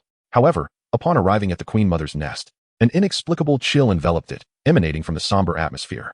The result it received left it even more shaken. Not a single one of the hundreds of void insects dispatched to the Great Xia had returned. They had all perished. "I am the sole survivor." It could hardly believe, nor dare to believe. The icy dread in its heart filled it with profound fear. It had initially thought its companions had abandoned it. Who could have imagined that they had all met their demise? In the shadows of the Queen Mother's lair, a deep and commanding voice echoed, "The Great Xia is indeed distinct from the Cold Nation." The void insect race faced no such setbacks when conquering the Cold Nation. To suffer the loss of hundreds of void insects on our first strike is unprecedented. Moreover, we have gained not a single benefit, suffering a needless loss. The void insect race, having easily overrun the Cold Nation, experiences a sense of defeat for the first time at the hands of humanity. There is indeed a reason why the Great Xia possesses such vast territory. The Queen Mother's voice gradually escalated into a roar. Yet we, the void insect race, require even greater territory. This minuscule domain of the Cold Nation cannot possibly satisfy us. The Great Xia, the descendants of the ancient, seem to be our true adversaries. The Queen Mother's cavernous voice reverberated once more from the darkness. Locate the ancient kingdom and unite to invade the Great Xia. While the issue of the secret realm had been resolved, Yi Tian's method of countering the void insect invasion piqued Wei Yuan's curiosity. Wei Yuan sought a private conversation with Yi Tian, aware that the void insect race employed devious tactics, having harmed numerous nations. If a permanent preventative measure could be devised, it would effectively eliminate a significant concern for the Great Xia. However, Yi Tian shook his head, stating, "I possess no means to prevent the invasion of the void insects. My method is to directly enter the instance and eradicate all the void insects." The notion of entering the instance directly sounded simple. But Wei Yuan understood that this was yet another of Yi Tian's unique abilities. Nevertheless, he felt reassured, though a preventative measure was currently unattainable. At least Yi Tian was present, providing a temporary solution against the void insects. It seemed necessary to call upon the Research Institute to tackle large-scale barrier techniques. It would be preferable to prevent the void insect race from taking action in the first place. After all, Yi Tian was but one person, and the Great Xia could not rely solely on him to take action. Wei Yuan solemnly stated, "However, we owe you a great debt of gratitude this time. At the very least, if it were not for your intervention today, the Great Xia would have had no effective means to respond, and we might have had to forfeit a medium-sized secret realm." Yi Tian returned a smile and took the opportunity to request, Wei Go, could you take me into the instance of the ancient kingdom? Any instance under their control will suffice. Wei Yuan was taken aback. The instance of the ancient kingdom? To actively venture into the instance of a hostile faction? This unusual request is a first for me. However, Wei Yuan also recognized that Yi Tian was not one to act without purpose. He surely had his reasons. After a moment of contemplation, he nodded. Very well. I shall take you there. Chapter 45. What kind of boss is waiting directly at the instance entrance? At the eastern border of the Great Xia, Dingxing. This city was jointly garrisoned by the border troops of both the Great Xia and the Ancient Kingdom, and it was not uncommon for skirmishes to occur. The tensions escalated further after the Great Xia seized a small secret realm from the Ancient Kingdom, gifted by the Red Emperor, leading to increased friction between the two factions. Hurry, we must sprint now. Fantastic. Just broke the record of the little dragon. Bring over their bets. What is the point of leading by a few seconds? The human race has never seen the world. In the center of Dingxing, the border troops of the Great Xia and the alien army were fervently placing bets around an instance entrance, the atmosphere electric with intensity. Wei Yuan drove Yi Tian over, and upon witnessing the scene, Yi Tian curiously inquired, what is this? On this side of the border, aside from martial battles, we also engage in this game of alternating rapid access to instances, which serves as a form of competition, Wei Yuan explained. Yi Tian quickly grasped the rules. The Great Xia and the Ancient Kingdom send individuals to clear the instance, competing to see which side can complete it faster, while simultaneously placing bets against each other. The bettors of the victorious faction will receive the stakes of the defeated faction, proportionate to their wagers. Much like martial contests, this direct clash of combat prowess is quite commonplace in cities where both clans are garrisoned. The sole unfortunate aspect lies with that dungeon, which has been repeatedly traversed by both factions. Wei Yuan gestured towards that dungeon, inquiring, can this dungeon serve as your target? No. Allow me to lead you into the ancient continent. I assure you, conquering a dungeon shall pose no difficulty. The ancient continent lies beyond the dimensional passage of the fixed city, the ancestral home of the ancient dynasty. Yi Tian promptly interjected, that won't be necessary. This dungeon will suffice. After all, his objective is to bring Alice near the ancient dynasty, allowing her to unleash her potential at her discretion. The two alighted from their vehicle and approached. Just then, they arrived at the scene of a race organized by the ancient dynasty. And the representative dispatched was none other than the half-dragon Yedra, whom Yi Tian remembered from the previous medium-sized secret realm competition. It seemed he had been relegated to the border army by the Crimson Emperor after failing in the secret realm competition. Boss. Yi Tian had hardly approached when a hearty voice called out. Wang Jiang jogged a couple of steps forward, his surprise evident after not seeing Yi Tian for a long time. Commander, you're here too. Wei Yuan nodded slightly, and Yi Tian noticed the insignia on Wang Jiang's shoulder, indicating his promotion to captain. So, are you participating in the dungeon race as well? Wang Jiang chuckled, just playing around during my break. He then leaned in conspiratorially, boss. You absolutely won't guess what incredible ability I've acquired. Yi Tian casually replied, extraordinary physique? Wang Jiang's eyes widened in shock, as though his well-guarded secret had been laid bare. Yi Tian cleared his throat and patted his shoulder. Well done. Keep up the good work. With that, Yi Tian proceeded towards the betting area for the dungeon, leaving Wang Jiang in a state of disbelief. Boss truly is the boss. He even recognized my extraordinary physique. However, he could never guess that my extraordinary physique is still capable of further enhancement. Yedra emerged from the dungeon with a completion time of 8 minutes and 35 seconds, setting a new record. TSK. Soon, the half-dragon Yedra had exited the dungeon, his speedrun time surpassing the previous record by over a minute. The previous round of bets placed by the Great Xia border army had been entirely claimed by the ancient dynasty. Great Xia, send someone out quickly. Come on. The dungeon racing alternated between factions, and it was now Great Xia's turn to send someone forth. Wang Jiang was already eager. Boss, I'll go. Watch me crush this little dragon. No, let me, Yi Tian stated, disregarding Wang Jiang's astonished expression as he directly walked to the dungeon entrance. The Great Xia border army members were momentarily stunned. Who is this young man? Which team does he belong to? Meanwhile, the representatives of the ancient dynasty began to mock. A mere rookie has come. Is there no one left in Great Xia? However, upon witnessing Yi Tian truly enter the dungeon, the foreign representatives refrained from making reckless bets. After all, in these times, many had mastered the art of feigning weakness to deceive their opponents, leading to increased caution among the foreign factions. Consequently, only a handful placed bets this round. This was a level 35 dungeon, and in terms of difficulty, it posed nearly no challenge for Yi Tian. However, his aim was not a swift completion. Alice. No sooner had the name escaped his lips than Alice, cloaked in her dark robe, appeared gracefully. Her figure, now 182 centimeters tall, appeared even more elongated beneath the robe, her golden, radiant eyes and mesmerizing, otherworldly gaze brimming with anticipation. Boss, is the prey here? Indeed, shortly. A queue of foreign entities will be arriving, Yi Tian replied with a smile, adding, this is near the ancient dynasty. And you can be assured that the dungeons here are teeming with foreign entities. Bringing Alice to the vicinity of the ancient dynasty would also expedite her evolution into a formidable creature. Yi Tian instructed, clear out this wave of dungeon monsters first, keeping the completion time under 8 minutes and 30 seconds. Alice obediently nodded, wielding her 12-winged light blades as she commenced her task. Completion time, 8 minutes and 30 seconds. New record set. Humph, I thought there was something hidden, leading by just 5 seconds? What does that even signify? Merely luck, scoffed one of the foreign representatives. Humph, I haven't even exerted my full strength. Completing it in under 7 minutes is a cinch. Upon witnessing Yi Tian's completion record, the representatives of the ancient dynasty collectively dismissed him. The last to speak, Yedra, prepared for another attempt. Place your bets. This round, the foreign representatives eagerly placed their wagers. Equipment, materials, currency, anything of value could serve as bets. They were well aware of Yedra's prowess. Being dispatched to conquer a medium-sized secret realm indicated that he was no ordinary half-dragon. The Great Xia border army understood this as well. And almost no one placed bets, except for Yi Tian. Boss, are you really placing a bet? Wan Zhang questioned in a hushed tone, perplexed. As Yi Tian not only placed a bet, but wagered a substantial amount, throwing in a plethora of equipment obtained from prior dungeon runs, causing an uptick in the betting activity from the foreign representatives.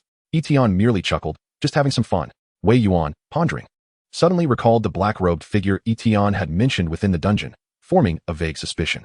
Yedra had entered the dungeon, having also wagered a considerable amount beforehand. If he unleashed his full power, breaking the record would be a breeze. Let us go. Yedra, upon entering the dungeon, barely had time to take in the scenery when he noticed a black-robed figure standing not far off, 12 blades of light hovering menacingly behind her. Her presence both enchanting and perilous. Wait, I've never encountered this monster before. As his mind raced, Alice moved with lightning speed, closing the distance with a swiftness that was nearly imperceptible to the naked eye, the cold light flashing before him. No, this is a boss. A formidable boss. In an instant, he realized he was no match for her. The overwhelming sense of dread was akin to a tidal wave crashing over him. Yedra's heart raced. Damn it. How could a boss be waiting at the dungeon entrance? Chapter 46. The Royal Dragonborn. Ascension to a Lord Boss. Yedra soon recognized his grave error. This was no mere dungeon boss blocking the entrance. The black-robed figure before him was incomparably stronger than the final boss of a level 35 dungeon. This boss is abnormal. There was no time left. He had to withstand her onslaught before devising a plan to escape the dungeon. Sensing the piercing cold light closing in, Yedra decisively abandoned any notion of fighting back. He summoned all his strength, the dragon-blooded scales on his arms shimmering with a bluish light as he crossed them defensively before his chest. In the next moment, the cold light flashed. His utmost defense was torn apart by Alice as easily as slicing through tofu. Among the foreign entities of the ancient dynasty, Yedra was considered an above-average half-dragon. Yet before Alice, the Blade Queen, who possessed dual hidden class templates, he could not withstand even a single strike. The glimmering blades of light seemed to mock him. Your defense is as laughable as you are. In the blink of an eye, all 12 blades pierced Yedra's body like a rain of arrows. Yedra fell lifelessly to the ground. Alice's expression brightened as the boss said, as long as I wait here, they will come to me willingly. Yedra has failed the dungeon challenge. Outside, upon witnessing the dungeon entrance revert to a challengeable state, all present, including the foreign representatives, were rendered speechless. A failed challenge, and he hadn't emerged yet. There was only one possibility. He had perished within the dungeon. How is that possible? The foreign representatives were incredulous. After all, he was a half-dragon. How could he die in a level 35 dungeon? Had the dungeon been cleared so many times that it awakened? Evolved? As the crowd exchanged bewildered glances, Yi Tian wore a smile. Having reaped the entirety of the bets placed by the foreign representatives from the previous round, materials of varying quality and countless stakes were seized single-handedly by Yi Tian. Although the items were not particularly valuable, who would refuse something for free? Upon witnessing this, Wan Zhang couldn't help but burst into laughter, exclaiming, "Is this all the Yaga dynasty has to offer? Such a lack of skill? You can't even conquer the dungeon. Perhaps your little brother should practice more." This remark incited fury among the other races, especially those who had wagered heavily in the previous round. Yedra is utterly useless. No wonder the medium-sized secret realm was not secured. It turns out he is so weak. Let's send someone else. Soon after, the Yaga dynasty dispatched another half-dragon. This one adorned with military insignia, suggesting a significant rank within the alien forces. This prompted a renewed uproar from the others, with even larger bets being placed. Half a minute later, what? Another failure? The dungeon's status reset, indicating that the new half-dragon had also perished within. Could it be that the dungeon had truly evolved? The alien races exchanged glances, while the Great Xia border forces mocked them mercilessly. This was what infuriated the former the most. Not only had they lost a large sum of their bets, but they were also subjected to ridicule by the Great Xia. A humiliation intolerable for those stationed in the same city. A giant scorpion alien, towering over 3 meters, rose in fury. I'll take my turn. 20 seconds later, the dungeon failed once more. The giant scorpion lay slain. The alien races? Yi Tian, witnessing this, could only chuckle helplessly. Alice was still too impatient. Who would dare to challenge under such circumstances? Wanjiang cast a suspicious glance at Yi Tian, now understanding that the boss must have done something extraordinary within the dungeon. Although the Great Xia border forces were unaware of the specifics, they relished in the misfortune of the alien races, cheers erupting from their ranks. The 3 fallen aliens were top-tier combatants below level 35. If they couldn't win, the prospects for the other races were grim. Just then, a colossal dragon emerged from the sky. The massive figure of the dragon landed, causing a shockwave that forced the aliens to retreat. Compared to the half-dragons, this dragon exhibited even more pronounced draconic features in both size and appearance, exuding an overwhelming aura. Its golden vertical pupils attested to a purer dragon bloodline. Prince Norse. The aliens gazed in reverence, while Wei Yuan and Wanjiang recognized the identity of the newcomer, a royal dragon descendant. The Yaga dynasty's strength and status were determined by the purity of their ancient dragon bloodline, with royal descendants being the most potent among them, bearing the title of royalty. If the bloodline level of a half-dragon was 3, then that of a royal descendant would be no less than 20. In terms of attribute values, their strength surpassed that of legendary warriors, and their physique eclipsed that of legendary tanks. This was the might of a royal dragon descendant. Wei Yuan cautioned. This should be one of the opponents for the interspecies competition. The Great Xia and the Yaga dynasty were to send forth a new generation of competitors, and this dragon, Norse, was evidently among the elite of the newly emerged dragon descendants. Wanjiang's eyes burned with battle fervor as he fixed his gaze upon the dragon Norse. Yi Tian, on the other hand, wore an expression of anticipation. Surely, he wouldn't dare to enter the dungeon? If he did, Alice would surely be thrilled. As if on cue, Norse snorted disdainfully. Humph, is there even a need for competition over a mere dungeon? His voice resonated like thunder, instilling trepidation among the Great Xia border forces, while the alien armies grew ever more excited. Yet, he soon cast a scornful glance at the aliens. You can't even defeat mere humans. A bunch of worthless fools. To a royal dragon descendant, these aliens with diluted bloodlines were inferior even to his subordinates, merely considered as lackeys. Norse had just completed the test of the Crimson Emperor and was en route back to the Yaga continent when he stumbled upon the contest between the 2 races, deciding to participate for amusement. Upon seeing Yi Tian's completion time of 8 minutes and 30 seconds, a look of utter contempt crossed his face. A mere level 35 dungeon, 1 minute would suffice. Though Norse had only recently reached the 2nd tier and was around level 28. The combat prowess granted by his dragon bloodline was extraordinarily formidable.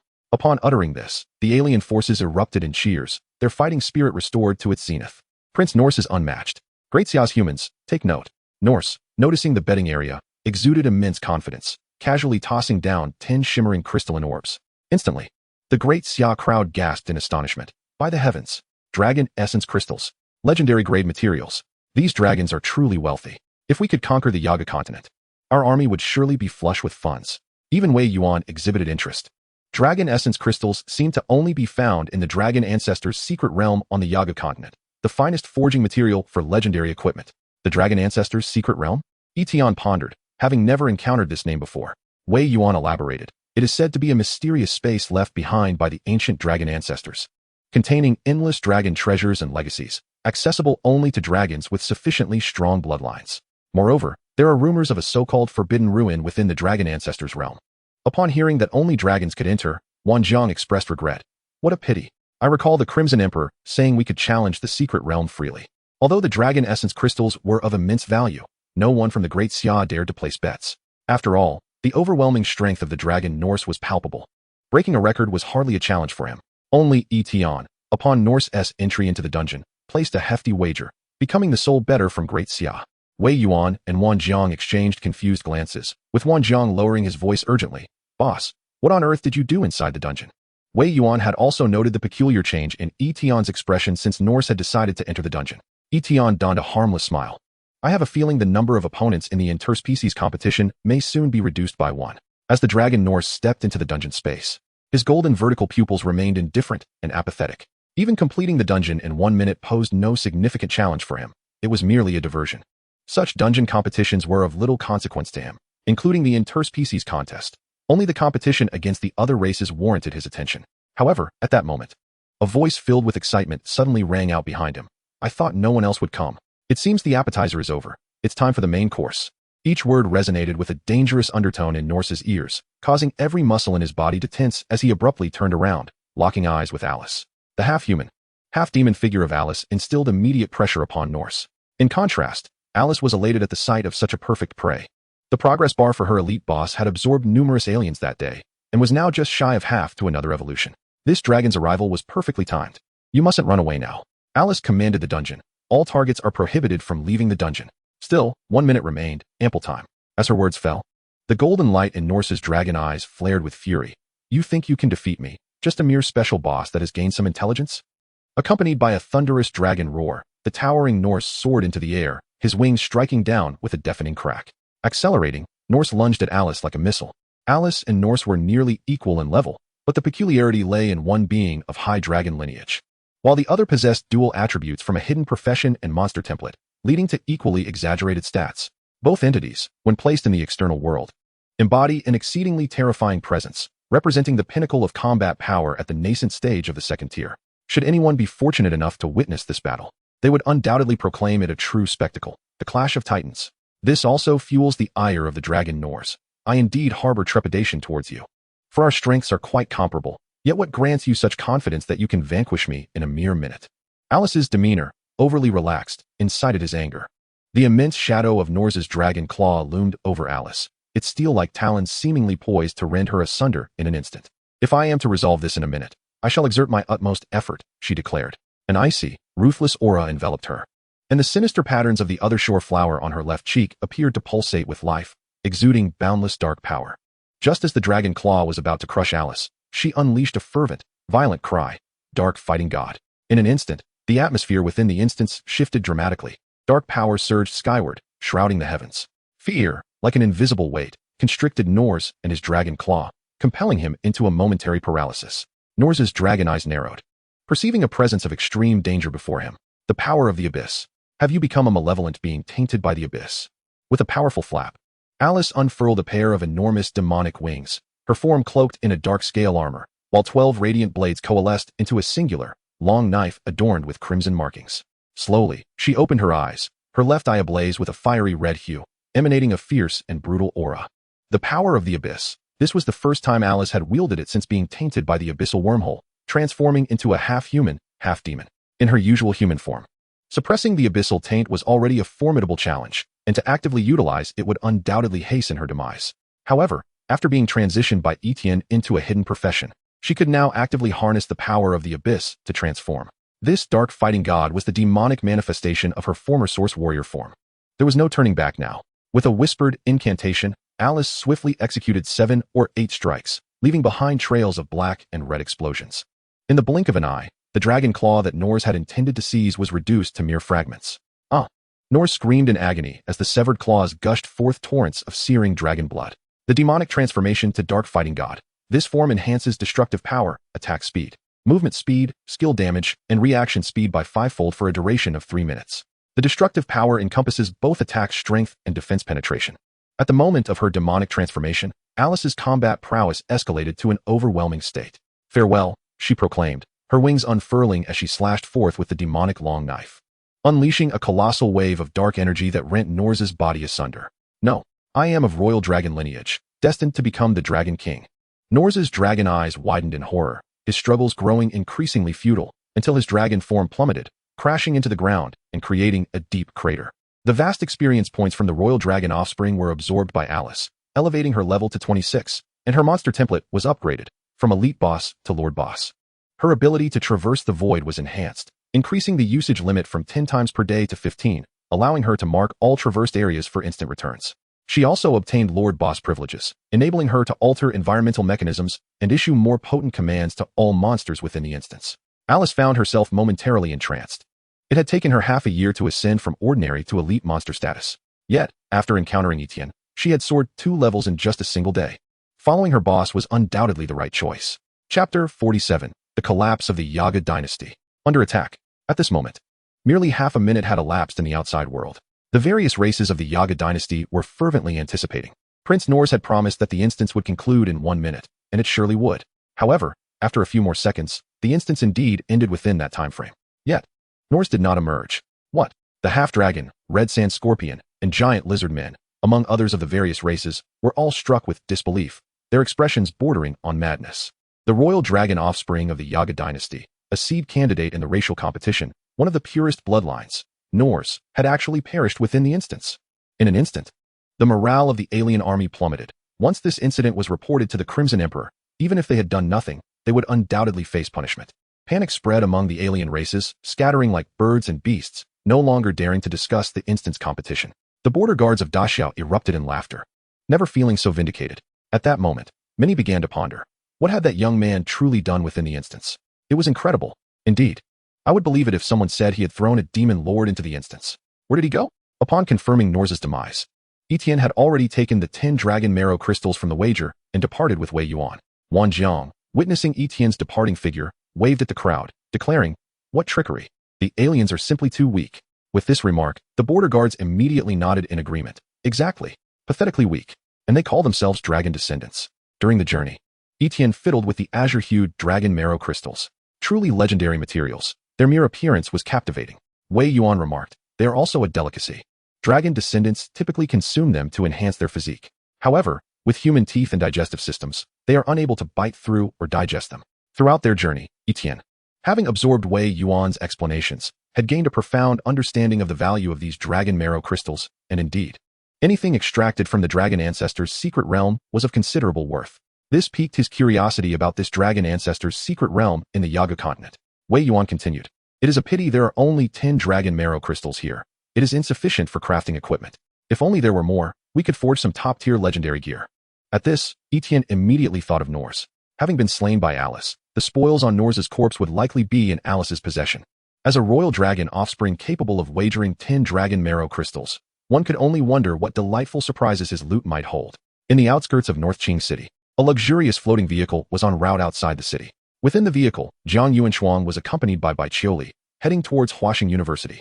As one of the 3 premier institutions of higher learning in Daxia, Huaxing was situated in the only large city in Huadong, Xingqing. It was said that Huaxing housed a solo trial secret realm that could enhance skill effectiveness. Bai Qiuli exclaimed eagerly, "The racial competition begins in 3 days. I hope to grow even stronger." Jiang Yuanshuang smiled faintly at this. She had encountered many newcomers with formidable professions, yet few possessed the extraordinary talent and diligence of Bai Qiuli. During the single challenges of the racial competition, the probability of defeating the royal dragon offspring was quite high. Just as she was about to speak, her gaze suddenly sharpened. An urgent alarm blared within the floating vehicle. "Warning! Enemy attack! Warning! Enemy attack!" Boom!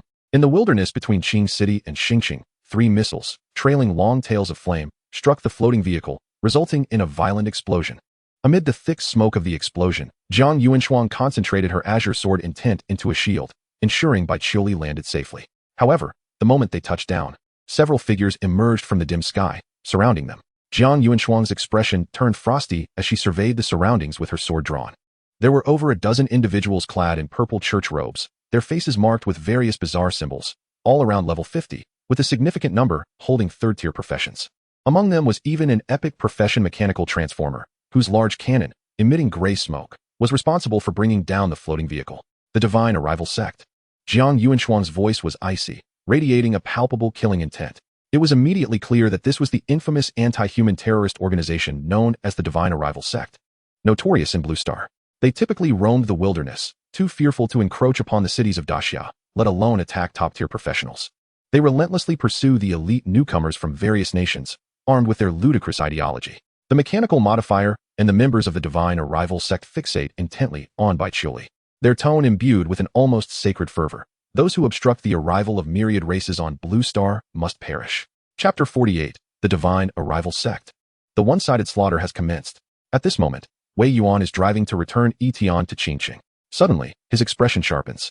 Sensing the presence of high-tier practitioners engaged in combat through the barrier he had established in Xingqing, Jiang Yuanshuang and Bai Qiuli are under attack. Yi Tian, taken aback, instinctively opens his employee panel, discovering Bai Qiuli's status fluctuating, indicating she is embroiled in battle. With Jiang Yuanshuang present, who would dare to assault them? Wei Yuan deeply senses the situation, his brow furrowing. The Divine Arrival Sect comprises a group of fanatics willing to risk everything to achieve their goals. It is likely Bai Qiuli's recent performances have drawn their attention. This organization, frequently mentioned in lectures, engages in the most despicable acts. They adhere to the belief that divine beings exist among the myriad races, and only by allying with them can the divine powers descend upon the Great Xia, ensuring its survival in the face of impending doom. Yi Tian finds this notion absurd. The existence of deities is still uncertain. If the myriad races truly descend upon Blue Star, can the Great Xia remain the Great Xia? Yet, the Divine Arrival sect relentlessly targets any entity perceived as a threat to the myriad races. Unable to confront top-tier practitioners, they resort to harassing newcomers, a truly vile tactic. Although Bai Qiuli wears a shielding ring, her recent accomplishments, including breaking through the Hell Dungeon and achieving the top rank in the Huadong College entrance examination, have made her a target for the Divine Arrival sect. These fiends. Yi Tian feels a surge of disgust. Wei Yuan's tone quickens. I must provide support immediately. The Flowing Cloud Sword Saint excels in offense, not defense. If the Divine Arrival sect is determined to eliminate Bai Qiuli, Jiang Yuanshuang may not be able to protect her. I will go, Yi Tian asserts, drawing a peculiar glance from Wei Yuan. Fear not, I can safeguard my employees. Jiang, you need not worry, just eliminate the enemies. With that, Yi Tian snaps his fingers, activating a skill to convene a meeting. In an instant, Yi Tian's figure vanishes as if transcending to another dimension, responding to the intangible summons from their boss, reaching every employee. Wei Yuan stands momentarily stunned. Meanwhile, on the battlefield, though Jiang Yuanshuang and some members of the Divine Arrival sect are theoretically third-tier practitioners, the combat prowess of a top-tier legendary practitioner at level 74 far surpasses that of those who have just crossed the threshold of third tier at level 50. Yet, the Divine Arrival sect truly comprises lunatics, willing to disregard everything for the so-called divine will. A level 55 third-tier assassin stealthily approaches the two women and then detonates himself. Armed with the destructive creations of the mechanical modifier, he channels all his power into the explosion, sacrificing his own life to unleash a devastating strike. Madman. Jiang Yuanshuang had already noticed, but faced with such reckless opponents, she could only abandon her attack and unleash her full sword intent to shield Bai Qiuli. As a human, to fight not for her own kind, but desperately for an alien race. Truly, what loyal hounds. The mechanical modifier of the Divine Arrival sect cackles. You are mistaken. We fight for humanity. Only by allowing the divine beings of the myriad races to descend upon the Great Xia can we bring forth a hope for peace. The azure sword light in Jiang Yuanshuang's hand blazes fiercely. If this is the path to peace, I would rather perish at the hands of demons. However, she cannot continue her assault. As another assassin stealthily approaches and detonates nearby, she can only forsake her attack to protect Bai Qiuli. At this moment, facing each explosion that could prove fatal, Bai Qiuli remains remarkably composed, her voice calm. Teacher, I am sorry. I have brought trouble upon you. Although her combat abilities have grown formidable, she still falls short against third-tier practitioners. Jiang Yuanshuang smiles with pride. Such a child with an admirable disposition, if she survives. Her future achievements will surely be boundless. Do not worry, Wei Yuan will come. Your teacher will ensure your safety. A sense of helplessness envelopes Bai Qiuli, yet it does not lead her to despair. Instead, it ignites her fighting spirit. I am not strong enough. Just then, a prompt appears before Bai Qiuli, causing her eyes to brighten. Teacher, do not worry about me. The members of the Divine Arrival sect launch yet another wave of attacks. Attack. We must not let her escape. However, as soon as the words leave their lips, Bai Qiuli's figure vanishes into thin air. The members of the Divine Arrival sect are left bewildered. What just happened? The intel did not indicate that they possessed spatial abilities. Such abilities are exceedingly rare. There should not be any in the Great Xia. Could she have become invisible? The leading mechanical modifier is equally dumbfounded. Their primary objective is to eliminate Bai Qiuli. How could they dare to ambush Jiang Yuanshuang's floating vehicle otherwise? And now, their target has inexplicably vanished? Jiang Yuanshuang hesitates for a moment, but recalling Bai Qiuli's words before her disappearance and the Divine Arrival sect's confusion, she realizes Bai Qiuli must have been rescued. Could it be her little boss? Although the specifics are unclear, it is undoubtedly a positive development. Jiang Yuanshuang rises, her gaze chillingly resolute, the murderous intent of the flowing cloud sword enveloping the battlefield. The palpable sword intent soars into the heavens, causing the members of the Divine Arrival sect to feel an icy dread. Now who shall flee? Jiang Yuanshuang's voice is frigid as the flowing cloud sword intent cleaves through the night sky, inscribing a sweeping arc upon the battlefield. The sword intent ravages all in its path, stirring the winds and clouds, suffused with a pure and unyielding killing intent. What? No. No. Her sword intent first cleaves towards the mechanical modifier, and in an instant, the third-tier practitioner is obliterated by a single strike. Even two other third-tier members of the Divine Arrival sect are caught in the residual wave of the sword intent, their life force extinguished. A one-sided massacre has begun. Chapter 49. The Dragon Ancestor's Secret Realm Token. Dragon Essence Crystal. Within the dungeon space, Alice, who has just ascended to the rank of a Lord Boss, traverses through the nearby dungeon. Just as Yi Tian indicated, This is indeed the territory of the Yaga dynasty, and prey abounds in the dungeon. However, at this moment, a prompt appears before her. The boss invites you to join a meeting, causing her to pause in surprise. A meeting? Could it allow me to exit the dungeon?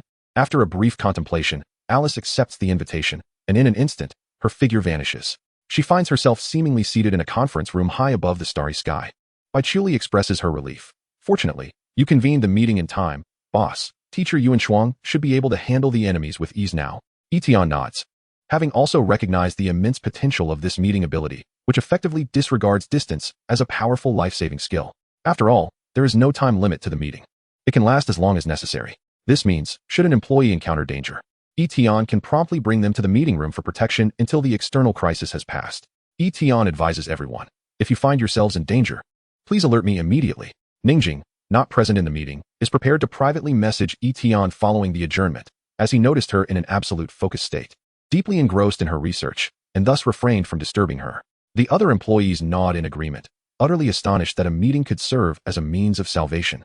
However, at this very moment, Bai Qiuli, Yi Xiao, and all employees sense an overwhelmingly dangerous aura. It is demonic. The group tenses, clearly perceiving the terrifying presence emanating from the abyss. They immediately focus their attention, and Alice appears in the 5th position at the long table of the meeting room. Alice's expression is one of delight. I truly emerged from the dungeon. Unfortunately, she cannot utilize any abilities here nor traverse through the void. Everyone, do not be alarmed. Yi Tian gestures for calm, introducing, this is our new colleague, Alice. He briefly outlines Alice's situation, and upon learning that she is also Yi Tian's subordinate, the others visibly relax. After all, they are all employees under Yi Tian, so referring to them as colleagues is not entirely unfounded. There exists a certain mutual acceptance among them. Yi Tian elaborated, Alice's situation is peculiar. She can currently only operate within the dungeons. If anyone encounters danger inside, feel free to summon Alice. Alice nodded. If there is prey, just call for me anytime. She sensed a subtle connection with everyone present, which could be termed a camaraderie, sufficient for her to locate each of them across various dungeons. Suddenly, Wanjiang realized something and exclaimed, Boss, was it Alice who killed North in the dungeon? With Yi Tian's affirmative nod, Wanjiang seemed to have finally grasped the answer. A royal dragonborn, so effortlessly slain by Alice in less than a minute, left Wanjiang astounded by her prowess. Just then, Yi Tian inquired, Alice, did that royal dragonborn leave behind any spoils? Only these, Alice replied, rummaging through her belongings to produce a token and 30 crystalline stones. After placing them on the long table in the conference room, the items floated to the boss's position at Yi Tian's mental command. The crystalline stones were indeed the legendary material, Dragon's Blood Crystal. Yi Tian's face lit up with joy. With 40 of these crystals in hand, he would surely be able to forge some formidable equipment. Equipment crafted from Dragon's Blood Crystals ranks among the finest in legendary quality. However, the other token caused Yi Tian to frown slightly. Dragon Ancestor Secret Realm Token. This token grants access to the Dragon Ancestor Secret Realm entrance. It disappears upon use. The Dragon Ancestor Secret Realm? Although he had heard from Wei Yuan that it contained abundant high-quality resources and countless treasures, wasn't he that situated in the ancient continent? How would I utilize this? After much contemplation, Yi Tian decided to set the token aside for the time being. In the Red Emperor Palace of the ancient continent, one of the 8 azure stone pillars supporting the palace had just been shattered by the enraged Red Emperor's hand. North is dead? How dare you come to face me? The Red Emperor kicked the broken pillar, sending rubble crashing towards the officer from the Dingxing army, who, without flinching, bore the brunt of the impact and was nearly crushed. If it were a half-dragon or another exotic creature, the Red Emperor would have been indifferent to their demise. However, each royal dragonborn represented the future pillar of the ancient dynasty, and their loss was unacceptable. Especially with the grand competition approaching, this undoubtedly meant one less contestant. What further infuriated the Red Emperor was the loss of the Dragon Ancestor Secret Realm token he had awarded to North. Each token was worth a fortune. Only with a token could one acquire treasures within the Dragon Ancestor Secret Realm, or even gain special abilities inherited from the ancient dragon ancestors. The entire ancient dynasty could only obtain 5 tokens each year, and now there was one less. A half-dragon mage advisor under the throne spoke up, My lord, it must be the treacherous humans who caused something in the dungeon to plunge into the abyss, leading to the demise of His Highness North. The Red Emperor shot him a cold glare. Do you even need to say that? The Red Emperor was well aware that the Xia had meddled, but he had no means to grasp the perpetrator. This thought only fueled his rage. At that moment, a messenger arrived with news. My lord, the Void Insect Clan envoy is here to discuss a cooperative attack on Xia. Upon hearing this, the various exotic races within the palace exchanged glances and murmured. Cooperation between 2 different races was quite common, yet the Void Insect Clan was known for its treachery, and the ancient dynasty held them in low regard. The Red Emperor scoffed disdainfully. Wretched worms from the sewers, daring to dream of an alliance with the dragons? Let them leave, even with North's loss. The ancient dynasty's foundation remains unshaken. I still do not regard Xia as a threat. Why should we ally with anyone over such a trivial power? With a scoff, he ordered, summon the Qing Emperor. The grand competition is not merely my affair. In the wilds of northern Qingsheng, the followers of the Divine Arrival sect faced the full brunt of Jiang Yuanshuang's assault, suffering casualties beyond reckoning. The losses were greater than all previous missions combined. Had the followers fled at the onset, perhaps fewer would have perished. However, they speculated that Bai Qiuli had merely retreated into some space and would soon return to hunt them down. Just as Wei Yuan had remarked, the Divine Arrival sect is nothing but a pack of lunatics. Fueled by this notion, the sect held on for quite some time, from initial unwavering belief to eventual collapse. As the sect neared annihilation, fear finally took hold, prompting a desperate flight. As a result, the majority of the Divine Arrival sect's members perished at the hands of Jiang Yuanshuang, effectively eradicating an anti-human organization. As the meeting concluded, Yi Tian's consciousness returned to Wei Yuan's vehicle, igniting the latter's curiosity. So, everything is fine on Bai Qiuli's end? Your method of protection is rather unique. Yi Tian's ability to pull others into a space was indeed rare. Wei Yuan even found it somewhat underhanded. Yi Tian chuckled, and then produced 40 dragon's blood crystals, asking, Wei Go, are these sufficient for forging equipment? Wei Yuan, upon seeing them, pondered deeply. You managed to retrieve the spoils as well? He had suspected Yi Tian had found a way to slay North, but he hadn't anticipated that the artifacts left behind in the dungeon could also be collected. This substantial haul of dragon's blood crystals was undeniably valuable enough to forge 2 legendary pieces of equipment. I can help you find a blacksmith. Which part of the equipment do you desire? Wei Yuan wasted no time, accepting the crystals and diving into the details. Legendary materials require at least an epic-level blacksmith to forge equipment, and the necessary auxiliary materials are considerable, but that should not pose a problem for Wei Yuan. Yi Tian contemplated, perhaps accessories would be best. Compared to armor and weaponry, items like necklaces and rings are rarer and more precious. Wei Yuan nodded in agreement and subsequently escorted Yi Tian back to the Qing Mountain apartment. As night descended and the stars adorned the sky, casting a cool glow, Wei Yuan imparted solemnly before parting. Tomorrow is the selection for the grand competition. I leave it in your hands. Yi Tian waved dismissively, rest assured. Upon returning to the apartment, the hour was late. Bai Qiuli had accompanied Jiang Yuanshuang to Huaxing University, leaving Yi Tian alone in the apartment. After transferring Alice, his funds had drastically dwindled from nearly 100 to a mere 353. Fortunately, Alice's strength and dual template characteristics made Yi Tian feel it was worth the investment. Furthermore, midnight approached swiftly, heralding the refresh of the new management log. Management log Knight, Xiangjia and Che formed a team to clear the held dungeon, Heartless Valley, earning a reward of 6 funds. Bai Qiuli challenged the solo trial in Huaxing University, earning 4 funds. Wang Jiang was promoted to squad leader of the new recruits in the Xia Border Defense Army, earning 1 fund. Ning Jing deciphered the ancient relic stone tablet, interpreting 3 key clues, raising the relic's decryption level to 74, earning 2 funds. You shared the experience gained by your employees, first clear of the enemy trial, of 650. 000.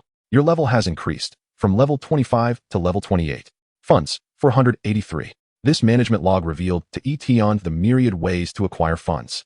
Clearing dungeon trials, even promotions, and deciphering ancient relic tablets all counted as achievements contributing to revenue.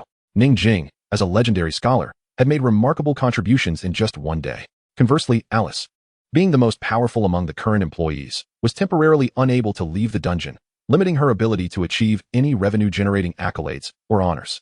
Yet, in terms of combat experience acquisition, Alice was the most efficient. Yi Tian cast a final glance at the few remaining employees. There was still 1 promotion slot available. To whom should it be allocated? With the grand competition only about 2 days away, he needed to distribute the slot to enhance his employee strength before the contest. Lost in thought, he eventually succumbed to slumber. The next morning, Yi Tian, accompanied by Wang Jiang, Jiang Che, and Yi Xiu, boarded the exclusive floating vehicle arranged by Wei Yuan en route to Xing City. With the grand ethnic competition approaching, it was customary for the high-ranking officials of East Huadong to convene in Xing City for a selection process to determine the participants of the competition. Today marked the formal unveiling of numerous exceptional talents. The floating vehicle glided smoothly towards the only large metropolis in East Huadong. Following the recent attack by the Divine Arrival sect, Wei Yuan had dispatched the commander of the garrison and mobilized 4 battalions to thoroughly cleanse the wilderness, ensuring an exceptionally safe journey. Is this Xing City? How opulent. It's my first time visiting a large metropolis. Soon, the grandeur of the only large city in East Huadong unfolded before Yi Tian and his companions, eliciting gasps of astonishment from Jiang Che and Wang Jiang. Viewed from above, it dwarfed Qing City nearly tenfold, with several technologically advanced towers capturing their attention.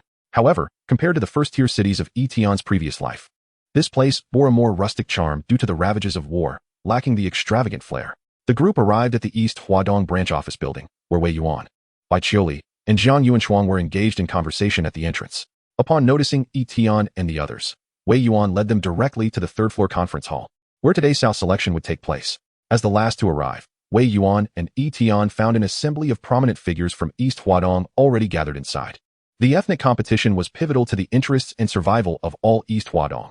A failure would mean the loss of countless secret realms, which would be deducted from various city departments. Even the prestigious Huaxing University had incurred significant losses in secret realms in recent years, prompting the principal, Yu Hua, to attend in person today. Principal Yu Hua, an elderly man draped in a deep blue robe, confronted Wei Yuan immediately upon his arrival, accompanied by another elder in military attire. Wei Yuan, I've just heard that you have declined headquarters support for the East Huadong ethnic competition. Do you intend to face the Yaga Dynasty's competition alone? Typically, headquarters or the Qianlong base would send assistance for competitions against foreign races. After all, relying solely on the strength of one district to confront an alien race dominating an entire otherworld is exceedingly arduous. Even in previous years, with support, outcomes typically lean towards stalemates or defeats. Yet this year, you boldly declared just days ago that you do not need assistance for East Huadong. This declaration understandably incensed Principal Yu Hua, as a defeat in the ethnic competition would also cost Huaxing University a portion of the lost secret realms. Observing the furious expressions of the two elders, Wei Yuan merely smiled nonchalantly. The support from headquarters is reserved for districts in greater need. Old Lin, I believe East Huadong no longer requires it from this year onward. The military elder, Lin Guodong, commander of the East Huadong garrison, shared Yu Hua's astonishment. Wei Yuan, what gives you the audacity to be so presumptuous? The Yaga dynasty and their royal dragon descendants are notorious for their might. Even if you've discovered some promising talents this year, can you truly be so certain? In that moment, they even suspected that Wei Yuan was about to tear up the peace agreement with the Yaga dynasty. At this juncture, Yi Tian interjected, support? Does that mean we could still assist other districts in their competitions? Wei Yuan replied with a smile, certainly. Although the Great Xia is divided into 5 districts, we are all part of a unified whole. If we have the capacity, we can indeed lend our support to our colleagues. Yi Tian's eyes sparkled. It appeared there were more avenues for acquiring resources. Principal Yu Hua and Commander Lin Guodong exchanged bewildered glances. East Huadong can barely manage its own affairs. And you're already preparing to support others? How audacious are these two? Seeing their expressions, Wei Yuan found the situation amusing. He then raised his hand to introduce Yi Tian, saying languidly, this is my newly recruited mercenary leader, Yi Tian. Yi Tian's face darkened at the remark, leaving Principal Yu Hua and Commander Lin Guodong speechless and perplexed. Yet, they felt a peculiar sense of nostalgia. It seemed the old Wei Yuan had returned. In his youth, Wei Yuan had been the strongest in East Huadong, known for his carefree and whimsical nature. Only after taking on the responsibility of East Huadong and enduring the oppression from foreign races and dark forces did he become increasingly serious. For a moment, both Yu Hua and Lin Guodong felt a pang of reminiscence. However, the next moment, that sentiment was shattered by Wei Yuan's ensuing statement. I intend to entrust the selection of competitors for the ethnic competition entirely to Yi Tian. What? Absolutely not. This is sheer madness. The outcry was not just from Yu Hua and Lin Guodong. Wei Yuan's voice had been loud enough for nearly everyone in the conference hall to hear, leaving them all astonished. The reason for their outrage was that in previous years, the selection of competitors for the ethnic competition had never been so straightforward. Each city and department would typically present their favored young talents, followed by layers of selection and competition, culminating in a vote by the high-ranking officials. Wei Yuan's implication was evidently to place the fate of the ethnic competition in the hands of this young man. What sort of nonsense is this? You might reserve a single competitor's spot, but to reserve 5 spots in such a manner, and to let a youth decide. The conference hall buzzed with chatter, and Yu Hua and Lin Guodong directly admonished Wei Yuan. Have you lost your senses? The ethnic competition slots are not a trivial matter. Allowing such an inexperienced young man to dictate such significant affairs. Wei Yuan shrugged nonchalantly at Yi Tian amidst the uproar. Yi Tian, understanding the cue, instructed Wei Yuan's secretary to hand over 2 freshly printed business cards to Yu Hua and Lin Guodong. The two paused, glancing at the cards, which simply read, expand and strengthen the office. Then, Yi Tian raised his hand and proclaimed loudly, since everyone opposes, let us resolve this in the simplest manner. Each of you may send forth your chosen talents to challenge my subordinates. Should any of you succeed in a single match, the selection rules will revert to your discretion. As soon as his words fell, the hall fell silent. Bai Qiuli, Wan Jiang, Jiang Che, and Yi Xiu stood firmly behind Yi Tian, ready for the challenges ahead. Chapter 51. I want to challenge Yi Xiu. What audacity! This was the impression Yu Hua formed of Yi Tian after his declaration. Yi Tian had practically made it clear that the individuals he brought were far superior to any contenders present. How boastful. Everyone in attendance was sharp-witted. Since Yi Tian could articulate such words, it was inconceivable that he was merely jesting or seeking amusement in such a serious setting. They also did not believe Wei Yuan would come merely to entertain them. At this moment, Yu Hua quietly retreated to the back, pulling along Jiang Yuanshuang, who had also come to the meeting. That girl, is she your new apprentice, by Chili? Jiang Yuanshuang, one of the top professionals in the Great Xia and a swordsmanship instructor at Huaxing University, was quite familiar with Yu Hua and nodded in affirmation. Indeed, Chili is unmatched among her peers. After a moment's hesitation, Jiang Yuanshuang added, as for that Yi Tian, I suggest you do not dismiss him lightly. He is quite formidable. Recalling Yi Tian's feat of tearing open the entrance to a secret realm and facilitating Bai Chioli's transition to a divine-level position, even she felt a hint of apprehension.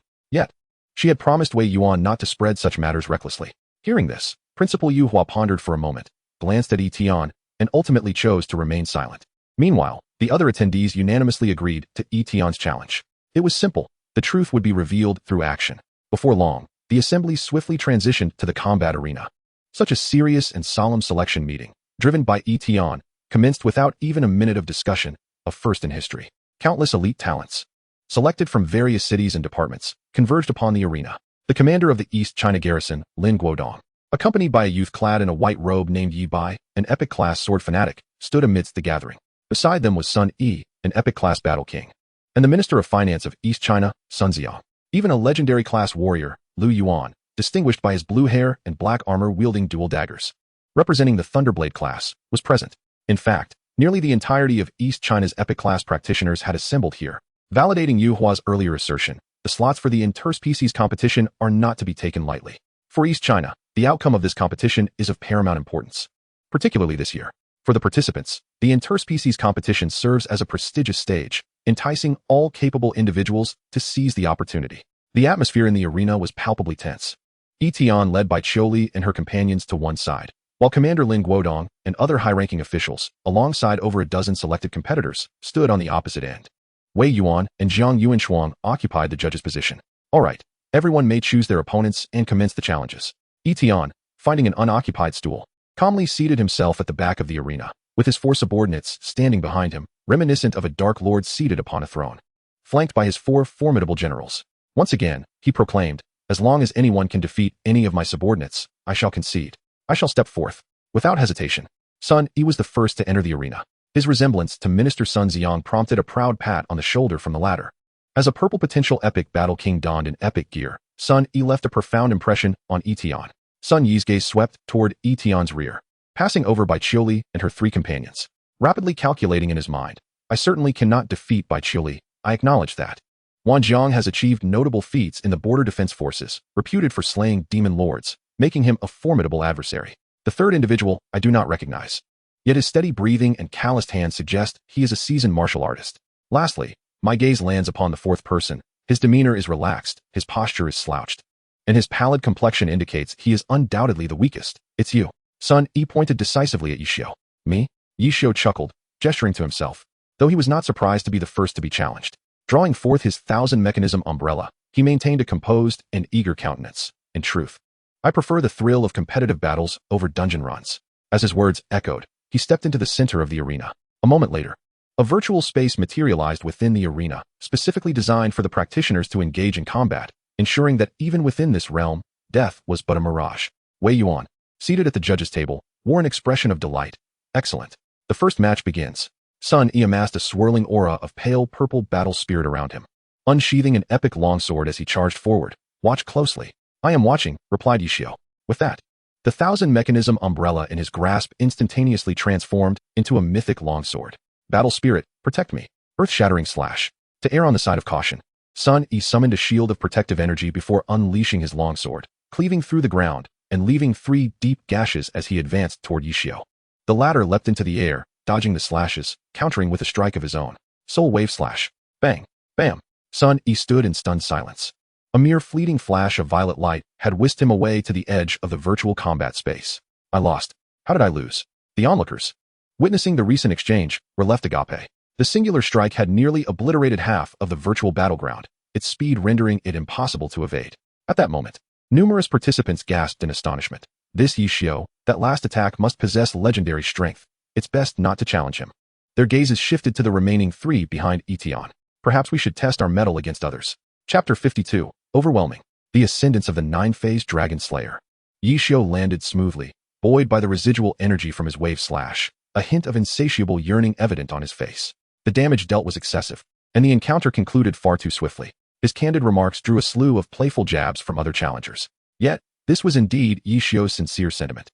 He yearned for a worthy opponent to engage in a thrilling contest, hopeful for such an opportunity in the interspecies competition.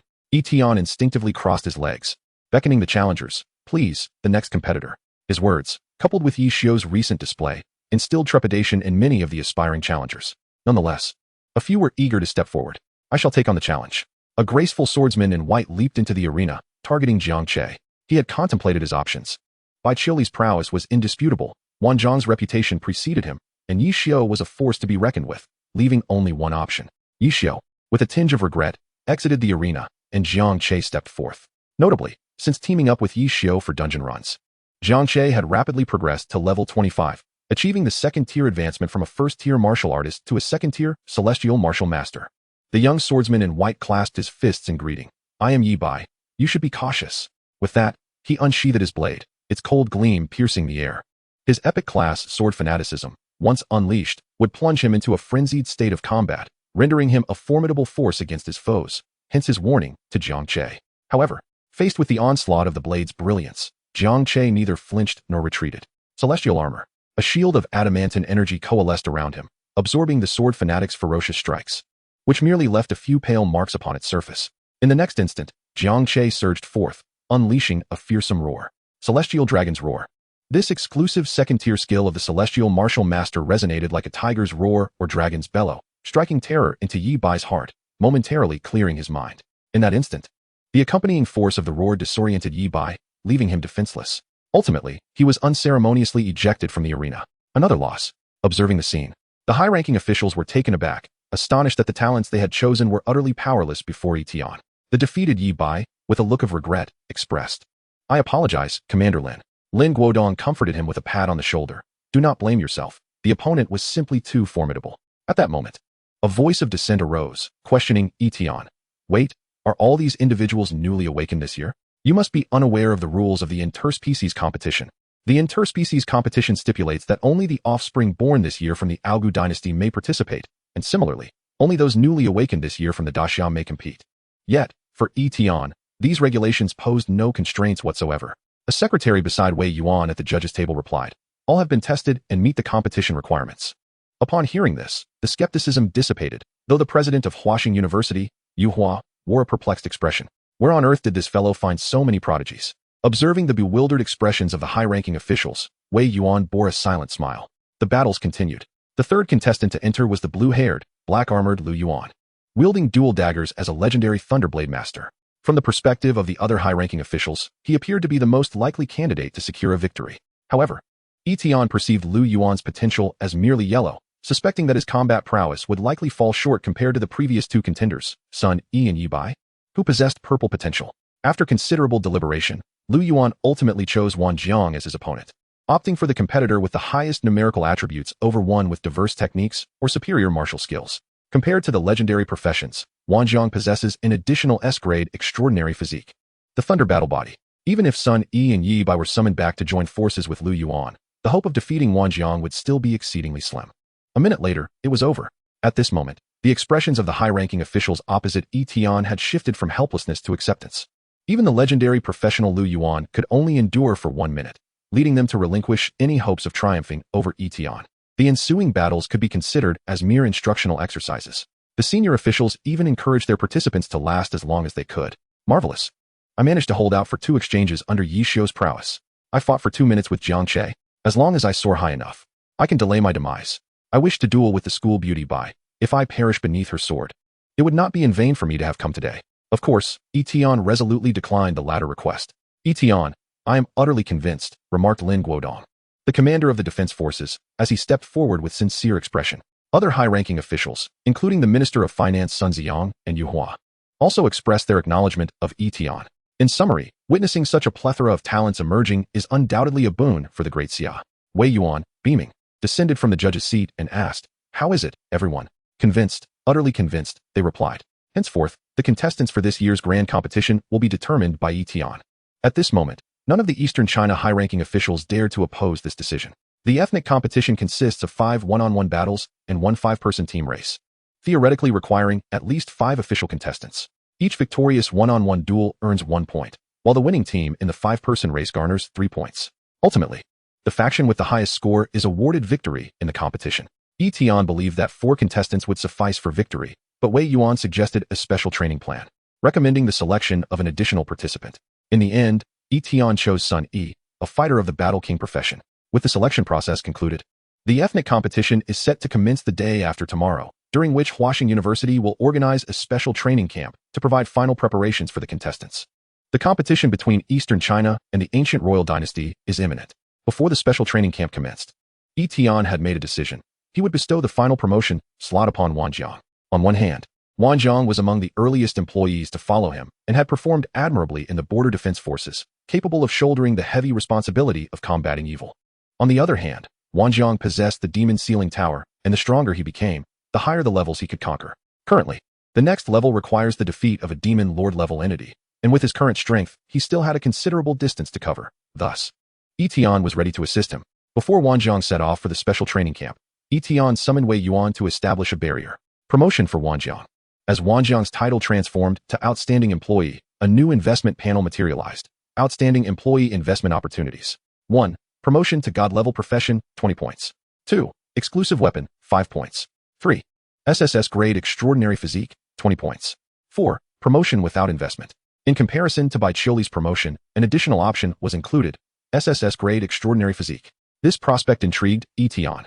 The S-grade Thunder Battle Body nearly doubled Wang Jiang's combat capabilities. Thus, the SSS grade would naturally be exponentially more formidable. Regrettably, the investment opportunities allowed for the selection of only one option. After careful consideration, Yi Tian ultimately opted for the promotion to God level. Given Wang Jiang's demon sealing tower, as the trial levels increased, there might be opportunities to acquire even more potent extraordinary physiques.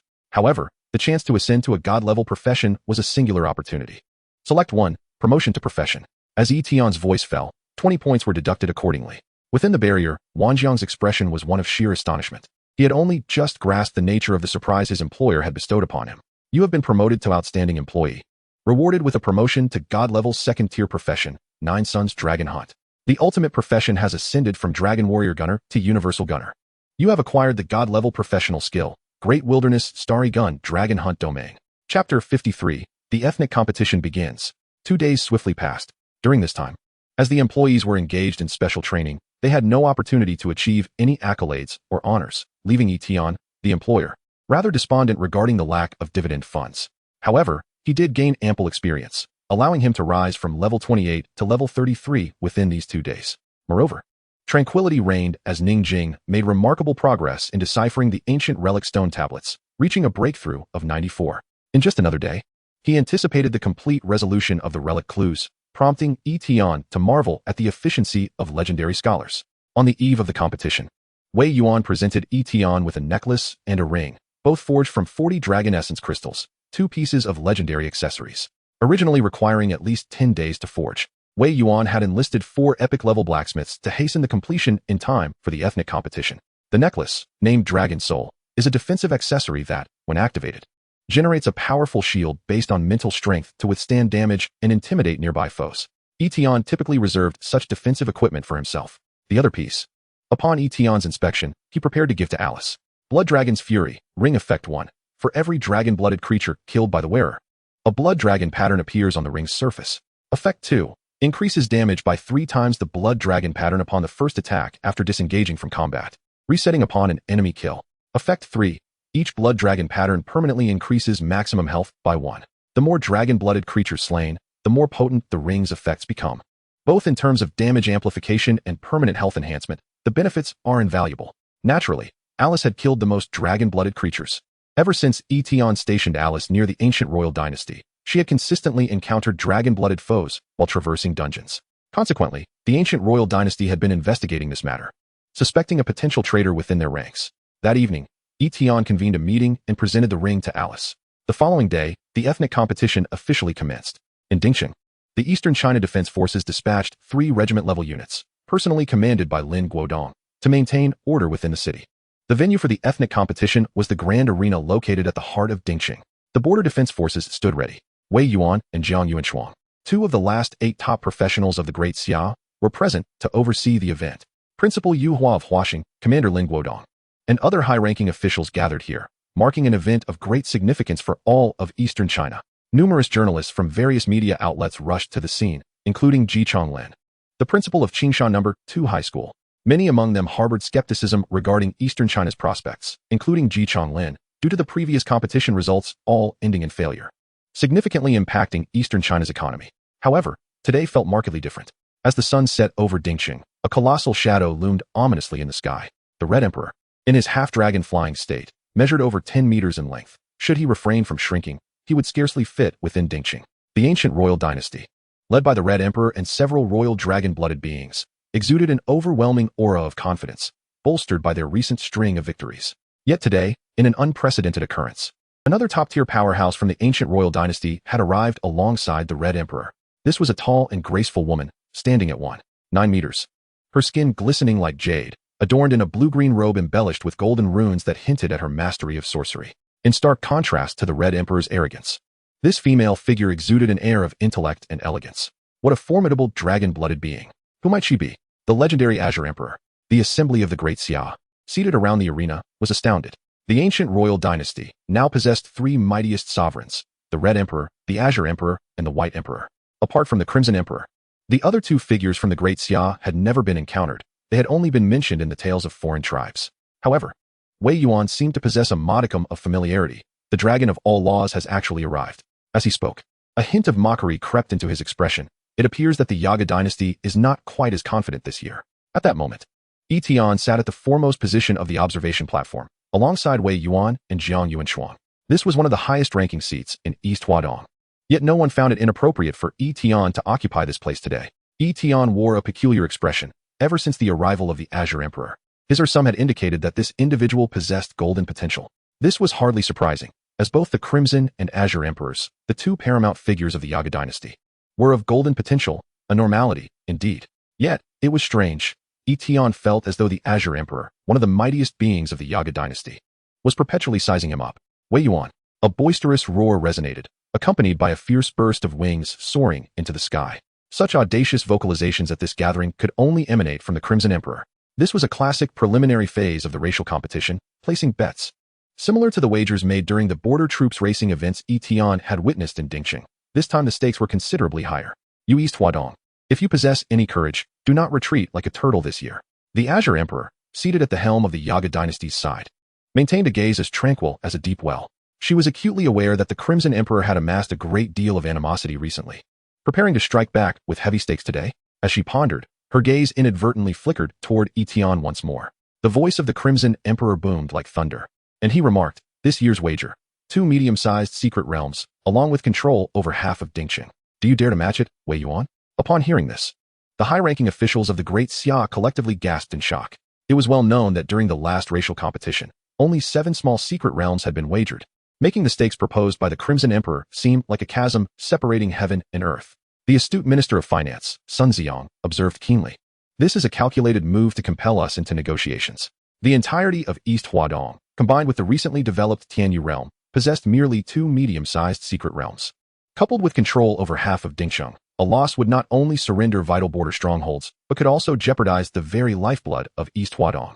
Such a defeat was utterly unacceptable. The atmosphere grew tense, as everyone awaited Wei Yuan's counteroffer or negotiation. In that moment, Wei Yuan merely smiled indifferently, turning his head towards Yi Tian on his left, as casually as if engaged in idle classroom banter. "What do you think?" Yi Tian crossed his arms, nodding affirmatively. "I find it quite agreeable. If we win too much, I fear they might tear their masks off. Of course, at that point, it would be your concern." "Ha ha." Observing Wei Yuan's unabashed laughter, the Crimson Emperor scowled. "You. Enough, I agree. Let it be this wager."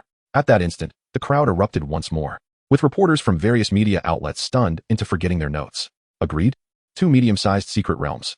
Control over half a city. This is wagering the fate of East Huadong. Why had Wei Yuan become so reckless this year? As the audience was engulfed in shock, even the Crimson Emperor was taken aback for a moment. Beside him, Jiang Yuanshuang hesitated briefly, though she voiced no opposition. She posed a question. Why do you have such faith in Yi Tian? Her voice was soft, audible only to Wei Yuan. Jiang Yuanshuang struggled to comprehend. Wei Yuan pondered for a moment before responding in an equally hushed and unembellished tone. Do you recall the prophecy left by the first divine class professional of the Great Xia? Chapter 54, The Prophetic Individual? A Prophecy? Among the 8 top-tier professionals of the Great Xia, Jiang Yuanshuang was among the youngest, holding the title of Sword Path Mentor at the age of merely 32. The emergence of the first divine class professional had occurred over a century ago. Her recollection of such ancient lore was vague. Yet, soon enough, memories flooded back, plunging her into a daze. 80 years prior, the first divine class professional, the guardian of the stars, had been severely injured in an ambush by 3 demon kings. On the brink of death, he used his final breath to deliver a prophecy for the Great Xia. When the Great Xia faces the peril of life and death, a savior shall arise, time and again reversing fate, rescuing the Great Xia from calamity, and saving humanity from disaster. The guardian of the stars protected the Great Xia for nearly 2 decades before ultimately dissipating into starlight. This prophecy was thus etched into the annals of headquarters, passed down through generations. Presently, only the most core leadership knew of its contents. Simultaneously, the prophecy had indirectly given rise to 2 factions within the Great Xia. One advocated for the preservation of national strength, striving to avoid conflict and await the savior's arrival, while the other firmly believed in the supremacy of human endeavor, regarding prophecies as mere illusions, advocating for proactive warfare. To this day, neither faction could persuade the other, and the prophesied individual remained elusive. At this moment, Jiang Yuanshuang's expression shifted, disbelief etched on her face as she gazed at Wei Yuan, whispering urgently, "Are you suggesting that Yi Tian is the person foretold in the prophecy?" She meticulously reflected on her impressions of Yi Tian, his ascension to divine class while averting the invasion of the void insect tribe. His capabilities were indeed extraordinary, aligning closely with the prophecy's description. Moreover, the Great Xia had been besieged by external threats from foreign tribes and diabolical forces over the past decade. To say they were on the brink of survival was no exaggeration. In this light, Yi Tian indeed seemed to embody the prophecy's essence. However, the repeated phrase still eluded her understanding. Yet, in response to Jiang Yuanshuang's inquiry, Wei Yuan shook his head. He too could only speculate, unable to ascertain for certain. Nevertheless, he had resolved that after the racial competition, he would present item 003 to Yi Tian. That legendary entity, the partner of the prophesied individual, classified as a superlative taboo by the Great Xia, might just confirm the identity of the prophetic figure. Moments later, Wei Yuan's focus returned to the racial competition.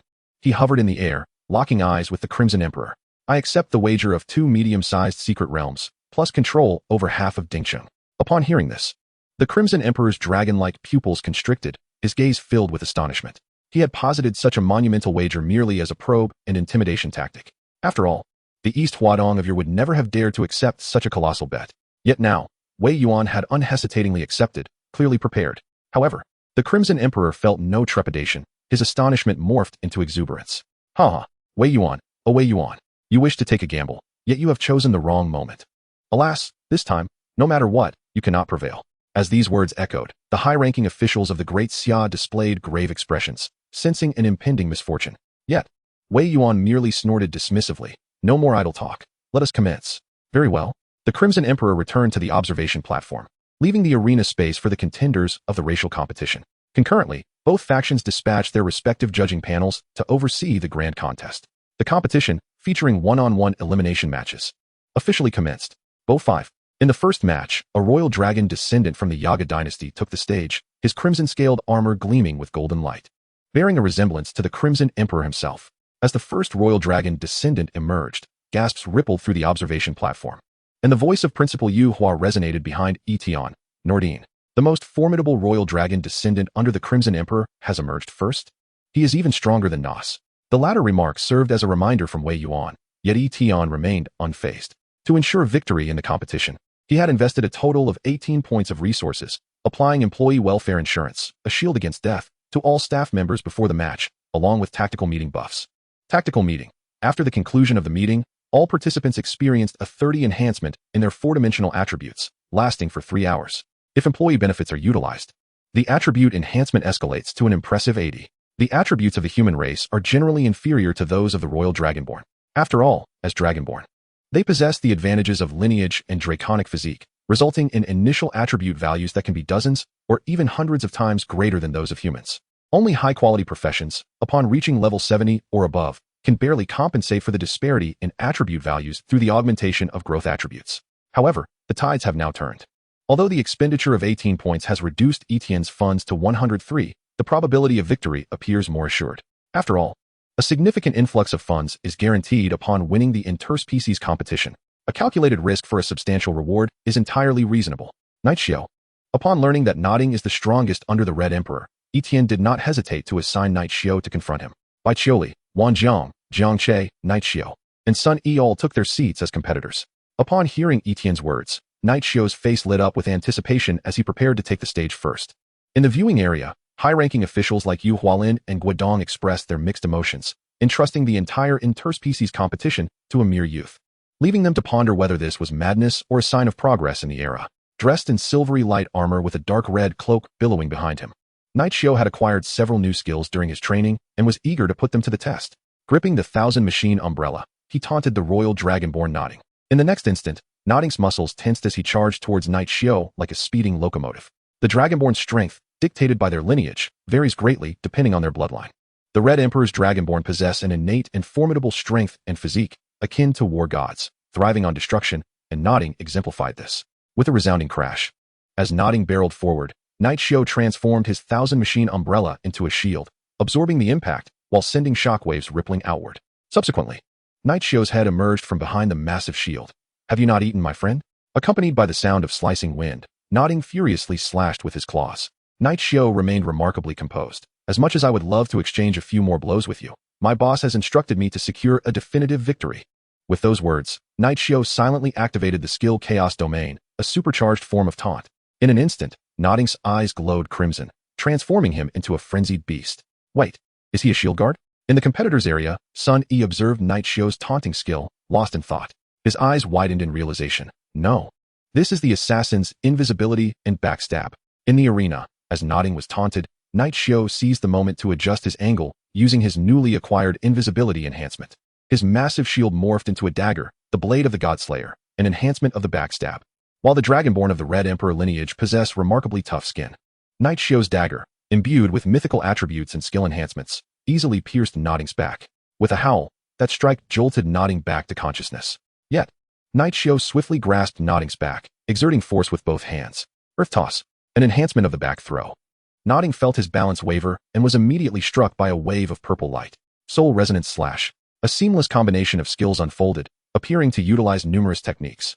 Yet all transpired within the span of 2 seconds. The first match concluded. The Great Xia emerged victorious, earning 1 point. Impressive. Beautiful. With the outcome of the competition declared, the judges announced the results, and the audience from the Great Xia erupted in thunderous applause. Opposite them, the Red Emperor clenched his fists, emitting a menacing aura. Chapter 55, Word Spirit. 1 victory, 1 defeat. These individuals are formidable.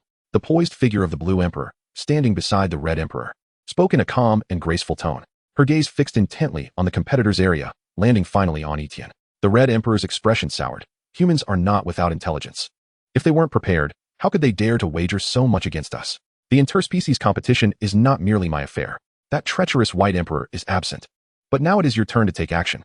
The Blue Emperor nodded slightly in acknowledgement and gestured for a female dragonborn beside her to step forward. However, she then countered the Red Emperor's statement. Who says the White Emperor hasn't arrived? The Red Emperor's brow furrowed in confusion. The second match of the Best of 5 series commenced. Jiang Che, you go? Upon witnessing the appearance of the blue-green scaled royal dragonborn, Yi Tian momentarily hesitated before dispatching Jiang Che. Not only Yi Tian, but most of the audience from the Great Xia had never encountered such a blue-green scaled dragonborn before. The dragonborn they were most familiar with were those renowned for their immense strength and physique, belonging to the lineage of the Red Emperor. The royal dragonborn of the Blue Emperor lineage were indeed a rarity. Yi Tian instinctively checked the opponent's profile. Elisa. Basic information. Female, royal of the ancient continent, A-class bloodline dragonborn. Potential, purple. Background, descendant of the Blue Emperor, born with the ability to control wind and spiritual elements. Upon entering the dragon ancestor's secret realm, she comprehended the Black Emperor's inherited ability, word spirit capture. Investment opportunity, none, unable to invest in non-humans at present. With no investment opportunity available, it seemed that at least a semi-human form like Alice's would be necessary for future investments in non-humans. Yi Tian's attention quickly shifted to the Black Emperor and the concept of word spirit capture. Word spirit? Upon hearing Yi Tian's murmurs, Wei Yuan could not help but inquire. Does that dragonborn possess word spirit? After receiving Yi Tian's affirmative answer, Wei Yuan's brow furrowed. Jiang Che must exercise caution. What is the ability of word spirit? It is said to be a unique capability of the ancient dragon race, resonating through draconic language and bloodline. Wei Yuan elaborated. As I understand it, the higher the bloodline, the more potent the word spirit one can master. Some word spirits even possess the power to alter rules and annihilate worlds. Yi Tian was taken aback. Isn't that excessively powerful? A single skill can change rules, even bring about annihilation. However, Wei Yuan added, but those are merely legends of the ancient dragon race. In the present age of the ancient dynasty, the number of dragonborn possessing word spirit is exceedingly few. While the power of word spirit is formidable, it pales in comparison to the ancient dragons, of which scarcely 1 in 10 remains. I have only witnessed word spirit being unleashed during my encounters with the Blue Emperor. Upon hearing this explanation, Yi Tian's astonishment diminished significantly, realizing that the current dragon race had indeed declined considerably compared to their ancestors. Nonetheless, one must not underestimate the dragonborn who currently wield word spirit. At the very least, this Elisa was holding her ground against Jiang Che, causing Yi Tian to furrow his brow slightly. Celestial Tiger Roar. After 3 or 4 rounds of combat, Jiang Che saw an opportunity and was prepared to unleash his signature skill to press the attack. However, unexpectedly, as Jiang Che let out a resounding roar, the dragonborn Elisa stood her ground, undeterred. Her dragon eyes shone with golden light as she began to chant an obscure incantation, as if performing some kind of ritual. Soul Lock, Will Binding. This was an ancient draconic language that Yi Tian initially could not comprehend.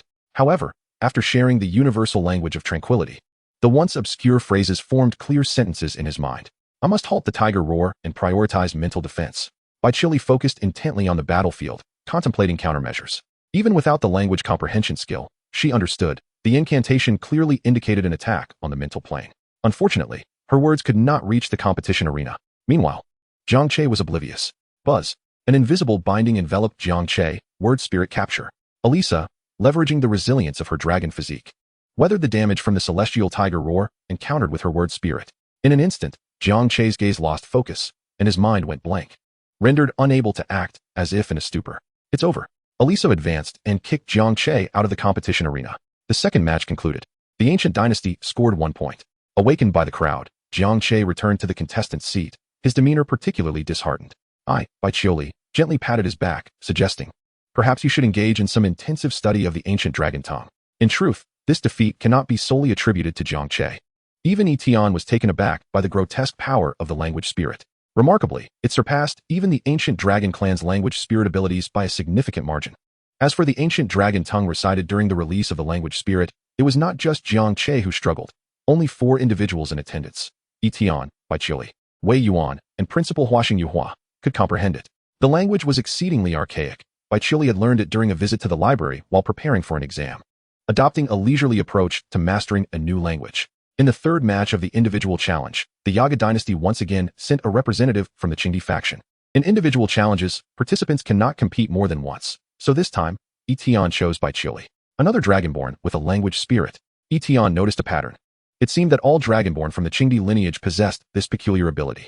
Furthermore, their paths to mastering the language spirit were almost identical. Upon entering the dragon ancestor's secret realm, they comprehended the Black Emperor's legacy, the language spirit of the Yin Ghost. The Black Emperor? The Yaga dynasty only recognized 3 sovereigns, Red Emperor, Qing Emperor, and White Emperor. Where did this Black Emperor come from? While Yi Tian pondered this, Principal Huaxing Yuhua cautioned from behind, ensure Baichili remains vigilant against that language spirit ability. Yi Tian chuckled in response, rest assured. She understands it far better than I do. At that moment, on the battlefield, the opposing dragonborn began to chant incantations as soon as they appeared. Instantly, the air in the arena turned frigid, as if invisible specters began to drift through the space. The shadow of death. As the incantation for the language spirit of the Yin Ghost commenced, Baichili unsheathed her ice soul sword, its chilling radiance enveloping the entire arena in an instant. The sword domain of Ling Tian. The atmosphere shifted, and countless sword energies surged forth, annihilating the nascent specters before they could manifest. In the blink of an eye, before the opposing dragonborn could finish their incantation, Baichili was already upon them. Icebound Absolute Slash. Within the domain, the damage of her sword arts was amplified. And with the 80 attribute boost provided by Yi Tian, the divine class, Baichili unleashed her full output in a single second. The swordsmanship profession is already one of the highest in terms of output. No, the dragonborn wielding the Yin Ghost language spirit halted their incantation, realizing that their own durability as a dragonborn posed a genuine risk of being obliterated in an instant. By the time they grasped this, the initial effects of the icebound Absolute Slash had already ensnared them in ice, rendering them immobile. The cold moon sword dance combined with the ladder damage of the icebound absolute / erupted in an instant. Boom. The ice shattered, and the body collapsed. Instant kill. The third match concluded. The Great Xia gained 2 points. Chapter 56. The White Emperor. The arena crumbled. Let me take over. Killed in an instant? How could one who mastered the language spirit be slain so easily? The Red Emperor's brows furrowed, his expression filled with fury. Typically, Dragonborn possessing language spirits are of formidable lineage, with equally powerful attributes. He never anticipated such a swift defeat, having lost 2 out of 3 individual matches, a feat unprecedented in past racial competitions. The Qing Emperor was also momentarily taken aback, but quickly regained composure, stating, the Yin Ghost, like the Soul Snatcher, is merely a low-tier language spirit. Defeat is entirely normal. Moreover, that girl from the human race wielding a sword is indeed formidable. Hearing this, the Red Emperor was particularly displeased, exclaiming, why has the Great Xia produced so many talents this year? In previous racial competitions, Jiang Chei's strength would have deemed him the foremost of the new generation of the Great Xia. Yet this year, each seemed more formidable than the last. The seemingly insignificant human race proved to be remarkably resilient. With a scowl, the Red Emperor pondered who would compete next. He was aware that the Qing Emperor still had 2 Dragonborn wielding language spirits at their disposal, but their strength was not significantly greater than that of the Yin Ghost. Defeating the Great Xia would not be simple. However, the Qing Emperor merely smiled slightly. Did I not mention that the White Emperor is also present? He will suffice for the upcoming match. The White Emperor? The Red Emperor was perplexed. How could that insidious figure? Before he could finish his thought, a rather ordinary-looking Dragonborn approached the two, declaring, I shall take the 4th match. The Red Emperor recognized him. He was merely a common Dragonborn named Nora, weaker than the one who lost in the first match, nodding. You. But soon, he realized that although the individual still appeared to be the Dragonborn Nora, every aspect of his demeanor, his mental acuity, tone, and presence, was entirely transformed. It was as if a powerful soul was commanding this Dragonborn's body. The Red Emperor understood and scoffed.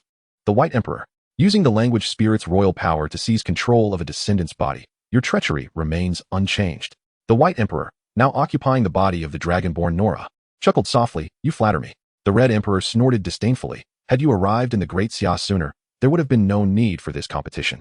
The Yaga dynasty would have long since conquered this place. As he spoke, the Red Emperor feigned a mocking expression. Oh, I almost forgot. You fear the Black Emperor's vengeance. Even though he has been dead for nearly a century, you still do not dare leave his burial grounds. He proclaimed that he would return. The White Emperor's voice grew increasingly cold. Do you wish to return to the era of his rule? With that, the White Emperor ceased further dialogue, taking flight into the arena space. The Red Emperor displayed contempt, terrified by a mere last will for nearly a century. Truly pathetic. Wanjiang, you're up for the 4th match. As Yi Tian's words fell, Wanjiang leaped into action. Initially, Yi Tian had planned that if the Dragonborn on the opposing side was of average strength, he might allow Sun Yi to compete, as there was a chance of victory. However, since the first match, the Yaga dynasty had shown no signs of weakness. Their representatives in this year's competition were arguably the strongest in history. Even in this 4th match, the opponent's aura far surpassed those of the previous rounds. Something felt amiss about this opponent. Wei Yuan also noticed. As Yi Tian opened the opponent's profile, he read, Nora, deceased. Basic information, potential, omitted. Biography, descendant of the Red Emperor, consciousness erased by the language spirit's royal power, body controlled by a fragment of the White Emperor's consciousness. The White Emperor's partial, will and control. Yi Tian stroked his chin in contemplation. This tactic bore similarities to the parasites of the Void Insect clan. The difference was that the parasitic entity was inherently weak, relying on others' abilities to fight after possessing them, with negligible impact on the controlled individual once expelled. In contrast, the White Emperor directly obliterated the consciousness of others, akin to the soul-snatching depicted in fantasy novels. Language spirit royal power. A language spirit capable of erasing another's consciousness is undoubtedly immensely powerful. However, the complete effects remain indeterminate for now. Nevertheless, employing this tactic would cost them a royal Dragonborn. Yi Tian promptly categorized the White Emperor as particularly ruthless. Moreover, as one of the 3 sovereigns of the Yaga dynasty, despite having never witnessed his prowess firsthand, he was at least on par with the Red Emperor. Facing a stand-in this match posed considerable pressure. Fortunately, Wanjiang, now possessing an S-grade extraordinary physique and a divine class profession, was among the strongest of the Great Xia contestants. The odds of victory were similarly promising. As the battle commenced, the arena instantly transitioned into combat mode. Wanjiang immediately activated the exclusive skill of the 9 stars Dragon Hunt domain. In an instant, the skies above the arena darkened, revealing a pair of colossal golden eyes. Within the domain, all movements and actions of enemies would be distinctly perceived by Wanjiang. Observing the situation, the White Emperor coldly scoffed, a mayfly shaking a tree.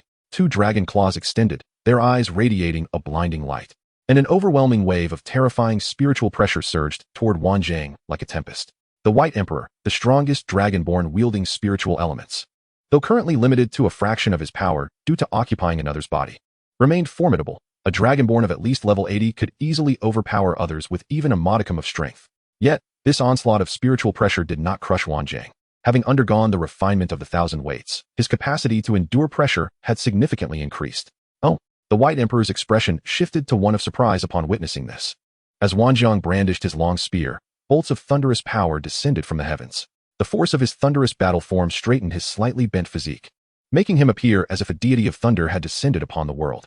An extraordinary physique. The White Emperor's eyes narrowed with his vast experience. He immediately recognized the significance, and his expression shifted. How could it be? The human race possesses such frail bodies. How could one be born with an extraordinary physique? There are many things you cannot imagine. As Wanjiang's words echoed, his figure darted like lightning. The spear's tip glided swiftly across the ground, sparking a shower of flames. Breaking the army, the spear's tip suddenly thrust upwards from below, akin to a dragon emerging from the sea, unleashing a surge of accumulated power. The White Emperor sensed the imminent peril from this strike. In his currently frail body, a single hit would mean instant annihilation. Get away. As he raised his hand, an invisible force of mental energy erupted outward from him, creating a repulsive wave that pushed back the surroundings. Yet, Wanjiang reacted swiftly. Upon sensing the repulsion, he instantly altered his maneuver. Spear shadow array. Countless ethereal spear shadows coalesced into a radiant golden formation left in place. Even if Wanjiang was pushed away, the spear shadows still surrounded the White Emperor, with hundreds of ethereal spears poised to pierce him at any moment. Intriguing. Faced with the threat of the spear shadow array, the White Emperor couldn't help but sigh. If the original owner of this dragon offspring body, Nora, were to take the stage, it would likely end in his demise within 2 or 3 exchanges. Even though he was a royal dragon offspring, the explosive force of an S-class extraordinary physique and a divine profession is indeed terrifying. Had I known I would face such an opponent, I would have been more discerning in selecting a vessel. The White Emperor was quite vexed. Most critically, the release of his word spirit was contingent upon his bloodline. With this body's lineage, he could not wield the power of the word spirit. It seemed he must discard this body. In the next moment, the pressure emanating from this dragon offspring body surged, causing the air to thicken and the ground to crack like a spider's web. Was he about to self-destruct? Zhang Yuanshuang felt perplexed. Wei Yuan's expression grew grave. His mental energy was escalating, but the body could not sustain such an influx, threatening to burst like a small balloon filled with too much air. The dragon offspring body was akin to that balloon, while the White Emperor's ever-growing mental energy represented the air. Yet, what kind of terrifying mental energy could lead to the explosion of a royal dragon offspring body? Die! The White Emperor slashed through the void with his dragon claws, and the space around Wanjiang seemed to collapse into oblivion, causing the ground to tremble and fracture. Boom! Wanjiang, empowered by the thunderous battle form, executed a desperate roll to narrowly evade the lethal blow. After the White Emperor forcibly amplified his mental energy at the cost of his body, Wanjiang found himself in a precarious position. I wonder how you will evade now? The White Emperor had no intention of toying with him. With his body on the verge of collapse, he had to eliminate Wanjiang immediately. The audience held their breath in anticipation. The current adversary's combat prowess was overwhelmingly potent, forcing Wanjiang to continuously evade the White Emperor's subsequent attacks, and only when that body was utterly exhausted could he hope for victory. Yet, a single misstep would lead to his immediate demise. Evade! Wanjiang scoffed, his spear radiating dazzling starlight. Why should I shy away from your brilliance? He plunged the spear's tip into the ground, and in an instant, an explosion of countless starlights erupted beneath him, resembling a grand celestial display. The surrounding light dimmed. Silence enveloped the arena, and a massive starry spear coalesced above the heavens. The Great Wilderness Starry Spear, the second exclusive technique of the 9 days dragon hunt. There was no time to waste, as it was now a clash of ultimate strikes. The White Emperor's heart trembled, reflecting, if only you would submit to my command, it would be splendid. However, his movements were unceasing, and as he could no longer withstand the impending strike, he resolutely channeled all his mental energy. The two unimaginable forces of attack collided fiercely. An intense burst of blinding white light erupted throughout the entire arena, rendering it nearly impossible for the audience to discern the unfolding events. Even the Red Emperor rose to his feet. Following this, the white light shot into the sky, culminating in a tremendous explosion. Boom! The entire arena crumbled. Originally a battleground meticulously constructed by the great Xia and the Yaga dynasty, it had an extraordinarily high threshold for enduring attacks. Yet, under this strike, it collapsed entirely. This, Wanjiang, Bai Qiuli, Jiang Che, and others hurriedly entered the arena, dragging the severely injured Wanjiang back. In the arena-esque confines, neither party would typically suffer substantial harm, but their attacks had obliterated the arena, resulting in Wanjiang sustaining severe injuries from the explosive aftermath. Yi Xiuxiu unleashed the holy healing revelation, restoring Wanjiang's vitality. Thankfully, a medical team from the Great Xia examined him and found no major issues. On the Yaga dynasty's side, although the White Emperor emerged unscathed, at least one royal dragon offspring had perished completely. The Red Emperor stepped forward, his brow furrowed. The arena is destroyed. Who can claim victory here? The fourth match concluded. After intense debate among the referee panel composed of members from both factions, a verdict was reached. Due to the arena's destruction, the fourth match result was declared a draw. Following the announcement, the crowd buzzed with chatter, most accepting the outcome. Only the Red Emperor scoffed, declaring, "The White Emperor is truly a waste." Unable to defeat even a mere human brat in his personal combat. No sooner had he spoken than another ordinary dragon offspring approached the Red Emperor, stating indifferently, "That human is anything but simple." From the tone, it was evident that the White Emperor had swiftly assumed another vessel. An extraordinary physique coupled with at least a legendary level profession. This young man, the White Emperor's gaze fell upon Wanjiang's retreating figure, his expression darkening. Meanwhile, members of the referee panel began inquiring with their higher-ups. With the arena in ruins, how shall we proceed with the fifth match? A draw yields no points, and the current score remains at 21. Therefore, whether or not the fifth match takes place truly does not affect the final outcome. After all, in the 5-man dungeon race, victory grants 3 points. This implies that the success or failure of the dungeon race will ultimately determine the outcome of this racial competition. The fifth match is cancelled.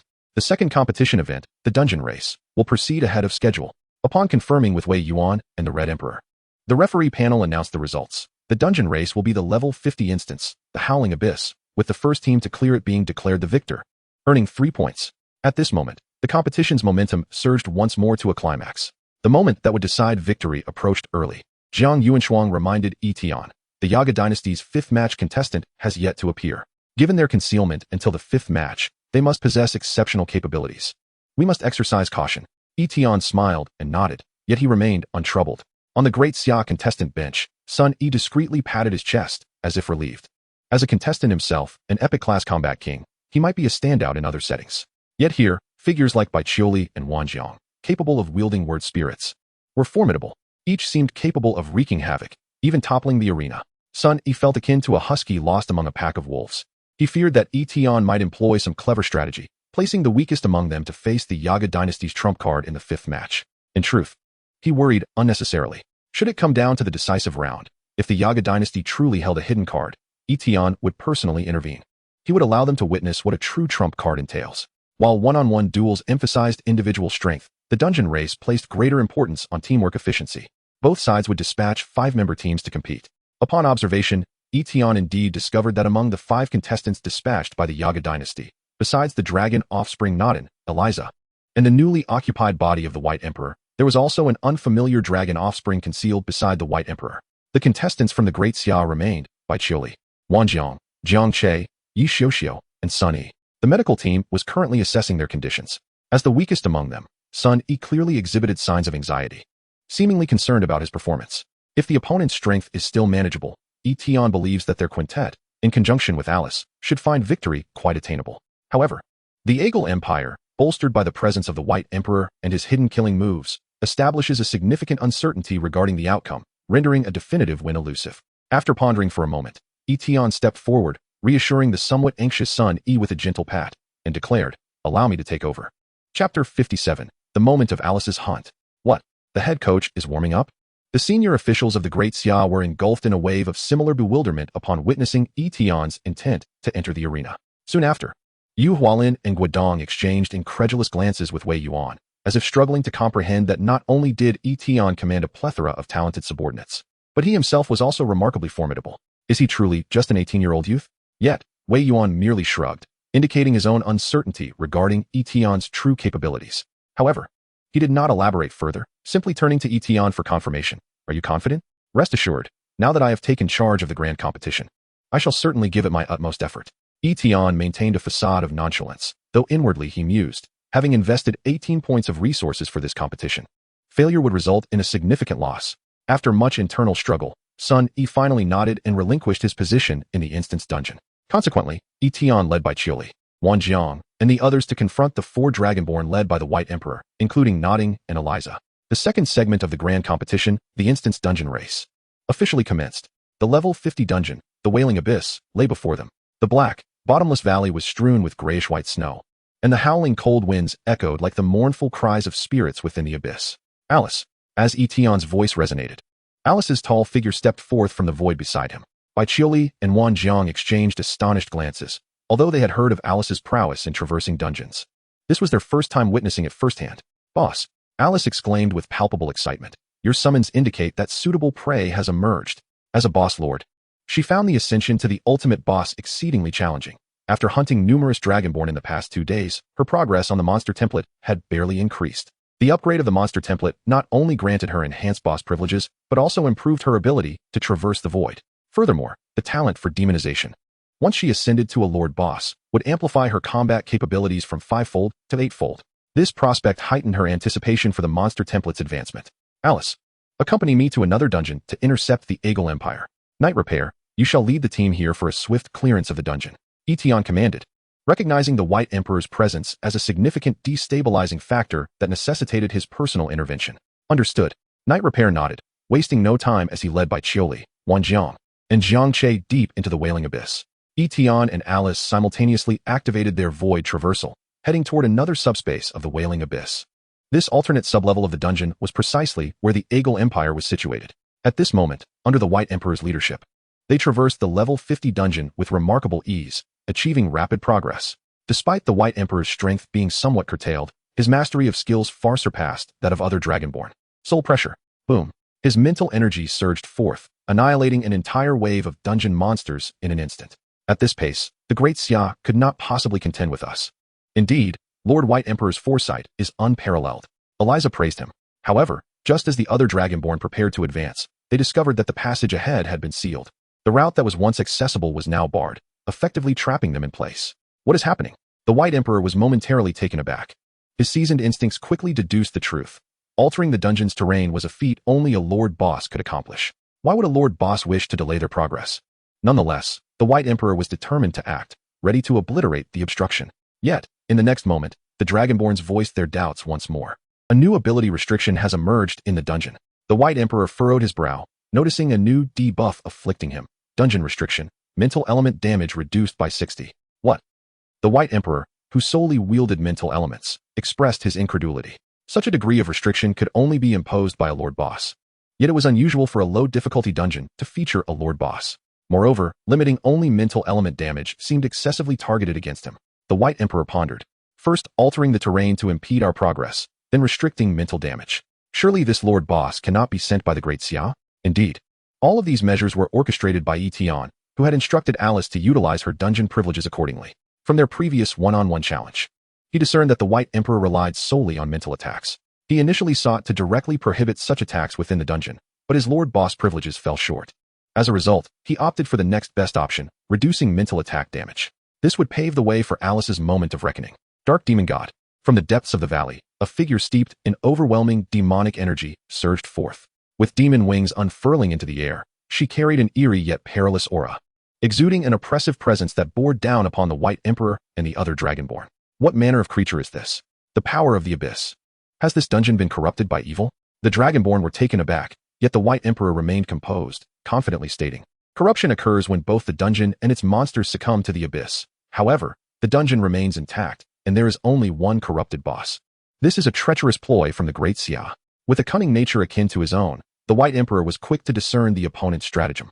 The alteration of the terrain and the dungeon restrictions were no mere coincidences. Such fine prey. Alice's enchanting eyes sparkled with delight as she brandished her demonic longsword, which glimmered with a dark crimson light, as if the blade itself were breathing.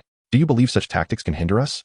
A Dragonborn wielding the Ghost incantation retorted indignantly.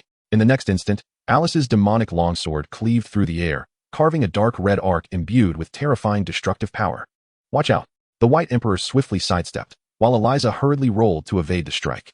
The 8-fold amplification of destructive power post-demonization, combined with the Blood Dragon's damage enhancement, was utterly terrifying. The Dragonborn wielding the Ghost incantation was caught in the aftermath, losing an arm in the process. Nodding, unable to evade in time, was cleaved in two by the strike. Instantly slain, Nodding's body shimmered with a crimson hue, merging into the Blood Dragon's ring that Alice possessed. With each Dragonborn she vanquished, her initial attack power would increase by 3. Having already slain 15 Dragonborn, including Nodding, she achieved a total of 16, resulting in a 48 damage amplification. The Dragonborn Eliza's expression was one of horror. How can such a powerful boss exist in this dungeon? Chapter 58. The Great Xia prevails. Outside the arena, amidst the anxious crowd of both factions, the Red Emperor's expression shifted dramatically, engulfed in fury. Nodding was dead, mirroring the earlier chaos during the contention for the medium secret realm, where a Dragonborn had perished shortly after the onset. Damn it, why does this keep happening? Beside him, the Green Emperor had remained tense ever since witnessing Yi Tian's entry into the dungeon. On the Great Xia side, Wei Yuan was approached by two formidable professionals, one clad in red, the head of the hidden dragon base, Ling Luo, and another, a slender man in green attire, wrapped in gray cloth, appearing pallid. Old Zhou, you've come too. He and Wei Yuan were truly equals. Zhou Yuan, the overall head of the North China district. He was also one of the 8 top-level professionals of the Great Xia, now with half of their elite professionals present. Ling Luo had been summoned by Wei Yuan, while Zhou Yuan's attendance was mandated by the headquarters. It has come to my attention that you wagered 2 medium-sized secret realms against the ancient empire, and the headquarters presumed you were prepared to take a desperate gamble with them. Wei Yuan chuckled at this remark, stating, "A gamble must hold intrinsic value to be worth the risk." Zhou Yuan gazed intently at the climactic showdown unfolding before him and glanced towards Ling Luo, who had been summoned by Wei Yuan for reasons unbeknownst to him. "What will you do if we lose this competition?" he inquired. 2 medium-sized secret realms are the lifeblood of Eastern China. Wei Yuan, maintaining his casual demeanor, replied, "Your presence is indeed timely." Within the dungeon of the ancient empire, Alice, in her dark battle god form, was preparing for a swift resolution. In a matter of moments, she effortlessly dispatched the Dragonborn who wielded the ominous ghost tongue, severing him with a single strike. How audacious for such a corrupted boss to behave in such a brazen manner. The White Emperor seethed with rage. Despite suffering a reduction of 60 in damage, he believed he could still vanquish Alice with all his might. Both he and Alice possessed formidable offensive capabilities, but were defensively fragile, akin to glass cannons, each capable of annihilating the other. In an instant, his mental acuity surged. Yet, the next moment, a figure clad in black emerged from the shadows, a young boy. At such an age, you still wish to partake in the competition? Is the ancient empire bereft of successors? The White Emperor was taken aback, his rising mental energy abruptly halted. He scrutinized the boy warily, only to realize that, with his mental prowess, he had failed to sense the boy's presence. Yi Tian stood there, evoking an immense wariness within the White Emperor, who immediately employed his mental faculties to probe Yi Tian, only to discover an unfathomable depth. Both his attributes and abilities seemed as inscrutable as an endless abyss. The White Emperor felt a chilling realization. Despite his own presence, he might not be able to slay this boy. How peculiar. Despite his youthful appearance, the boy's strength was astonishing. After a moment of contemplation, the White Emperor wondered if the boy's body had been overtaken by some entity. The more he pondered, the more plausible it seemed. Otherwise, he could not rationalize Yi Tian's appearance within the dungeon. Moreover, as a corrupted boss, Alice's backing might very well be linked to the abyss. Was it possible that a terrifying entity from the abyss was nurturing its progeny? Quite likely. It seemed evident that he was not one of the Great Xia. Was it merely a coincidence that I encountered him? The White Emperor was aware that among the elite of the Great Xia, no one possessed the ability to usurp another's body, nor was there a young prodigy of such caliber in their ranks. "Lord White Emperor, save me." A desperate cry echoed as Alicia was pursued by Alice, sustaining grave injuries from a vicious strike. Yet Yi Tian's presence rendered the White Emperor reluctant to act rashly. Indeed, the moment he gauged Yi Tian's prowess, he realized that this dungeon encounter was likely to conclude in failure. Without intending to disturb the abyss, he chose to withdraw. The White Emperor's voice was remarkably humble, as if he feared inciting grave trouble. After uttering a single phrase, his consciousness dissipated from that corporeal form. Before departing, he extracted a fragment of spiritual essence from the Dragonborn hidden nearby, plunging the latter into a state of unconsciousness. The lethal trump card the White Emperor had prepared went unused, as he fled with it. The abyss? Yi Tian's expression turned peculiar. He was utterly unaware of the White Emperor's line of thought. However, he was pleasantly surprised by how smoothly this disruption against the ancient empire had unfolded. Having even frightened the White Emperor away without lifting a finger, it was worth reflecting upon. One who dared not present their true form would likely possess little courage. Simultaneously, Alice executed the last Dragonborn with a decisive blow, and streams of experience surged into her being. The progress towards her monster template's advancement increased significantly. Thus, out of the 5 Dragonborn who entered the dungeon representing the ancient empire, 3 were slain by Alice, and 2 lost consciousness, heralding their premature defeat. Outside, the ancient empire seemed utterly shattered. The Red Emperor's dragon-like eyes widened in disbelief. Even as he struggled to accept the outcome, the failure of the dungeon assault remained unchanged. The raid team from the ancient empire had faced utter defeat. How could this be? How could this be? Not only the Red Emperor, but even the insightful Qing Emperor wore expressions of incredulity. This meant that the ancient empire had experienced a complete failure in this year's competition. Even if the Great Xia's raid team had also failed, with a current score of 2-1 in single challenges, the Great Xia led the ancient empire. Moreover, the Great Xia had not faltered. Under Yi Xiu's leadership, they conquered the Wailing Abyss in less than 5 minutes. The score stood at 51. A crushing victory for the Great Xia. In awe, the crowd erupted into a tumultuous celebration, their cheers resonating like a tidal wave, nearly shaking the very heavens. The excitement was palpable. Historically, victories for Eastern China had been scarce, let alone such a resounding triumph. Embraces and shouts of joy filled the air, and tears of elation flowed freely. Upon emerging from the dungeon, Yi Tian was swept up in the fervent atmosphere, as were several of his teammates. Yet, what he yearned for most was the honor of victory. Members of the judging panel from the Great Xia swiftly declared, "All members of the ancient empire have perished. The dungeon has been cleared unsuccessfully, and the Great Xia has successfully cleared it, accumulating 3 points. The final score is 5-1. The Great Xia emerges victorious." The members of the judging panel from the Great Xia could not contain their own cheers. They had heard of the ancient empire's victories countless times, but this time, it was the Great Xia's turn. At the moment of judgment, a long-awaited notification finally materialized before Yi Tian. Employees by Qiuli, Wanjiang, Jiangche, and Yi Xiu have been awarded the honor of being victors in the racial competition, receiving reward dividends, 254 funds, and 4 legendary equipment selection gift boxes. The 100 points were promptly credited to his account, marking the most substantial sum he had ever received, instantly filling Yi Tian's coffers. Yet before he could even peruse the contents of the gift boxes, a chilling voice from the Red Emperor interrupted him. Wait. The jubilant cheers gradually subsided, and Wei Yuan's gaze had long since fixed upon the Red Emperor. The latter, without reservation, declared, "I suspect that your competitors from the Great Xia are problematic and do not meet the participation requirements. Hand them over so I may personally inspect them." Chapter 59. I now declare war. As the Red Emperor's words fell, the very air seemed to heat up. The high-ranking officials of the Great Xia rose in unison, with Jiang Yuanshuang coldly asserting, "The competitors have already undergone testing, and there are no issues." The Red Emperor's expression darkened. "I insist. I wish to inspect them personally." The faces of the Great Xia's representatives turned indignant. A personal inspection? How noble-sounding. What fate awaited the few prodigies who had triumphed over the ancient empire if they were handed over to the Red Emperor?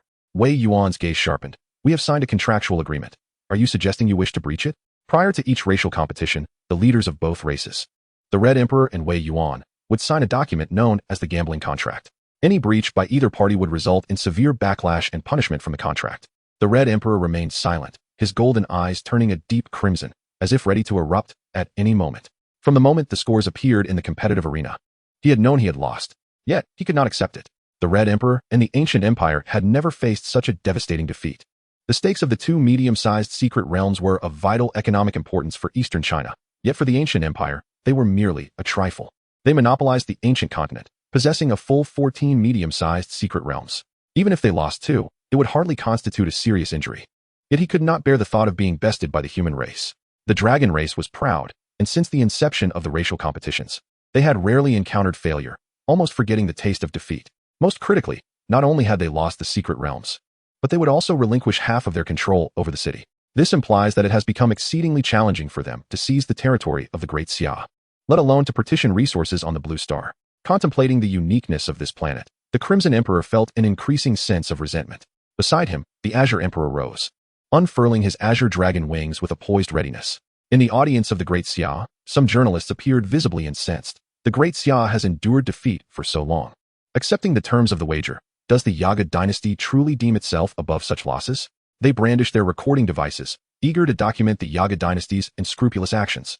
However, shortly thereafter, the garrison forces swiftly entered the arena, urging all spectators to disperse. For the safety of everyone, please evacuate immediately. It was evident to any discerning observer that tensions had escalated between the 2 factions. The decision to engage in battle or to refrain rested solely upon the whims of their formidable leaders. The head of the Ling Luo had been summoned by Wei Yuan in anticipation of this very scenario. Ling Luo turned to Wei Yuan, her expression impassive. "Shall we retreat?" She was prepared to escort Yi Tian and others to safety.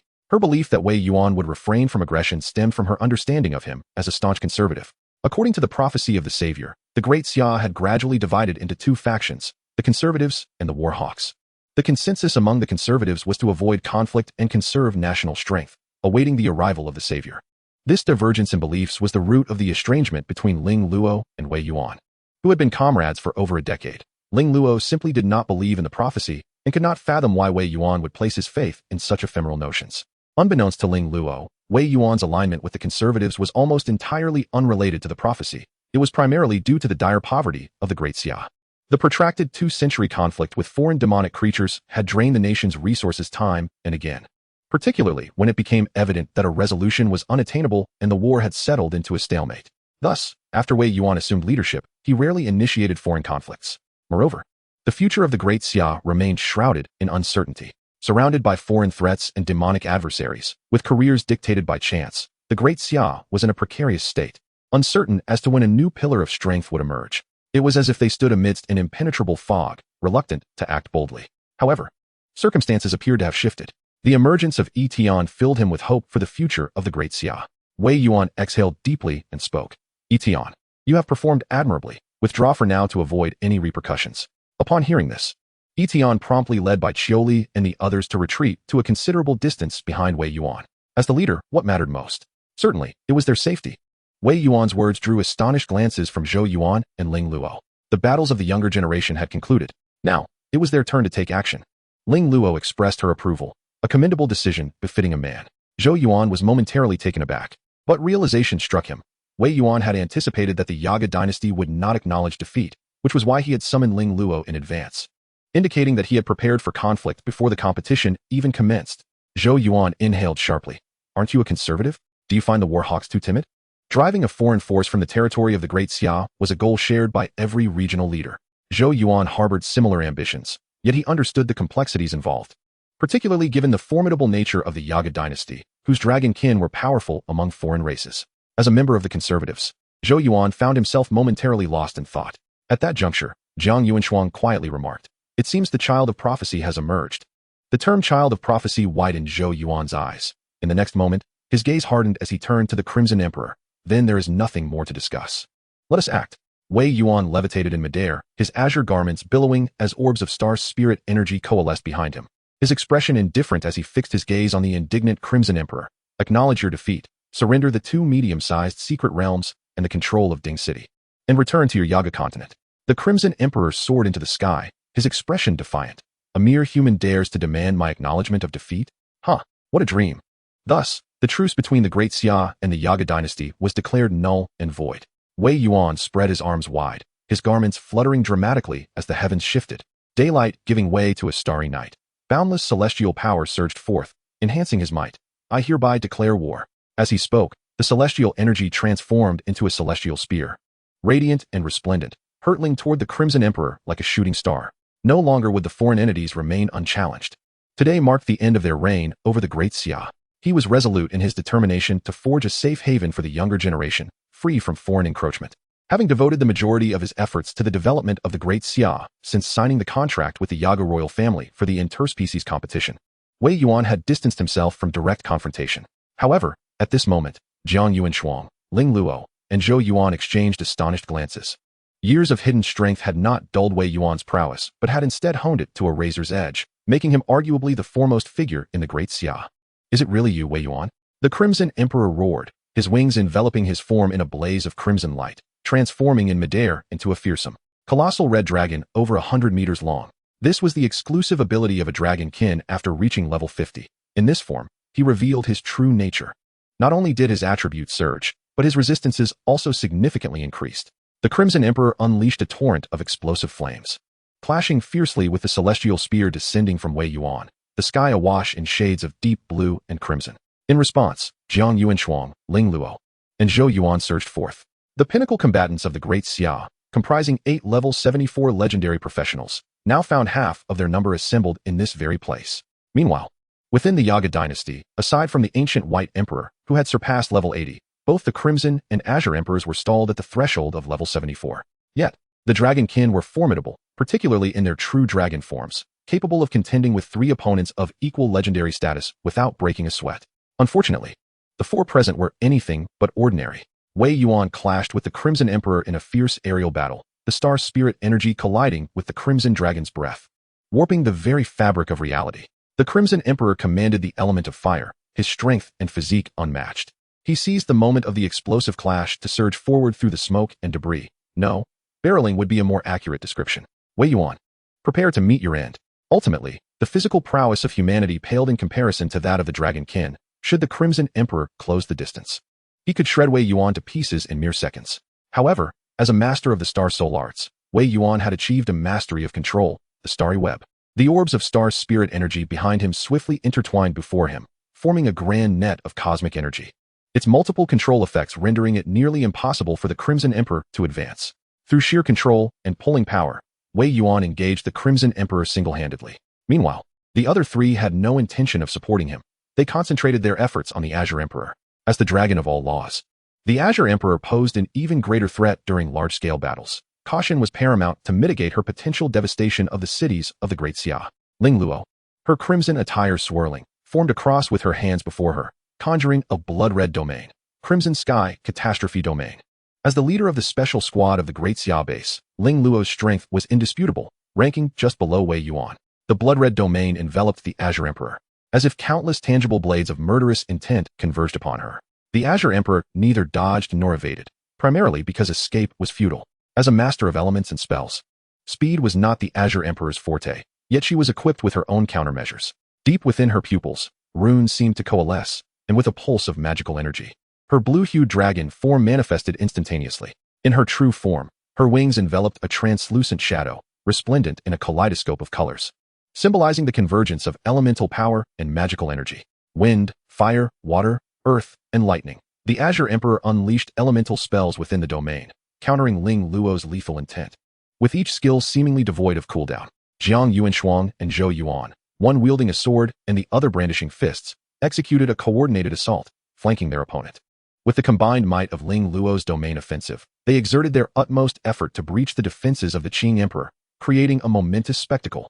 The clouds churned into a vortex, and spells danced like serpents in a frenzied display. The relentless clashes reverberated through the air, generating shockwaves that trembled the very earth, the force of which was utterly terrifying. For the first time, the clash between the pinnacle of Blue Star's strongest warriors unfolded before the eyes of Yi Tian and his companions. Even from a great distance, the astonishing power was palpable, leaving the onlookers in awe. Bai Qiuli's expression reflected longing. Such prowess is the aspiration I strive towards. Wanjiang felt acutely aware of his own insignificance. To reach such heights, I must toil even harder. Yi Tian nodded approvingly. If his employees harbored such ambitions, his concerns were significantly alleviated. Indeed, my subordinates must endeavor with greater diligence. They stood vigilantly at the periphery. Under the relentless assault of the trio, the Qing Emperor unleashed his word spirit, barely managing to hold his ground against three adversaries. Yet, Zhou Yuan, appearing lean and unassuming, unleashed his full potential after unraveling the gray cloth binding his hands, each strike growing increasingly ferocious, surpassing even Wei Yuan and Ling Luo in damage. As the cloth fell away, Zhou Yuan's fists collided, a mist of blood enveloping his strikes. The intent to kill coiling within. Each blow against the Qing Emperor pierced with palpable force, inflicting genuine harm. However, Yi Tian furrowed his brow slightly. He sensed that Zhou Yuan seemed to be paying a price for this power. Nevertheless, the outcome was undeniably effective. Under Zhou Yuan's relentless assault, the Qing Emperor quickly found himself at a disadvantage. Meanwhile, the Red Emperor, a pure combatant with no flair for flashy skills, resembled a berserker among professionals. He continually employed various tactics to close the distance to Wei Yuan, technically holding the upper hand. If he could seize an opportunity, he would be capable of eliminating Wei Yuan in an instant. Yet, Wei Yuan's mastery of distance control, combined with his own abilities, left no openings for the Red Emperor, only stoking his fury further. Wei Yuan, don't run, roared the Red Emperor. At that moment, Wei Yuan unexpectedly smiled, a hint of satisfaction gracing his lips. Immediately, the sky darkened, and a bolt of divine retribution struck down upon the Red Emperor, accompanied by a thunderous crack. The Red Emperor emitted a wretched dragon's roar. Even with his formidable physique, enduring such a blow was excruciating. The contract. It was the wager contract retaliating against him, inflicting punishment. According to the terms of the wager, he was compelled to relinquish control over the city and surrender 2 medium-sized secret realms to fulfill the contract. His unwillingness to concede defeat, leading the charge against the Great Xia, naturally invited the most severe backlash and retribution. Damn it!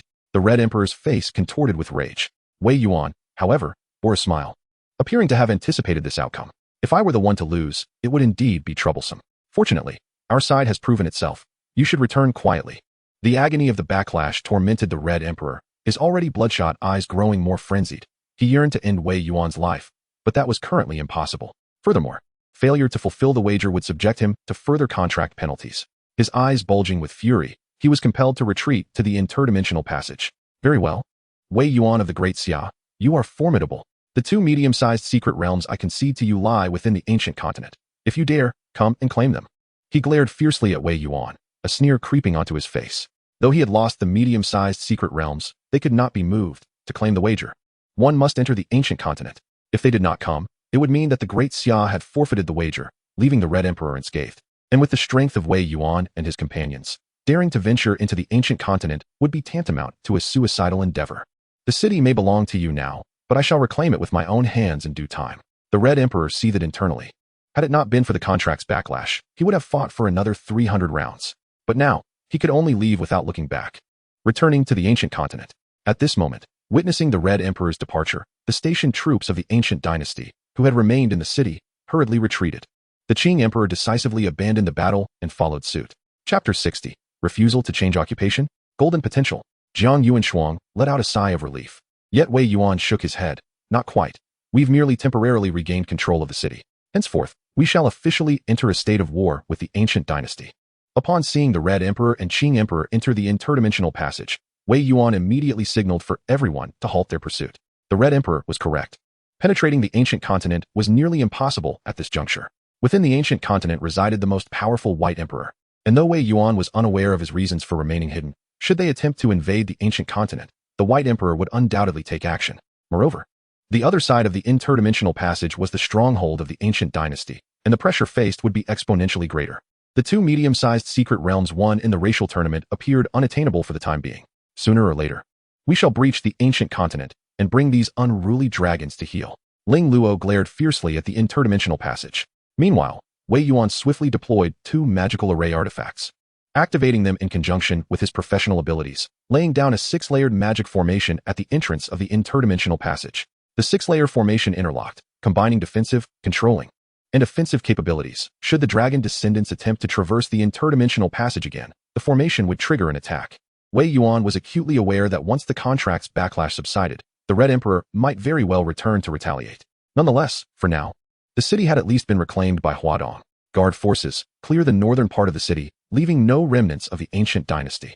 Commander Lin, take control of all the small secret realms occupied by the ancient dynasty in the Great Xia. Although the medium-sized secret realms had not been won, the ancient dynasty had seized numerous small secret realms in recent years within the Great Xia. Now that they had fled in defeat, Wei Yuan immediately dispatched individuals to take over, estimating that there were about 11 small secret realms, which could significantly bolster Huadong's economy.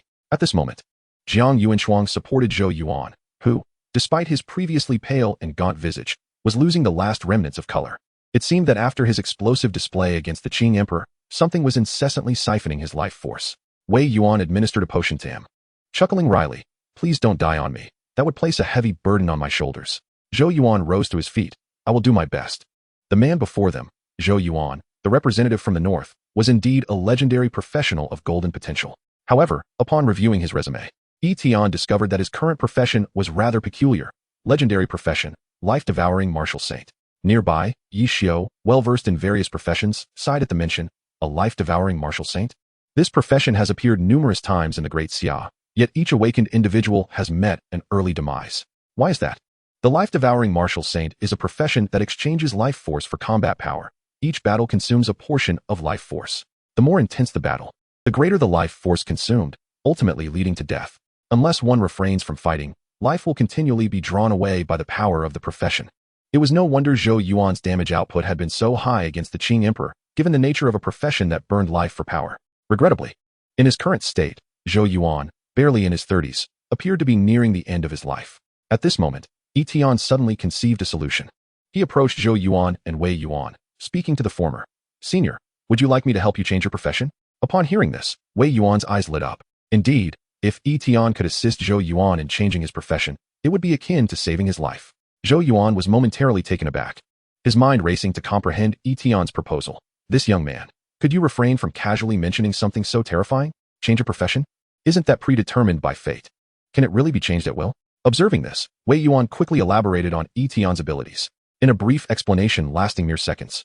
It seemed to shatter Zhou Yuan's worldview developed over decades. His mind momentarily stalled, and after a prolonged daze, he suddenly turned to Wei Yuan with astonishment. Child of prophecy? He is indeed the prophesied child, isn't he? At that moment, he seemed to grasp Wei Yuan's determination to wage war against the Yaga dynasty. Yet, Wei Yuan shook his head, expressing uncertainty. It is not confirmed yet. However, that has become inconsequential, even if it were not true, with Yi Tian's extraordinary abilities. Zhou Yuan would willingly regard him as the prophesied child. Yi Tian, the prophesied child, appeared utterly bewildered. What is this? The ability to grant others legendary careers is simply preposterous. Zhou Yuan swallowed hard, sighing deeply. His expression tinged with sentiment as he gazed upon Yi Tian. If it were 5 years ago, I would have sought your assistance at any cost. The devouring martial saint. When Zhou Yuan awakened in his youth, he felt an infinite destiny, fearless and undaunted. But as he reached middle age, having children, he realized that life was now limited to a few fleeting years, causing him to worry and even falter in battle. Yet now, with only a month or two left to live, Zhou Yuan felt an unexpected sense of relief. Alas, the pillars of the Great Xia are few, with my power waning. The North will be in peril. The talents of the Great Xia are not dependent on me alone. Let me use my final breaths to briefly safeguard the Great Xia. That will suffice. As his words fell, Wei Yuan patted his shoulder, his expression solemn. Yi Tian felt a stir of emotion and stood in respectful silence. Perhaps it is precisely because of many like Zhou Yuan that the Great Xia has managed to withstand for 200 years. Let us reserve this precious opportunity for others in need. Zhou Yuan continued in a somber tone. But in the next moment, he shifted his tone, stepping forward to grasp Yi Tian's hand tightly, his face alight with hope. In our north, there are indeed many in need. Wei Yuan covered his face, unable to bear the sight. No, you. After all this build-up, you intend to lure Yi Tian to the north? Yi Tian tugged at his lips, the solemnity he had just cultivated dissipating entirely. Ahem. Zhou Yuan cleared his throat and explained. This year, we do not have a single legendary career in the north. It's only natural that I am anxious. As the head of the north, Zhou Yuan even implored Yi Tian to assist in awakening a legendary career there. In truth, a request was unnecessary, provided there are funds. Yi Tian is quite eager to recruit staff. Moreover, Zhou Yuan had contributed to repelling the Yaga dynasty. No problem. All right, let us depart at once. Upon receiving Yi Tian's agreement, Zhou Yuan's expression turned eager, and he immediately summoned a floating vehicle, leaving Wei Yuan speechless. On the floating vehicle, Zhou Yuan enthusiastically introduced the North District to Yi Tian, as if Yi Tian's mere word would prompt him to transfer his residence from the east to the north. As the vehicle entered the North Territory, Yi Tian, visiting for the first time, noticed that the architectural style here was markedly more austere, each city resembling a fortress. It was evident that the threat from foreign tribes was considerably more severe here. Where should we go first, senior? There's no rush. Since Yi Tian has made the journey, let us first enjoy a meal at my home. Zhou Yuan prepared a welcoming feast, though he was a rough martial artist. He understood the art of hospitality well. After all, who would have a guest work upon arrival?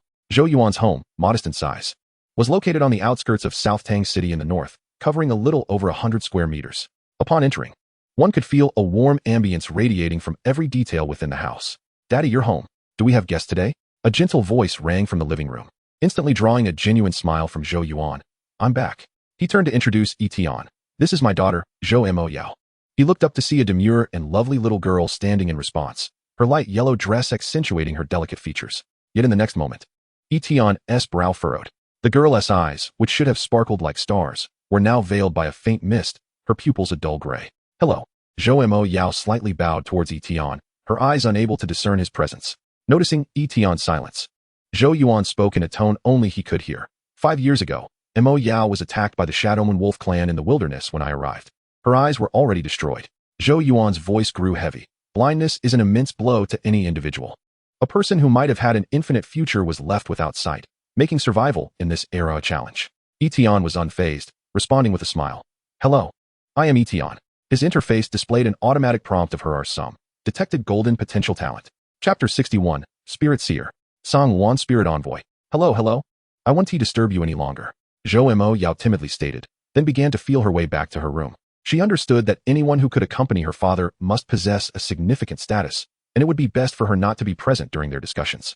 At that moment, Yi Tian's expression shifted as he opened her sum. Name, Zhou Mo Yao. Basic information, female, 18 years old, from South Tang City, Great Xia. Profession, melody physician. Potential, gold, spirit seer.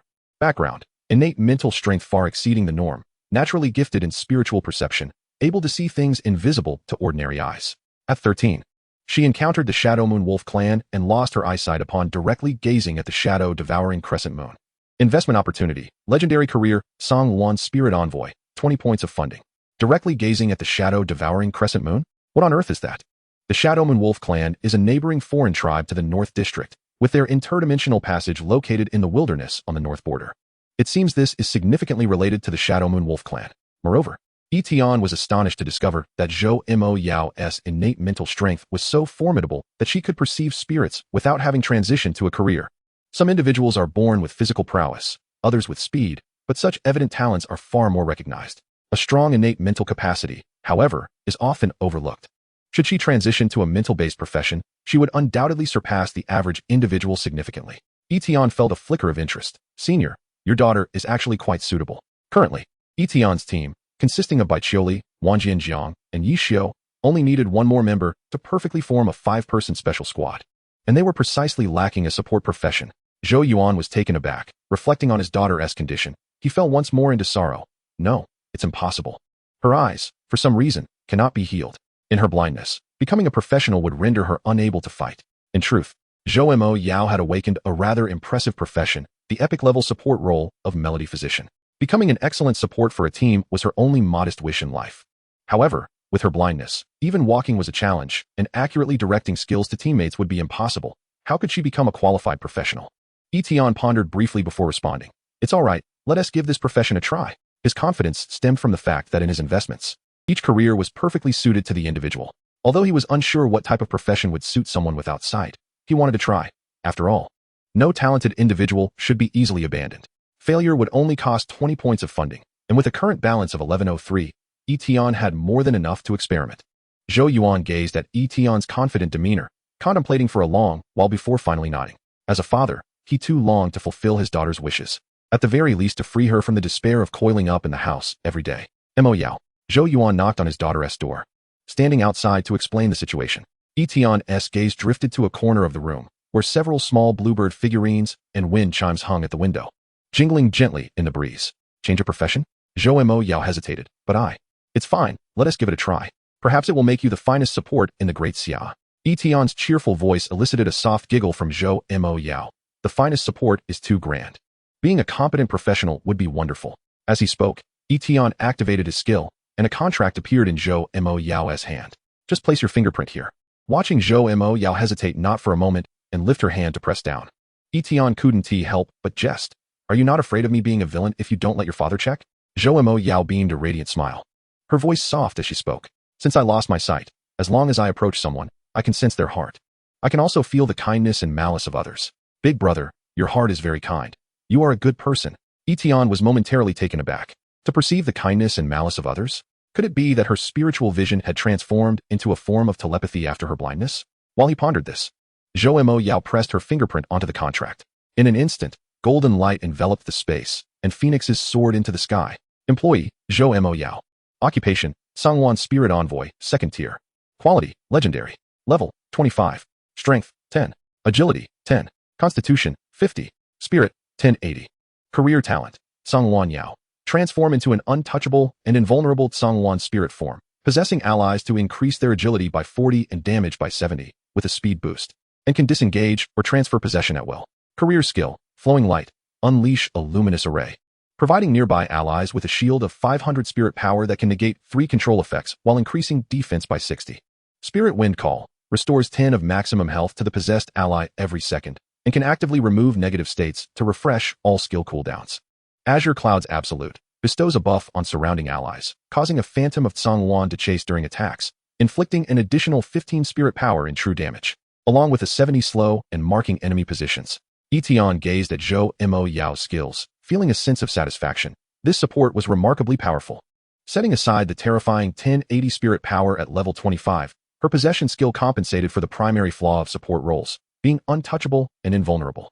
Thus, even if Zhou Mo Yao could not see the path, her teammates could guide her. The enhancements to agility, damage, and speed would elevate an ordinary person into a superhuman. Both the shield and the group buff offered immense assistance to the team. Yi Tian found the most astonishing aspect to be Spirit Wind Call, which refreshed all skill cooldowns, effectively doubling the output efficiency of his allies. You have shared Zhou Mo Yao's attributes, acquiring Strength 10, Agility 10, Constitution 50, Spirit 1080. You have shared Zhou Mo Yao's skills, acquiring Songwan Yao, flowing light, spirit wind call, azure clouds absolute. Simultaneously, Zhou Mo Yao, sensing the effects of the skills in her mind, appeared momentarily dazed, her face flushed with excitement. I want to try it out. Yi Tian stepped forward, placing his hand over hers, signaling her to possess him.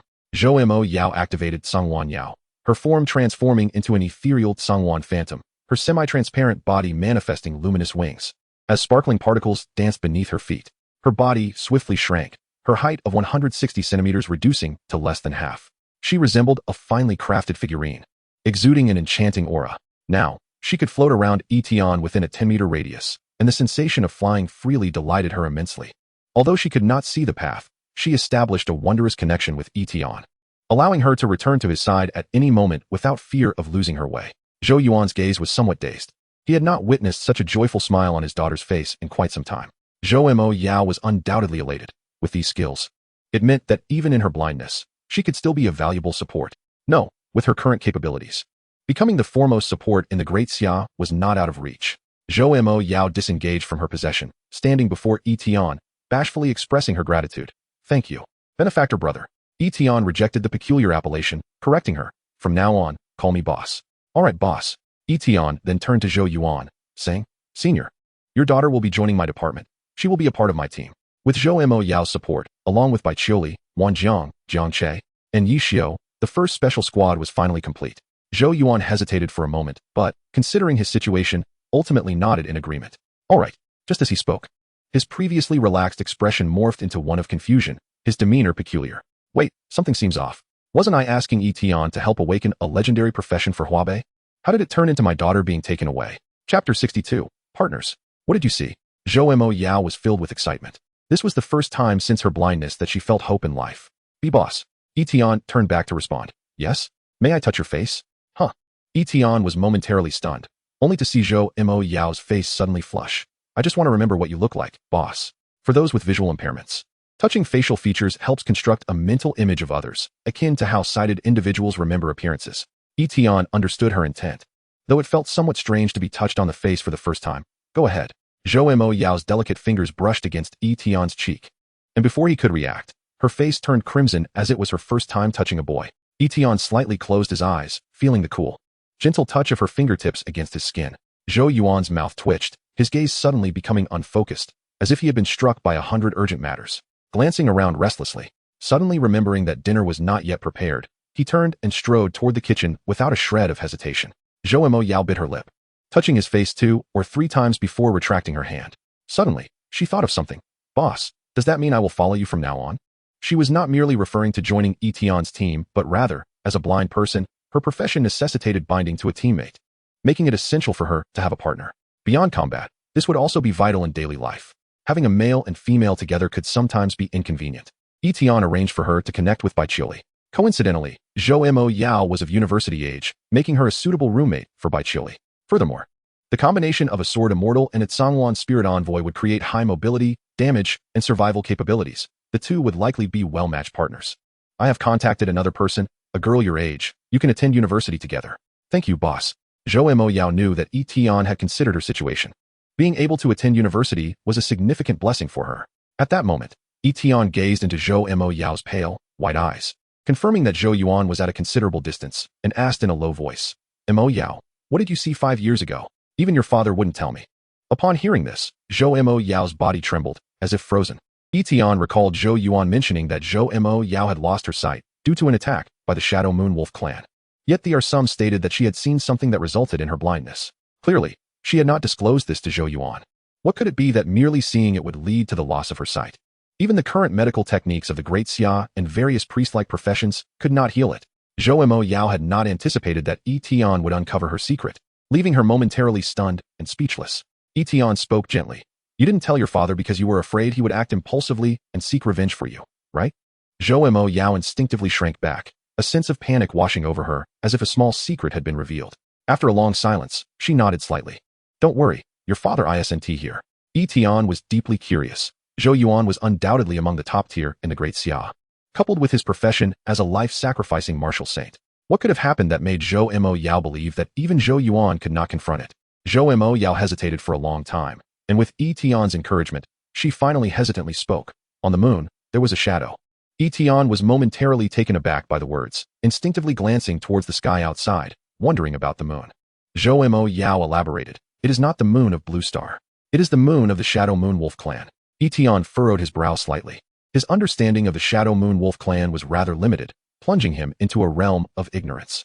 Nevertheless, he encouraged her. "And then what happened, Shadow?" Zhou Mo Yao's voice trembled with fear. "That shadow was lying on the moon, and its area kept expanding, like a pollution. I only remember seeing this part, and then." Yi Tian gently placed his hand on her head as a gesture of comfort, while his heart churned with tumultuous emotions. The shadow was polluting the moon? Was it related to the Shadow Moon Wolf clan, or something else entirely? Regardless of what it was, he felt it surpassed his comprehension. Zhou Mo Yao possessed innate spiritual sight, allowing her to perceive such strange phenomena. Others likely could not even see it, let alone resolve it. Fortunately, it was not the moon of Blue Star that was tainted, but that of the Shadow Moon Wolf clan, which provided Yi Tian with a slight sense of relief. Before long, news from Baichili arrived. Yi Tian beckoned to Zhou Mo Yao. "Let us go. Your partner has arrived." Yi Tian instructed Baichili to take Zhou Mo Yao back to Huaxing University, conveniently calling her over. Prior to this, Yi Tian had a gift box to present to Baichili as well, a legendary equipment selection gift box. Description: upon opening, one can select any piece of legendary equipment suitable for their profession. This was a special reward from the Great Race Competition, and Yi Tian intended to, as per tradition, bestow one upon each of the 4 participants. The boss had received enough rewards, so it was only fitting to treat his subordinates well. Only Alice, due to her confinement within the instance, had very few high-tier pieces and would have to wait for later consideration. "Thank you, boss." Baichili's eyes sparkled, her excitement palpable at receiving legendary equipment. The boss's generosity was indeed astonishing. She even wondered if he had plundered the logistics department of Huadong. No, the Huadong logistics department likely did not possess such an abundance of legendary equipment. With this legendary gift box, it would perfectly complement her equipment deficiencies, undoubtedly enhancing her combat prowess upon entering Huaxing University. "Is this the partner you mentioned?" Baichili inquired, noticing Zhou Mo Yao beside Yi Tian, her misty eyes evoking sympathy. "Hello, I am Baichili." Baichili, could it be that renowned top scholar from Huadong, the extraordinary female swordsman? Zhou Mo Yao exclaimed in delight, as Yi Tian had never anticipated Baichili's fame had reached as far as Huabei. Nevertheless, individuals who possessed both beauty and strength naturally garnered recognition. Thus, the 2 young women quickly became acquainted, sparing Yi Tian the need for extensive introductions. After learning about the skills of the Tsangwan spirit envoy, Baichili was even more astounded. Incredible! The output can be enhanced by more than 1 tier. She had never regarded Yi Tian's selection as ordinary, but was taken aback by Zhou Mo Yao's remarkable strength. The 2 women officially decided to partner together at Huaxing University. At that moment, Zhou Yuan also called for several individuals to join for a meal. "It's getting late, let us all go together." Just as he finished speaking, a piercing alarm echoed throughout Nantang City, the red lights of patrol ships flashing across the city. "This is bad. The Shadow Moon Wolf clan is attacking again." Chapter 63, Finding a Mother for the Shadow Moon Wolf clan. The alarm reverberated throughout the city, and Zhou Yuan sighed at the sight of the lavish feast he had just prepared. But soon, he donned his battle attire without hesitation and made his way to the city defense front line. Naturally, Yi Tian prepared to join, while Zhou Mo Yao transformed into her petite spiritual form, attaching herself to Baichili to follow suit. "Is the Shadow Moon Wolf clan's assault frequent?" Zhou Yuan nodded. "As long as they are wolves, they possess a nature of ferocity and greed. The Shadow Moon Wolf clan attacks nearly every 2 to 3 days, either raiding or plundering. They occupy the wilderness and specifically target resource extraction teams. The differences in behavior among various alien tribes were vast. For instance, the opposing Yaga dynasty in Huadong rarely engaged in plundering or surprise attacks, preferring outright confrontations. They even looked down upon teaming up with other races to gain an advantage in numbers. Such arrogance flowed through the dragon lineage. In contrast, the Shadow Moon Wolf clan was far more unscrupulous. Along the way, one could see Nantang City swiftly entering a state of combat readiness, with the city defense forces clearing the streets and taking positions on the walls, well versed in handling assaults. Many members of the attacked extraction teams lay on stretchers, their bodies marred by vicious bite wounds. At that moment, Yi Tian and Zhou Yuan stepped into the defensive fortifications atop the city walls, their expressions shifting as they gazed upward. There hung an eerie dark red moon, casting an unnatural glow over the scene. In stark contrast to the silver full moon on the opposite side, it created a spectacle of dual moons shining together. Yi Tian suddenly recalled Zhou Mo Yao's words, his pupils constricting. This is the shadow moon of the Shadow Moon Wolf clan," Zhou Yuan remarked, surveying the scene below. "It is the innate domain of the Shadow Moon Wolf King. As long as the shadow moon shines, the wolf pack can conceal their forms, greatly enhancing their mobility. They can even attack without revealing themselves. Indeed, Yi Tian could hear the howls and rush of the wolf pack below. Yet not a single wolf was visible on the ground. The soldiers tasked with covering the evacuation of the injured suddenly felt a tremendous impact on their shields, revealing rows of bite marks. Yet, Yi Tian saw no shadow upon this crimson moon. Bai Qiuli frowned at the sight. If this were outside the city, such an attack would be utterly devastating. An enemy that is invisible and moves at such speed is enough to give anyone a headache. However, within the city defense forces still had countermeasures. Following the command of the defense commander, the mage corps on the walls simultaneously unleashed area spells. Flames surged, and thunderclouds roared. Indeed, as long as we throw area skills in the direction of the wolf pack, it will surely yield results. Even if the Shadow Moon Wolf clan is concealed beneath the shadow, area skills will still inflict damage upon them. However, Yi Tian soon discerned a flaw. Even so, whether to continue the assault or temporarily retreat, the initiative remained in the hands of the Shadow Moon Wolf clan. Precisely. As long as they could not force the enemy to reveal themselves, they could not seize the initiative. Zhou Yuan was well aware of this. The Research Institute has developed several revealing devices, but they consume a significant amount of high-quality materials, making them unsuitable for city defense. After all, the Shadow Moon Wolf clan invades too frequently. Utilizing such expensive resources for every defense is unsustainable for Daxia. At this moment, seeing the city defense forces' fierce assault, the Shadow Moon Wolf clan temporarily retreated, while the defense forces' spells, thrown into the air, failed to secure any kills. Once the spells ceased, the wolf pack would undoubtedly charge again. Several elite wolves leaped from the ground, soaring up to the towering steel walls. Fortunately, the seasoned city defense forces quickly sent melee soldiers to intercept, preventing the wolves from jumping into the city to plunder.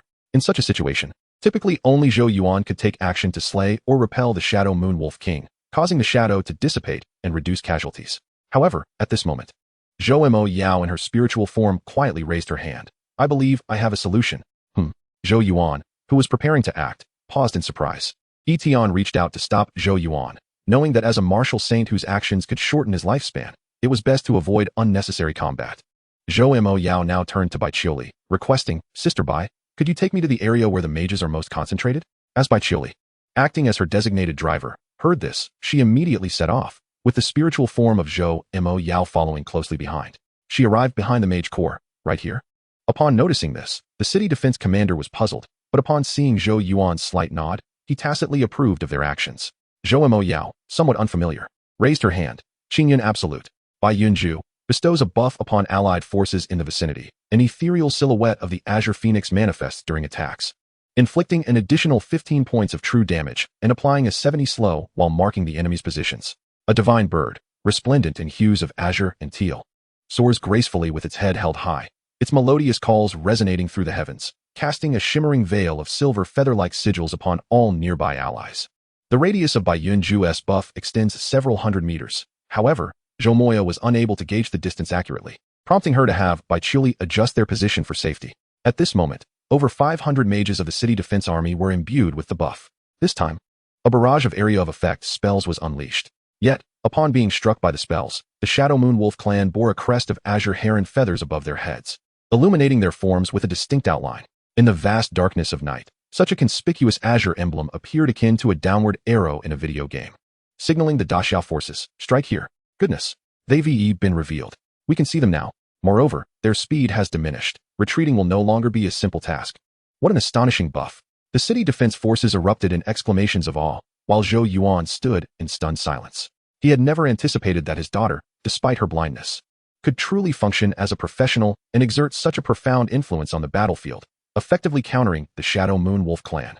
As waves of area spells were unleashed, nearly the entire pack of Shadow Moon Wolves was marked, rendering any further offensive or retreat utterly impractical. No, the city defense forces might even seize the opportunity to counterattack. Bai Qiuli couldn't help but exclaim, well done, Moya, splendid work. The cheers surrounding Zhou Moya reached her ears, and she shyly smiled. Yes, I shall become an excellent support. Yi Tian silently observed the battlefield, surprised even himself. Who would have thought that Moya would find a parental figure for the Shadow Moon Wolves? No, a maternal figure. With Zhou Moya's assistance, the wolf attack concluded swiftly. The Wolf King, stationed behind the pack, could not fathom why the losses among the wolves were so substantial this time. The city defense army launched a counteroffensive, returning victorious. Employee Zhou Moya made a significant contribution to repelling the Shadow Moon Wolves, earning a reward of 5 funds. Yi Tian felt a pleasant surprise. Rewards for repelling other races? Could this be considered a form of honor? If that is the case, Defeating other races, or even launching a counterattack might yield rewards comparable to those of the interspecies competition. The future is indeed promising. The Shadow Moon Wolves retreated, and with the casualties they incurred, they would likely think twice before plundering recklessly again. However, above in the sky, the dark red Shadow Moon had yet to dissipate. Yi Tian stood atop the city wall, gazing intently at the Shadow Moon, lost in contemplation. Chapter 64. Extraordinary Forbidden Objects, Unaccountable Fighting Spirit. The wolf attack had concluded. That night, Bai Qiuli took Zhou Moya directly back to Huaxing University, as the following day marked the beginning of the new school term, and they would enroll together. With Zhou Moya's identity and professional capabilities, Jiang Yuanshuang easily found her a suitable mentor. Meanwhile, Yi Tian returned to Qingshan apartment. Since Bai Qiuli became Jiang Yuanshuang's disciple, she had moved into the university dormitory, leaving the two-bedroom apartment solely to Yi Tian. After several hours of traveling back from North China to East China via an air vehicle, Yi Tian arrived home, took a shower, and found that today's management log was ready for settlement. However, today's primary event was the interspecies competition, and aside from that, not much had occurred.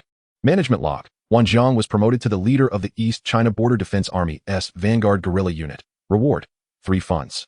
Ning Jing deciphered an ancient relic stone tablet with a success rate of 100, successfully interpreting the location and clues of an ancient relic. Reward: 5 funds. Yi Xiu passed through the Hell Dungeon, the Valley of Heartlessness, 4 times. Reward: 0. 8 funds. You shared the experience gained by employees, leveling up from level 33 to level 34. Funds: 1021. Wang Jiang was unexpectedly promoted directly from the rookie camp to the captain of the regular army. Typically, new recruits require at least half a year of training. However, given Wang Jiang's combat prowess displayed during the competition, an early promotion to a military rank is indeed justified. Yi Tian had also heard that after reclaiming the city, the border defense forces were divided into 2 factions, one to guard the borders against the malevolent, and the other to safeguard the otherworldly passage against the ancient kingdom. It was only natural that Wang Jiang's promotion occurred at such a critical juncture. Moreover, Ning Jing deciphering the location and clues of an ancient relic genuinely piqued Yi Tian's interest. Ancient relics are the vestiges of ancient civilizations from various other worlds, teeming with treasures and legacies passed down from antiquity, presenting boundless opportunities. The occurrences of ancient relics throughout Blue Star are exceedingly rare. Yi Tian was eager to explore. He resolved to inquire about the specifics tomorrow. That night, Yi Tian drifted into a deep slumber. Meanwhile, at the central headquarters, the conference room remained brightly lit late into the night due to Wei Yuan's unexpected arrival. Your victory in the interspecies competition, as well as repelling the ancient kingdom, is truly remarkable, an elderly gentleman in a Zhongshan suit reminded him. However, the threat posed by the ancient kingdom will undoubtedly become more perilous. We must exercise caution. Wei Yuan nodded, acknowledging that defeating the ancient kingdom was not solely his accomplishment. The elder then shifted the conversation. By the way, you should pay close attention to the outstanding talents from the East China interspecies competition. In recent years, the American Empire has lured away numerous talents from other countries. The competition for talent is a common phenomenon among the nations of Blue Star. The American Empire employs all means necessary to bolster its new national strength. Wei Yuan nodded. Considering it prudent to alert Yi Tian, I will. As he spoke, Wei Yuan revealed the purpose of his visit. Elder Sun, I wish to take the extraordinary forbidden object 003. The elder, known as Sun, suddenly paled. What? The child of prophecy has appeared? The extraordinary forbidden objects are mysterious and dangerous unknown items discovered throughout the past 2 centuries of the Daxia extraordinary history. They possess unique functions but often come with dangerous side effects or remain incompletely understood, thus classified as forbidden objects. Object 003 is a special entity brought back by a divine-level professional capable of prophecy. It is said to be usable solely by the child of prophecy, providing protection and immense support. It could be considered the child of prophecy's exclusive weapon. However, Elder Sun urged Wei Yuan to contemplate carefully. Are you certain? 003 only responds to the child of prophecy. If an ordinary person approaches it, they may encounter unforeseen dangers. After a moment of contemplation, Wei Yuan replied, the East China victory in the interspecies competition is largely due to his efforts.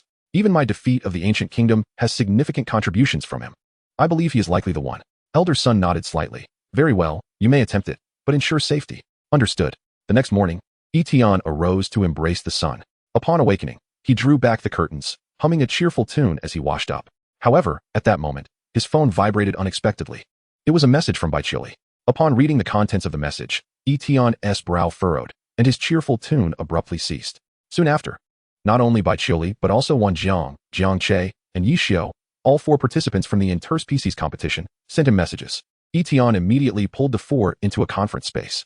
Boss, this is what happened. This morning, upon waking, I found a letter placed on the desk in the dormitory. By Chili relayed. It contains an offer from the military of the American Empire, promising extraordinarily high benefits if we agree to immigrate. Yi Tian glanced at the letter's contents, incredulous at the exorbitant offer from the American Empire.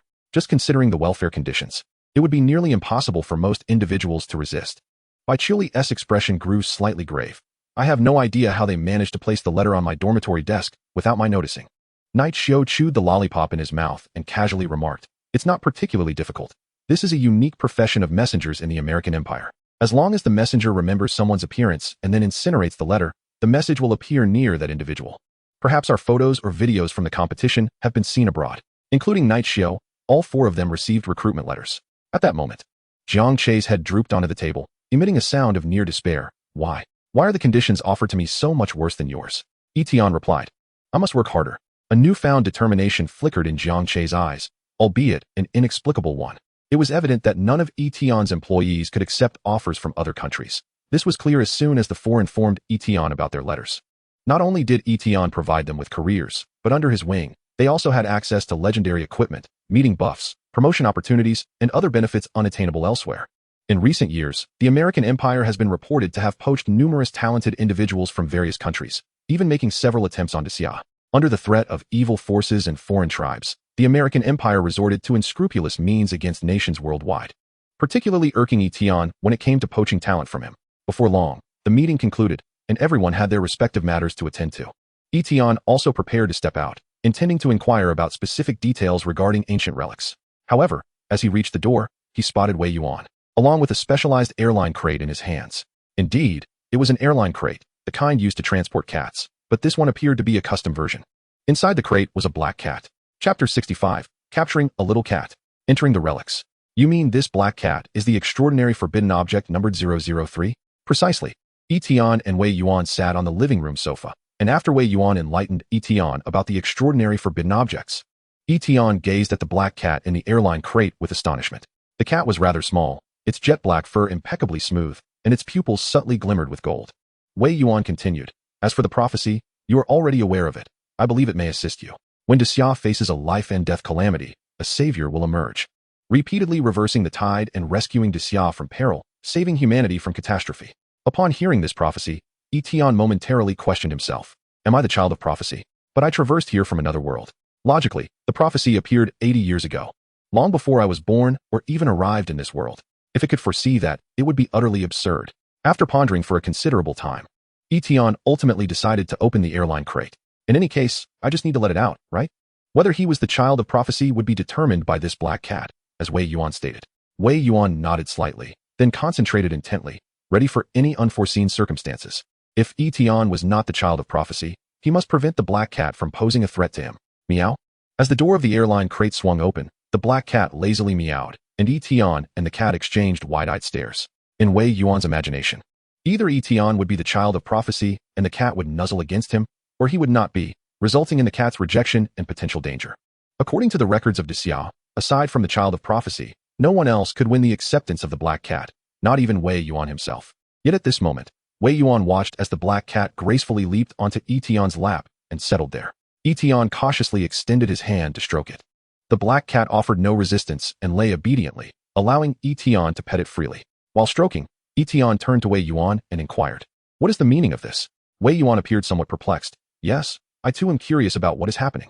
At this moment, the black cat's demeanor was neither affectionate nor hostile. In Wei Yuan's eyes, it resembled more of a submissive attitude. Indeed, it was submissive. The current situation far exceeded Wei Yuan's expectations. Yi Tian calmly continued to pet the cat while attempting to review the black cat's arsum, and to his surprise, it actually contained information, Cat of Time, biography, destiny partner of the child of prophecy from Xia, whose strength will grow in tandem with that of the child of prophecy. At its peak, it possessed the ability to traverse the river of time, but currently, it is exceedingly weak. After thoroughly examining the scant details twice, Yi Tian confidently declared, It seems I am likely not the child of prophecy. This conclusion was delivered with a touch of arrogance, since this cat of time would grow stronger alongside the child of prophecy, and Yi Tian currently possessed an amalgamation of a hidden 3 divine level and 3 legendary professions, combined with an extraordinary physique. If he were indeed the child of prophecy, the cat could not possibly be so feeble. Wei Yuan pondered for a moment and nodded in agreement with Yi Tian's conclusion, as 003 clearly showed no inclination for closeness. nor did it exhibit any partnering abilities. However, its submissive demeanor left him bewildered. Yi Tian proposed, "Then let this cat stay with me. Perhaps I can take it along to find the child of prophecy. Since this cat of time can identify the child of prophecy, it would be a form of assistance for me." Undoubtedly, the child of prophecy represented a high potential talent that could eventually be recruited. Wei Yuan did not refuse. Since it does not reject you, it may accompany you. Just ensure it does not come into contact with others. Otherwise, it may pose a danger to them. Yi Tian replied, "All right." After placing the black cat back into the airline crate, Yi Tian inquired about the information regarding the ancient relics. The previous day, Ning Jing had deciphered the location and clues of the ancient relics, but he was still unaware of the specific circumstances. Wei Yuan happened to have intended to mention the same. That ancient relic is said to be the resting place of the ancient dragon clan. The ancient dragon clan can almost be regarded as the ancestors of the A dynasty. However, as Wei Yuan spoke, a look of regret crossed his face. The entrance to that ancient relic has been located not far from Ding City. Unfortunately, the interior of that ancient relic is precisely within the dragon ancestors' secret realm on the A continent. This means that although we have found the entrance, to access the interior of the ancient relic, we must enter the dragon ancestors' secret realm. Yi Tian questioned, "So what does that mean?" Wei Yuan explained, "To enter the dragon ancestors' secret realm, one requires the dragon ancestors' token. That token is exclusively granted by the Red Emperor and the Green Emperor to their descendants, and we could never obtain it. Now that they have retreated to the A continent, we are even less likely to acquire the token. Therefore, although we have located the entrance to the relic, we cannot enter. It is regrettable." "Wait, is this what you're referring to?" Yi Tian mused, retrieving a long-stored dragon pattern token from his backpack. When Alice defeated Norton in the instance, she happened to drop 30 dragon essence crystals and a token, which Yi Tian had kept for quite some time. Wei Yuan gazed at the token with an expression of disbelief, exclaiming, "What the hell? How do you have everything?" "What do you mean?" Yi Tian tilted his head, signaling, "Let us go." In a flash, Wei Yuan led Yi Tian to the entrance of the relic. The entrance was an ethereal passage. Without the guidance of the relic stone slab's clues, even if someone stood there, they would not be able to locate the entrance. Beyond the entrance to the relic lay an unknown destination. Unlike the secluded space of the secret realm, the relic might be hidden corners from various worlds, perhaps existing for countless ages. For instance, long ago, Xia entered the sacred spirit forest of the Elven royal family through an entrance in southern China. This relic entrance was located in the outskirts of Ding City, isolated by the military. The members of the research institute were racking their brains, attempting various methods to enter the relic, but to no avail. Clad in a white lab coat that exuded intelligence, Ning Jing was at the core of the research members when she unexpectedly spotted Yi Tian, who was brought by Wei Yuan, and exclaimed in surprise, "Boss." The call drew the attention of the surrounding researchers, to which Yi Tian responded with a smile. Wei Yuan spoke up, saying, "This time, it seems only Yi Tian can enter the ruins. Ning Jing, please explain the clues of the ruins to him." Upon hearing that Yi Tian could access the ruins, the researchers around them expressed their astonishment. Ning Jing was equally taken aback and informed Yi Tian, "Boss, this secret realm lies within the forbidden area of the dragon ancestor's secret realm. The forbidden area has been designated as a no-go zone by the ancient royal dynasty, and there may be dangers lurking." Yi Tian understood well that ruins are often a blend of opportunity and peril. However, that did not dissuade him from wanting to give it a try. If worst comes to worst, he could always escape through the void shuttling. At this moment, Wei Yuan produced a golden rope-like artifact, stating, "This is a one-time legendary item, the soul guide rope. Tie one end to yourself and the other end outside. Whenever you need it, the rope can pull you back. A one-time life-saving tool. It is always wise to have an additional layer of safety." Yi Tian promptly used it without hesitation. After learning of all the clues Ning Jing had deciphered regarding the ruins, Yi Tian took out the token and prepared to proceed. He stepped into the nearly transparent passage at the entrance, and with a flicker, he vanished from the sight of the crowd. Chapter 66. You will help me, won't you? The darkness was eerie and chilling. This was Yi Tian's first impression upon traversing the void-like passage and arriving in another space. The dragon ancestor's secret realm token in his hand had vanished. Theoretically, Yi Tian had officially arrived at the ancient continent, even reaching the most mysterious forbidden area of the dragon ancestor's secret realm. This was the interior of the ancient ruins. It felt like a cavern, but it was vast. Dark red rock formations soared into towering stalactites, making human figures seem exceedingly insignificant. Ding! You have entered the ancient ruins. The skill Ruins Decoding has activated, automatically acquiring 3 core pieces of information about the ruins. Only then did Yi Tian remember that Ruins Decoding was a skill of Ning Jing's scholar profession, with effects as stated in the prompt. Ancient ruins are roughly categorized into 3 types: remnants of ancient civilizations, sites of natural anomalies, and the legacy of ancient extraordinary beings. Yi Tian pondered, beginning to examine the decoded content, which would help him determine the category to which these ruins belonged. 1. Those of the White Emperor's bloodline will die upon entry. 2. Betrayers will die upon entry. 3. Those favored by the gods will die upon entry. Hiss. This is exceedingly brutal. These are the rules established within the ruins. Any of these 3 categories of targets, upon entering the ruins, are doomed to perish. Given such ferocity, it seems highly probable that this is a site of war remnants. Furthermore, Yi Tian learned from the clues deciphered by Ning Jing that the White Emperor appears to be the current White Emperor of the ancient dynasty. The main character of these ruins seems to be related to the legendary Black Emperor. Yi Tian was confident that he did not belong to any of these 3 categories and stepped into the depths of the ruins without a moment's hesitation.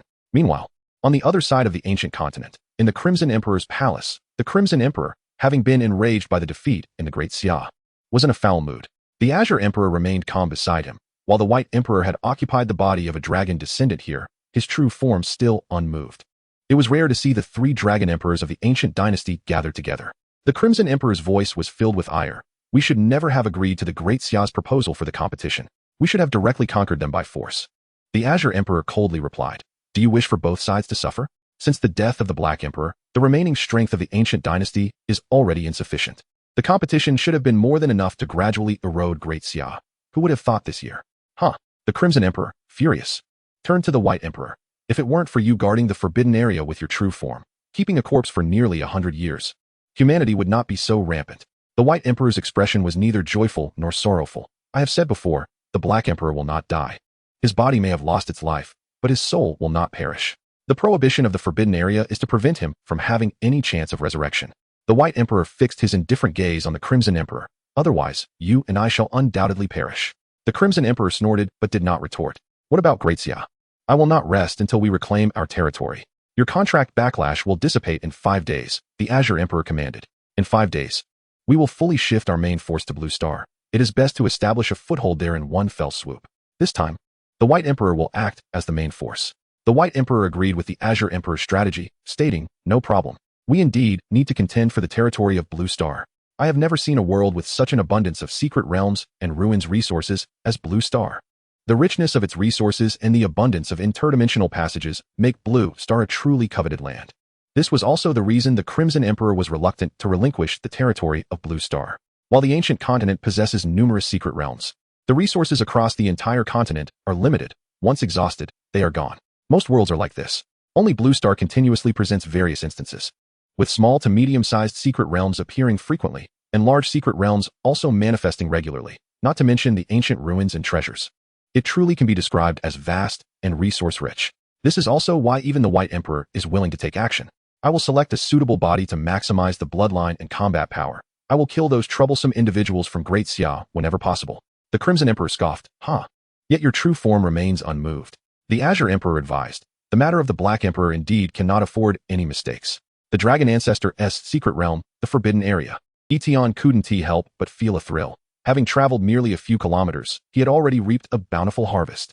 Along the way, he collected over 60 pieces of the legendary material, dragon marrow crystal, formed within the cavern. In addition, he encountered countless dragon descendant corpses, seemingly having violated the ruins' instant death rule, leaving a ground strewn with dragon bones and scales. Upon reaching a spacious area, Yi Tian discovered a colossal stone tablet inscribed in the dragon language. It chronicled the past glories of the dragon race, detailing the ancient dragon rulers, 1 emperor, 1 king, and 4 lords. It was unclear what had transpired, leading to the current configuration of 3 emperors in the ancient dynasty. Yi Tian continued onward. Before long, he exited the cavern, stepping into a more open space. However, it was not as bright as it seemed. Even upon leaving the cavern, the sky before him was a murky hue, as if the light itself were being absorbed. Yet, upon observing the distant sight, Yi Tian's gaze trembled slightly. There lay a dark mountain range formed from enormous dragon vertebrae. Countless dragon remains scattered nearby, resembling a burial ground, more akin to a realm of the dead. The shapes of dragon wings could faintly be discerned on either side of the dark mountains. From above, it was evident that this was the corpse of a colossal dragon. The sheer number of dragon remains surrounding him attested to the magnitude of the cataclysmic dragon war. However, Yi Tian did not dwell too long on this. He focused solely on the dragon marrow crystals and dragon bones on the ground, contemplating how to collect them more swiftly. "Wait, what is that?" Yi Tian's gaze sharpened as he spotted across atop the Black Mountain. Before he could approach, an immense mental force enveloped him. After a moment of disorientation, the scene abruptly transformed. It felt like a dream, yet also like a fleeting moment in his mind. He found himself in a dilapidated palace. Deep within the palace, in the darkest corner, stood the very cross he had seen. And upon the cross, a small boy was nailed there. dressed in a black suit with a blood-stained bow tie, his pupils shimmering with a faint golden hue. His face bore a nobility and elegance that belied his youthful appearance, resembling a true gentleman. A weapon resembling both a branch and a spear pierced through the boy's chest, pinning him firmly in place. You have finally arrived. The ailing noble boy lifted his head, offering Yi Tian an elegant smile. Yi Tian suddenly laughed. Do you know me? No, but you will help me, won't you? From the moment he was drawn into this chapel, Yi Tian received a series of positive detection prompts. Ding. Special potential detected in the surroundings. Chapter 67. The Black Emperor. Recruiting the second hidden profession. How intriguing. Yi Tian could hardly restrain his desire to applaud. He had never encountered someone like this before. As if they could delve into the depths of his soul. Were this individual an adversary, he would undoubtedly remain on high alert. Yet, as a potential recruit, Yi Tian felt a surge of anticipation. He refrained from responding immediately. This was the forbidden realm of the dragon ancestors, the most clandestine sanctuary of the dragon clan. And here was a young boy, crucified. Betrayers met their demise upon entering. The singular emperor of the ancient dragon clan, the world-destroying dragon betrayed. Was this the legendary Black Emperor? In but an instant, a grandiose conclusion formed in Yi Tian's mind. His gaze fixed upon the crucified boy, who bore the semblance of an ancient noble. He was suddenly struck by the absurdity of confronting history. The next moment, he attempted to open the Arsum, Black Emperor Nidhogg, Soul Entity. Basic information, Soul Entity, 480 years old. Potential, special, world-destroying dragon. Life story, the sole sovereign of the dragon clan, at the zenith of his power rivaling that of gods and demons. In the name of the emperor and with absolute might, he ruled over myriad dragons, subjugating enemy clans with iron will and violence, compelling compliance from all, until the world tree of the divine realm of the ancient continent, Yggdrasil, sensed the danger of a god-slaying threat emanating from the Black Emperor. It bestowed upon the White Emperor a world artifact, the eternal spear crafted from the trunk of the world tree, commanding the White Emperor to usurp his place. The White Emperor seduced 3 monarchs, and, during a time of external warfare, betrayed the Black Emperor, culminating in the demise of the Black Emperor's reign. With 3 monarchs and countless dragons perishing, the eternal spear shattered the Black Emperor's corporeal form, binding his soul and nailing it to the dragonbone cross for nearly a century. Investment opportunity, none, cannot invest in non-humans before the 3rd tier. Indeed, it was he. Yi Tian's eyes narrowed. From just a few lines of the Arsum, he sensed the twilight of this generation's sovereign. Though he bore the guise of a gentlemanly young boy, he was, in fact, 480 years old.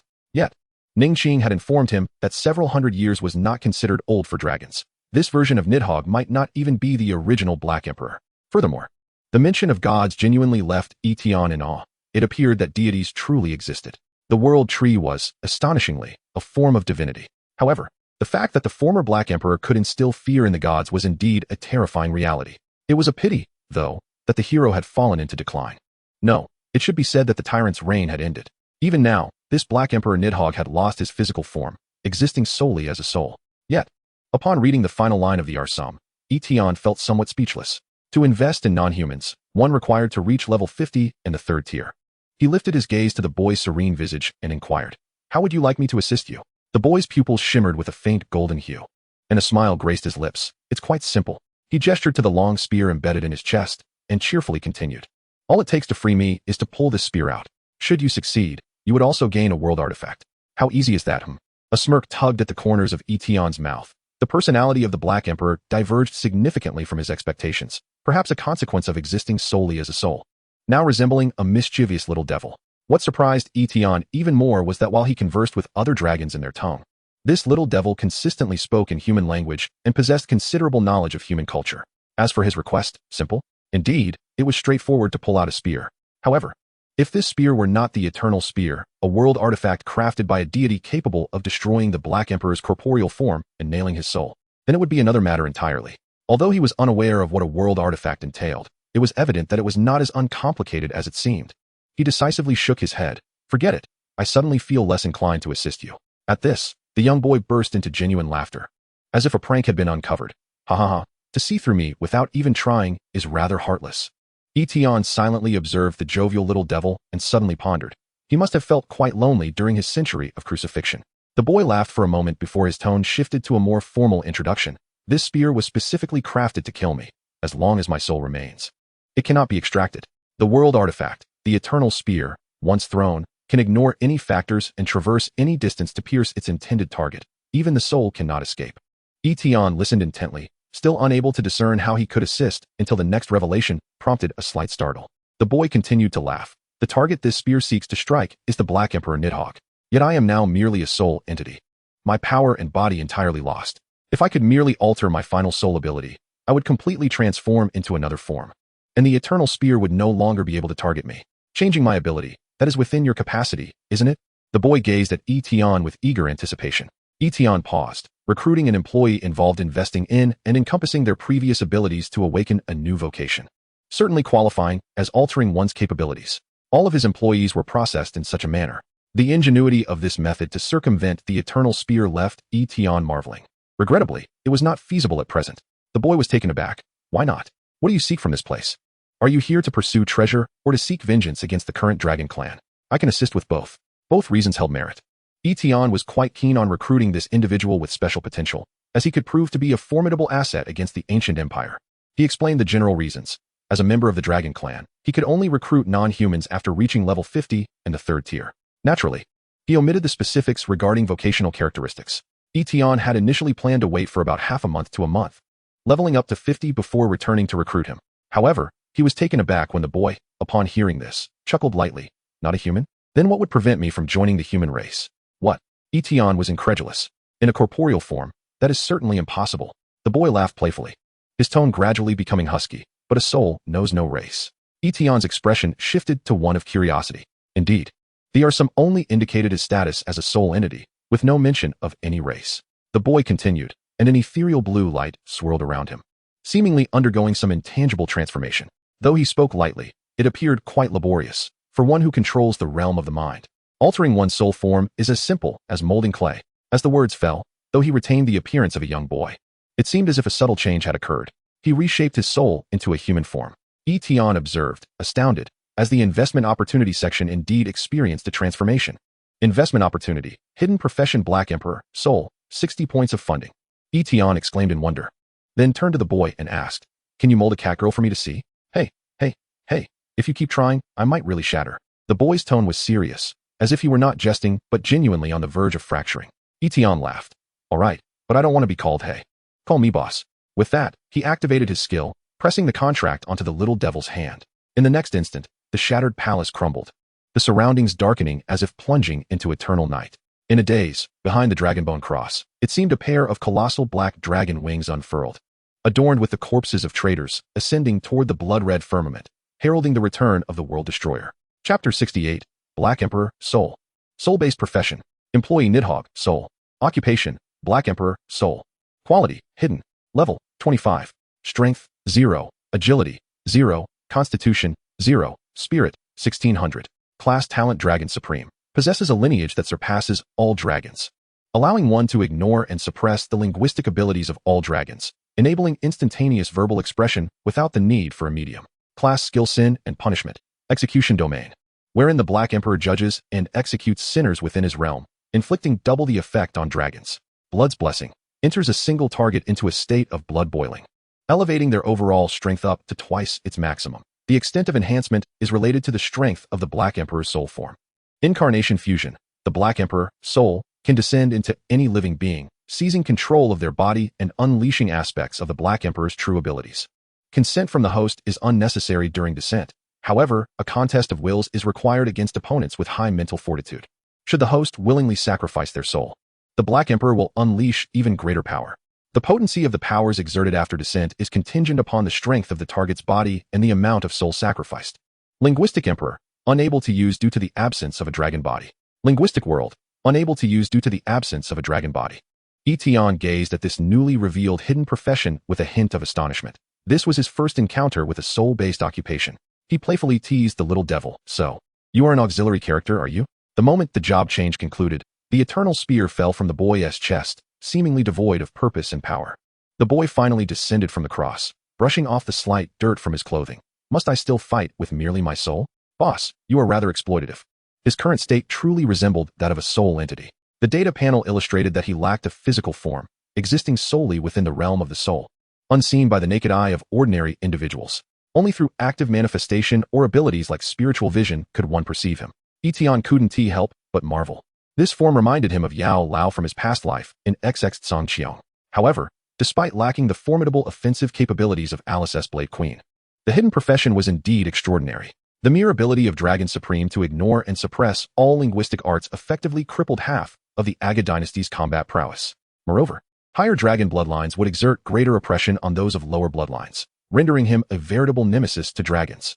Furthermore, this incarnation fusion ability was remarkably unique. The capacity to inhabit any living being's body without consent was astounding. Upon descent, he could harness another's body to unleash the Black Emperor's innate powers, akin to the strength held while Nidhogg's physical form still existed. Additionally, the ability to sacrifice one's soul for enhanced fusion effects certainly validated Yi Tian's impression of the little devil. Regrettably, with only a soul at his disposal, the two seemingly most potent linguistic abilities remained temporarily inaccessible. It seemed that only upon seizing a powerful body or reviving Nidhogg's original form could they be activated. In summary, compared to the Blade Queen, the abilities of the Black Emperor in his soul form were somewhat more specialized. As for combat prowess, it carried a sense of growing strength against formidable foes. After all, he was essentially an auxiliary character. How does the Black Emperor feel? Yi Tian observed the boy as he swiftly attuned to his new abilities, nodding with approval. Stronger than my previous soul powers. I quite like it. However, I am still far from reclaiming my status as an emperor. I need a new name. Oh, Yi Tian turned to follow the boy's gaze, which had now returned to the Forbidden Land. The silhouette of the dragon's spine-like black mountain was deeply etched in the boy's light golden pupils. Yi Tian now understood that this black mountain was the site of the Black Emperor's destroyed body. Thus, while the Black Emperor was nailed to the cross, he could only gaze upon his own corpse each day, in a tone heavy with solemnity, akin to a formal proclamation. The soul entity declared, when this body is revived in the future, the Black Emperor Nidhogg shall return to this world. Without a physical form, even if Nidhogg regained strength, he would still find it challenging to reach the Black Emperor's peak power. Therefore, he intended to retain the name Black Emperor until the day his body was revived and his soul merged, marking the true return of the Black Emperor. Yi Tian suddenly had an idea. Why not call yourself the Black Prince? The boy snapped his fingers. Good idea. Yi Tian responded. Actually, Little Devil suits you quite well too. You are the boss, so whatever pleases you. The voice of the Black Prince shifted to a more playful and languorous tone as he stretched, appearing in good spirits. Although he was a soul entity, he did not seem as unselectable as when Zhou Mo Yao possessed him. Rather, he appeared quite normal. Only when he wished to remain unseen would he seem as though he existed in another dimension. But it seems I cannot leave just yet. Why? The Black Prince mockingly pointed outside the Forbidden Land. There's a little white one keeping watch out there. Yi Tian belatedly realized it was the White Emperor. He then understood that the White Emperor was stationed just outside the Forbidden Land. This meant that if Nidhogg were to depart, the White Emperor would undoubtedly sense it. And at that point, he might very well lose his mind. If Yi Tian were to bring the Black Prince back to the Great Xia, it was possible that the White Emperor would detect it, potentially affecting the Great Xia as well. After all, currently facing the White Emperor, victory was not guaranteed. However, leaving the Black Prince here was not an option, as he could neither level up nor grow stronger, rendering his situation akin to imprisonment. Yi Tian quickly devised a plan. Alice. The Black Prince raised an eyebrow. Boss, you can call for someone here? This place was, after all, the Forbidden Land of the Dragon Ancestors' secret domain, where the White Emperor kept watch outside. The Black Prince had not seen a living being in decades. Yi Tian waved his hand dismissively, indicating it was a basic operation. Yet, after a few seconds, Alice had still not appeared. Only upon calling out a second time did the familiar void gate open, and Alice stepped through with her long legs. Boss, I just entered a dungeon and got entangled with another Lord Boss. He's level 60 and quite troublesome. Alice explained to Yi Tian while casting a glance at the Black Prince. Yi Tian nodded. Alice was still under level 30. And taking on a level 60 boss was indeed overly ambitious. Nevertheless, he clapped his hands and said, Perfect timing. Let me introduce you to a new partner. The Black Prince, or Nidhogg, whatever you choose to call him, can be considered an auxiliary. Yi Tian introduced Alice to the Black Prince. The latter produced a white gentleman's hat from somewhere and performed a gentlemanly bow, to which Alice nodded slightly in acknowledgement.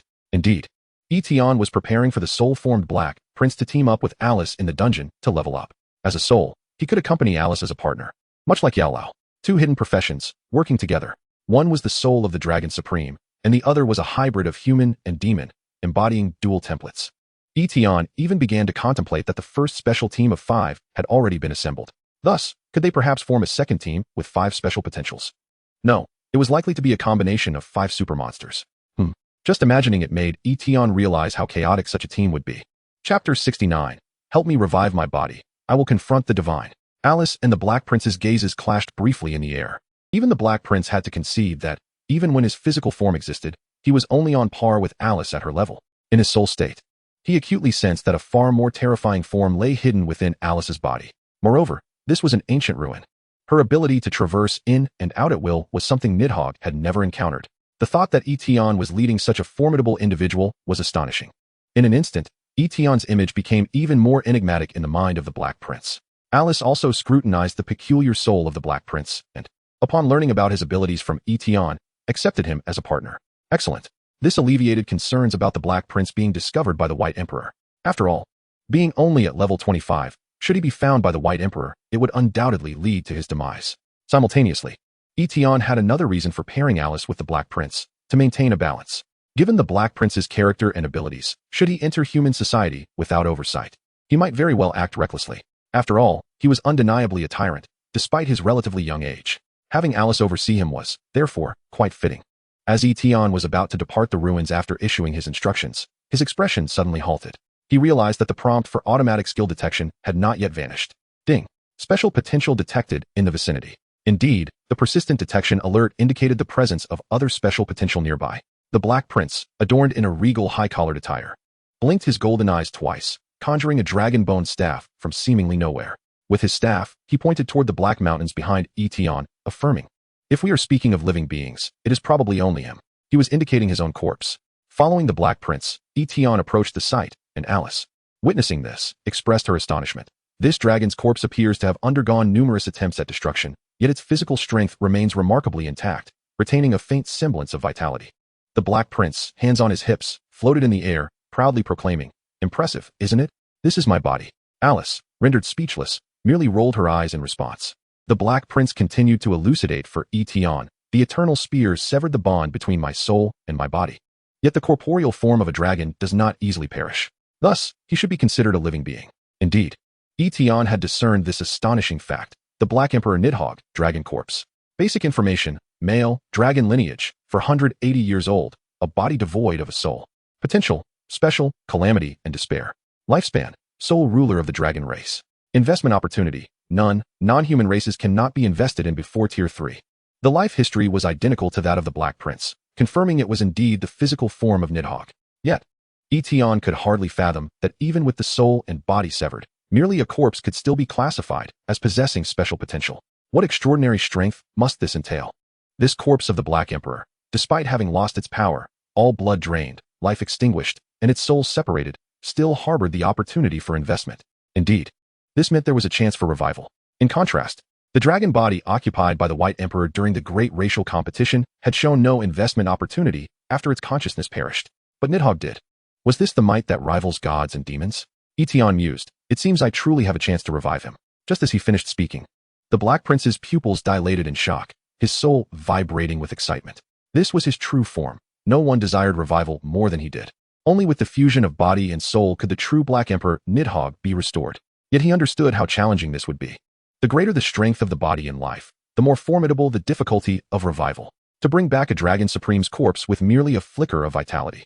In the Black Prince's plans, he had even prepared for decades, if not a century, for such an endeavor. The Black Prince fixed his gaze intently on Yi Tian, the depths of his golden eyes swirling with magma-like patterns, as if suppressing anticipation. "If you can revive my body, I will assist you in annihilating the ancient continent." Hearing this unprecedented earnestness from him, Yi Tian raised an eyebrow. "So, all that talk about helping me find treasures and slaying dragons was just a jest?" The Black Prince sighed. "In truth, I initially intended to directly take over your body. I never imagined that your abilities as a human would be somewhat overwhelming." This admission indicated a complete shift in the Black Prince's perception of Yi Tian. He who once refused to bow to human authority now showed signs of wavering. "Indeed, you are quite the devil." Yi Tian thought back to the moment the Black Prince had urged him to pull the eternal spear. Unable to suppress a few clicks of his tongue, "If it is merely about assisting you in dealing with the dragons, that poses no issue." The Black Prince then earnestly addressed the most significant concern. "However, with the power of humanity, even if we vanquish the dragons and confront the White Emperor, we still cannot shake the ancient dynasty. Because of the divine presence in the ancient continent, the world tree Yggdrasil." At the mention of this name, Yi Tian could distinctly sense an edge of anger in the Black Prince's tone. "The existence of the gods would not permit you to challenge the dragons, nor allow you to strike at the ancient continent." His voice was like a blade drawn from its sheath, unwavering and resolute. "But if you revive my body, I will confront the gods myself." Yi Tian understood that this was the fundamental reason behind the Black Emperor's demise. As even the eternal spear originated from the hand of the aforementioned, the rationale was that the gods deemed the Black Emperor uncontrollable. Suddenly, Yi Tian chuckled. as if he had just pronounced a suspended death sentence upon the ancient dynasty. Yet he was quite pleased. Then it is settled. Regrettably, the body of the Black Emperor could not change its form like a soul could. At least, it would have to wait until Yi Tian reached level 50, tier 3. However, once the Great Xia had the strength to counterattack the Otherworld, he would be ready to activate the Black Emperor as a god-slaying bomb. Before departing the ruins, Yi Tian attempted to interact with the world artifact, the Eternal Spear, but alas, the Black Prince informed him that it could only be taken with the World Tree's permission. Reluctantly, he abandoned the effort and chose to leave the ruins. Alice also escorted the Black Prince through the void as they departed. However, the moment the trio exited the Forbidden Realm, within the Crimson Emperor's palace, the White Emperor was in his avatar form, strategizing with the Azure Emperor and Crimson Emperor regarding the subjugation of Great Xia. Suddenly, the White Emperor's pupils constricted sharply, his face a mask of horror. He seemed to have discovered something, as if struck by an invisible lightning bolt, rendering him momentarily paralyzed, his throat constricted and unable to produce a sound. Where did it go? Why has the target of the Eternal Spear vanished? The Azure Emperor and Crimson Emperor exchanged astonished glances. They had never witnessed the White Emperor in such a state of panic, almost teetering on the brink of madness. The White Emperor was agitated. Chapter 70, Boss. You hardly resemble a human at all. What has disappeared? The Crimson Emperor and Azure Emperor locked eyes, a sense of unease creeping into their hearts. Nidhogg has vanished. The White Emperor uttered this phrase, his consciousness severing from the avatar and returning to his true form, leaving the possessed dragon descendant to collapse to the ground. Hearing this, both the Crimson Emperor and Azure Emperor were taken aback, their eyes narrowing in shock and alarm.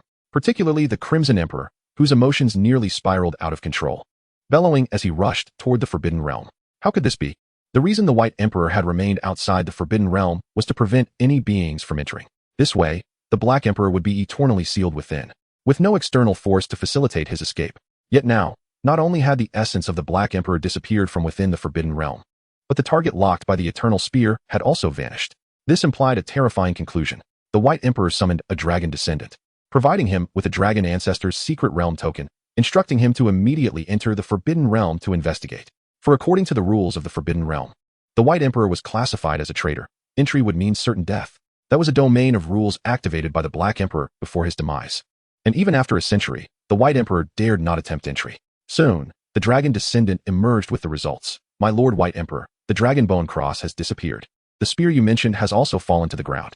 The White Emperor's breath caught in his throat. The Black Emperor had truly vanished. Immediately, he descended into utter madness. The White Emperor was acutely aware of the Black Emperor's terrifying prowess. The treachery of the betrayers instilled in him a profound sense of alarm, prompting him to contemplate the possible whereabouts of the Black Emperor.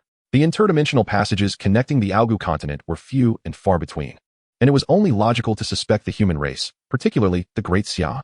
After all, they had only recently entered a state of war, and the very next day, the Black Emperor vanished without a trace. It was difficult for the White Emperor to dismiss this line of thought. In the next moment, he furiously charged towards the interdimensional passage. In the desolate outskirts of Ding City, Yi Tian emerged unscathed from the ancient ruins. He recounted the general overview of the ruins to the members of the Research Institute, showcasing the dragon bones and dragon marrow crystals he had collected, even presenting several dragon language stone tablets as gifts for Ningjing. However, Wei Yuan expressed a hint of disappointment. What a pity, this ruin yielded only some materials, without any significant treasures or legacies. For a ruin, Yi Tian's findings were indeed rather meager. Yet, he understood that his greatest gain had already accompanied Alice into the Instance Dungeon for further enhancement. Suddenly, a tremendous commotion erupted in Ding City. Wei Yuan's expression shifted in an instant. He sensed an exceedingly powerful entity emerging from the interdimensional passage. Not only him, but the entire vicinity of Ding City, and even across East China, including Jiang Yuanshuang and Yu Hua from Huaxing University, were stirred. Boom. To the north of Ding City, the interdimensional passage linked to the Algu continent had already been fortified by Wei Yuan with a 6-layered array and numerous traps. In his frantic urgency, the White Emperor had barely made his entrance when explosions and arrays triggered in succession. The traps laid out for the Red Emperor were now fully utilized on the White Emperor. Roar! The White Emperor bellowed, unfurling his colossal dragon wings. Scales shimmering with a chilling silver glow, and his starry dragon eyes emanated an invisible mental storm that swept across the land. He had no time for idle talk. He must locate Nidhogg. In an instant, ancient runes seemed to materialize within his dragon eyes. His dragon might becoming palpable, recklessly unleashing the power of his word spirit. The air grew nearly stagnant, and the mental force, like a colossal hand, suppressed the border guards of Ding City who had rushed in response, leaving only a few high-tier professionals and Wanjiang barely holding their ground, their veins bulging. Word spirit sovereignty. The moment his true form manifested, The White Emperor's exclusive word spirit effortlessly seized control of all the high and low-tier professionals in Ding City in the span of a breath. All living beings were subjected to a soul-binding suppression. Within the realm of his word spirit, resistance became exceedingly arduous, as if their movements were slowed down tenfold. This is the White Emperor? Why has such a formidable Dragon Clan member only now made an appearance? Wei Yuan furrowed his brow, channeling his star spirit power to shield those around him. Even he felt at least a third of that suppression. But then he cast a glance at Yi Tian beside him. To his astonishment, Yi Tian stood there unfazed, his black attire billowing, standing straight as an arrow. He even completely suppressed the word spirit effects that had befallen Ning Jing. Ning Jing silently found herself under Yi Tian's protection, her eyes wide with astonishment as she looked at her boss, who could even disregard the word spirit. Boss, your current demeanor is anything but human. Yi Tian replied nonchalantly. If you can't speak, then don't. Ning Jing pursed her lips in silence. Oh, having shared the Dragon Clan's supreme talent with the Black Prince, Yi Tian naturally possessed the ability to ignore and suppress the word spirit. Wei Yuan did not dwell on Yi Tian any longer, but swiftly retrieved a specialized communicator. Speaking urgently, initiate level 1 emergency protocol. Quickly. Afterward, Wei Yuan fixed his gaze firmly in the direction of the White Emperor, pondering his intentions. It was only upon the White Emperor's arrival that the Great Xia finally comprehended the true strength of the concealed White Emperor from the Aogu dynasty, far surpassing that of both the Red and Blue Emperors combined. Yet, the White Emperor did not attack Ding City. Instead, he infinitely expanded the range of his mental influence. It appeared that he could effortlessly subdue an entire city with just a single breath. However, the panic within him was known only to himself. Nidhogg, where on earth are you? Come out now. His mental reach had expanded to an astonishing 60 million square kilometers. Yet he still failed to find any trace of Nidhogg. This was because Yi Tian had long since resolved that issue. The Black Prince was currently traversing the Instance Dungeon alongside Alice, possibly even slaughtering the descendants of the Dragon Kin in the Aogu Continent's instance. Not truly in Blue Star? The White Emperor's dragon eyes momentarily froze, plunging him into self-doubt. He could not have severed ties with the Eternal Spear on his own, who had aided him. As a betrayer, he was acutely aware that the moment the Black Emperor acquired power, the first to seek revenge would be none other than him, the White Emperor. Thus, his urgency to locate the Black Emperor intensified. Faced with the looming sword of Damocles above his head, it was impossible for anyone not to feel a sense of panic. Was it another alien race daring enough to challenge him? The White Emperor's breathing became slightly labored, and after a long moment, his dragon eyes revealed a hint of resolve. It seems I must seek the guidance of the divine. Without a moment's hesitation, the White Emperor returned to the Aogu continent, preparing to pay homage to the world tree, Yggdrasil. As the White Emperor re-entered the interdimensional passage, the soldiers of Ding City gradually regained their composure. Yet the current situation left them utterly bewildered. Outside Ding City, Wei Yuan sensed the disappearance of the White Emperor's aura, initially stunned. He quickly retrieved the specialized communicator, emergency protocol cancelled. On the other end, Wei Yuan concluded the call. The White Emperor's abrupt arrival and departure from the Great Xia led him to swiftly realize the connection with Yi Tian's recent foray into the Dragon Ancestor's secret realm. He turned to Yi Tian, observing the latter's seemingly innocuous visage. Previously, Wei Yuan had genuinely believed that Yi Tian had garnered only a few materials, with nothing of significance. Now, given the White Emperor's reaction, he would not be surprised if Yi Tian had unearthed the very ancestral graves of the Dragon Clan. Wei Yuan inquired, "What exactly did you do in the ruins?" With calm composure, Yi Tian smiled. "I merely found an interesting rival for the Aogu dynasty." Chapter 71, The Ultimate Boss Slot. Assistance from the American Empire? While the White Emperor frantically sought Nidhogg, the Black Prince was in the instance of the Aogu continent, hunting down the Dragon Kin alongside Alice. Emerging from the ancient ruins, they found themselves in the instance of the Aogu continent, saving Alice valuable time in locating enemies. Swish! Alice wielded her radiant blade, effortlessly beheading a level 40 dragon descendant. She teasingly remarked to the Black Prince beside her, "Do you feel no concern watching your kin perish?" The Black Prince reclined in midair, his youthful visage displaying no emotion, even smiling as he replied, "Merely a band of traitors. In my era of rule, slaying 100,000 in a day would hardly warrant notice." In their casual exchange, the 5-member dragon descendant team within the entire instance was completely annihilated. And Alice rose to level 30. Alice turned to leave. "All right, let us set forth." The Black Prince's lips curled upward. "Finally, we shall face an interesting opponent." With the Black Prince as her partner, Alice was eager to exact revenge on the 60-level boss that had previously thwarted her. Summoned to the ruins, Alice had been ensnared by this very boss. The Black Prince was particularly intrigued by the notion of revenge, and their objectives aligned perfectly. As they traversed the void, after ascending to the rank of boss, Alice gained a new effect, the ability to return to any place she had previously visited, even in the Aogu continent.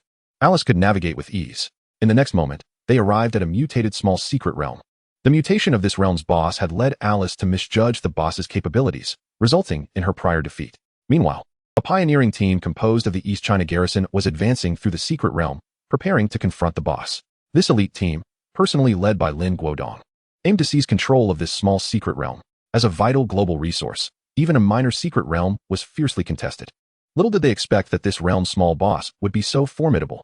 Lin Guodong, at level 55 and a third transition, furrowed his brow, sensing that something was amiss.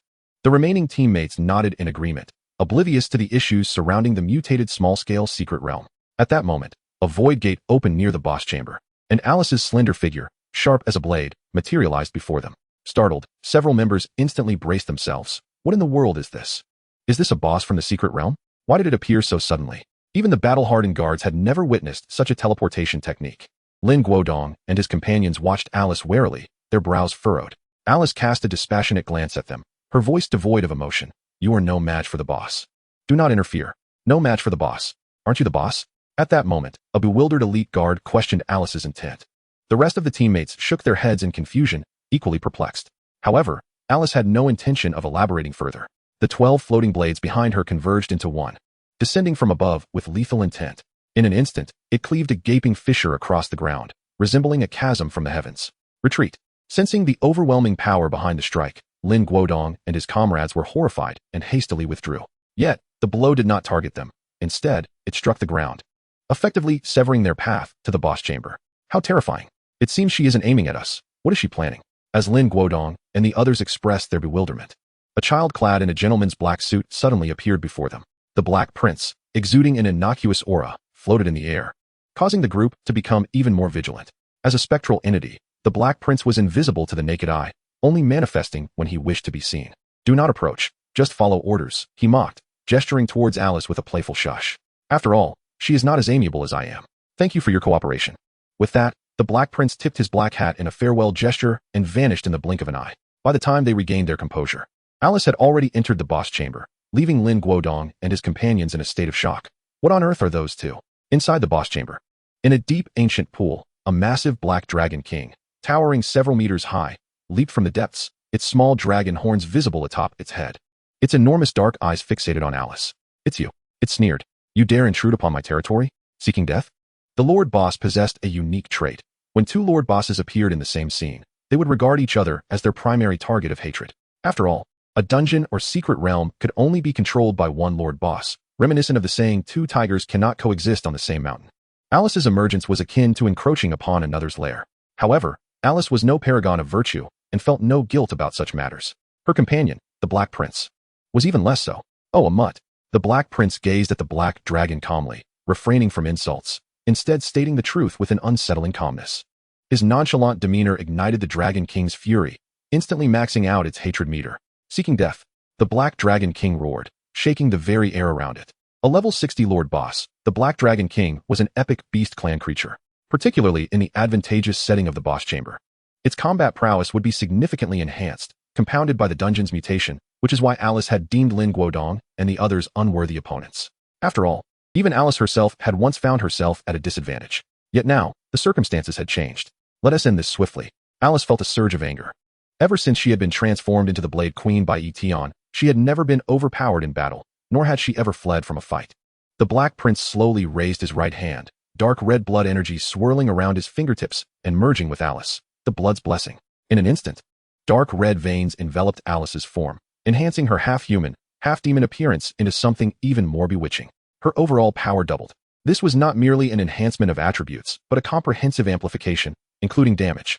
Previously, under full power, Alice had only managed a near-equal fight with the Black Dragon King, given the level disparity. However, with the blood's blessing, her eyes glowed a deep crimson, and her battle intent surged, completely reversing the tide of the confrontation. Dark God of War. What is that noise? Outside the boss chamber, Lin Guodong and his companions were taken aback. The sounds of combat emanating from within suggested that neither the boss nor Alice appeared to be in a position of weakness, each more terrifying than the last. At that moment, the guards began to realize the extraordinary strength of the boss, a sense of trepidation washing over them. The elite guards stood dumbfounded. Boss, should we leave? Lin Guodong fixed his gaze on the entrance to the boss chamber. Let us wait a bit longer. After all, it was a small-scale secret realm, and he was reluctant to abandon it so easily. Yet, mere seconds after his words, The commotion inside the boss chamber abruptly ceased. Alice, empowered with her doubled strength, unleashed her full potential and dispatched the level 60 epic boss with just 3 strikes. It was utterly outrageous. The already devastating dark god of war form, augmented by the Blood's Blessing, was more explosive than a nuclear weapon.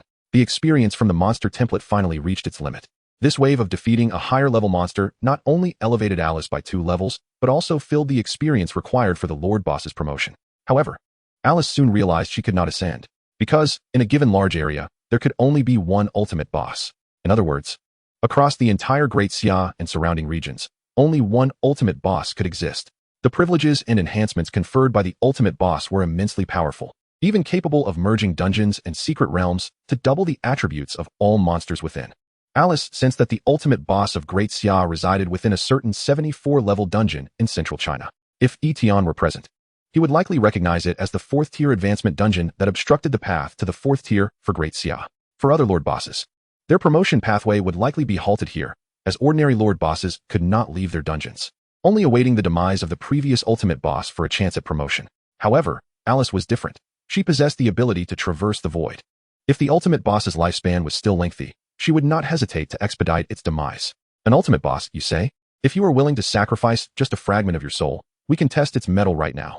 The Black Prince whispered temptingly. Alice disregarded him, coldly stating, if you have nothing to do, inform that group outside to transfer ownership of this secret realm to the boss. With the original boss of the secret realm dead, as long as Alice departed, the realm would enter a phase of exploitation. While Alice believed the boss would not be short of funds, one could never have too many secret realms. The Black Prince snapped his fingers. Good idea. But do tell me, what is the boss's name? Alice replied. As her words fell, the two fell into an inexplicable silence. After the White Emperor departed from the interdimensional passage, defenses in the city were immediately reinforced. Although there had been no losses this time, Wei Yuan and everyone present felt a lingering dread, uncertain if the next visit from the White Emperor would bring another catastrophe. Wei Yuan stared at the entrance of the passage, contemplating how to address the threat posed by the White Emperor. He could no longer allow him to act with impunity. Meanwhile, Yi Tian pondered the issue of 3rd-tier advancement. Only by reaching level 50 and advancing his profession to the 3rd tier could he resurrect the Black Emperor's true form and counterattack the Yaga continent. Additionally, he needed to secure more funds. Although hidden professions held immense potential, recruiting one still cost 60, which was indeed quite steep. Yi Tian's once ample savings had dwindled to just 421, and resurrecting the Black Emperor would require another 60. At this moment, Wei Yuan suddenly turned to Yi Tian and remarked, by the way, during your expedition into the ruins, 2 significant events transpired internationally. The first pertains to you, while the second will surely pique your interest.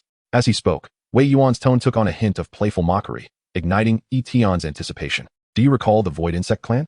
The United States encountered an incursion from the Void Insect Clan at 2 medium-sized secret realms along the border of Jiazhou, rendering them unexploitable and subsequently falling prey to extortion by the Void Insect Clan.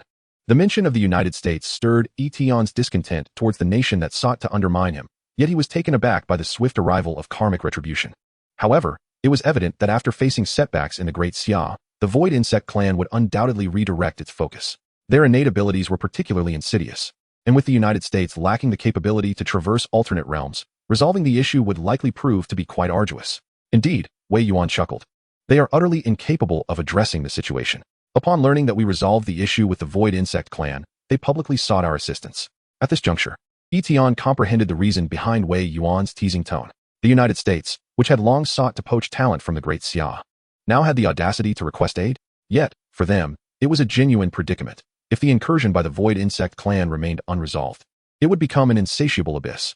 Although they claimed to seek assistance from the Great Xia, Wei Yuan understood that currently, only Yi Tian possessed the means to confront the Void Insect Clan.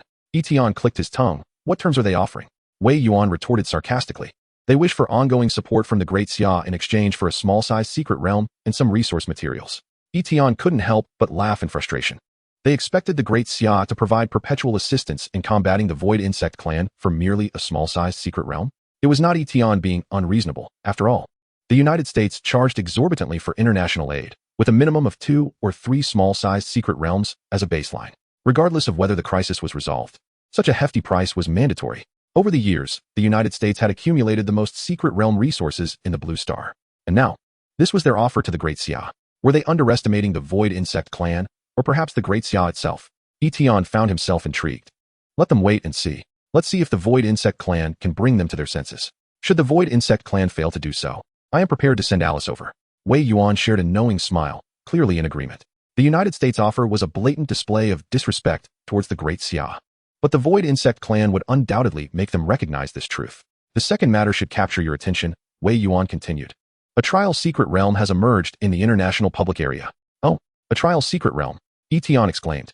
Unlike resource secret realms, which yield resources upon completion, trial secret realms determine ownership upon clearing, with specific rewards contingent on performance in subsequent challenges. However, rewards from trial secret realms are often more precious than those from resource secret realms. It is said that even mythical level rewards exist. Huaxing University possesses a solo trial secret realm, solidifying its status among top-tier universities. Yi Tian was indeed captivated, even without considering the trial rewards. Merely clearing the secret realm would yield a substantial sum. How intriguing. Where has it appeared? Wei Yuan replied, in Dongdu. Chapter 72, The Trial Secret Realm. New Student Challenge. While not a great distance from Huadong, the international public area meant that the United States and other nations would also strive for dominion over the secret realm. Yi Tian wore a teasing expression as he considered Dongdu, the former site of the island nation. The island nation's overall strength was not formidable, having been obliterated long ago by a certain demonic race, leaving its territory in ruins. In the international public area, should secret realms or ruins emerge, all nations are entitled to compete for ownership. However, while it is stated that all nations have the right to compete, in reality, only a handful of powerful nations dare to contest in the public area. The Great Xia is one such nation. Among these, the most frequent and intense competition occurs between the Great Xia and the United States. The other nations, with their varying strengths throughout the 200 years of extraordinary history, have ultimately not endured to the end. Some weaker nations cannot even secure their own secret realms and must seek assistance from others, rendering them insignificant opponents. Yi Tian was surprised to learn that the island nation had been extinguished so early. Nevertheless, he was indeed quite interested in competing for the secret realm in the public area. Shall we set off now? Yi Tian and Wei Yuan reached a consensus. With the addition of Zhou Moya, Yi Tian had assembled his first special team of 5 members, and they had yet to engage in any formal battles. Today marked the day of university enrollment, and he wondered if Chiu Li and Moya would have the time. The journey to Dongdu was not short, so Yi Tian decided to contact his team members in advance. At Huaxing University, Bai Chiuli and Zhou Moya had officially completed their enrollment. With a special approval from Jiang Yuan Shuang, Zhou Moya, despite having arrived at Huaxing only yesterday, managed to finalize all enrollment matters today. At that moment, Bai Chiuli was holding Zhou Moya's hand, showing her around the campus. Having been confined to her home for years due to blindness, Zhou Moya breathed in the warm and lively atmosphere of the new students, feeling an overwhelming sense of comfort. How warm it is. Oh, look at all those people over there. Although Zhou Moya could not see, her spiritual power exceeding 1,000 allowed her to perceive the surrounding movements at all times. Bai Chiuli replied, that's the new student challenge. Every year, at the start of the school year, Huaxing holds this event to allow new students from the 5 major regions to engage in competition, with credits awarded to the top performers. Due to the separate examinations in each region, new students are eager to compete against others from different areas, so every university holds this challenge. Zhou Moya suggested, Sister Bai, why don't you give it a try? If you compete, no one will stand a chance against you. Bai Chiuli initially intended to decline, as new students posed no challenge for her. However, she suddenly recalled, I almost forgot. The boss asked me to participate in competitions whenever possible and aim for some rankings. The reason is simple. Yi Tian wants to earn some funds. Otherwise, given Bai Chiuli's disposition, she would likely avoid competing with her peers for the entire year. Then let's go? Alright. Zhou Moya transformed into a spiritual form, floating behind Bai Chiuli like a little angel, drawing the curious gazes of numerous passing students who paused to stare in astonishment. In the martial arts arena, a highly anticipated duel had just concluded. One participant was Lu Yuan, a legendary class Thunderblade master, with whom Bai Chiuli had a brief acquaintance. His opponent was a strikingly beautiful elven male with golden hair and pointed ears, representing the elven royal family. As one of the few amicable races, the elven royal family had initiated an exchange student program with the Great Xia to promote friendly relations. Thus, Huaxing University had seen elven students in recent years. The students sent for exchange represented their respective race's honor, and their strengths were not to be underestimated. Please excuse me. The male elven combatant, Alvidi, mimicked human gestures and bowed slightly to Lu Yuan. The battle showcased the might of both participants, attracting a multitude of spectators. Incredible. This elf actually managed to draw with a legendary class fighter? This isn't just a draw. Alvidi clearly holds a slight advantage. The elf possesses royal blood, inherently endowed with formidable strength, rivaling that of legends. Thus gaining the upper hand is entirely understandable. Amidst the murmurs of the crowd, the elf Vidi suddenly addressed Lu Yuan, saying, your prowess is commendable. As a legendary class, Are you the most powerful among this year's cohort in the Great Xia? Taken aback by the remark, Lu Yuan found himself momentarily speechless. Truth be told, he had grown accustomed to failure, a sentiment that stemmed from the day of the racial competition selection. Initially proud of awakening a legendary class, he had been filled with hope from the city lord, who viewed him as a sharp blade for the future of East China. However, on that fateful day, his blade was rendered utterly powerless by Wan Jiang, akin to a mere insect crushed underfoot. He had witnessed 4 such formidable beings that day. With a sigh, Lu Yuan replied to Vidi, "I am far from it." Vidi chuckled lightly, teasing, excessive modesty can border on insincerity. He understood that legendary classes were exceedingly rare in the Great Xia, and suspected Lu Yuan was reluctant to acknowledge his defeat by not claiming the title of the strongest. Lu Yuan intended to respond, but ultimately shook his head, conceding his place in the arena, for he had spotted Bai Qiuli's figure. Upon her arrival, Bai Qiuli first sought out her mentor, teacher Jiang Yuanshuang. Subsequently, she addressed Zhou Moya, saying, "Moya, please stay with the teacher for a while. This is a solo challenge." "I shall return shortly." Zhou Moya nodded, having grown familiar with Jiang Yuanshuang after their meeting yesterday. Jiang Yuanshuang remarked with a smile, "I thought you might abstain from this freshman competition. However, your presence is welcome. It will temper the pride of other newcomers." Bai Qiuli ascended to the arena. The rules of the freshman challenge were straightforward. One could enter at any time, and the individual with the highest number of victories, or who deterred others from challenging them, would be deemed the victor.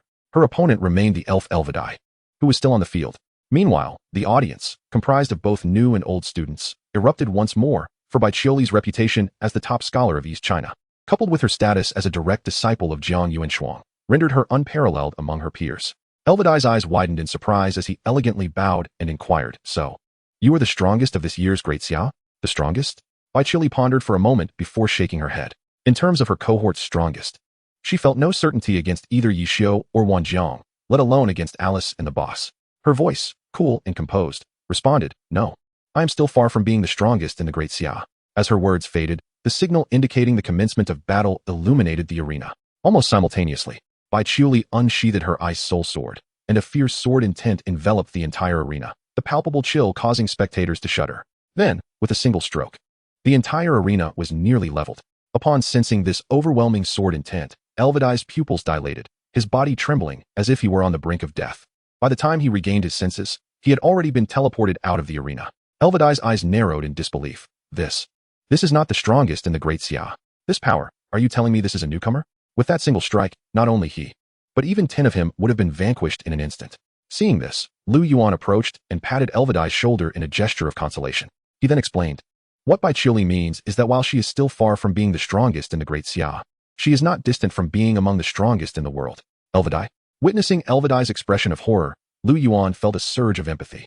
Just days ago, he had worn a similar expression when he was defeated. "Now, do you believe me?" Elvidai seemed drained of all energy, muttering, "I do." At that moment, another silver-haired elf, radiating arrogance, approached and mockingly remarked, "What's wrong? You seem so dispirited after just a brief absence. I have already achieved 8 consecutive victories." He and Elvidai had both voluntarily applied to be exchange students this year, having heard that the competition in the Great Xia was not fierce. With a scarcity of top-tier professionals, they had come with the mindset of wolves among sheep. This was evident from Elvidai's initial eagerness to seek out the strongest in the Great Xia. Elvidai forced a smile and pointed to the stage. "There. Go challenge her and see for yourself. She is the strongest in the Great Xia. No, the strongest in the world." The silver-haired elf's interest was piqued, his eyes gleaming. "Oh, then I must give it a try." He ascended the stage, the match commenced, and within a single strike, he was sent back down. Half a minute later, the silver-haired elf was engulfed in deep contemplation. Why did we, as exchange students, encounter such a monster? Observing this, Elvidai couldn't help but chuckle. "I heard she's merely the strongest in the world, not the strongest in the Great Xia." The silver-haired elf was taken aback. Given the circumstances in the Great Xia this year, he would need to report back to his clan. At that moment, the crowd erupted in fervent cheers for Bai Qiuli, their enthusiasm palpable. The previously suppressed emotions, overshadowed by the elven royal family's consecutive victories, surged forth. Yet, Bai Qiuli's expression remained unchanged, calm as ever. In comparison to her nearly level 30 divine class legendary weapon, finding a worthy opponent within the school was exceedingly difficult. It felt akin to an adult bullying a child. Soon, no one dared to challenge her further, and Bai Qiuli effortlessly claimed first place. Amidst the cheers, she returned to Zhou Moya's side, who exclaimed with great excitement, "You're first. Sister Bai truly is impressive." Bai Qiuli smiled and replied, "I just received a message from the boss. There's a trial secret realm in the international public area that invites us to join." The boss. Zhou Moya suddenly perked up. "When are we leaving?" "Right now." Bai Chili requested a day off from mentor Jiang Yuanshuang. Although asking for leave on the first day of school was somewhat against the rules, Jiang Yuanshuang promptly approved her request upon hearing it was news from Yi Tian. Bai Chili's victory in the Huaxing University Freshman Challenge earned her a reward, 6 funds. Oh, what a delightful surprise. On the way to the eastern capital with Wei Yuan, Yi Tian received Bai Chili's joyful news. They had met up with Wang Jiang, and the other 4 had arranged a dedicated floating vehicle, with Wei Yuan's secretary set to pick them up. At that moment, Wei Yuan received an amusing message. I heard you all are coming. The dimming team from the Qianlong base has decided to forego their plans. Wang Jiang scratched his head. Is our reputation that intimidating? The dimming team was the only new squad in the Qianlong base, having suffered setbacks during the competition for a medium-sized secret realm. And now they were opting out altogether. Wei Yuan remarked, after all, the difficulty level of this trial secret realm is merely Tier 2. For them to compete against you at Tier 2 would be somewhat of a waste of time. They might as well pursue other tasks during this time to gain something. Wei Yuan continued, the Qianlong base only has the dimming team as a Tier 2 squad. Their absence indicates that it will be just you all. Remember to exercise caution. Wang Jiang prepared himself. Understood. Yi Tian nodded, sipping on the juice provided by Wei Yuan in the vehicle. After contacting Bai Chioli and the others, he suddenly felt as if he had overlooked an important issue. At that moment, Wei Yuan received a phone call. As he listened, his expression grew peculiar as he glanced at Yi Tian. The commander of the garrison, Lin Jun, reported that they had been threatened within the secret realm. 2 monsters demanded that they relinquish the ownership of a small secret realm to the boss, but did not disclose their names. Lin Jun suspected that a more terrifying organization than the Divine Presence Church had emerged. Upon hearing the term boss, Wei Yuan's expression tightened as he turned to Yi Tian. Do you have any leads? At this, Yi Tian's lips twitched, finally realizing what he had overlooked. While he could communicate with Bai Chioli and the others via mobile, he had no means of contacting Alice and the Dark Prince. Besides meeting during meetings, there was no way to reach them. It seemed he needed to provide them with some form of communication tools.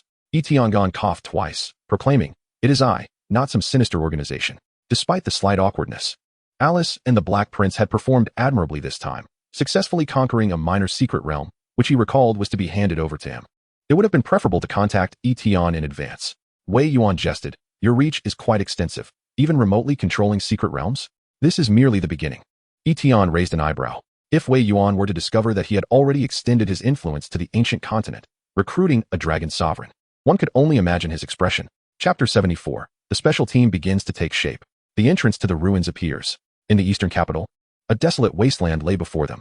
Buildings stood broken and askew, dry vines clinging to crumbling walls. The earth stained a deep brown, seemingly soaked in blood, evoking a sense of ruin and desolation. This place had been a dead nation for decades. As an international public zone, it often attracted numerous mercenary organizations. Yet, at this moment, before the regular troops led by Wei Yuan, not a single trace of them was visible.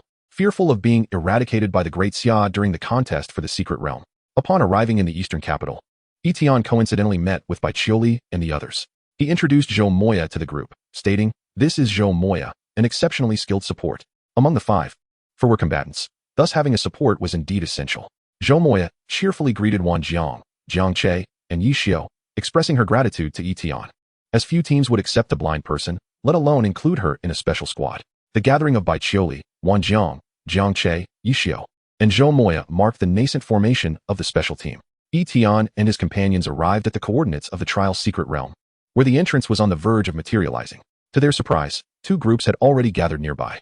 Wei Yuan, having set up surveillance, observed a fully armed contingent and remarked to Yi Tian, behold, the Delta Special Base of the American Empire. I cannot recall which squad it is. In this fiercely contested international public zone, only the elite were dispatched. The Delta Special Base was the only specialized team base of the American Empire, a fierce competitor to the Qianlong base. Noticing that Wei Yuan was leading the charge, the commander of the Delta Special Base, Colonel Jack, didn't he even greet them. Wei Yuan pointed at him, saying, Colonel Jack, the mastermind behind recruiting operatives across various nations. Yi Tian let out a cold chuckle. Then Wei Yuan turned to another faction of contenders, noticing their golden hair and pointed ears, reminiscent of the adversaries Bai Chioli had just encountered. The Elven royalty. This could be troublesome. Aren't they supposed to be in South China? How did they come to be here? After all, as a foreign race, they would not miss the opportunity to contest for the resources of the secret realm. In this international public zone, competition was free for all. Each member of the Elven royalty bore royal blood, akin to the ancient dynasty, where lineage symbolized both identity and strength, rendering them all formidable, on par with legendary beings. Meanwhile, within the ranks of the Delta Special Team, the captain, a brown-haired individual wearing a ghost mask, coldly scoffed upon seeing Yi Tian and his companions. Even the Qianlong base dares not send anyone? Are they afraid of us? His squad chuckled at the remark. Historically, the competition in the international public zone had been a rivalry between the Great Xia and the American Empire, with the Qianlong base and the Delta Special Base as long-standing adversaries. Noticing the absence of the Qianlong base this time, they seized the opportunity to taunt. Typically, Colonel Jack would not counter such banter designed to boost team morale, but this time was different. He sternly warned, "Martin, silence. Maintain your focus and take this team seriously." He had recognized that Bai Qiuli and her companions were the strong contenders from the Great Xia's national competition. Consequently, he had sent them all recruitment offers, proffering exceedingly high terms. These conditions, in other nations, would suffice to recruit a legendary class professional for merely a third of their value. Yet, none of these individuals responded. He was perplexed. However, this could be my opportunity. If I can demonstrate the might of the American Empire, it might aid in persuading them. Colonel Jack held considerable confidence in his team, given that the bulk of the American Empire's military expenditure was allocated to the Delta Special Base each year. Meanwhile, among the elven royalty, a dark-skinned elf observed Bai Qiuli with a mischievous smile, pondering, could she be the individual your brother spoke of? Indeed, what a fortuitous encounter. So, a newcomer wishes to contest the trial's secret realm. Does she possess strength or merely audacity? Regardless, it matters not. Elwyn, of the royal lineage of the El family, crossed his arms and hovered in the air, exuding an air of ease. Suddenly, a distant resonating sound echoed, heralding the emergence of the ruins entrance.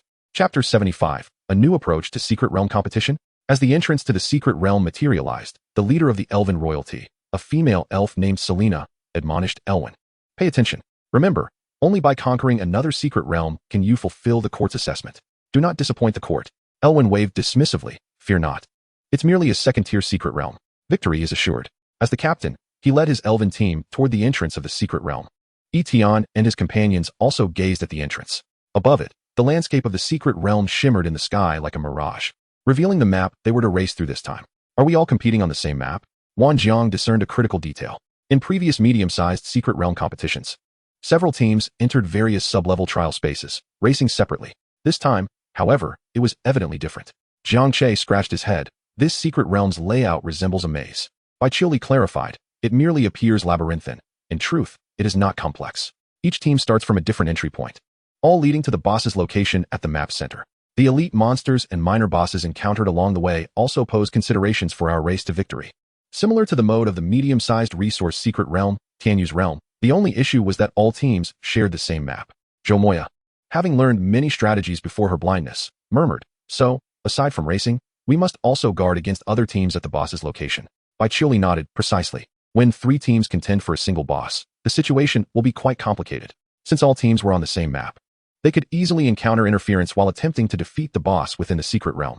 The team that delivered the final blow to the boss would claim the secret realm's ownership, introducing numerous uncertainties into the equation. At that moment, Yi Xiu stroked his chin, suddenly grinning. Interesting. Everyone, I have conceived a rather intriguing strategy.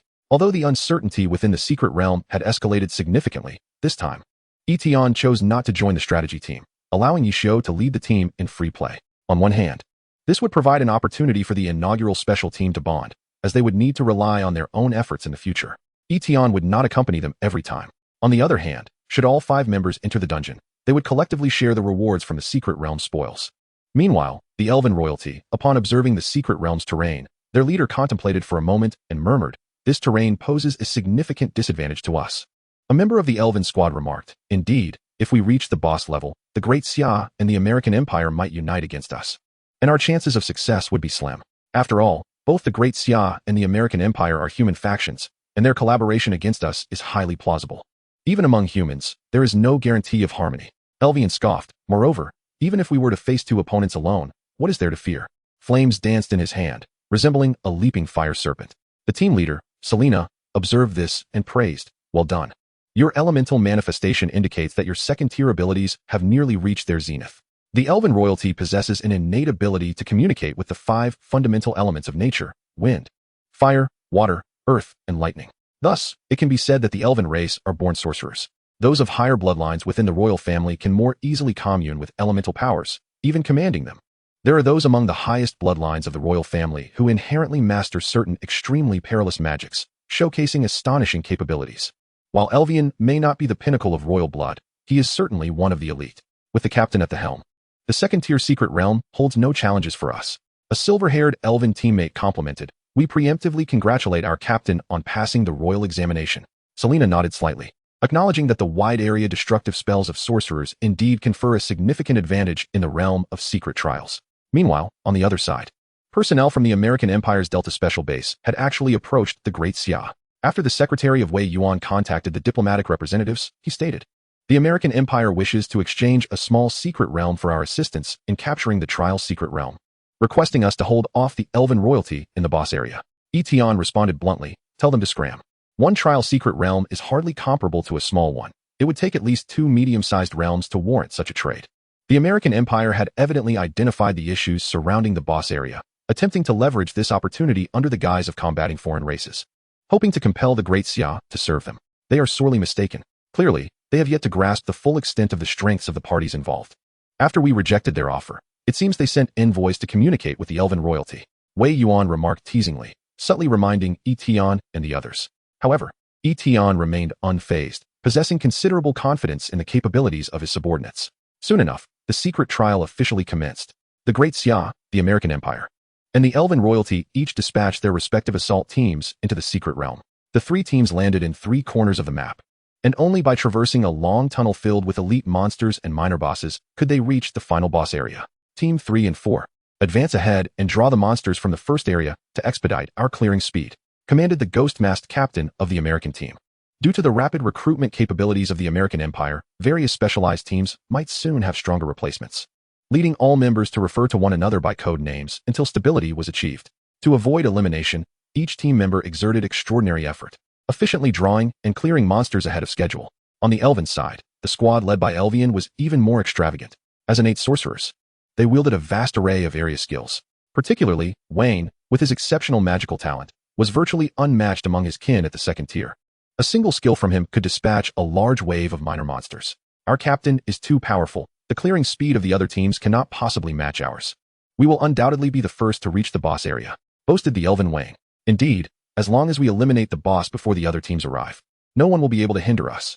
At that moment, in the outside world, the secret realm's terrain was vividly displayed in the sky, clearly showing the progress of the 3 teams. The Elven royalty and the American Empire advanced at a remarkable pace. Observing the speed of the 2 teams, it was evident that they were exerting considerable effort and clearing monsters with great efficiency. However, Selena and Colonel Jack bore no expressions of joy, for the countenance of the Great Xia team was illuminated with delight. The progress bar of the Great Xia team soared as if propelled by a rocket, showing no signs of stagnation. It was known that when faced with a multitude of elite monsters and minor bosses, one would inevitably pause to respond.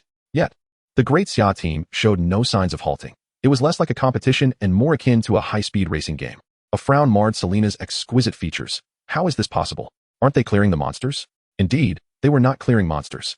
Within the passage where the Great Xia team was situated, Wanjiang surged ahead at a breakneck pace toward the boss area, the thunderous might of his thunder battle body crackling around him. Bai Qiuli, Jiang Che, and Yi Xiu followed closely behind. They encountered neither minor monsters nor elite foes along the way. Following Yi Xiu's tactics, they dashed toward the boss's location without a moment's pause. Jiang Che exclaimed excitedly while running, "Wow, this secret realm speedrun can be played like this?" Zhou Mo Yao, who was trailing behind Bai Qiuli, wore a troubled expression, the howling winds rushing past her ears. "This is too fast. Way too fast." Chapter 76. My teammates neither regarded me as blind nor as human. Time rewound to the moment they entered the secret realm. After examining the secret realm map, Yi Xiu immediately conceived this innovative strategy and presented it to his teammates. In this map, both elite monsters and elite bosses act as impediments to our speed. Any time spent clearing monsters, regardless of how quick the kills, will certainly waste time. Therefore, this time we shall simply ignore the minor monsters. Upon hearing his declaration, Wanjiang, Jiang Che, and Zhou Mo Yao expressed their confusion in unison. Huh? After running so many dungeons, this is the first time we've heard of ignoring minor monsters. Bai Qiuli quickly contemplated the feasibility. Indeed, if we disregard the minor monsters, it is undoubtedly the fastest racing method. No matter how swiftly we eliminate them, it cannot compare to directly racing to the boss's location. After all, in this secret realm, there are no barriers. The path from the entrance to the boss is a straight shot. However, the question remained, how would they address the damage from the monsters along the way and the potential encirclement by minor foes? To ignore the monsters, they needed to contend with the damage inflicted by elite monsters and bosses, which was no trivial matter since they were all at the second tier. A moment's inattention could lead to serious injury. Yi Xiu turned to Zhou Mo Yao, saying, "Mo Yao, this is where your time reversal skill comes into play." As the captain, Yi Xiu had familiarized himself with his teammates' abilities prior to entering the secret realm. Time Reversal grants a shield that adds 500 mental strength and provides immunity to control effects, enhancing defense. Typical shields would not allow them to disregard the damage from minor bosses. However, Zhou Mo Yao was different. Her mental strength reached an impressive 1080. This was a stat typical of level 50 legendary classes. With this shield, even a boss wouldn't be able to scratch them. Zhou Mo Yao replied, "No problem." Yi Xiao continued, "Wan Jiang, with your thunder battle body, you can summon the power of thunder to clear the path at the front, preventing minor monsters from obstructing us. When the thunder strikes an enemy, it will paralyze them, allowing the rest of us to swiftly pass through." Wan Jiang was invigorated by the suggestion. Bai Chili marveled. "With this plan, we will reach the boss area first, avoiding the uncertainties of encountering the other two teams." Yi Xiao turned to Zhou Mo Yao earnestly. "Mo Yao, the greatest burden now rests on you. Your spirit form will trail behind and move at a speed akin to a roller coaster. You must brace yourself." Zhou Mo Yao clenched her fist. "I will." Returning to the present moment. "I can hardly manage." Zhou Mo Yao felt as if she were truly on a roller coaster. The spirit form could not select targets to avoid damage, but she was still aware of her surroundings. Due to Tsang Wan Yao's possession ability, she was compelled to follow the rapidly moving Bai Chioli, feeling like a balloon tethered to a roller coaster. My teammates neither regarded me as blind, nor did they consider me human. Fortunately, the process was relatively brief. Their complete disregard for the lesser monsters allowed the group to reach the boss area with remarkable speed. What was meant to be a thorough clearing of foes turned into a sprint. Zhou Mo Yao's tumultuous heart finally settled. "All right, Mo Yao. Let us apply another buff, and we'll finish off the boss." "Understood." Zhou Mo Yao subtly surveyed her teammates' positions. By Yunju, the ethereal figure of Tsang Wan materialized among the crowd. The boss of this second-tier trial realm was a level 55 epic monster, slightly more formidable than the bosses found in medium-sized resource realms. When Yi Xiao and his companions had slain the boss of the Tianyu realm, they had accomplished the task in under a minute. Given their current strength, they would likely require even less than 30 seconds. It's merely a second-tier realm boss. Once I break its defenses, we shall concentrate our fire. As Yi Xiao's words fell, a barrage of skills was unleashed. In a mere 10 seconds, the boss was vanquished. The notifications confirming the boss's defeat and the conclusion of the trial realm echoed repeatedly before the members of various strategy teams. In an instant, the Elven teams and the 5 from the American Empire were left utterly dumbfounded. What? The boss has been slain? Impossible. Absolutely inconceivable. We just barely encountered the elite boss. How could someone have finished off the final boss so swiftly? The Elven leader, Alwyn, stood in shock, seemingly unable to believe his own ears. The 5 members of the American Empire's special team were equally stunned, 2 of whom had been preparing to lure out another wave of monsters. Now their tactics appeared utterly ludicrous in hindsight. The trial realm concluded. The 2 teams were transported out, dazed and disoriented. The abruptness of the ending took everyone present by surprise. Wei Yuan couldn't help but exclaim, "Your subordinates are not only powerful, but possess such diverse strategies." "Of course, I have great confidence in my employees," Yi Tian remarked, his eyes sparkling with excitement as a sum of money was deposited. Employees by Chioli, Wan Jiang, Jiang Che, Yi Xiao, and Zhou Mo Yao had successfully conquered the trial realm, earning a reward of 155 points. A total of 75 points had been credited. The current balance had risen to 1231, replenishing the treasury once more. Perhaps due to the employees' heightened capabilities, the second-tier realm posed minimal challenge, resulting in a smaller share of the rewards. Fortunately, the number of successful participants was sufficient. It must be said that with Yi Xiao at the helm and the team's cooperation, their performance was exceptional, yielding a clean victory. For a moment, Yi Tian even contemplated whether to distribute employee benefits. After all, during this period, Ningjing had made significant contributions in exploring relics, and Alice had been diligent in her work, desperately needing high-tier equipment. As for Yi Xiao and the others, being the first fully formed special team, their future was promising. He still remembered the employee benefits unlocked by the second tier. Year-end bonus, spending 10 points per employee, distributing a legendary quality equipment blind box to all employees. The equipment blind box guarantees items suitable for the respective professions. Legendary equipment, undoubtedly, was the most alluring of benefits. Should he proceed? With 8 employees, that would cost 80 points. Yi Tian pondered for a while before ultimately deciding. Yes, next time for sure. Yi Tian vowed he was not a stingy boss. His primary concern was that after distributing employee benefits, only over 40 points would remain, and should an opportunity for special potential arise, he wouldn't even be able to afford hiring. This was truly a consideration for the long term. He decided to defer this time. As long as there was a substantial influx of funds next time, employee benefits would be distributed. Yi Tian silently resolved. Chapter 77, Glory of the Star Domain. In stark contrast to the jubilant cheers of the Daxia crowd, the expressions of the American Empire and the Elven royalty were ominously grim. If it were a mere ordinary defeat, it could be accepted, but the disparity was staggering this time, especially for Alwyn. The captain who had boasted before entering the trial realm, his face was now rigid with disbelief. The team leader, Selena, sighed and remarked, I heard that this year Daxia triumphed over the ancient Yu dynasty in the grand competition. It seems they truly possess extraordinary strength. Thankfully, we have no significant disputes with Daxia. At that moment, Selena led her team to initiate a cordial exchange with Wei Yuan and the others. Initially, Selena had not regarded Daxia's team with much concern, but given the results of the trial realm, it was prudent to express goodwill. However, Alwyn remained deeply resentful. In a contest of strength, he believed he would not falter. It was merely that Daxia had employed underhanded tactics. Who is your captain? Alwyn inquired in Daxia's common tone.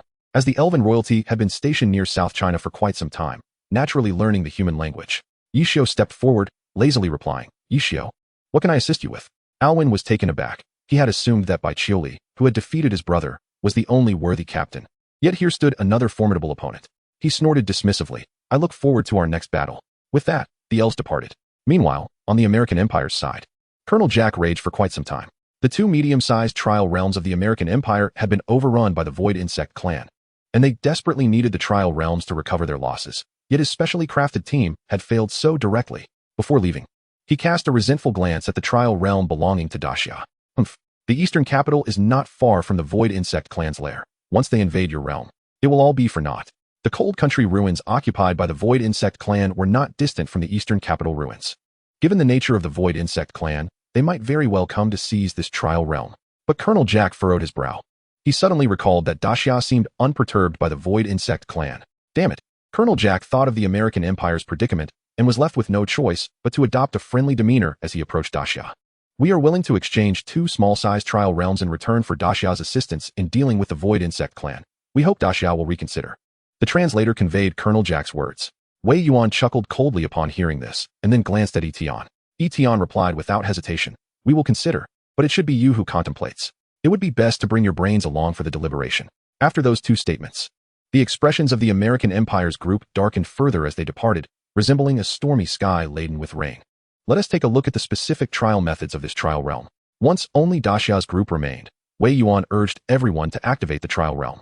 Although the realm belonged to Daxia, rewards could only be obtained through trials, and different trial methods implied varying difficulties. Yi Tian inquired curiously, will the trial content of the trial realm vary significantly? Wei Yuan replied, not all trials involve battling monsters. Some trial realms have unique challenges. Upon hearing this, Yi Tian's expression brightened with anticipation. He, along with Yi Xiu and the others, stepped into the entrance of the trial realm, activating it. Suddenly, the scene within the realm transformed dramatically into a virtual game space. It resembled an arena constructed by a virtual network, and at the entrance of the arena floated a screen akin to a ranking announcement board. Yi Tian exclaimed in astonishment, what is this? This is the Star Domain Competitive Network. You are quite fortunate. Wei Yuan exclaimed with delight. The content of the trial realm was random, and this particular outcome was exceptional. Star Domain Competitive Network. At that moment, Yi Xiu suddenly grew animated, his eyes shining brightly. I've heard that this place can match various opponents for one-on-one competitions. Indeed, Wei Yuan confirmed. Moreover, the reason the Star Domain Competitive Network is so appealing is that its rewards are said to be limitless. Limitless? Yi Tian was slightly taken aback, and at that moment, a notification from the trial realm emerged before everyone. Welcome to the Star Domain Glory. This is a matching competitive platform that connects thousands of star domains across myriad worlds. As the owner of the secret realm, one may access the Star Domain Glory platform with an entry ticket, where opponents are matched for one-on-one duels based on rank and personal prowess. Victors will earn Star Dust points, which can be exchanged for rewards in the Glory Treasury, and ascending in rank will yield additional promotional rewards. The ranks within Star Domain Glory are categorized into 8 tiers: Bronze, Silver, Gold, Starfall, King, Breaking Through, Immortal, Blood Sea, and Azura. Each major rank is subdivided into 5 minor ranks, with a victory allowing progression to the next minor rank. Goodness, farming. Yi Tian was initially taken aback, then realized this was a one-on-one competitive challenge.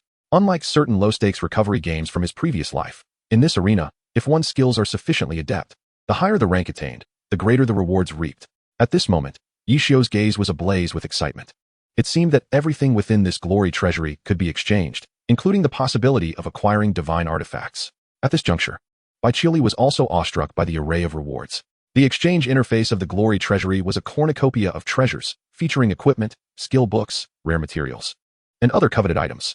At the very top, it boldly proclaimed, mythical-grade equipment, required Star Dust points, 5,000. Beyond that, even more illustrious items awaited. yet could not be viewed until one reached Silver 5 to unlock the next page of exchangeable items. Wei Yuan then remarked, "Not only are the exchange rewards substantial, but the rewards for rank promotion are also considerable. Daxia has previously achieved the Starfall rank, securing at least mythical level rewards." The individual he referenced was none other than the legendary classer who had left behind the prophecy, the sole person in Daxia to reach the Starfall rank thus far. "Boss, I wish to give it a try?" Yi Xiao eagerly interjected. While tactical gameplay in dungeons was his forte, competitive challenges were his true passion. Upon witnessing the Star Domain glory, he felt as if he had finally found his true home. Participation in Star Domain glory was not as simple as wishing to enter. Each entry required a ticket, and a single defeat would result in immediate expulsion. Furthermore, the secret realm only produced 3 entry tickets weekly, making each opportunity exceedingly precious. As the owner of the secret realm, Yi Tian promptly nodded. Yi Xiao, having contributed greatly as the team leader in contending for the secret realm, rightly deserves an entry ticket. He handed one ticket to Yi Xiao, who, unable to contain his excitement, immediately utilized it, vanishing into the virtual combat space. Matching. Name, Yi Xiao, your current glory rank is Bronze 5, class level, Tier 2, level 30. Searching for a suitably matched opponent. Chapter 78, The Young Wei Yuan. So defeat me. Yi Tian distributed the remaining 2 entry tickets to Bai Qiuli and Jiang Che, while Wan Jiang voluntarily withdrew. Zhou Moya, being a support character, would find it somewhat challenging to engage in a duel. Yi Tian stated, "Once Yi Xiao fails, it will be your turn."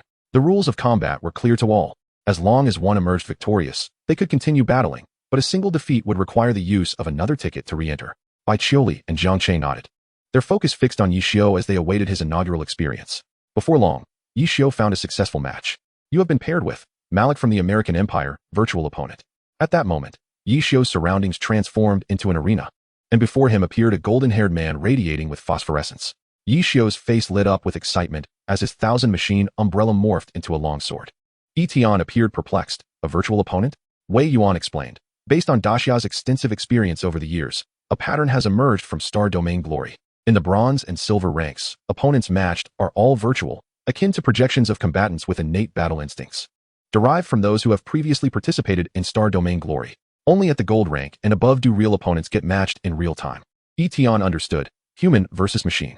Wei Yuan chuckled, somewhat amused. The combat prowess of these virtual opponents is indistinguishable from that of genuine practitioners and should not be underestimated.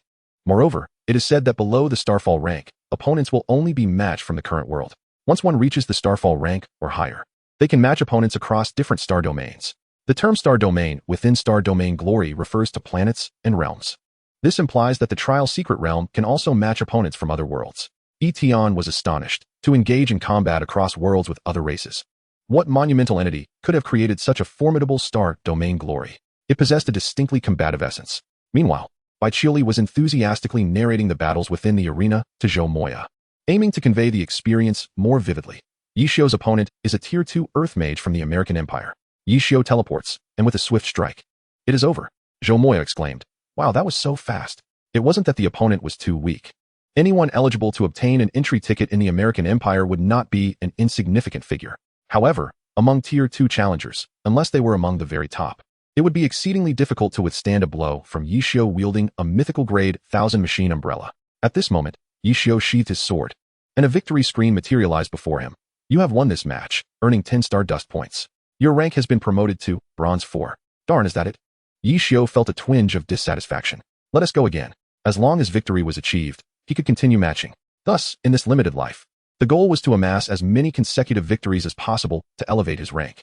Matching. The spectators were not surprised by Yi Xiao's effortless first victory. Yet, this ease continued unabated. Bai Qiuli was still elaborating to Zhou Moya. Yi Xiao teleports, strikes again, and secures another instant kill. Yi Xiao unleashes a metal storm. His firepower is overwhelming, and another instant kill. Yi Xiao activates the Judgment Thunder domain, and it's another swift victory. "Okay, I understand," Zhou Moya replied obediently. Another instant kill. Indeed, in the bronze rank, Yi Xiao achieved 5 consecutive matches, all of which ended in swift eliminations. This included even an epic practitioner who was 10 levels above Yi Xiao, yet still fell before him. "You have won this match, earning 50 Stardust points. Your rank has been promoted to Silver 5. You have received the Silver rank promotion reward, title of Honorary Silver Challenger." Yi Xiao's eyes gleamed at the mention of a reward title. Titles can be displayed in certain specific scenarios, signifying status, and additionally provide attribute bonuses, functioning as a passive skill without needing to be equipped. The honorary Silver Challenger title grants a 20 damage increase against extraterrestrial beings. Extraterrestrial beings? This is akin to a bane for fiends and alien races. Not only Yi Xiao, but Yi Tian also expressed similar sentiments. You have shared the title earned by employee Yi Xiao, honorary Silver Challenger. Employee Yi Xiao has ascended to the silver rank in Star Domain Glory, earning a bonus of 3 funds. Titles are acquired through limited means, and many seasoned champions possess none. Thus, the unexpected reward of a title for reaching silver rank was indeed a pleasant surprise. However, silver was not sufficient to satisfy Yi Xiao, thus far. He had yet to encounter a worthy opponent. He sought not only the rewards, but also the exhilarating thrill of competition among practitioners. Once more matching, searching for a suitably matched opponent. Observing this, Wei Yuan remarked, the opponents at silver rank should present him with considerable pressure. Tier 2 challengers at silver are among the elite few on Blue Star. Unfortunately, the upcoming opponents, despite their strength, included even legendary figures such as Colonel Jack and the deathless martial sage Zhou Yuan. The projections represented their youthful selves, all at Tier 2 during their participation in Star Domain Glory. Yet, Yi Xiao's array of strategies was extensive. Against Colonel Jack's Inferno Sniper, he teleported behind and executed a swift elimination. In facing the deathless martial sage Zhou Yuan, he utilized the Thunder Domain to control the battlefield, combined with the Holy Healing Apocalypse to stall the opponent's explosive moments, ultimately claiming victory. With 4 consecutive wins under his belt, Yi Xiao remained remarkably composed, prompting even Wei Yuan to exclaim, his skill set is incredibly diverse. The variety of techniques he employs is astonishingly orchestrated by a single individual. Yi Tian nodded in affirmation, embodying the allure of a divine-level hermit. You have secured victory in this match, earning 140 Starshine points, and your rank has ascended to Silver 1. With a triumph in Silver 2 granting an additional 140 points, Yi Xiao's total score soared to 590. Furthermore, one more victory would elevate him directly to gold. Onward. However, upon matching with his opponent, an array of peculiar expressions surfaced among the onlookers, including Yi Tian and the others, who turned to gaze at Wei Yuan. Oh my! Xiao Wei, that is not a curse. Your opponent has been matched. Wei Yuan of the Great Xia, Blue Star, virtual opponent. Standing before Yi Xiao was the youthful visage of Wei Yuan. He had been projected as a virtual opponent, manifesting in the Star Domain Glory as a level 30 Star Soul Master of the 2nd tier. Observing his youthful self, Wei Yuan's expression turned momentarily dazed, followed by a chuckle. I never expected it would be me. The Golden Tribulation Bureau has matched me with such an opponent? Yi Xiao scratched his head and sheepishly called out, Old Wei, could you perhaps divulge your weaknesses? Wei Yuan smiled and replied, you must rely on yourself. His gaze lingered on the stage, reflecting on a time when he faced the current Yi Xiao. Back then, he too was a brilliant force, unparalleled among the fresh talents of the Great Xia. Regrettably, in confronting the malevolent and the alien, he found himself overwhelmed and never had another opportunity to challenge the Star Domain Glory thereafter. In truth, for this duel, even Wei Yuan hoped for Yi Xiao's victory. The future of a nation rests upon its younger generation. If the current youth cannot surpass the excellence of their predecessors, what future can they hope for? Over the past decade, the sporadic awakening of professions had rendered the Great Xia and many other nations in a state of stagnation. Only this year, the emergence of Yi Tian by Chioli and others has ignited countless sparks of hope, allowing Wei Yuan to genuinely perceive a promising future for the Great Xia. So, overcome me. Chapter 79, The Versatile One. In truth, there was no need for further elaboration. Yi Xiao's actions were decisive and unhesitating. Even when faced with the youthful Wei Yuan, his onslaught remained formidable. Divine Punishment Thunder Domain. Thunder rumbled, and heavenly might descended as Yi Xiao flicked his wrist, transforming his 1,000 mechanisms umbrella into a short dagger, swiftly approaching with the sound of howling winds. Wei Yuan, as a Star Soul Master, belonged to a magical profession, inherently possessing the vulnerability of fragility.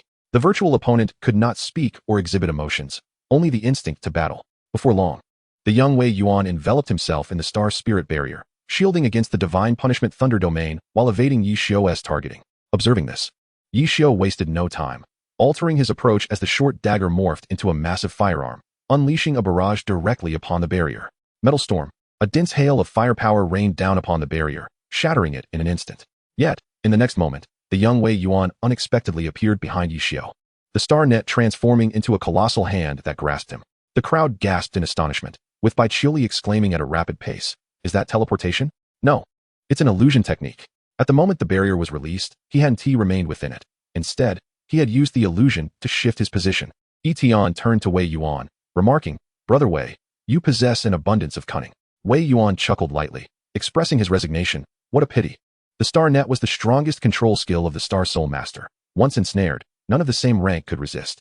However, Just as the massive hand was about to descend, a smile crept across Yi Xiao's lips. Three-stage, instantaneous movement. He vanished from his original position, evading the grasp, and without warning, reappeared behind the youthful Wei Yuan, wielding the blade of God-slaying. You have achieved victory in this match, earning 160 starshine points. And your rank has ascended to Gold 5. Moreover, you have received a Gold Tier Ascension reward, 1 ability supplementation. Title, Honorable Golden Duelist. Incredibly, he had won. Wei Yuan explained to the others, this young lad has discerned my skills, or rather, he has grasped my strategy. His understanding of tactics and professional abilities surpasses my own. The acknowledgement from Wei Yuan bore significant weight. Yi Tian chimed in, you are a talent for the state, and he is a master of his craft. They are not the same. Wei Yuan considered it a mere comfort, shaking his head to indicate his indifference. In truth, Yi Tian's assessment of the potential of both individuals was strikingly accurate. The employee Yi Xiao had ascended to gold rank in the Star Domain Glory, yielding a reward of 6 funds. With 2 rank ascensions, Yi Tian enjoyed a total income of 9 points. Furthermore, the Gold Tier Ascension reward allowed Yi Tian's title to share in attribute upgrades. Golden Duelist. Damage to extraterrestrial beings increased by 60. At that moment, Yi Xiao on stage was particularly eager for another reward, ability supplementation. Upon use, it can replenish a currently lacking ability skill in your profession. Yi Xiao's expression turned peculiar. Replenish a lacking ability? Wei Yuan chimed in. This ability supplementation is quite commendable. It will restore a top-tier legendary skill. If it's a mage profession, under sufficient output, it will restore a life-saving skill. If it's a warrior profession, it may compensate for a long-range defensive skill, etc. The supplemented skill will aim to enhance combat effectiveness. It sounded quite promising. However, both Yi Xiao and Yi Tian shared a common concern. As a hermit, what if there are no lacking abilities? Indeed, Yi Xiao currently possessed 14 skills, encompassing all aspects. He wielded capabilities of a priest, assassin, swordsman, mage, tank, marksman, summoner, and more. After all, his unique ability allowed him to learn and enhance anything, leaving him with virtually no deficiencies. What could it possibly supplement for me? Curiosity piqued. Yi Xiao immediately activated the ability supplementation, detecting your lacking abilities. At this moment, Jiang Che scratched his head, somewhat exasperated. Boss, I'd like to report. Isn't this a bit unfair for Night Brother? He already has so many skills, and now he is about to gain 1 more. How can he possibly lose? If Yi Xiao doesn't lose, Bai Qiuli and Jiang Che remain uncertain when they might use their 2 entry tickets. Yi Tian reassured, fear not, he will lose. But it may take a while. The detection process still hadn't completed, detecting the abilities that need supplementation. Minutes passed, and even Wei Yuan began to express surprise at the delay, until the detection results finally emerged. Detection complete.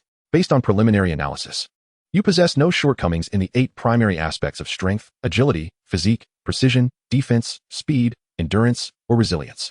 Congratulations, you have achieved the hidden accomplishment, Versatile 1, Initial. You have been granted a special talent, Versatile 1, Hidden Accomplishment. The crowd gasped in unison, while Zhou Moyao felt a sense of awe.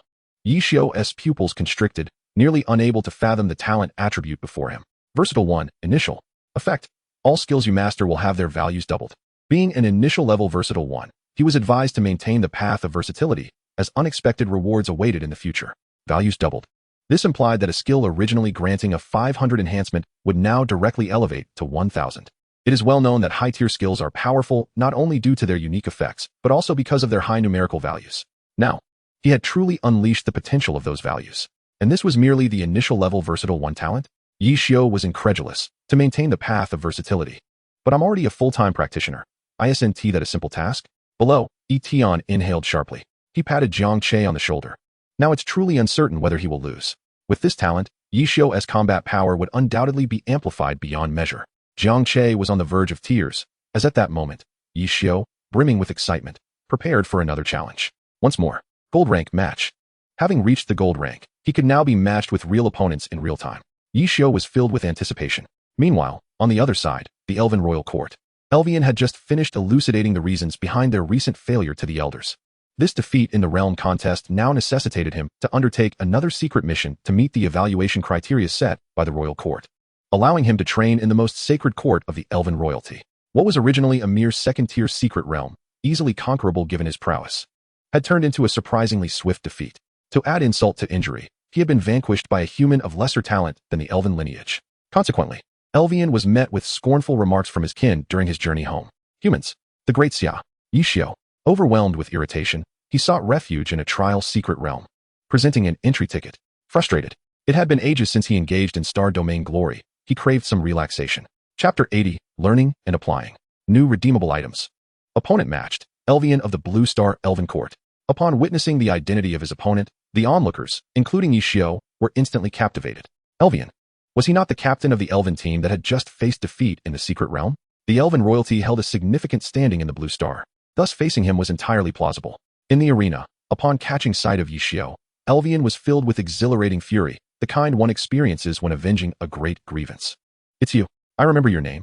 Yi Xiao. He seethed through gritted teeth, recalling the great Xia individual who had thwarted him from claiming a secret realm. In stark contrast, Yi Xiao remained unperturbed, nonchalantly remarking, "Oh, what a coincidence." Coincidence? Huh. I hope you can still utter such words after this match. As his words lingered in the air, a surge of natural elemental power enveloped Elvian, his strength escalating dramatically, as if he intended to flay Yi Xiao alive. Flames. Heed my call. Elvian invoked in Elven tongue, unleashing dozens of meteoric flames towards Yi Xiao. The Elven kin, with their innate ability to manipulate elements without the need for skills, could unleash legendary-level destructive magic, a testament to their racial gift. Yi Xiao deftly evaded the onslaught. Winds, flames, and thunder, respond to my summons. Elvian's expression turned frenzied, as he unleashed a barrage of elemental spells, resembling a magical machine gun. With this singular tactic, Elvian had surged through to the gold tier, experiencing unbroken victories. The arena was set within a canyon, and after exhausting his 3 teleportations, Yi Xiao found himself atop a precipice. You've chosen your own demise. Elvian smirked, ready to redeem himself from the disgrace of failing to seize the secret realm. As captain, defeating the opposing captain would vindicate him, making their failure a mere reflection of his teammates' inadequacies. Yi Xiao, now perched precariously on the cliff, found it increasingly difficult to evade the onslaught of spells. Elvian unleashed another round of wind, fire, and thunder spells, focusing his attacks. Holy Shield. Yi Xiao activated his shield skill, blocking the spells while enveloping himself in protective energy. Just a futile struggle, Elvian scoffed, conjuring a bow made of radiant light. Light arrow. He loosed a flurry of luminous arrows towards Yi Xiao's shield. Should he shatter the shield, Yi Xiao's position would be untenable, as Elvian reveled in his triumph. A sudden sound of a blade piercing flesh echoed from behind him. Thud. Elvian's pupils constricted, and with great difficulty, he lowered his gaze, only to find a dagger protruding from his heart. When did you? Unbeknownst to him, Yi Xiao had stealthily maneuvered behind Elvian, executing a swift strike that concluded the battle. The spectators were taken aback, and Yi Tian turned to Wei Yuan with astonishment. He learned and applied it immediately. The very tactic you just employed against him. Wei Yuan chuckled softly, shaking his head. Indeed, the moment Yi Xiao activated his light shield, he had vanished, leaving his opponent to assume he remained shielded. This tactic was precisely what the young Wei Yuan had utilized against Yi Xiao moments prior. Yi Xiao grasped the situation, yet Elvian remained oblivious. The Elven combat style had not evolved to such treacherous levels. You still need practice, my friend, Yi Xiao remarked with an innocent smile, delivering the finishing blow to Elvian. Devious. Utterly devious. Elvian's expression twisted in agony as he was unceremoniously expelled from the arena, coming to the realization of Yi Xiao's cunning after his defeat. Humans so insidiously crafty. Now, not only had he been tactically outmaneuvered in the secret realm, but he had also been technically overwhelmed in a one-on-one duel. Elvian exited the trial secret realm with a shattered demeanor, having intended to find solace but only deepening his frustration. The Elven guards stationed nearby were taken aback. You're out already? Not fighting anymore today? The swift conclusion had led the guards to fail to comprehend Elvian's defeat. Elvian's countenance darkened further, muttering a half-hearted hum before trudging away. You have won this match, earning 200 star points, and your rank has been elevated to Gold 4. Not bad. That was quite entertaining, Yi Xiao exclaimed, tossing the dagger in his hand with excitement. He casually opened the glory treasury. Aside from the rank-up rewards, the treasures redeemable with points were also of considerable value. Now at Gold tier, the variety of rewards available for redemption had expanded significantly. His eyes widened in amazement as he spotted something. What? You all need to see these redeemable rewards. What are world artifacts? Aren't they a bit exorbitant? Yi Tian's heart raced at the mention of world artifacts. The eternal spear that had slain the Black Emperor was a world artifact. Without it, the White Emperor and the others would have found it nearly impossible to vanquish the Black Emperor. Yet, for the great Xia, even mythic weapons were a fantasy, let alone world artifacts. However, to his astonishment, the Gold tier S redeemable items included World Artifact, this world, required star points for redemption, 100,000. World Artifact, Otherworld, required star points for redemption, 200,000. Yi Tian's expression grew solemn. Although the required points were steep, it undoubtedly presented them with an attainable goal. The higher the tier, the greater the victory points earned, with a win at Gold 5 yielding 200 points. Though the odds seemed slim, hope flickered. As for the distinction between world artifacts from this world and others, they would only discover that upon redemption. At that moment, Yi Tian noticed another item on the redemption list, his eyes gleaming. Exclusive equipment blind box, required star points for redemption, 2,000. Exclusive equipment. Much like Yi Xiu's 1,000 machine umbrella, it was closely bound to one's profession. He had longed to know what the boss's exclusive equipment would be. Now, the opportunity had finally arisen. Yi Xiu, get me that exclusive equipment. Okay, boss. Yi Xiu, possessing the 1,000 machine umbrella, understood the significance of exclusive equipment even more. Yet, with a total of only 950 accumulated from bronze 5 to gold 4, he still needed a few more victories to obtain the 2,000 point exclusive equipment. Regrettably, as Yi Xiu searched for a match, the waiting time had stretched longer. The gold tier matched in real time.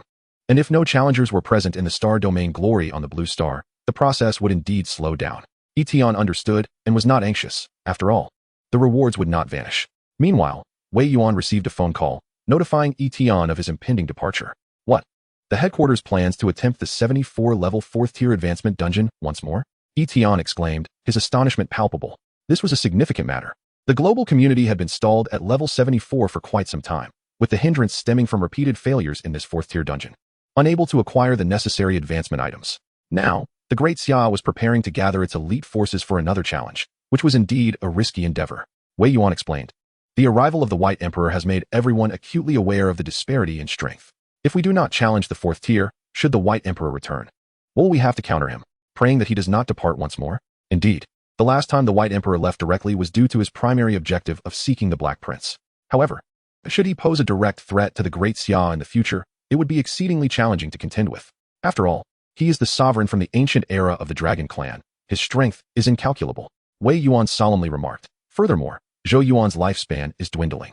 If we could elevate his devouring martial sage to the 4th tier, perhaps we could discover a means to extend his life. Upon hearing this, Yi Tian fell silent. Since the last interspecies competition, it appeared that Zhou Yuan had little time left, and the situation now seemed even more dire. Yi Tian contemplated for a moment. The difficulty of the 4th tier dungeon is largely due to the ultimate boss's ability, which reduces the challenger's attributes by 90. If Alice were to ascend to become the ultimate boss, she could potentially counteract this restriction, significantly increasing the probability of success. I wonder how far Alice is from her advancement. Chapter 81, Godly Potential, Undead Cataclysm.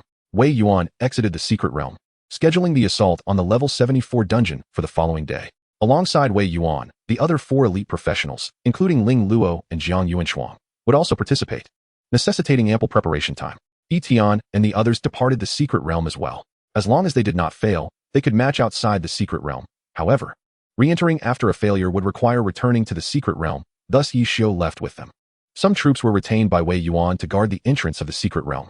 After all, in the international public area, professionals and international mercenary organizations from various nations could operate freely, although they could not enter the secret realm. One could never be certain they would not engage in some abhorrent acts. Over a decade ago, someone had constructed a mountain of excrement at the entrance of the secret realm in the American Empire. The massive mound blocked the entrance, and merely imagining it is enough to instill horror. It was said to have been perpetrated by a nation whose citizens had been exploited by the American Empire, but ultimately, the culprits were never identified, as there were too many potential suspects. As the floating vehicle returned, the atmosphere inside was jubilant. Someone suggested playing cards, while Yi Xiu remained anxiously awaiting a match, and Yi Tian leaned against the window. Suddenly, Yi Tian's attention was drawn below, where a group of international mercenary members was in pursuit of an individual. His expression shifted abruptly as the automatic detection of the resume activated. International mercenary organizations predominantly exist within the chaotic neutrality of the international public sphere. Mercenaries adhere to a singular principle: work for pay. In the 21 nations worldwide, crises arise to varying extents, and the domestic forces often struggle to cope. Seeking assistance from powerful nations can be exorbitantly costly. Thus, hiring international mercenary organizations becomes a more cost-effective option. Moreover, countries often opt for mercenaries when they wish to undertake actions that may provoke retaliation, resulting in the considerable proliferation of mercenary organizations. Conflicts frequently erupt among these organizations as well. At this moment, near the eastern border, a Great Xia citizen was being pursued by a group of mercenaries. Chen Imo, you escaped during the massacre. Now you dare return for revenge? I see you are courting death. How dare you ambush and slay my son? I will crush every bone in your body. I will make you regret ever coming into this world. A dozen heavily armored mercenaries quickly encircled him. Despite being bloodied and exhausted, Chen Imo remained silent, his cold gaze meticulously searching for an avenue of escape. I cannot die. My blood feud has yet to be avenged. Yet, in the face of Chun Mo's desperate attempt to flee, the fully armed encircling group regarded him with utter indifference. At that moment, a figure leapt down from the sky, his black garments billowing in the gale, landing directly within the encirclement. The fully armed mercenaries tightened their brows, their pupils constricting in shock. They had certainly noticed the floating vehicle emblazoned with the Great Xia insignia, hovering over 3,000 meters above. Yet this individual had jumped down.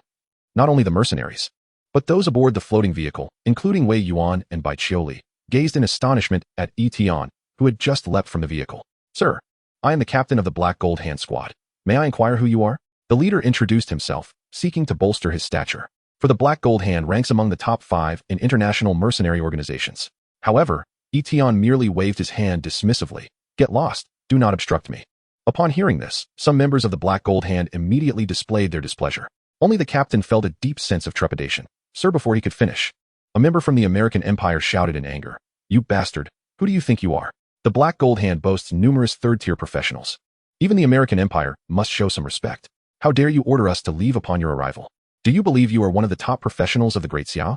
At the utterance of these words, the Black Gold Hand captain's pupils dilated in alarm. Sensing an imminent crisis, he wished to immediately curtail the reckless behavior of the American Empire member. "You fool. Can someone leap from 3,000 meters high be an ordinary person?" But it was too late. Yi Tian brandished a long knife, swiftly executing the soul-cleaving slash. Centered on Yi Tian, a crescent-shaped invisible slash was unleashed. Boom. None of the members of the Black Gold Hand could withstand this strike, instantly dissolving into a mist of blood. Chun Mo gazed at Yi Tian's billowing black attire, momentarily dazed. Yi Tian turned his head, having already perused Chun Mo's resume, and come prepared. Name: Chun Mo. Basic information: male, 19 years old, from the Great Xia's Dingqing. Profession: assassin. Potential: iridescent, undead cataclysm. Life history: his parents were slaughtered by foreign tribes during his childhood, and he was adopted by the leader of the international mercenary organization Dawn. 3 days ago, Dawn was annihilated by a surprise attack from the Black Gold Hand and remnants of the Divine Presence sect during a mission for the ruins of F Nation. Betrayed by an insider, leaving only Chun Mo to escape. Investment opportunity: godly profession, undead sovereign, 40 points of funding. The reason Yi Tian leapt from the vehicle to rescue him was that he had recognized this godly talent. The undead sovereign, a summoning type, godly profession. This was his first encounter with such a being. "Do you wish for revenge?" he asked directly. For Chun Mo, everything that had just transpired had made it abundantly clear. This individual before him was terrifyingly powerful. He did not inquire how Yi Tian knew of his enmity, nor did he question his origins, as it was unnecessary. "I want it," Chun Mo succinctly replied. "At your level, you are still far from it," Yi Tian casually remarked. "Join my ranks, obey my commands, and I can grant you the power for revenge." Chun Mo surveyed his surroundings, gazing at the bloodstains left by the Black Gold Hand's corpses. He fell silent for a moment before replying, "Very well." Revenge was the obsession in his heart. As for who Yi Tian was, or whether he was a devil, at that moment, it mattered not. Excellent.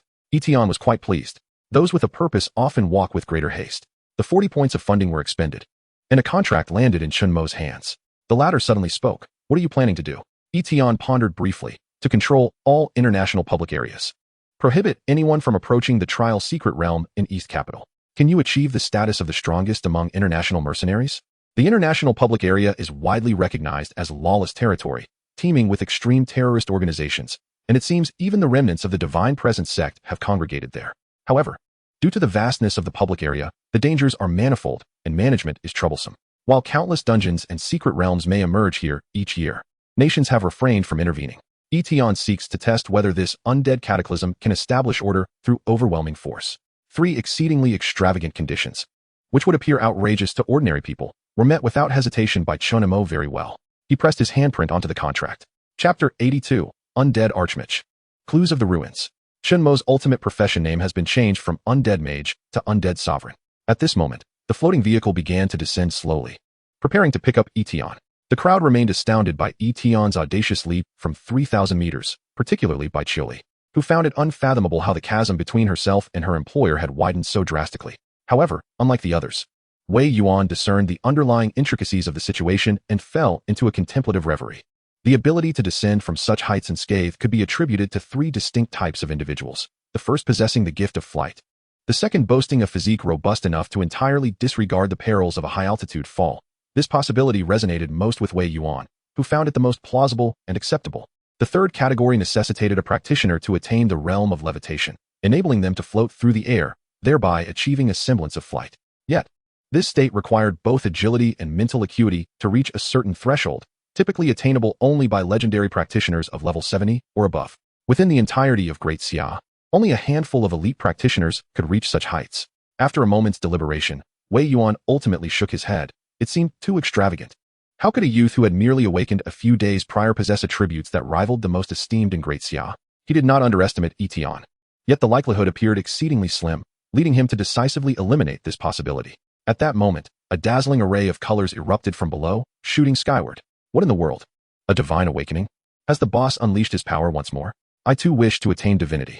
The occupants of the hovering vehicle were taken aback, and Wei Yuan's pupils dilated. Another divine being. Instinctively, he contemplated erecting a barrier to shield against this awakening light.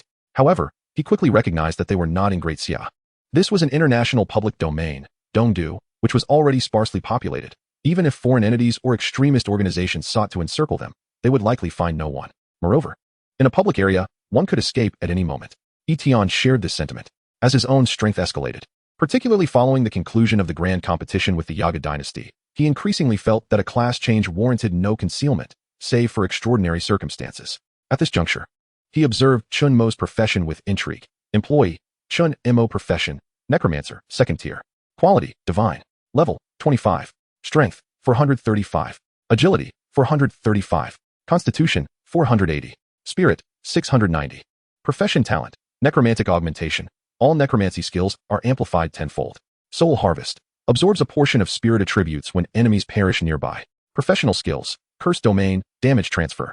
Bone prison, summon necromantic berserker, summon necromantic marksman, summon lich mage, summon necromantic general. Summoning capacity, 01250. The mere notion of this necromantic enhancement left Yi Tian feeling that it was all mere statistics, devoid of any semblance of skill, truly deserving of divine quality. The tenfold amplification of necromantic skills encompassed not only spellcasting, but also summoning abilities. Every summoned necromantic entity would have its attributes and skills enhanced tenfold. Originally, the frailty of necromantic summons rendered them susceptible to swift demise. However, with this enhancement, it could effectively create an army from a single individual, coupled with soul harvest, which infinitely augments spirit. It was evident that the attributes of summoned entities were closely tied to the necromancer's spirit attributes, suggesting the future strength of this necromancer would be formidable.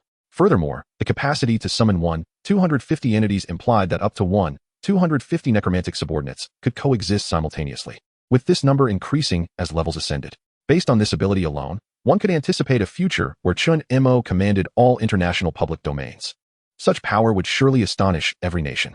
At this juncture, Chun Mo finally uttered his first emotionally charged words, genuinely impressed by the strength of this profession. Even the legendary mercenary rumored to be ranked first internationally paled in comparison to his necromantic prowess. In that moment, his reverence for Yi Tian deepened, especially considering the latter had come to his aid during a life-threatening crisis and endowed him with the means for vengeance. In Chun Mo's eyes, such actions could only be attributed to a legendary devil. Indeed, the abilities bestowed by Yi Tian are so formidable. He must be a great demon. No, a demon lord. Unbeknownst to Yi Tian, Chun Mo's mind was racing with such thoughts. He perused Chun Mo's resume once more and inquired, "What is the situation with the relic task in Country F?" The details regarding the Black Hand and remnants of the Divine Presence Church did not concern Yi Tian. He merely viewed them as stepping stones for Chun Mo's growth. However, he was genuinely intrigued by the relic. Each relic represented boundless potential, and one could never tell what treasures of legacy might be hidden within. Chun Mo did not question how Yi Tian had obtained this intelligence. He surmised that with Yi Tian's formidable capabilities, acquiring such information was trivial. He took a deep breath and recounted, a few days ago, Country F issued a task to major mercenary organizations to explore the relic. It is said that they spent nearly 3 years deciphering it, and the higher-ups in Country F initially wished to keep it under wraps. However, after their own military suffered heavy casualties and gained nothing upon entering the secret realm, they were compelled to issue the task in search of assistance. It is no wonder they sought mercenaries instead of other nations, as they likely wished to prevent the relic's treasures from being seized. Mercenaries are far easier to control. Chun Mo added, however, many mercenaries who accepted the task have vanished without a trace upon entering the relic. He paused, his voice laden with gravity. My former boss from the Dawn organization suspected that there might be treasures within the relic that require a certain number of sacrifices to manifest. Oh, Yi Tian's interest piqued. This hypothesis was not without merit. If true, the treasures within the relic would indeed be extraordinary. Alas, he would no longer have the opportunity to verify this. Chun Mo's voice turned cold. Yi Tian, upon hearing this, patted his shoulder and said, If the opportunity arises, please gather information about the relic for me. Even if it were a sinister artifact, Yi Tian found it compelling, especially since he had numerous employees inclined towards the dark arts. Chen Imo nodded. As aside from seeking vengeance, he had also intended to explore the relic to fulfill the wishes of the elder who had taken him in. Remember my task. Yi Tian provided him with a contact number before returning to the hovering vehicle and departing. As he observed the vehicle's retreat, the desolate ruins of Dongdu's border left Chen Imo standing alone. He lingered for a few moments, seemingly struggling to believe the reality of the situation. The next instant, he spoke in a low voice, "Soldiers." As he uttered these words, several vortexes composed of dark energy materialized around him, exuding a terrifyingly decayed aura. With a series of clicks, the dark energy transformed into bone fragments, meticulously reassembling. Boom. Dozens of skeletal figures, standing 2 to 3 meters tall, completed their reconstruction, their hollow eye sockets igniting with eerie blue flames as though granted a new lease on life. Among the skeletons, some wielded bone axes, towering and robust, while others brandished longbows, their forms agile. Some resembled wraith-like liches, brandishing bone staffs, exuding a chilling presence. Among them, the most imposing skeletal general stood before Chen Imo, draped in a shadowy cloak and wielding a long sword, embodying an air of arrogance. This was the necromantic general, the sole entity that could be summoned one at a time. The remaining undead, under the influence of Chen Imo's tenfold talent, each possessed attributes akin to level 30 epic practitioners, complemented by 3 fixed skills. The necromantic general, however, surpassed them in strength by 2 or 3-fold. As he sensed the frigid aura surrounding him, Chen Imo felt no chill. Instead, a smile graced his face. These summoned entities were merely the beginning. With the elevation of his tier, he anticipated even more formidable undead awaiting his command. Chen Imo's thoughts drifted to the nearby small stronghold of the Black Hand, and the flames of vengeance within him surged almost uncontrollably. With a cold glint in his eyes, he raised his right hand and commanded, "Soldiers, advance." Chapter 83. Exclusive Equipment. Yi Tian and the others returned to Huadong. Bai Qiuli and Zhou Moya disembarked in Xingqing, promptly returning to the military camp of the Wanjiang Border Defense Forces at Huaxing University. Meanwhile, as Yi Xiu arrived in Xingqing, his figure suddenly vanished from sight, as if he had been teleported away. It seemed that Brother Yi had managed to match with someone in the game's Star Domain Glory. Although players could engage in remote matchmaking, once a match was made, they would be directly transported to the arena. Jiang Che remarked, remaining in place. "I'll wait for Brother Yi." Yi Tian nodded and departed alone.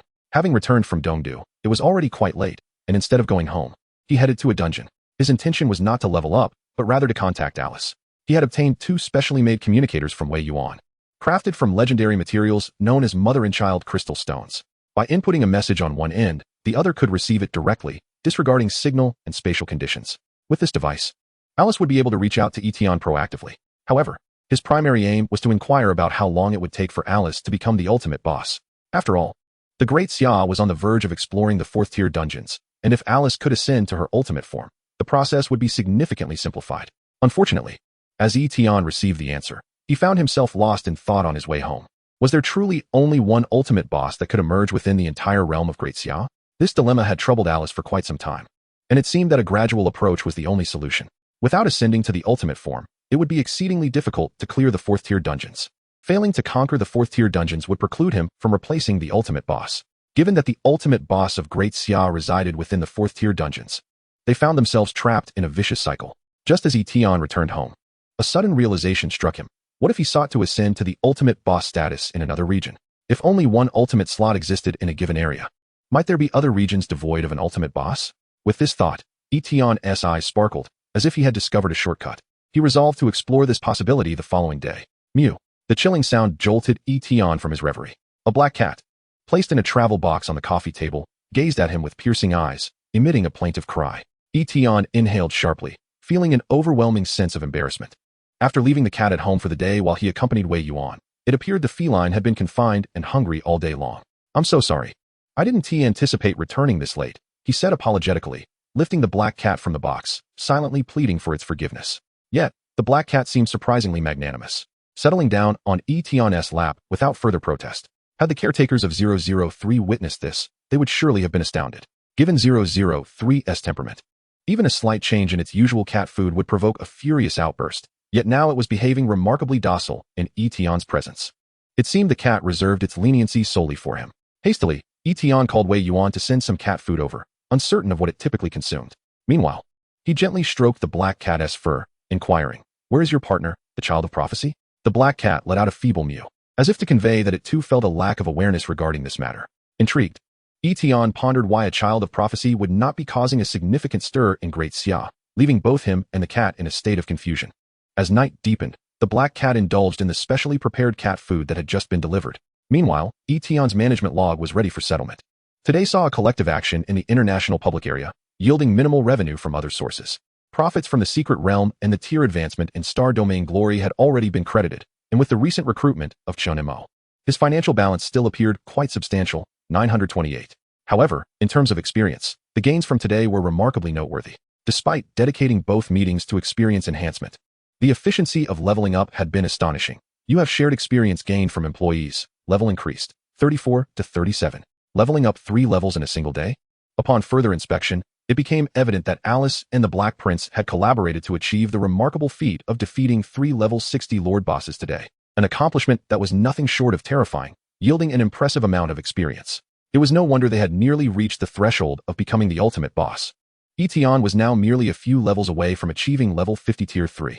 In addition to this, upon awakening from his slumber, Yi Tian was greeted by a knock on his apartment door from Yi Xiao, delivering an exhilarating surprise.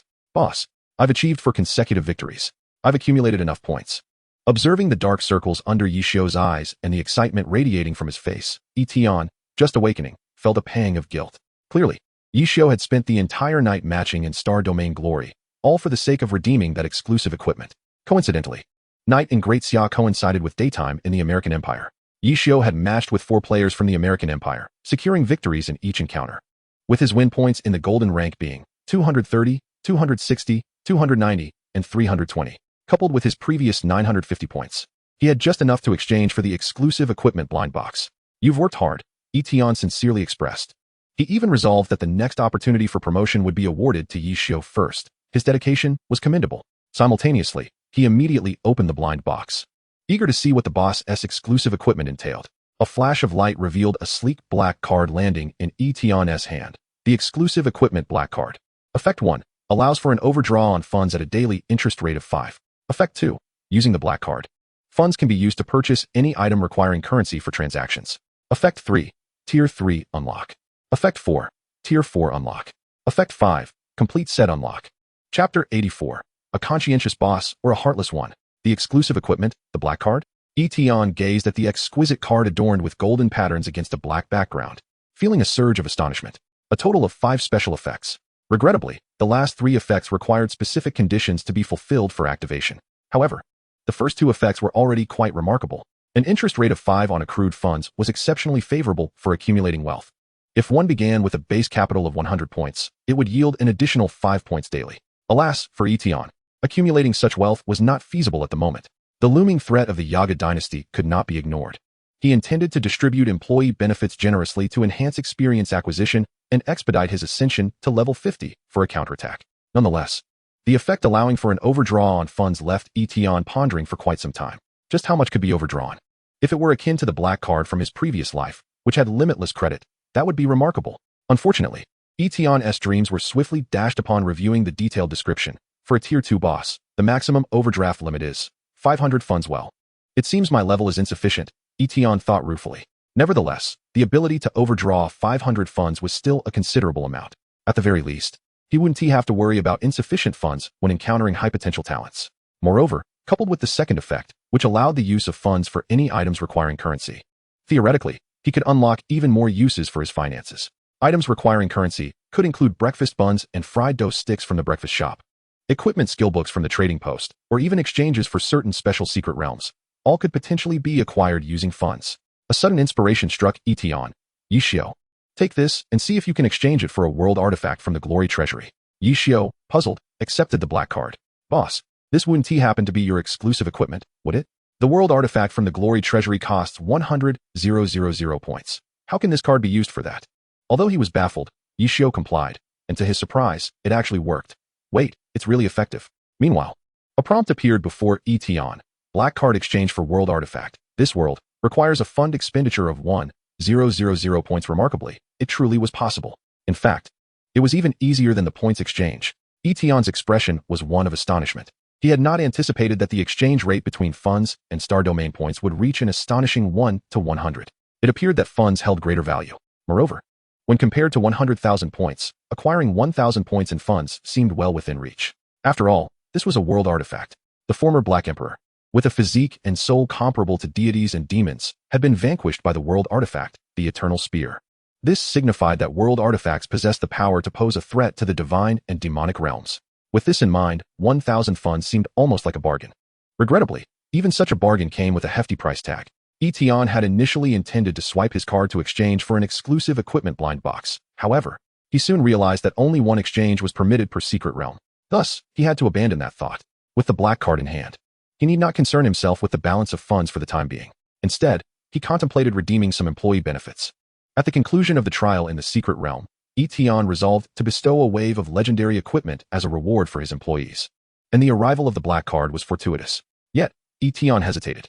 If he postponed distributing these benefits, or delayed for a few days, it seemed he could accumulate additional interest.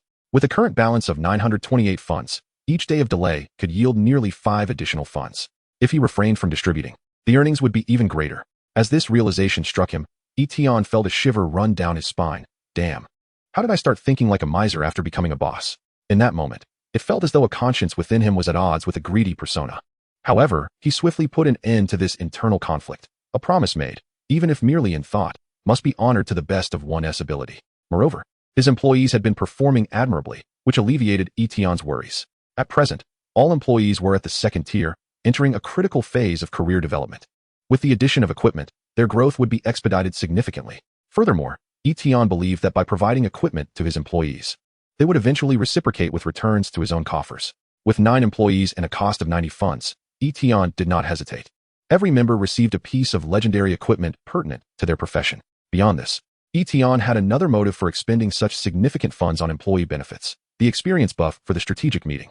After distributing the insurance benefits, the strategic meeting buff would enhance to gain 120 experience points, lasting for 3 hours. Following the year-end bonus benefits, the effect would be magnified. All employees would receive 300 experience points, ignoring fatigue effects, lasting for 7 hours. This would significantly boost their leveling efficiency. Yi Tian was also eager to reach level 50 sooner, advance to the 3rd tier, and eliminate the scourge of the ancient empire. In addition to the disregard for fatigue effects, this wave of benefits would undeniably invigorate the employees. Yi Xiu, with dark circles under his eyes, felt rejuvenated. I must immediately serve my master with utmost dedication.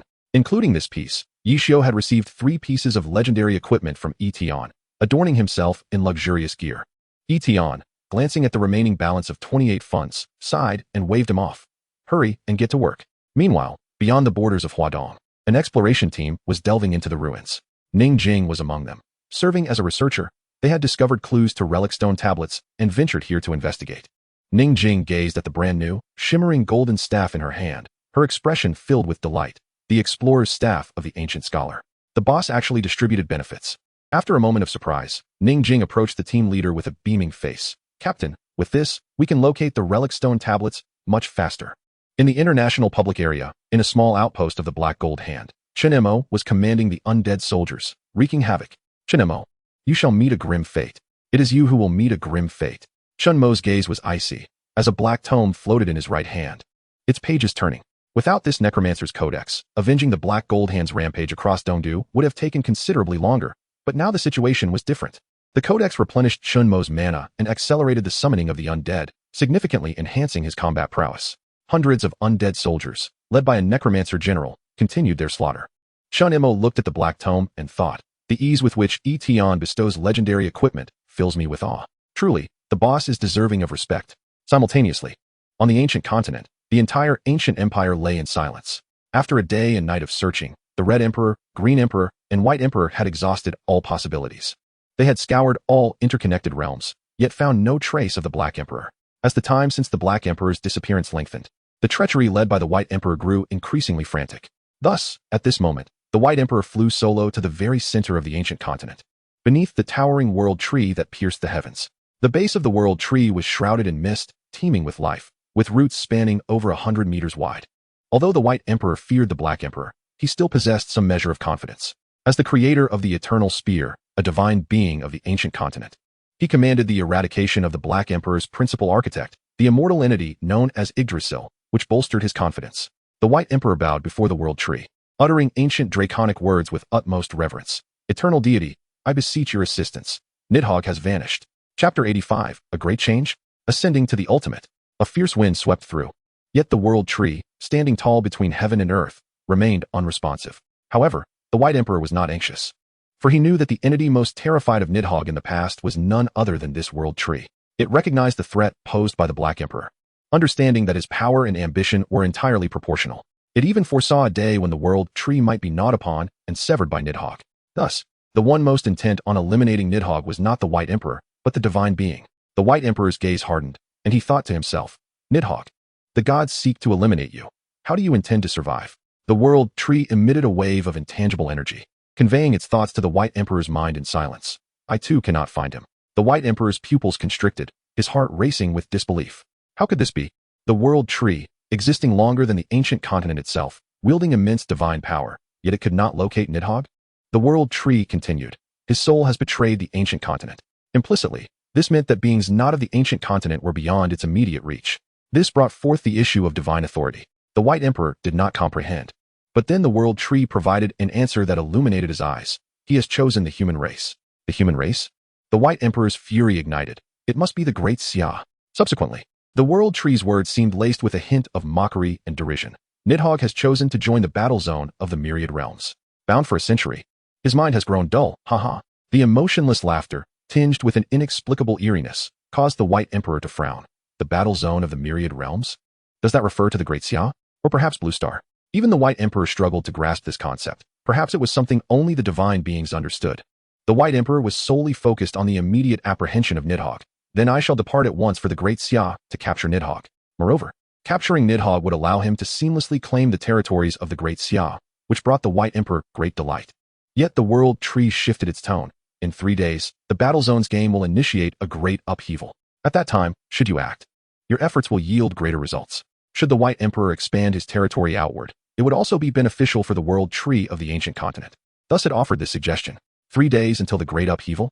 The White Emperor trusted the divine being's words completely. Understood. I shall first retrieve the eternal spear. Wei Gu, do you know of any regions devoid of ultimate bosses? At this moment, Yi Tian was on the phone with Wei Yuan.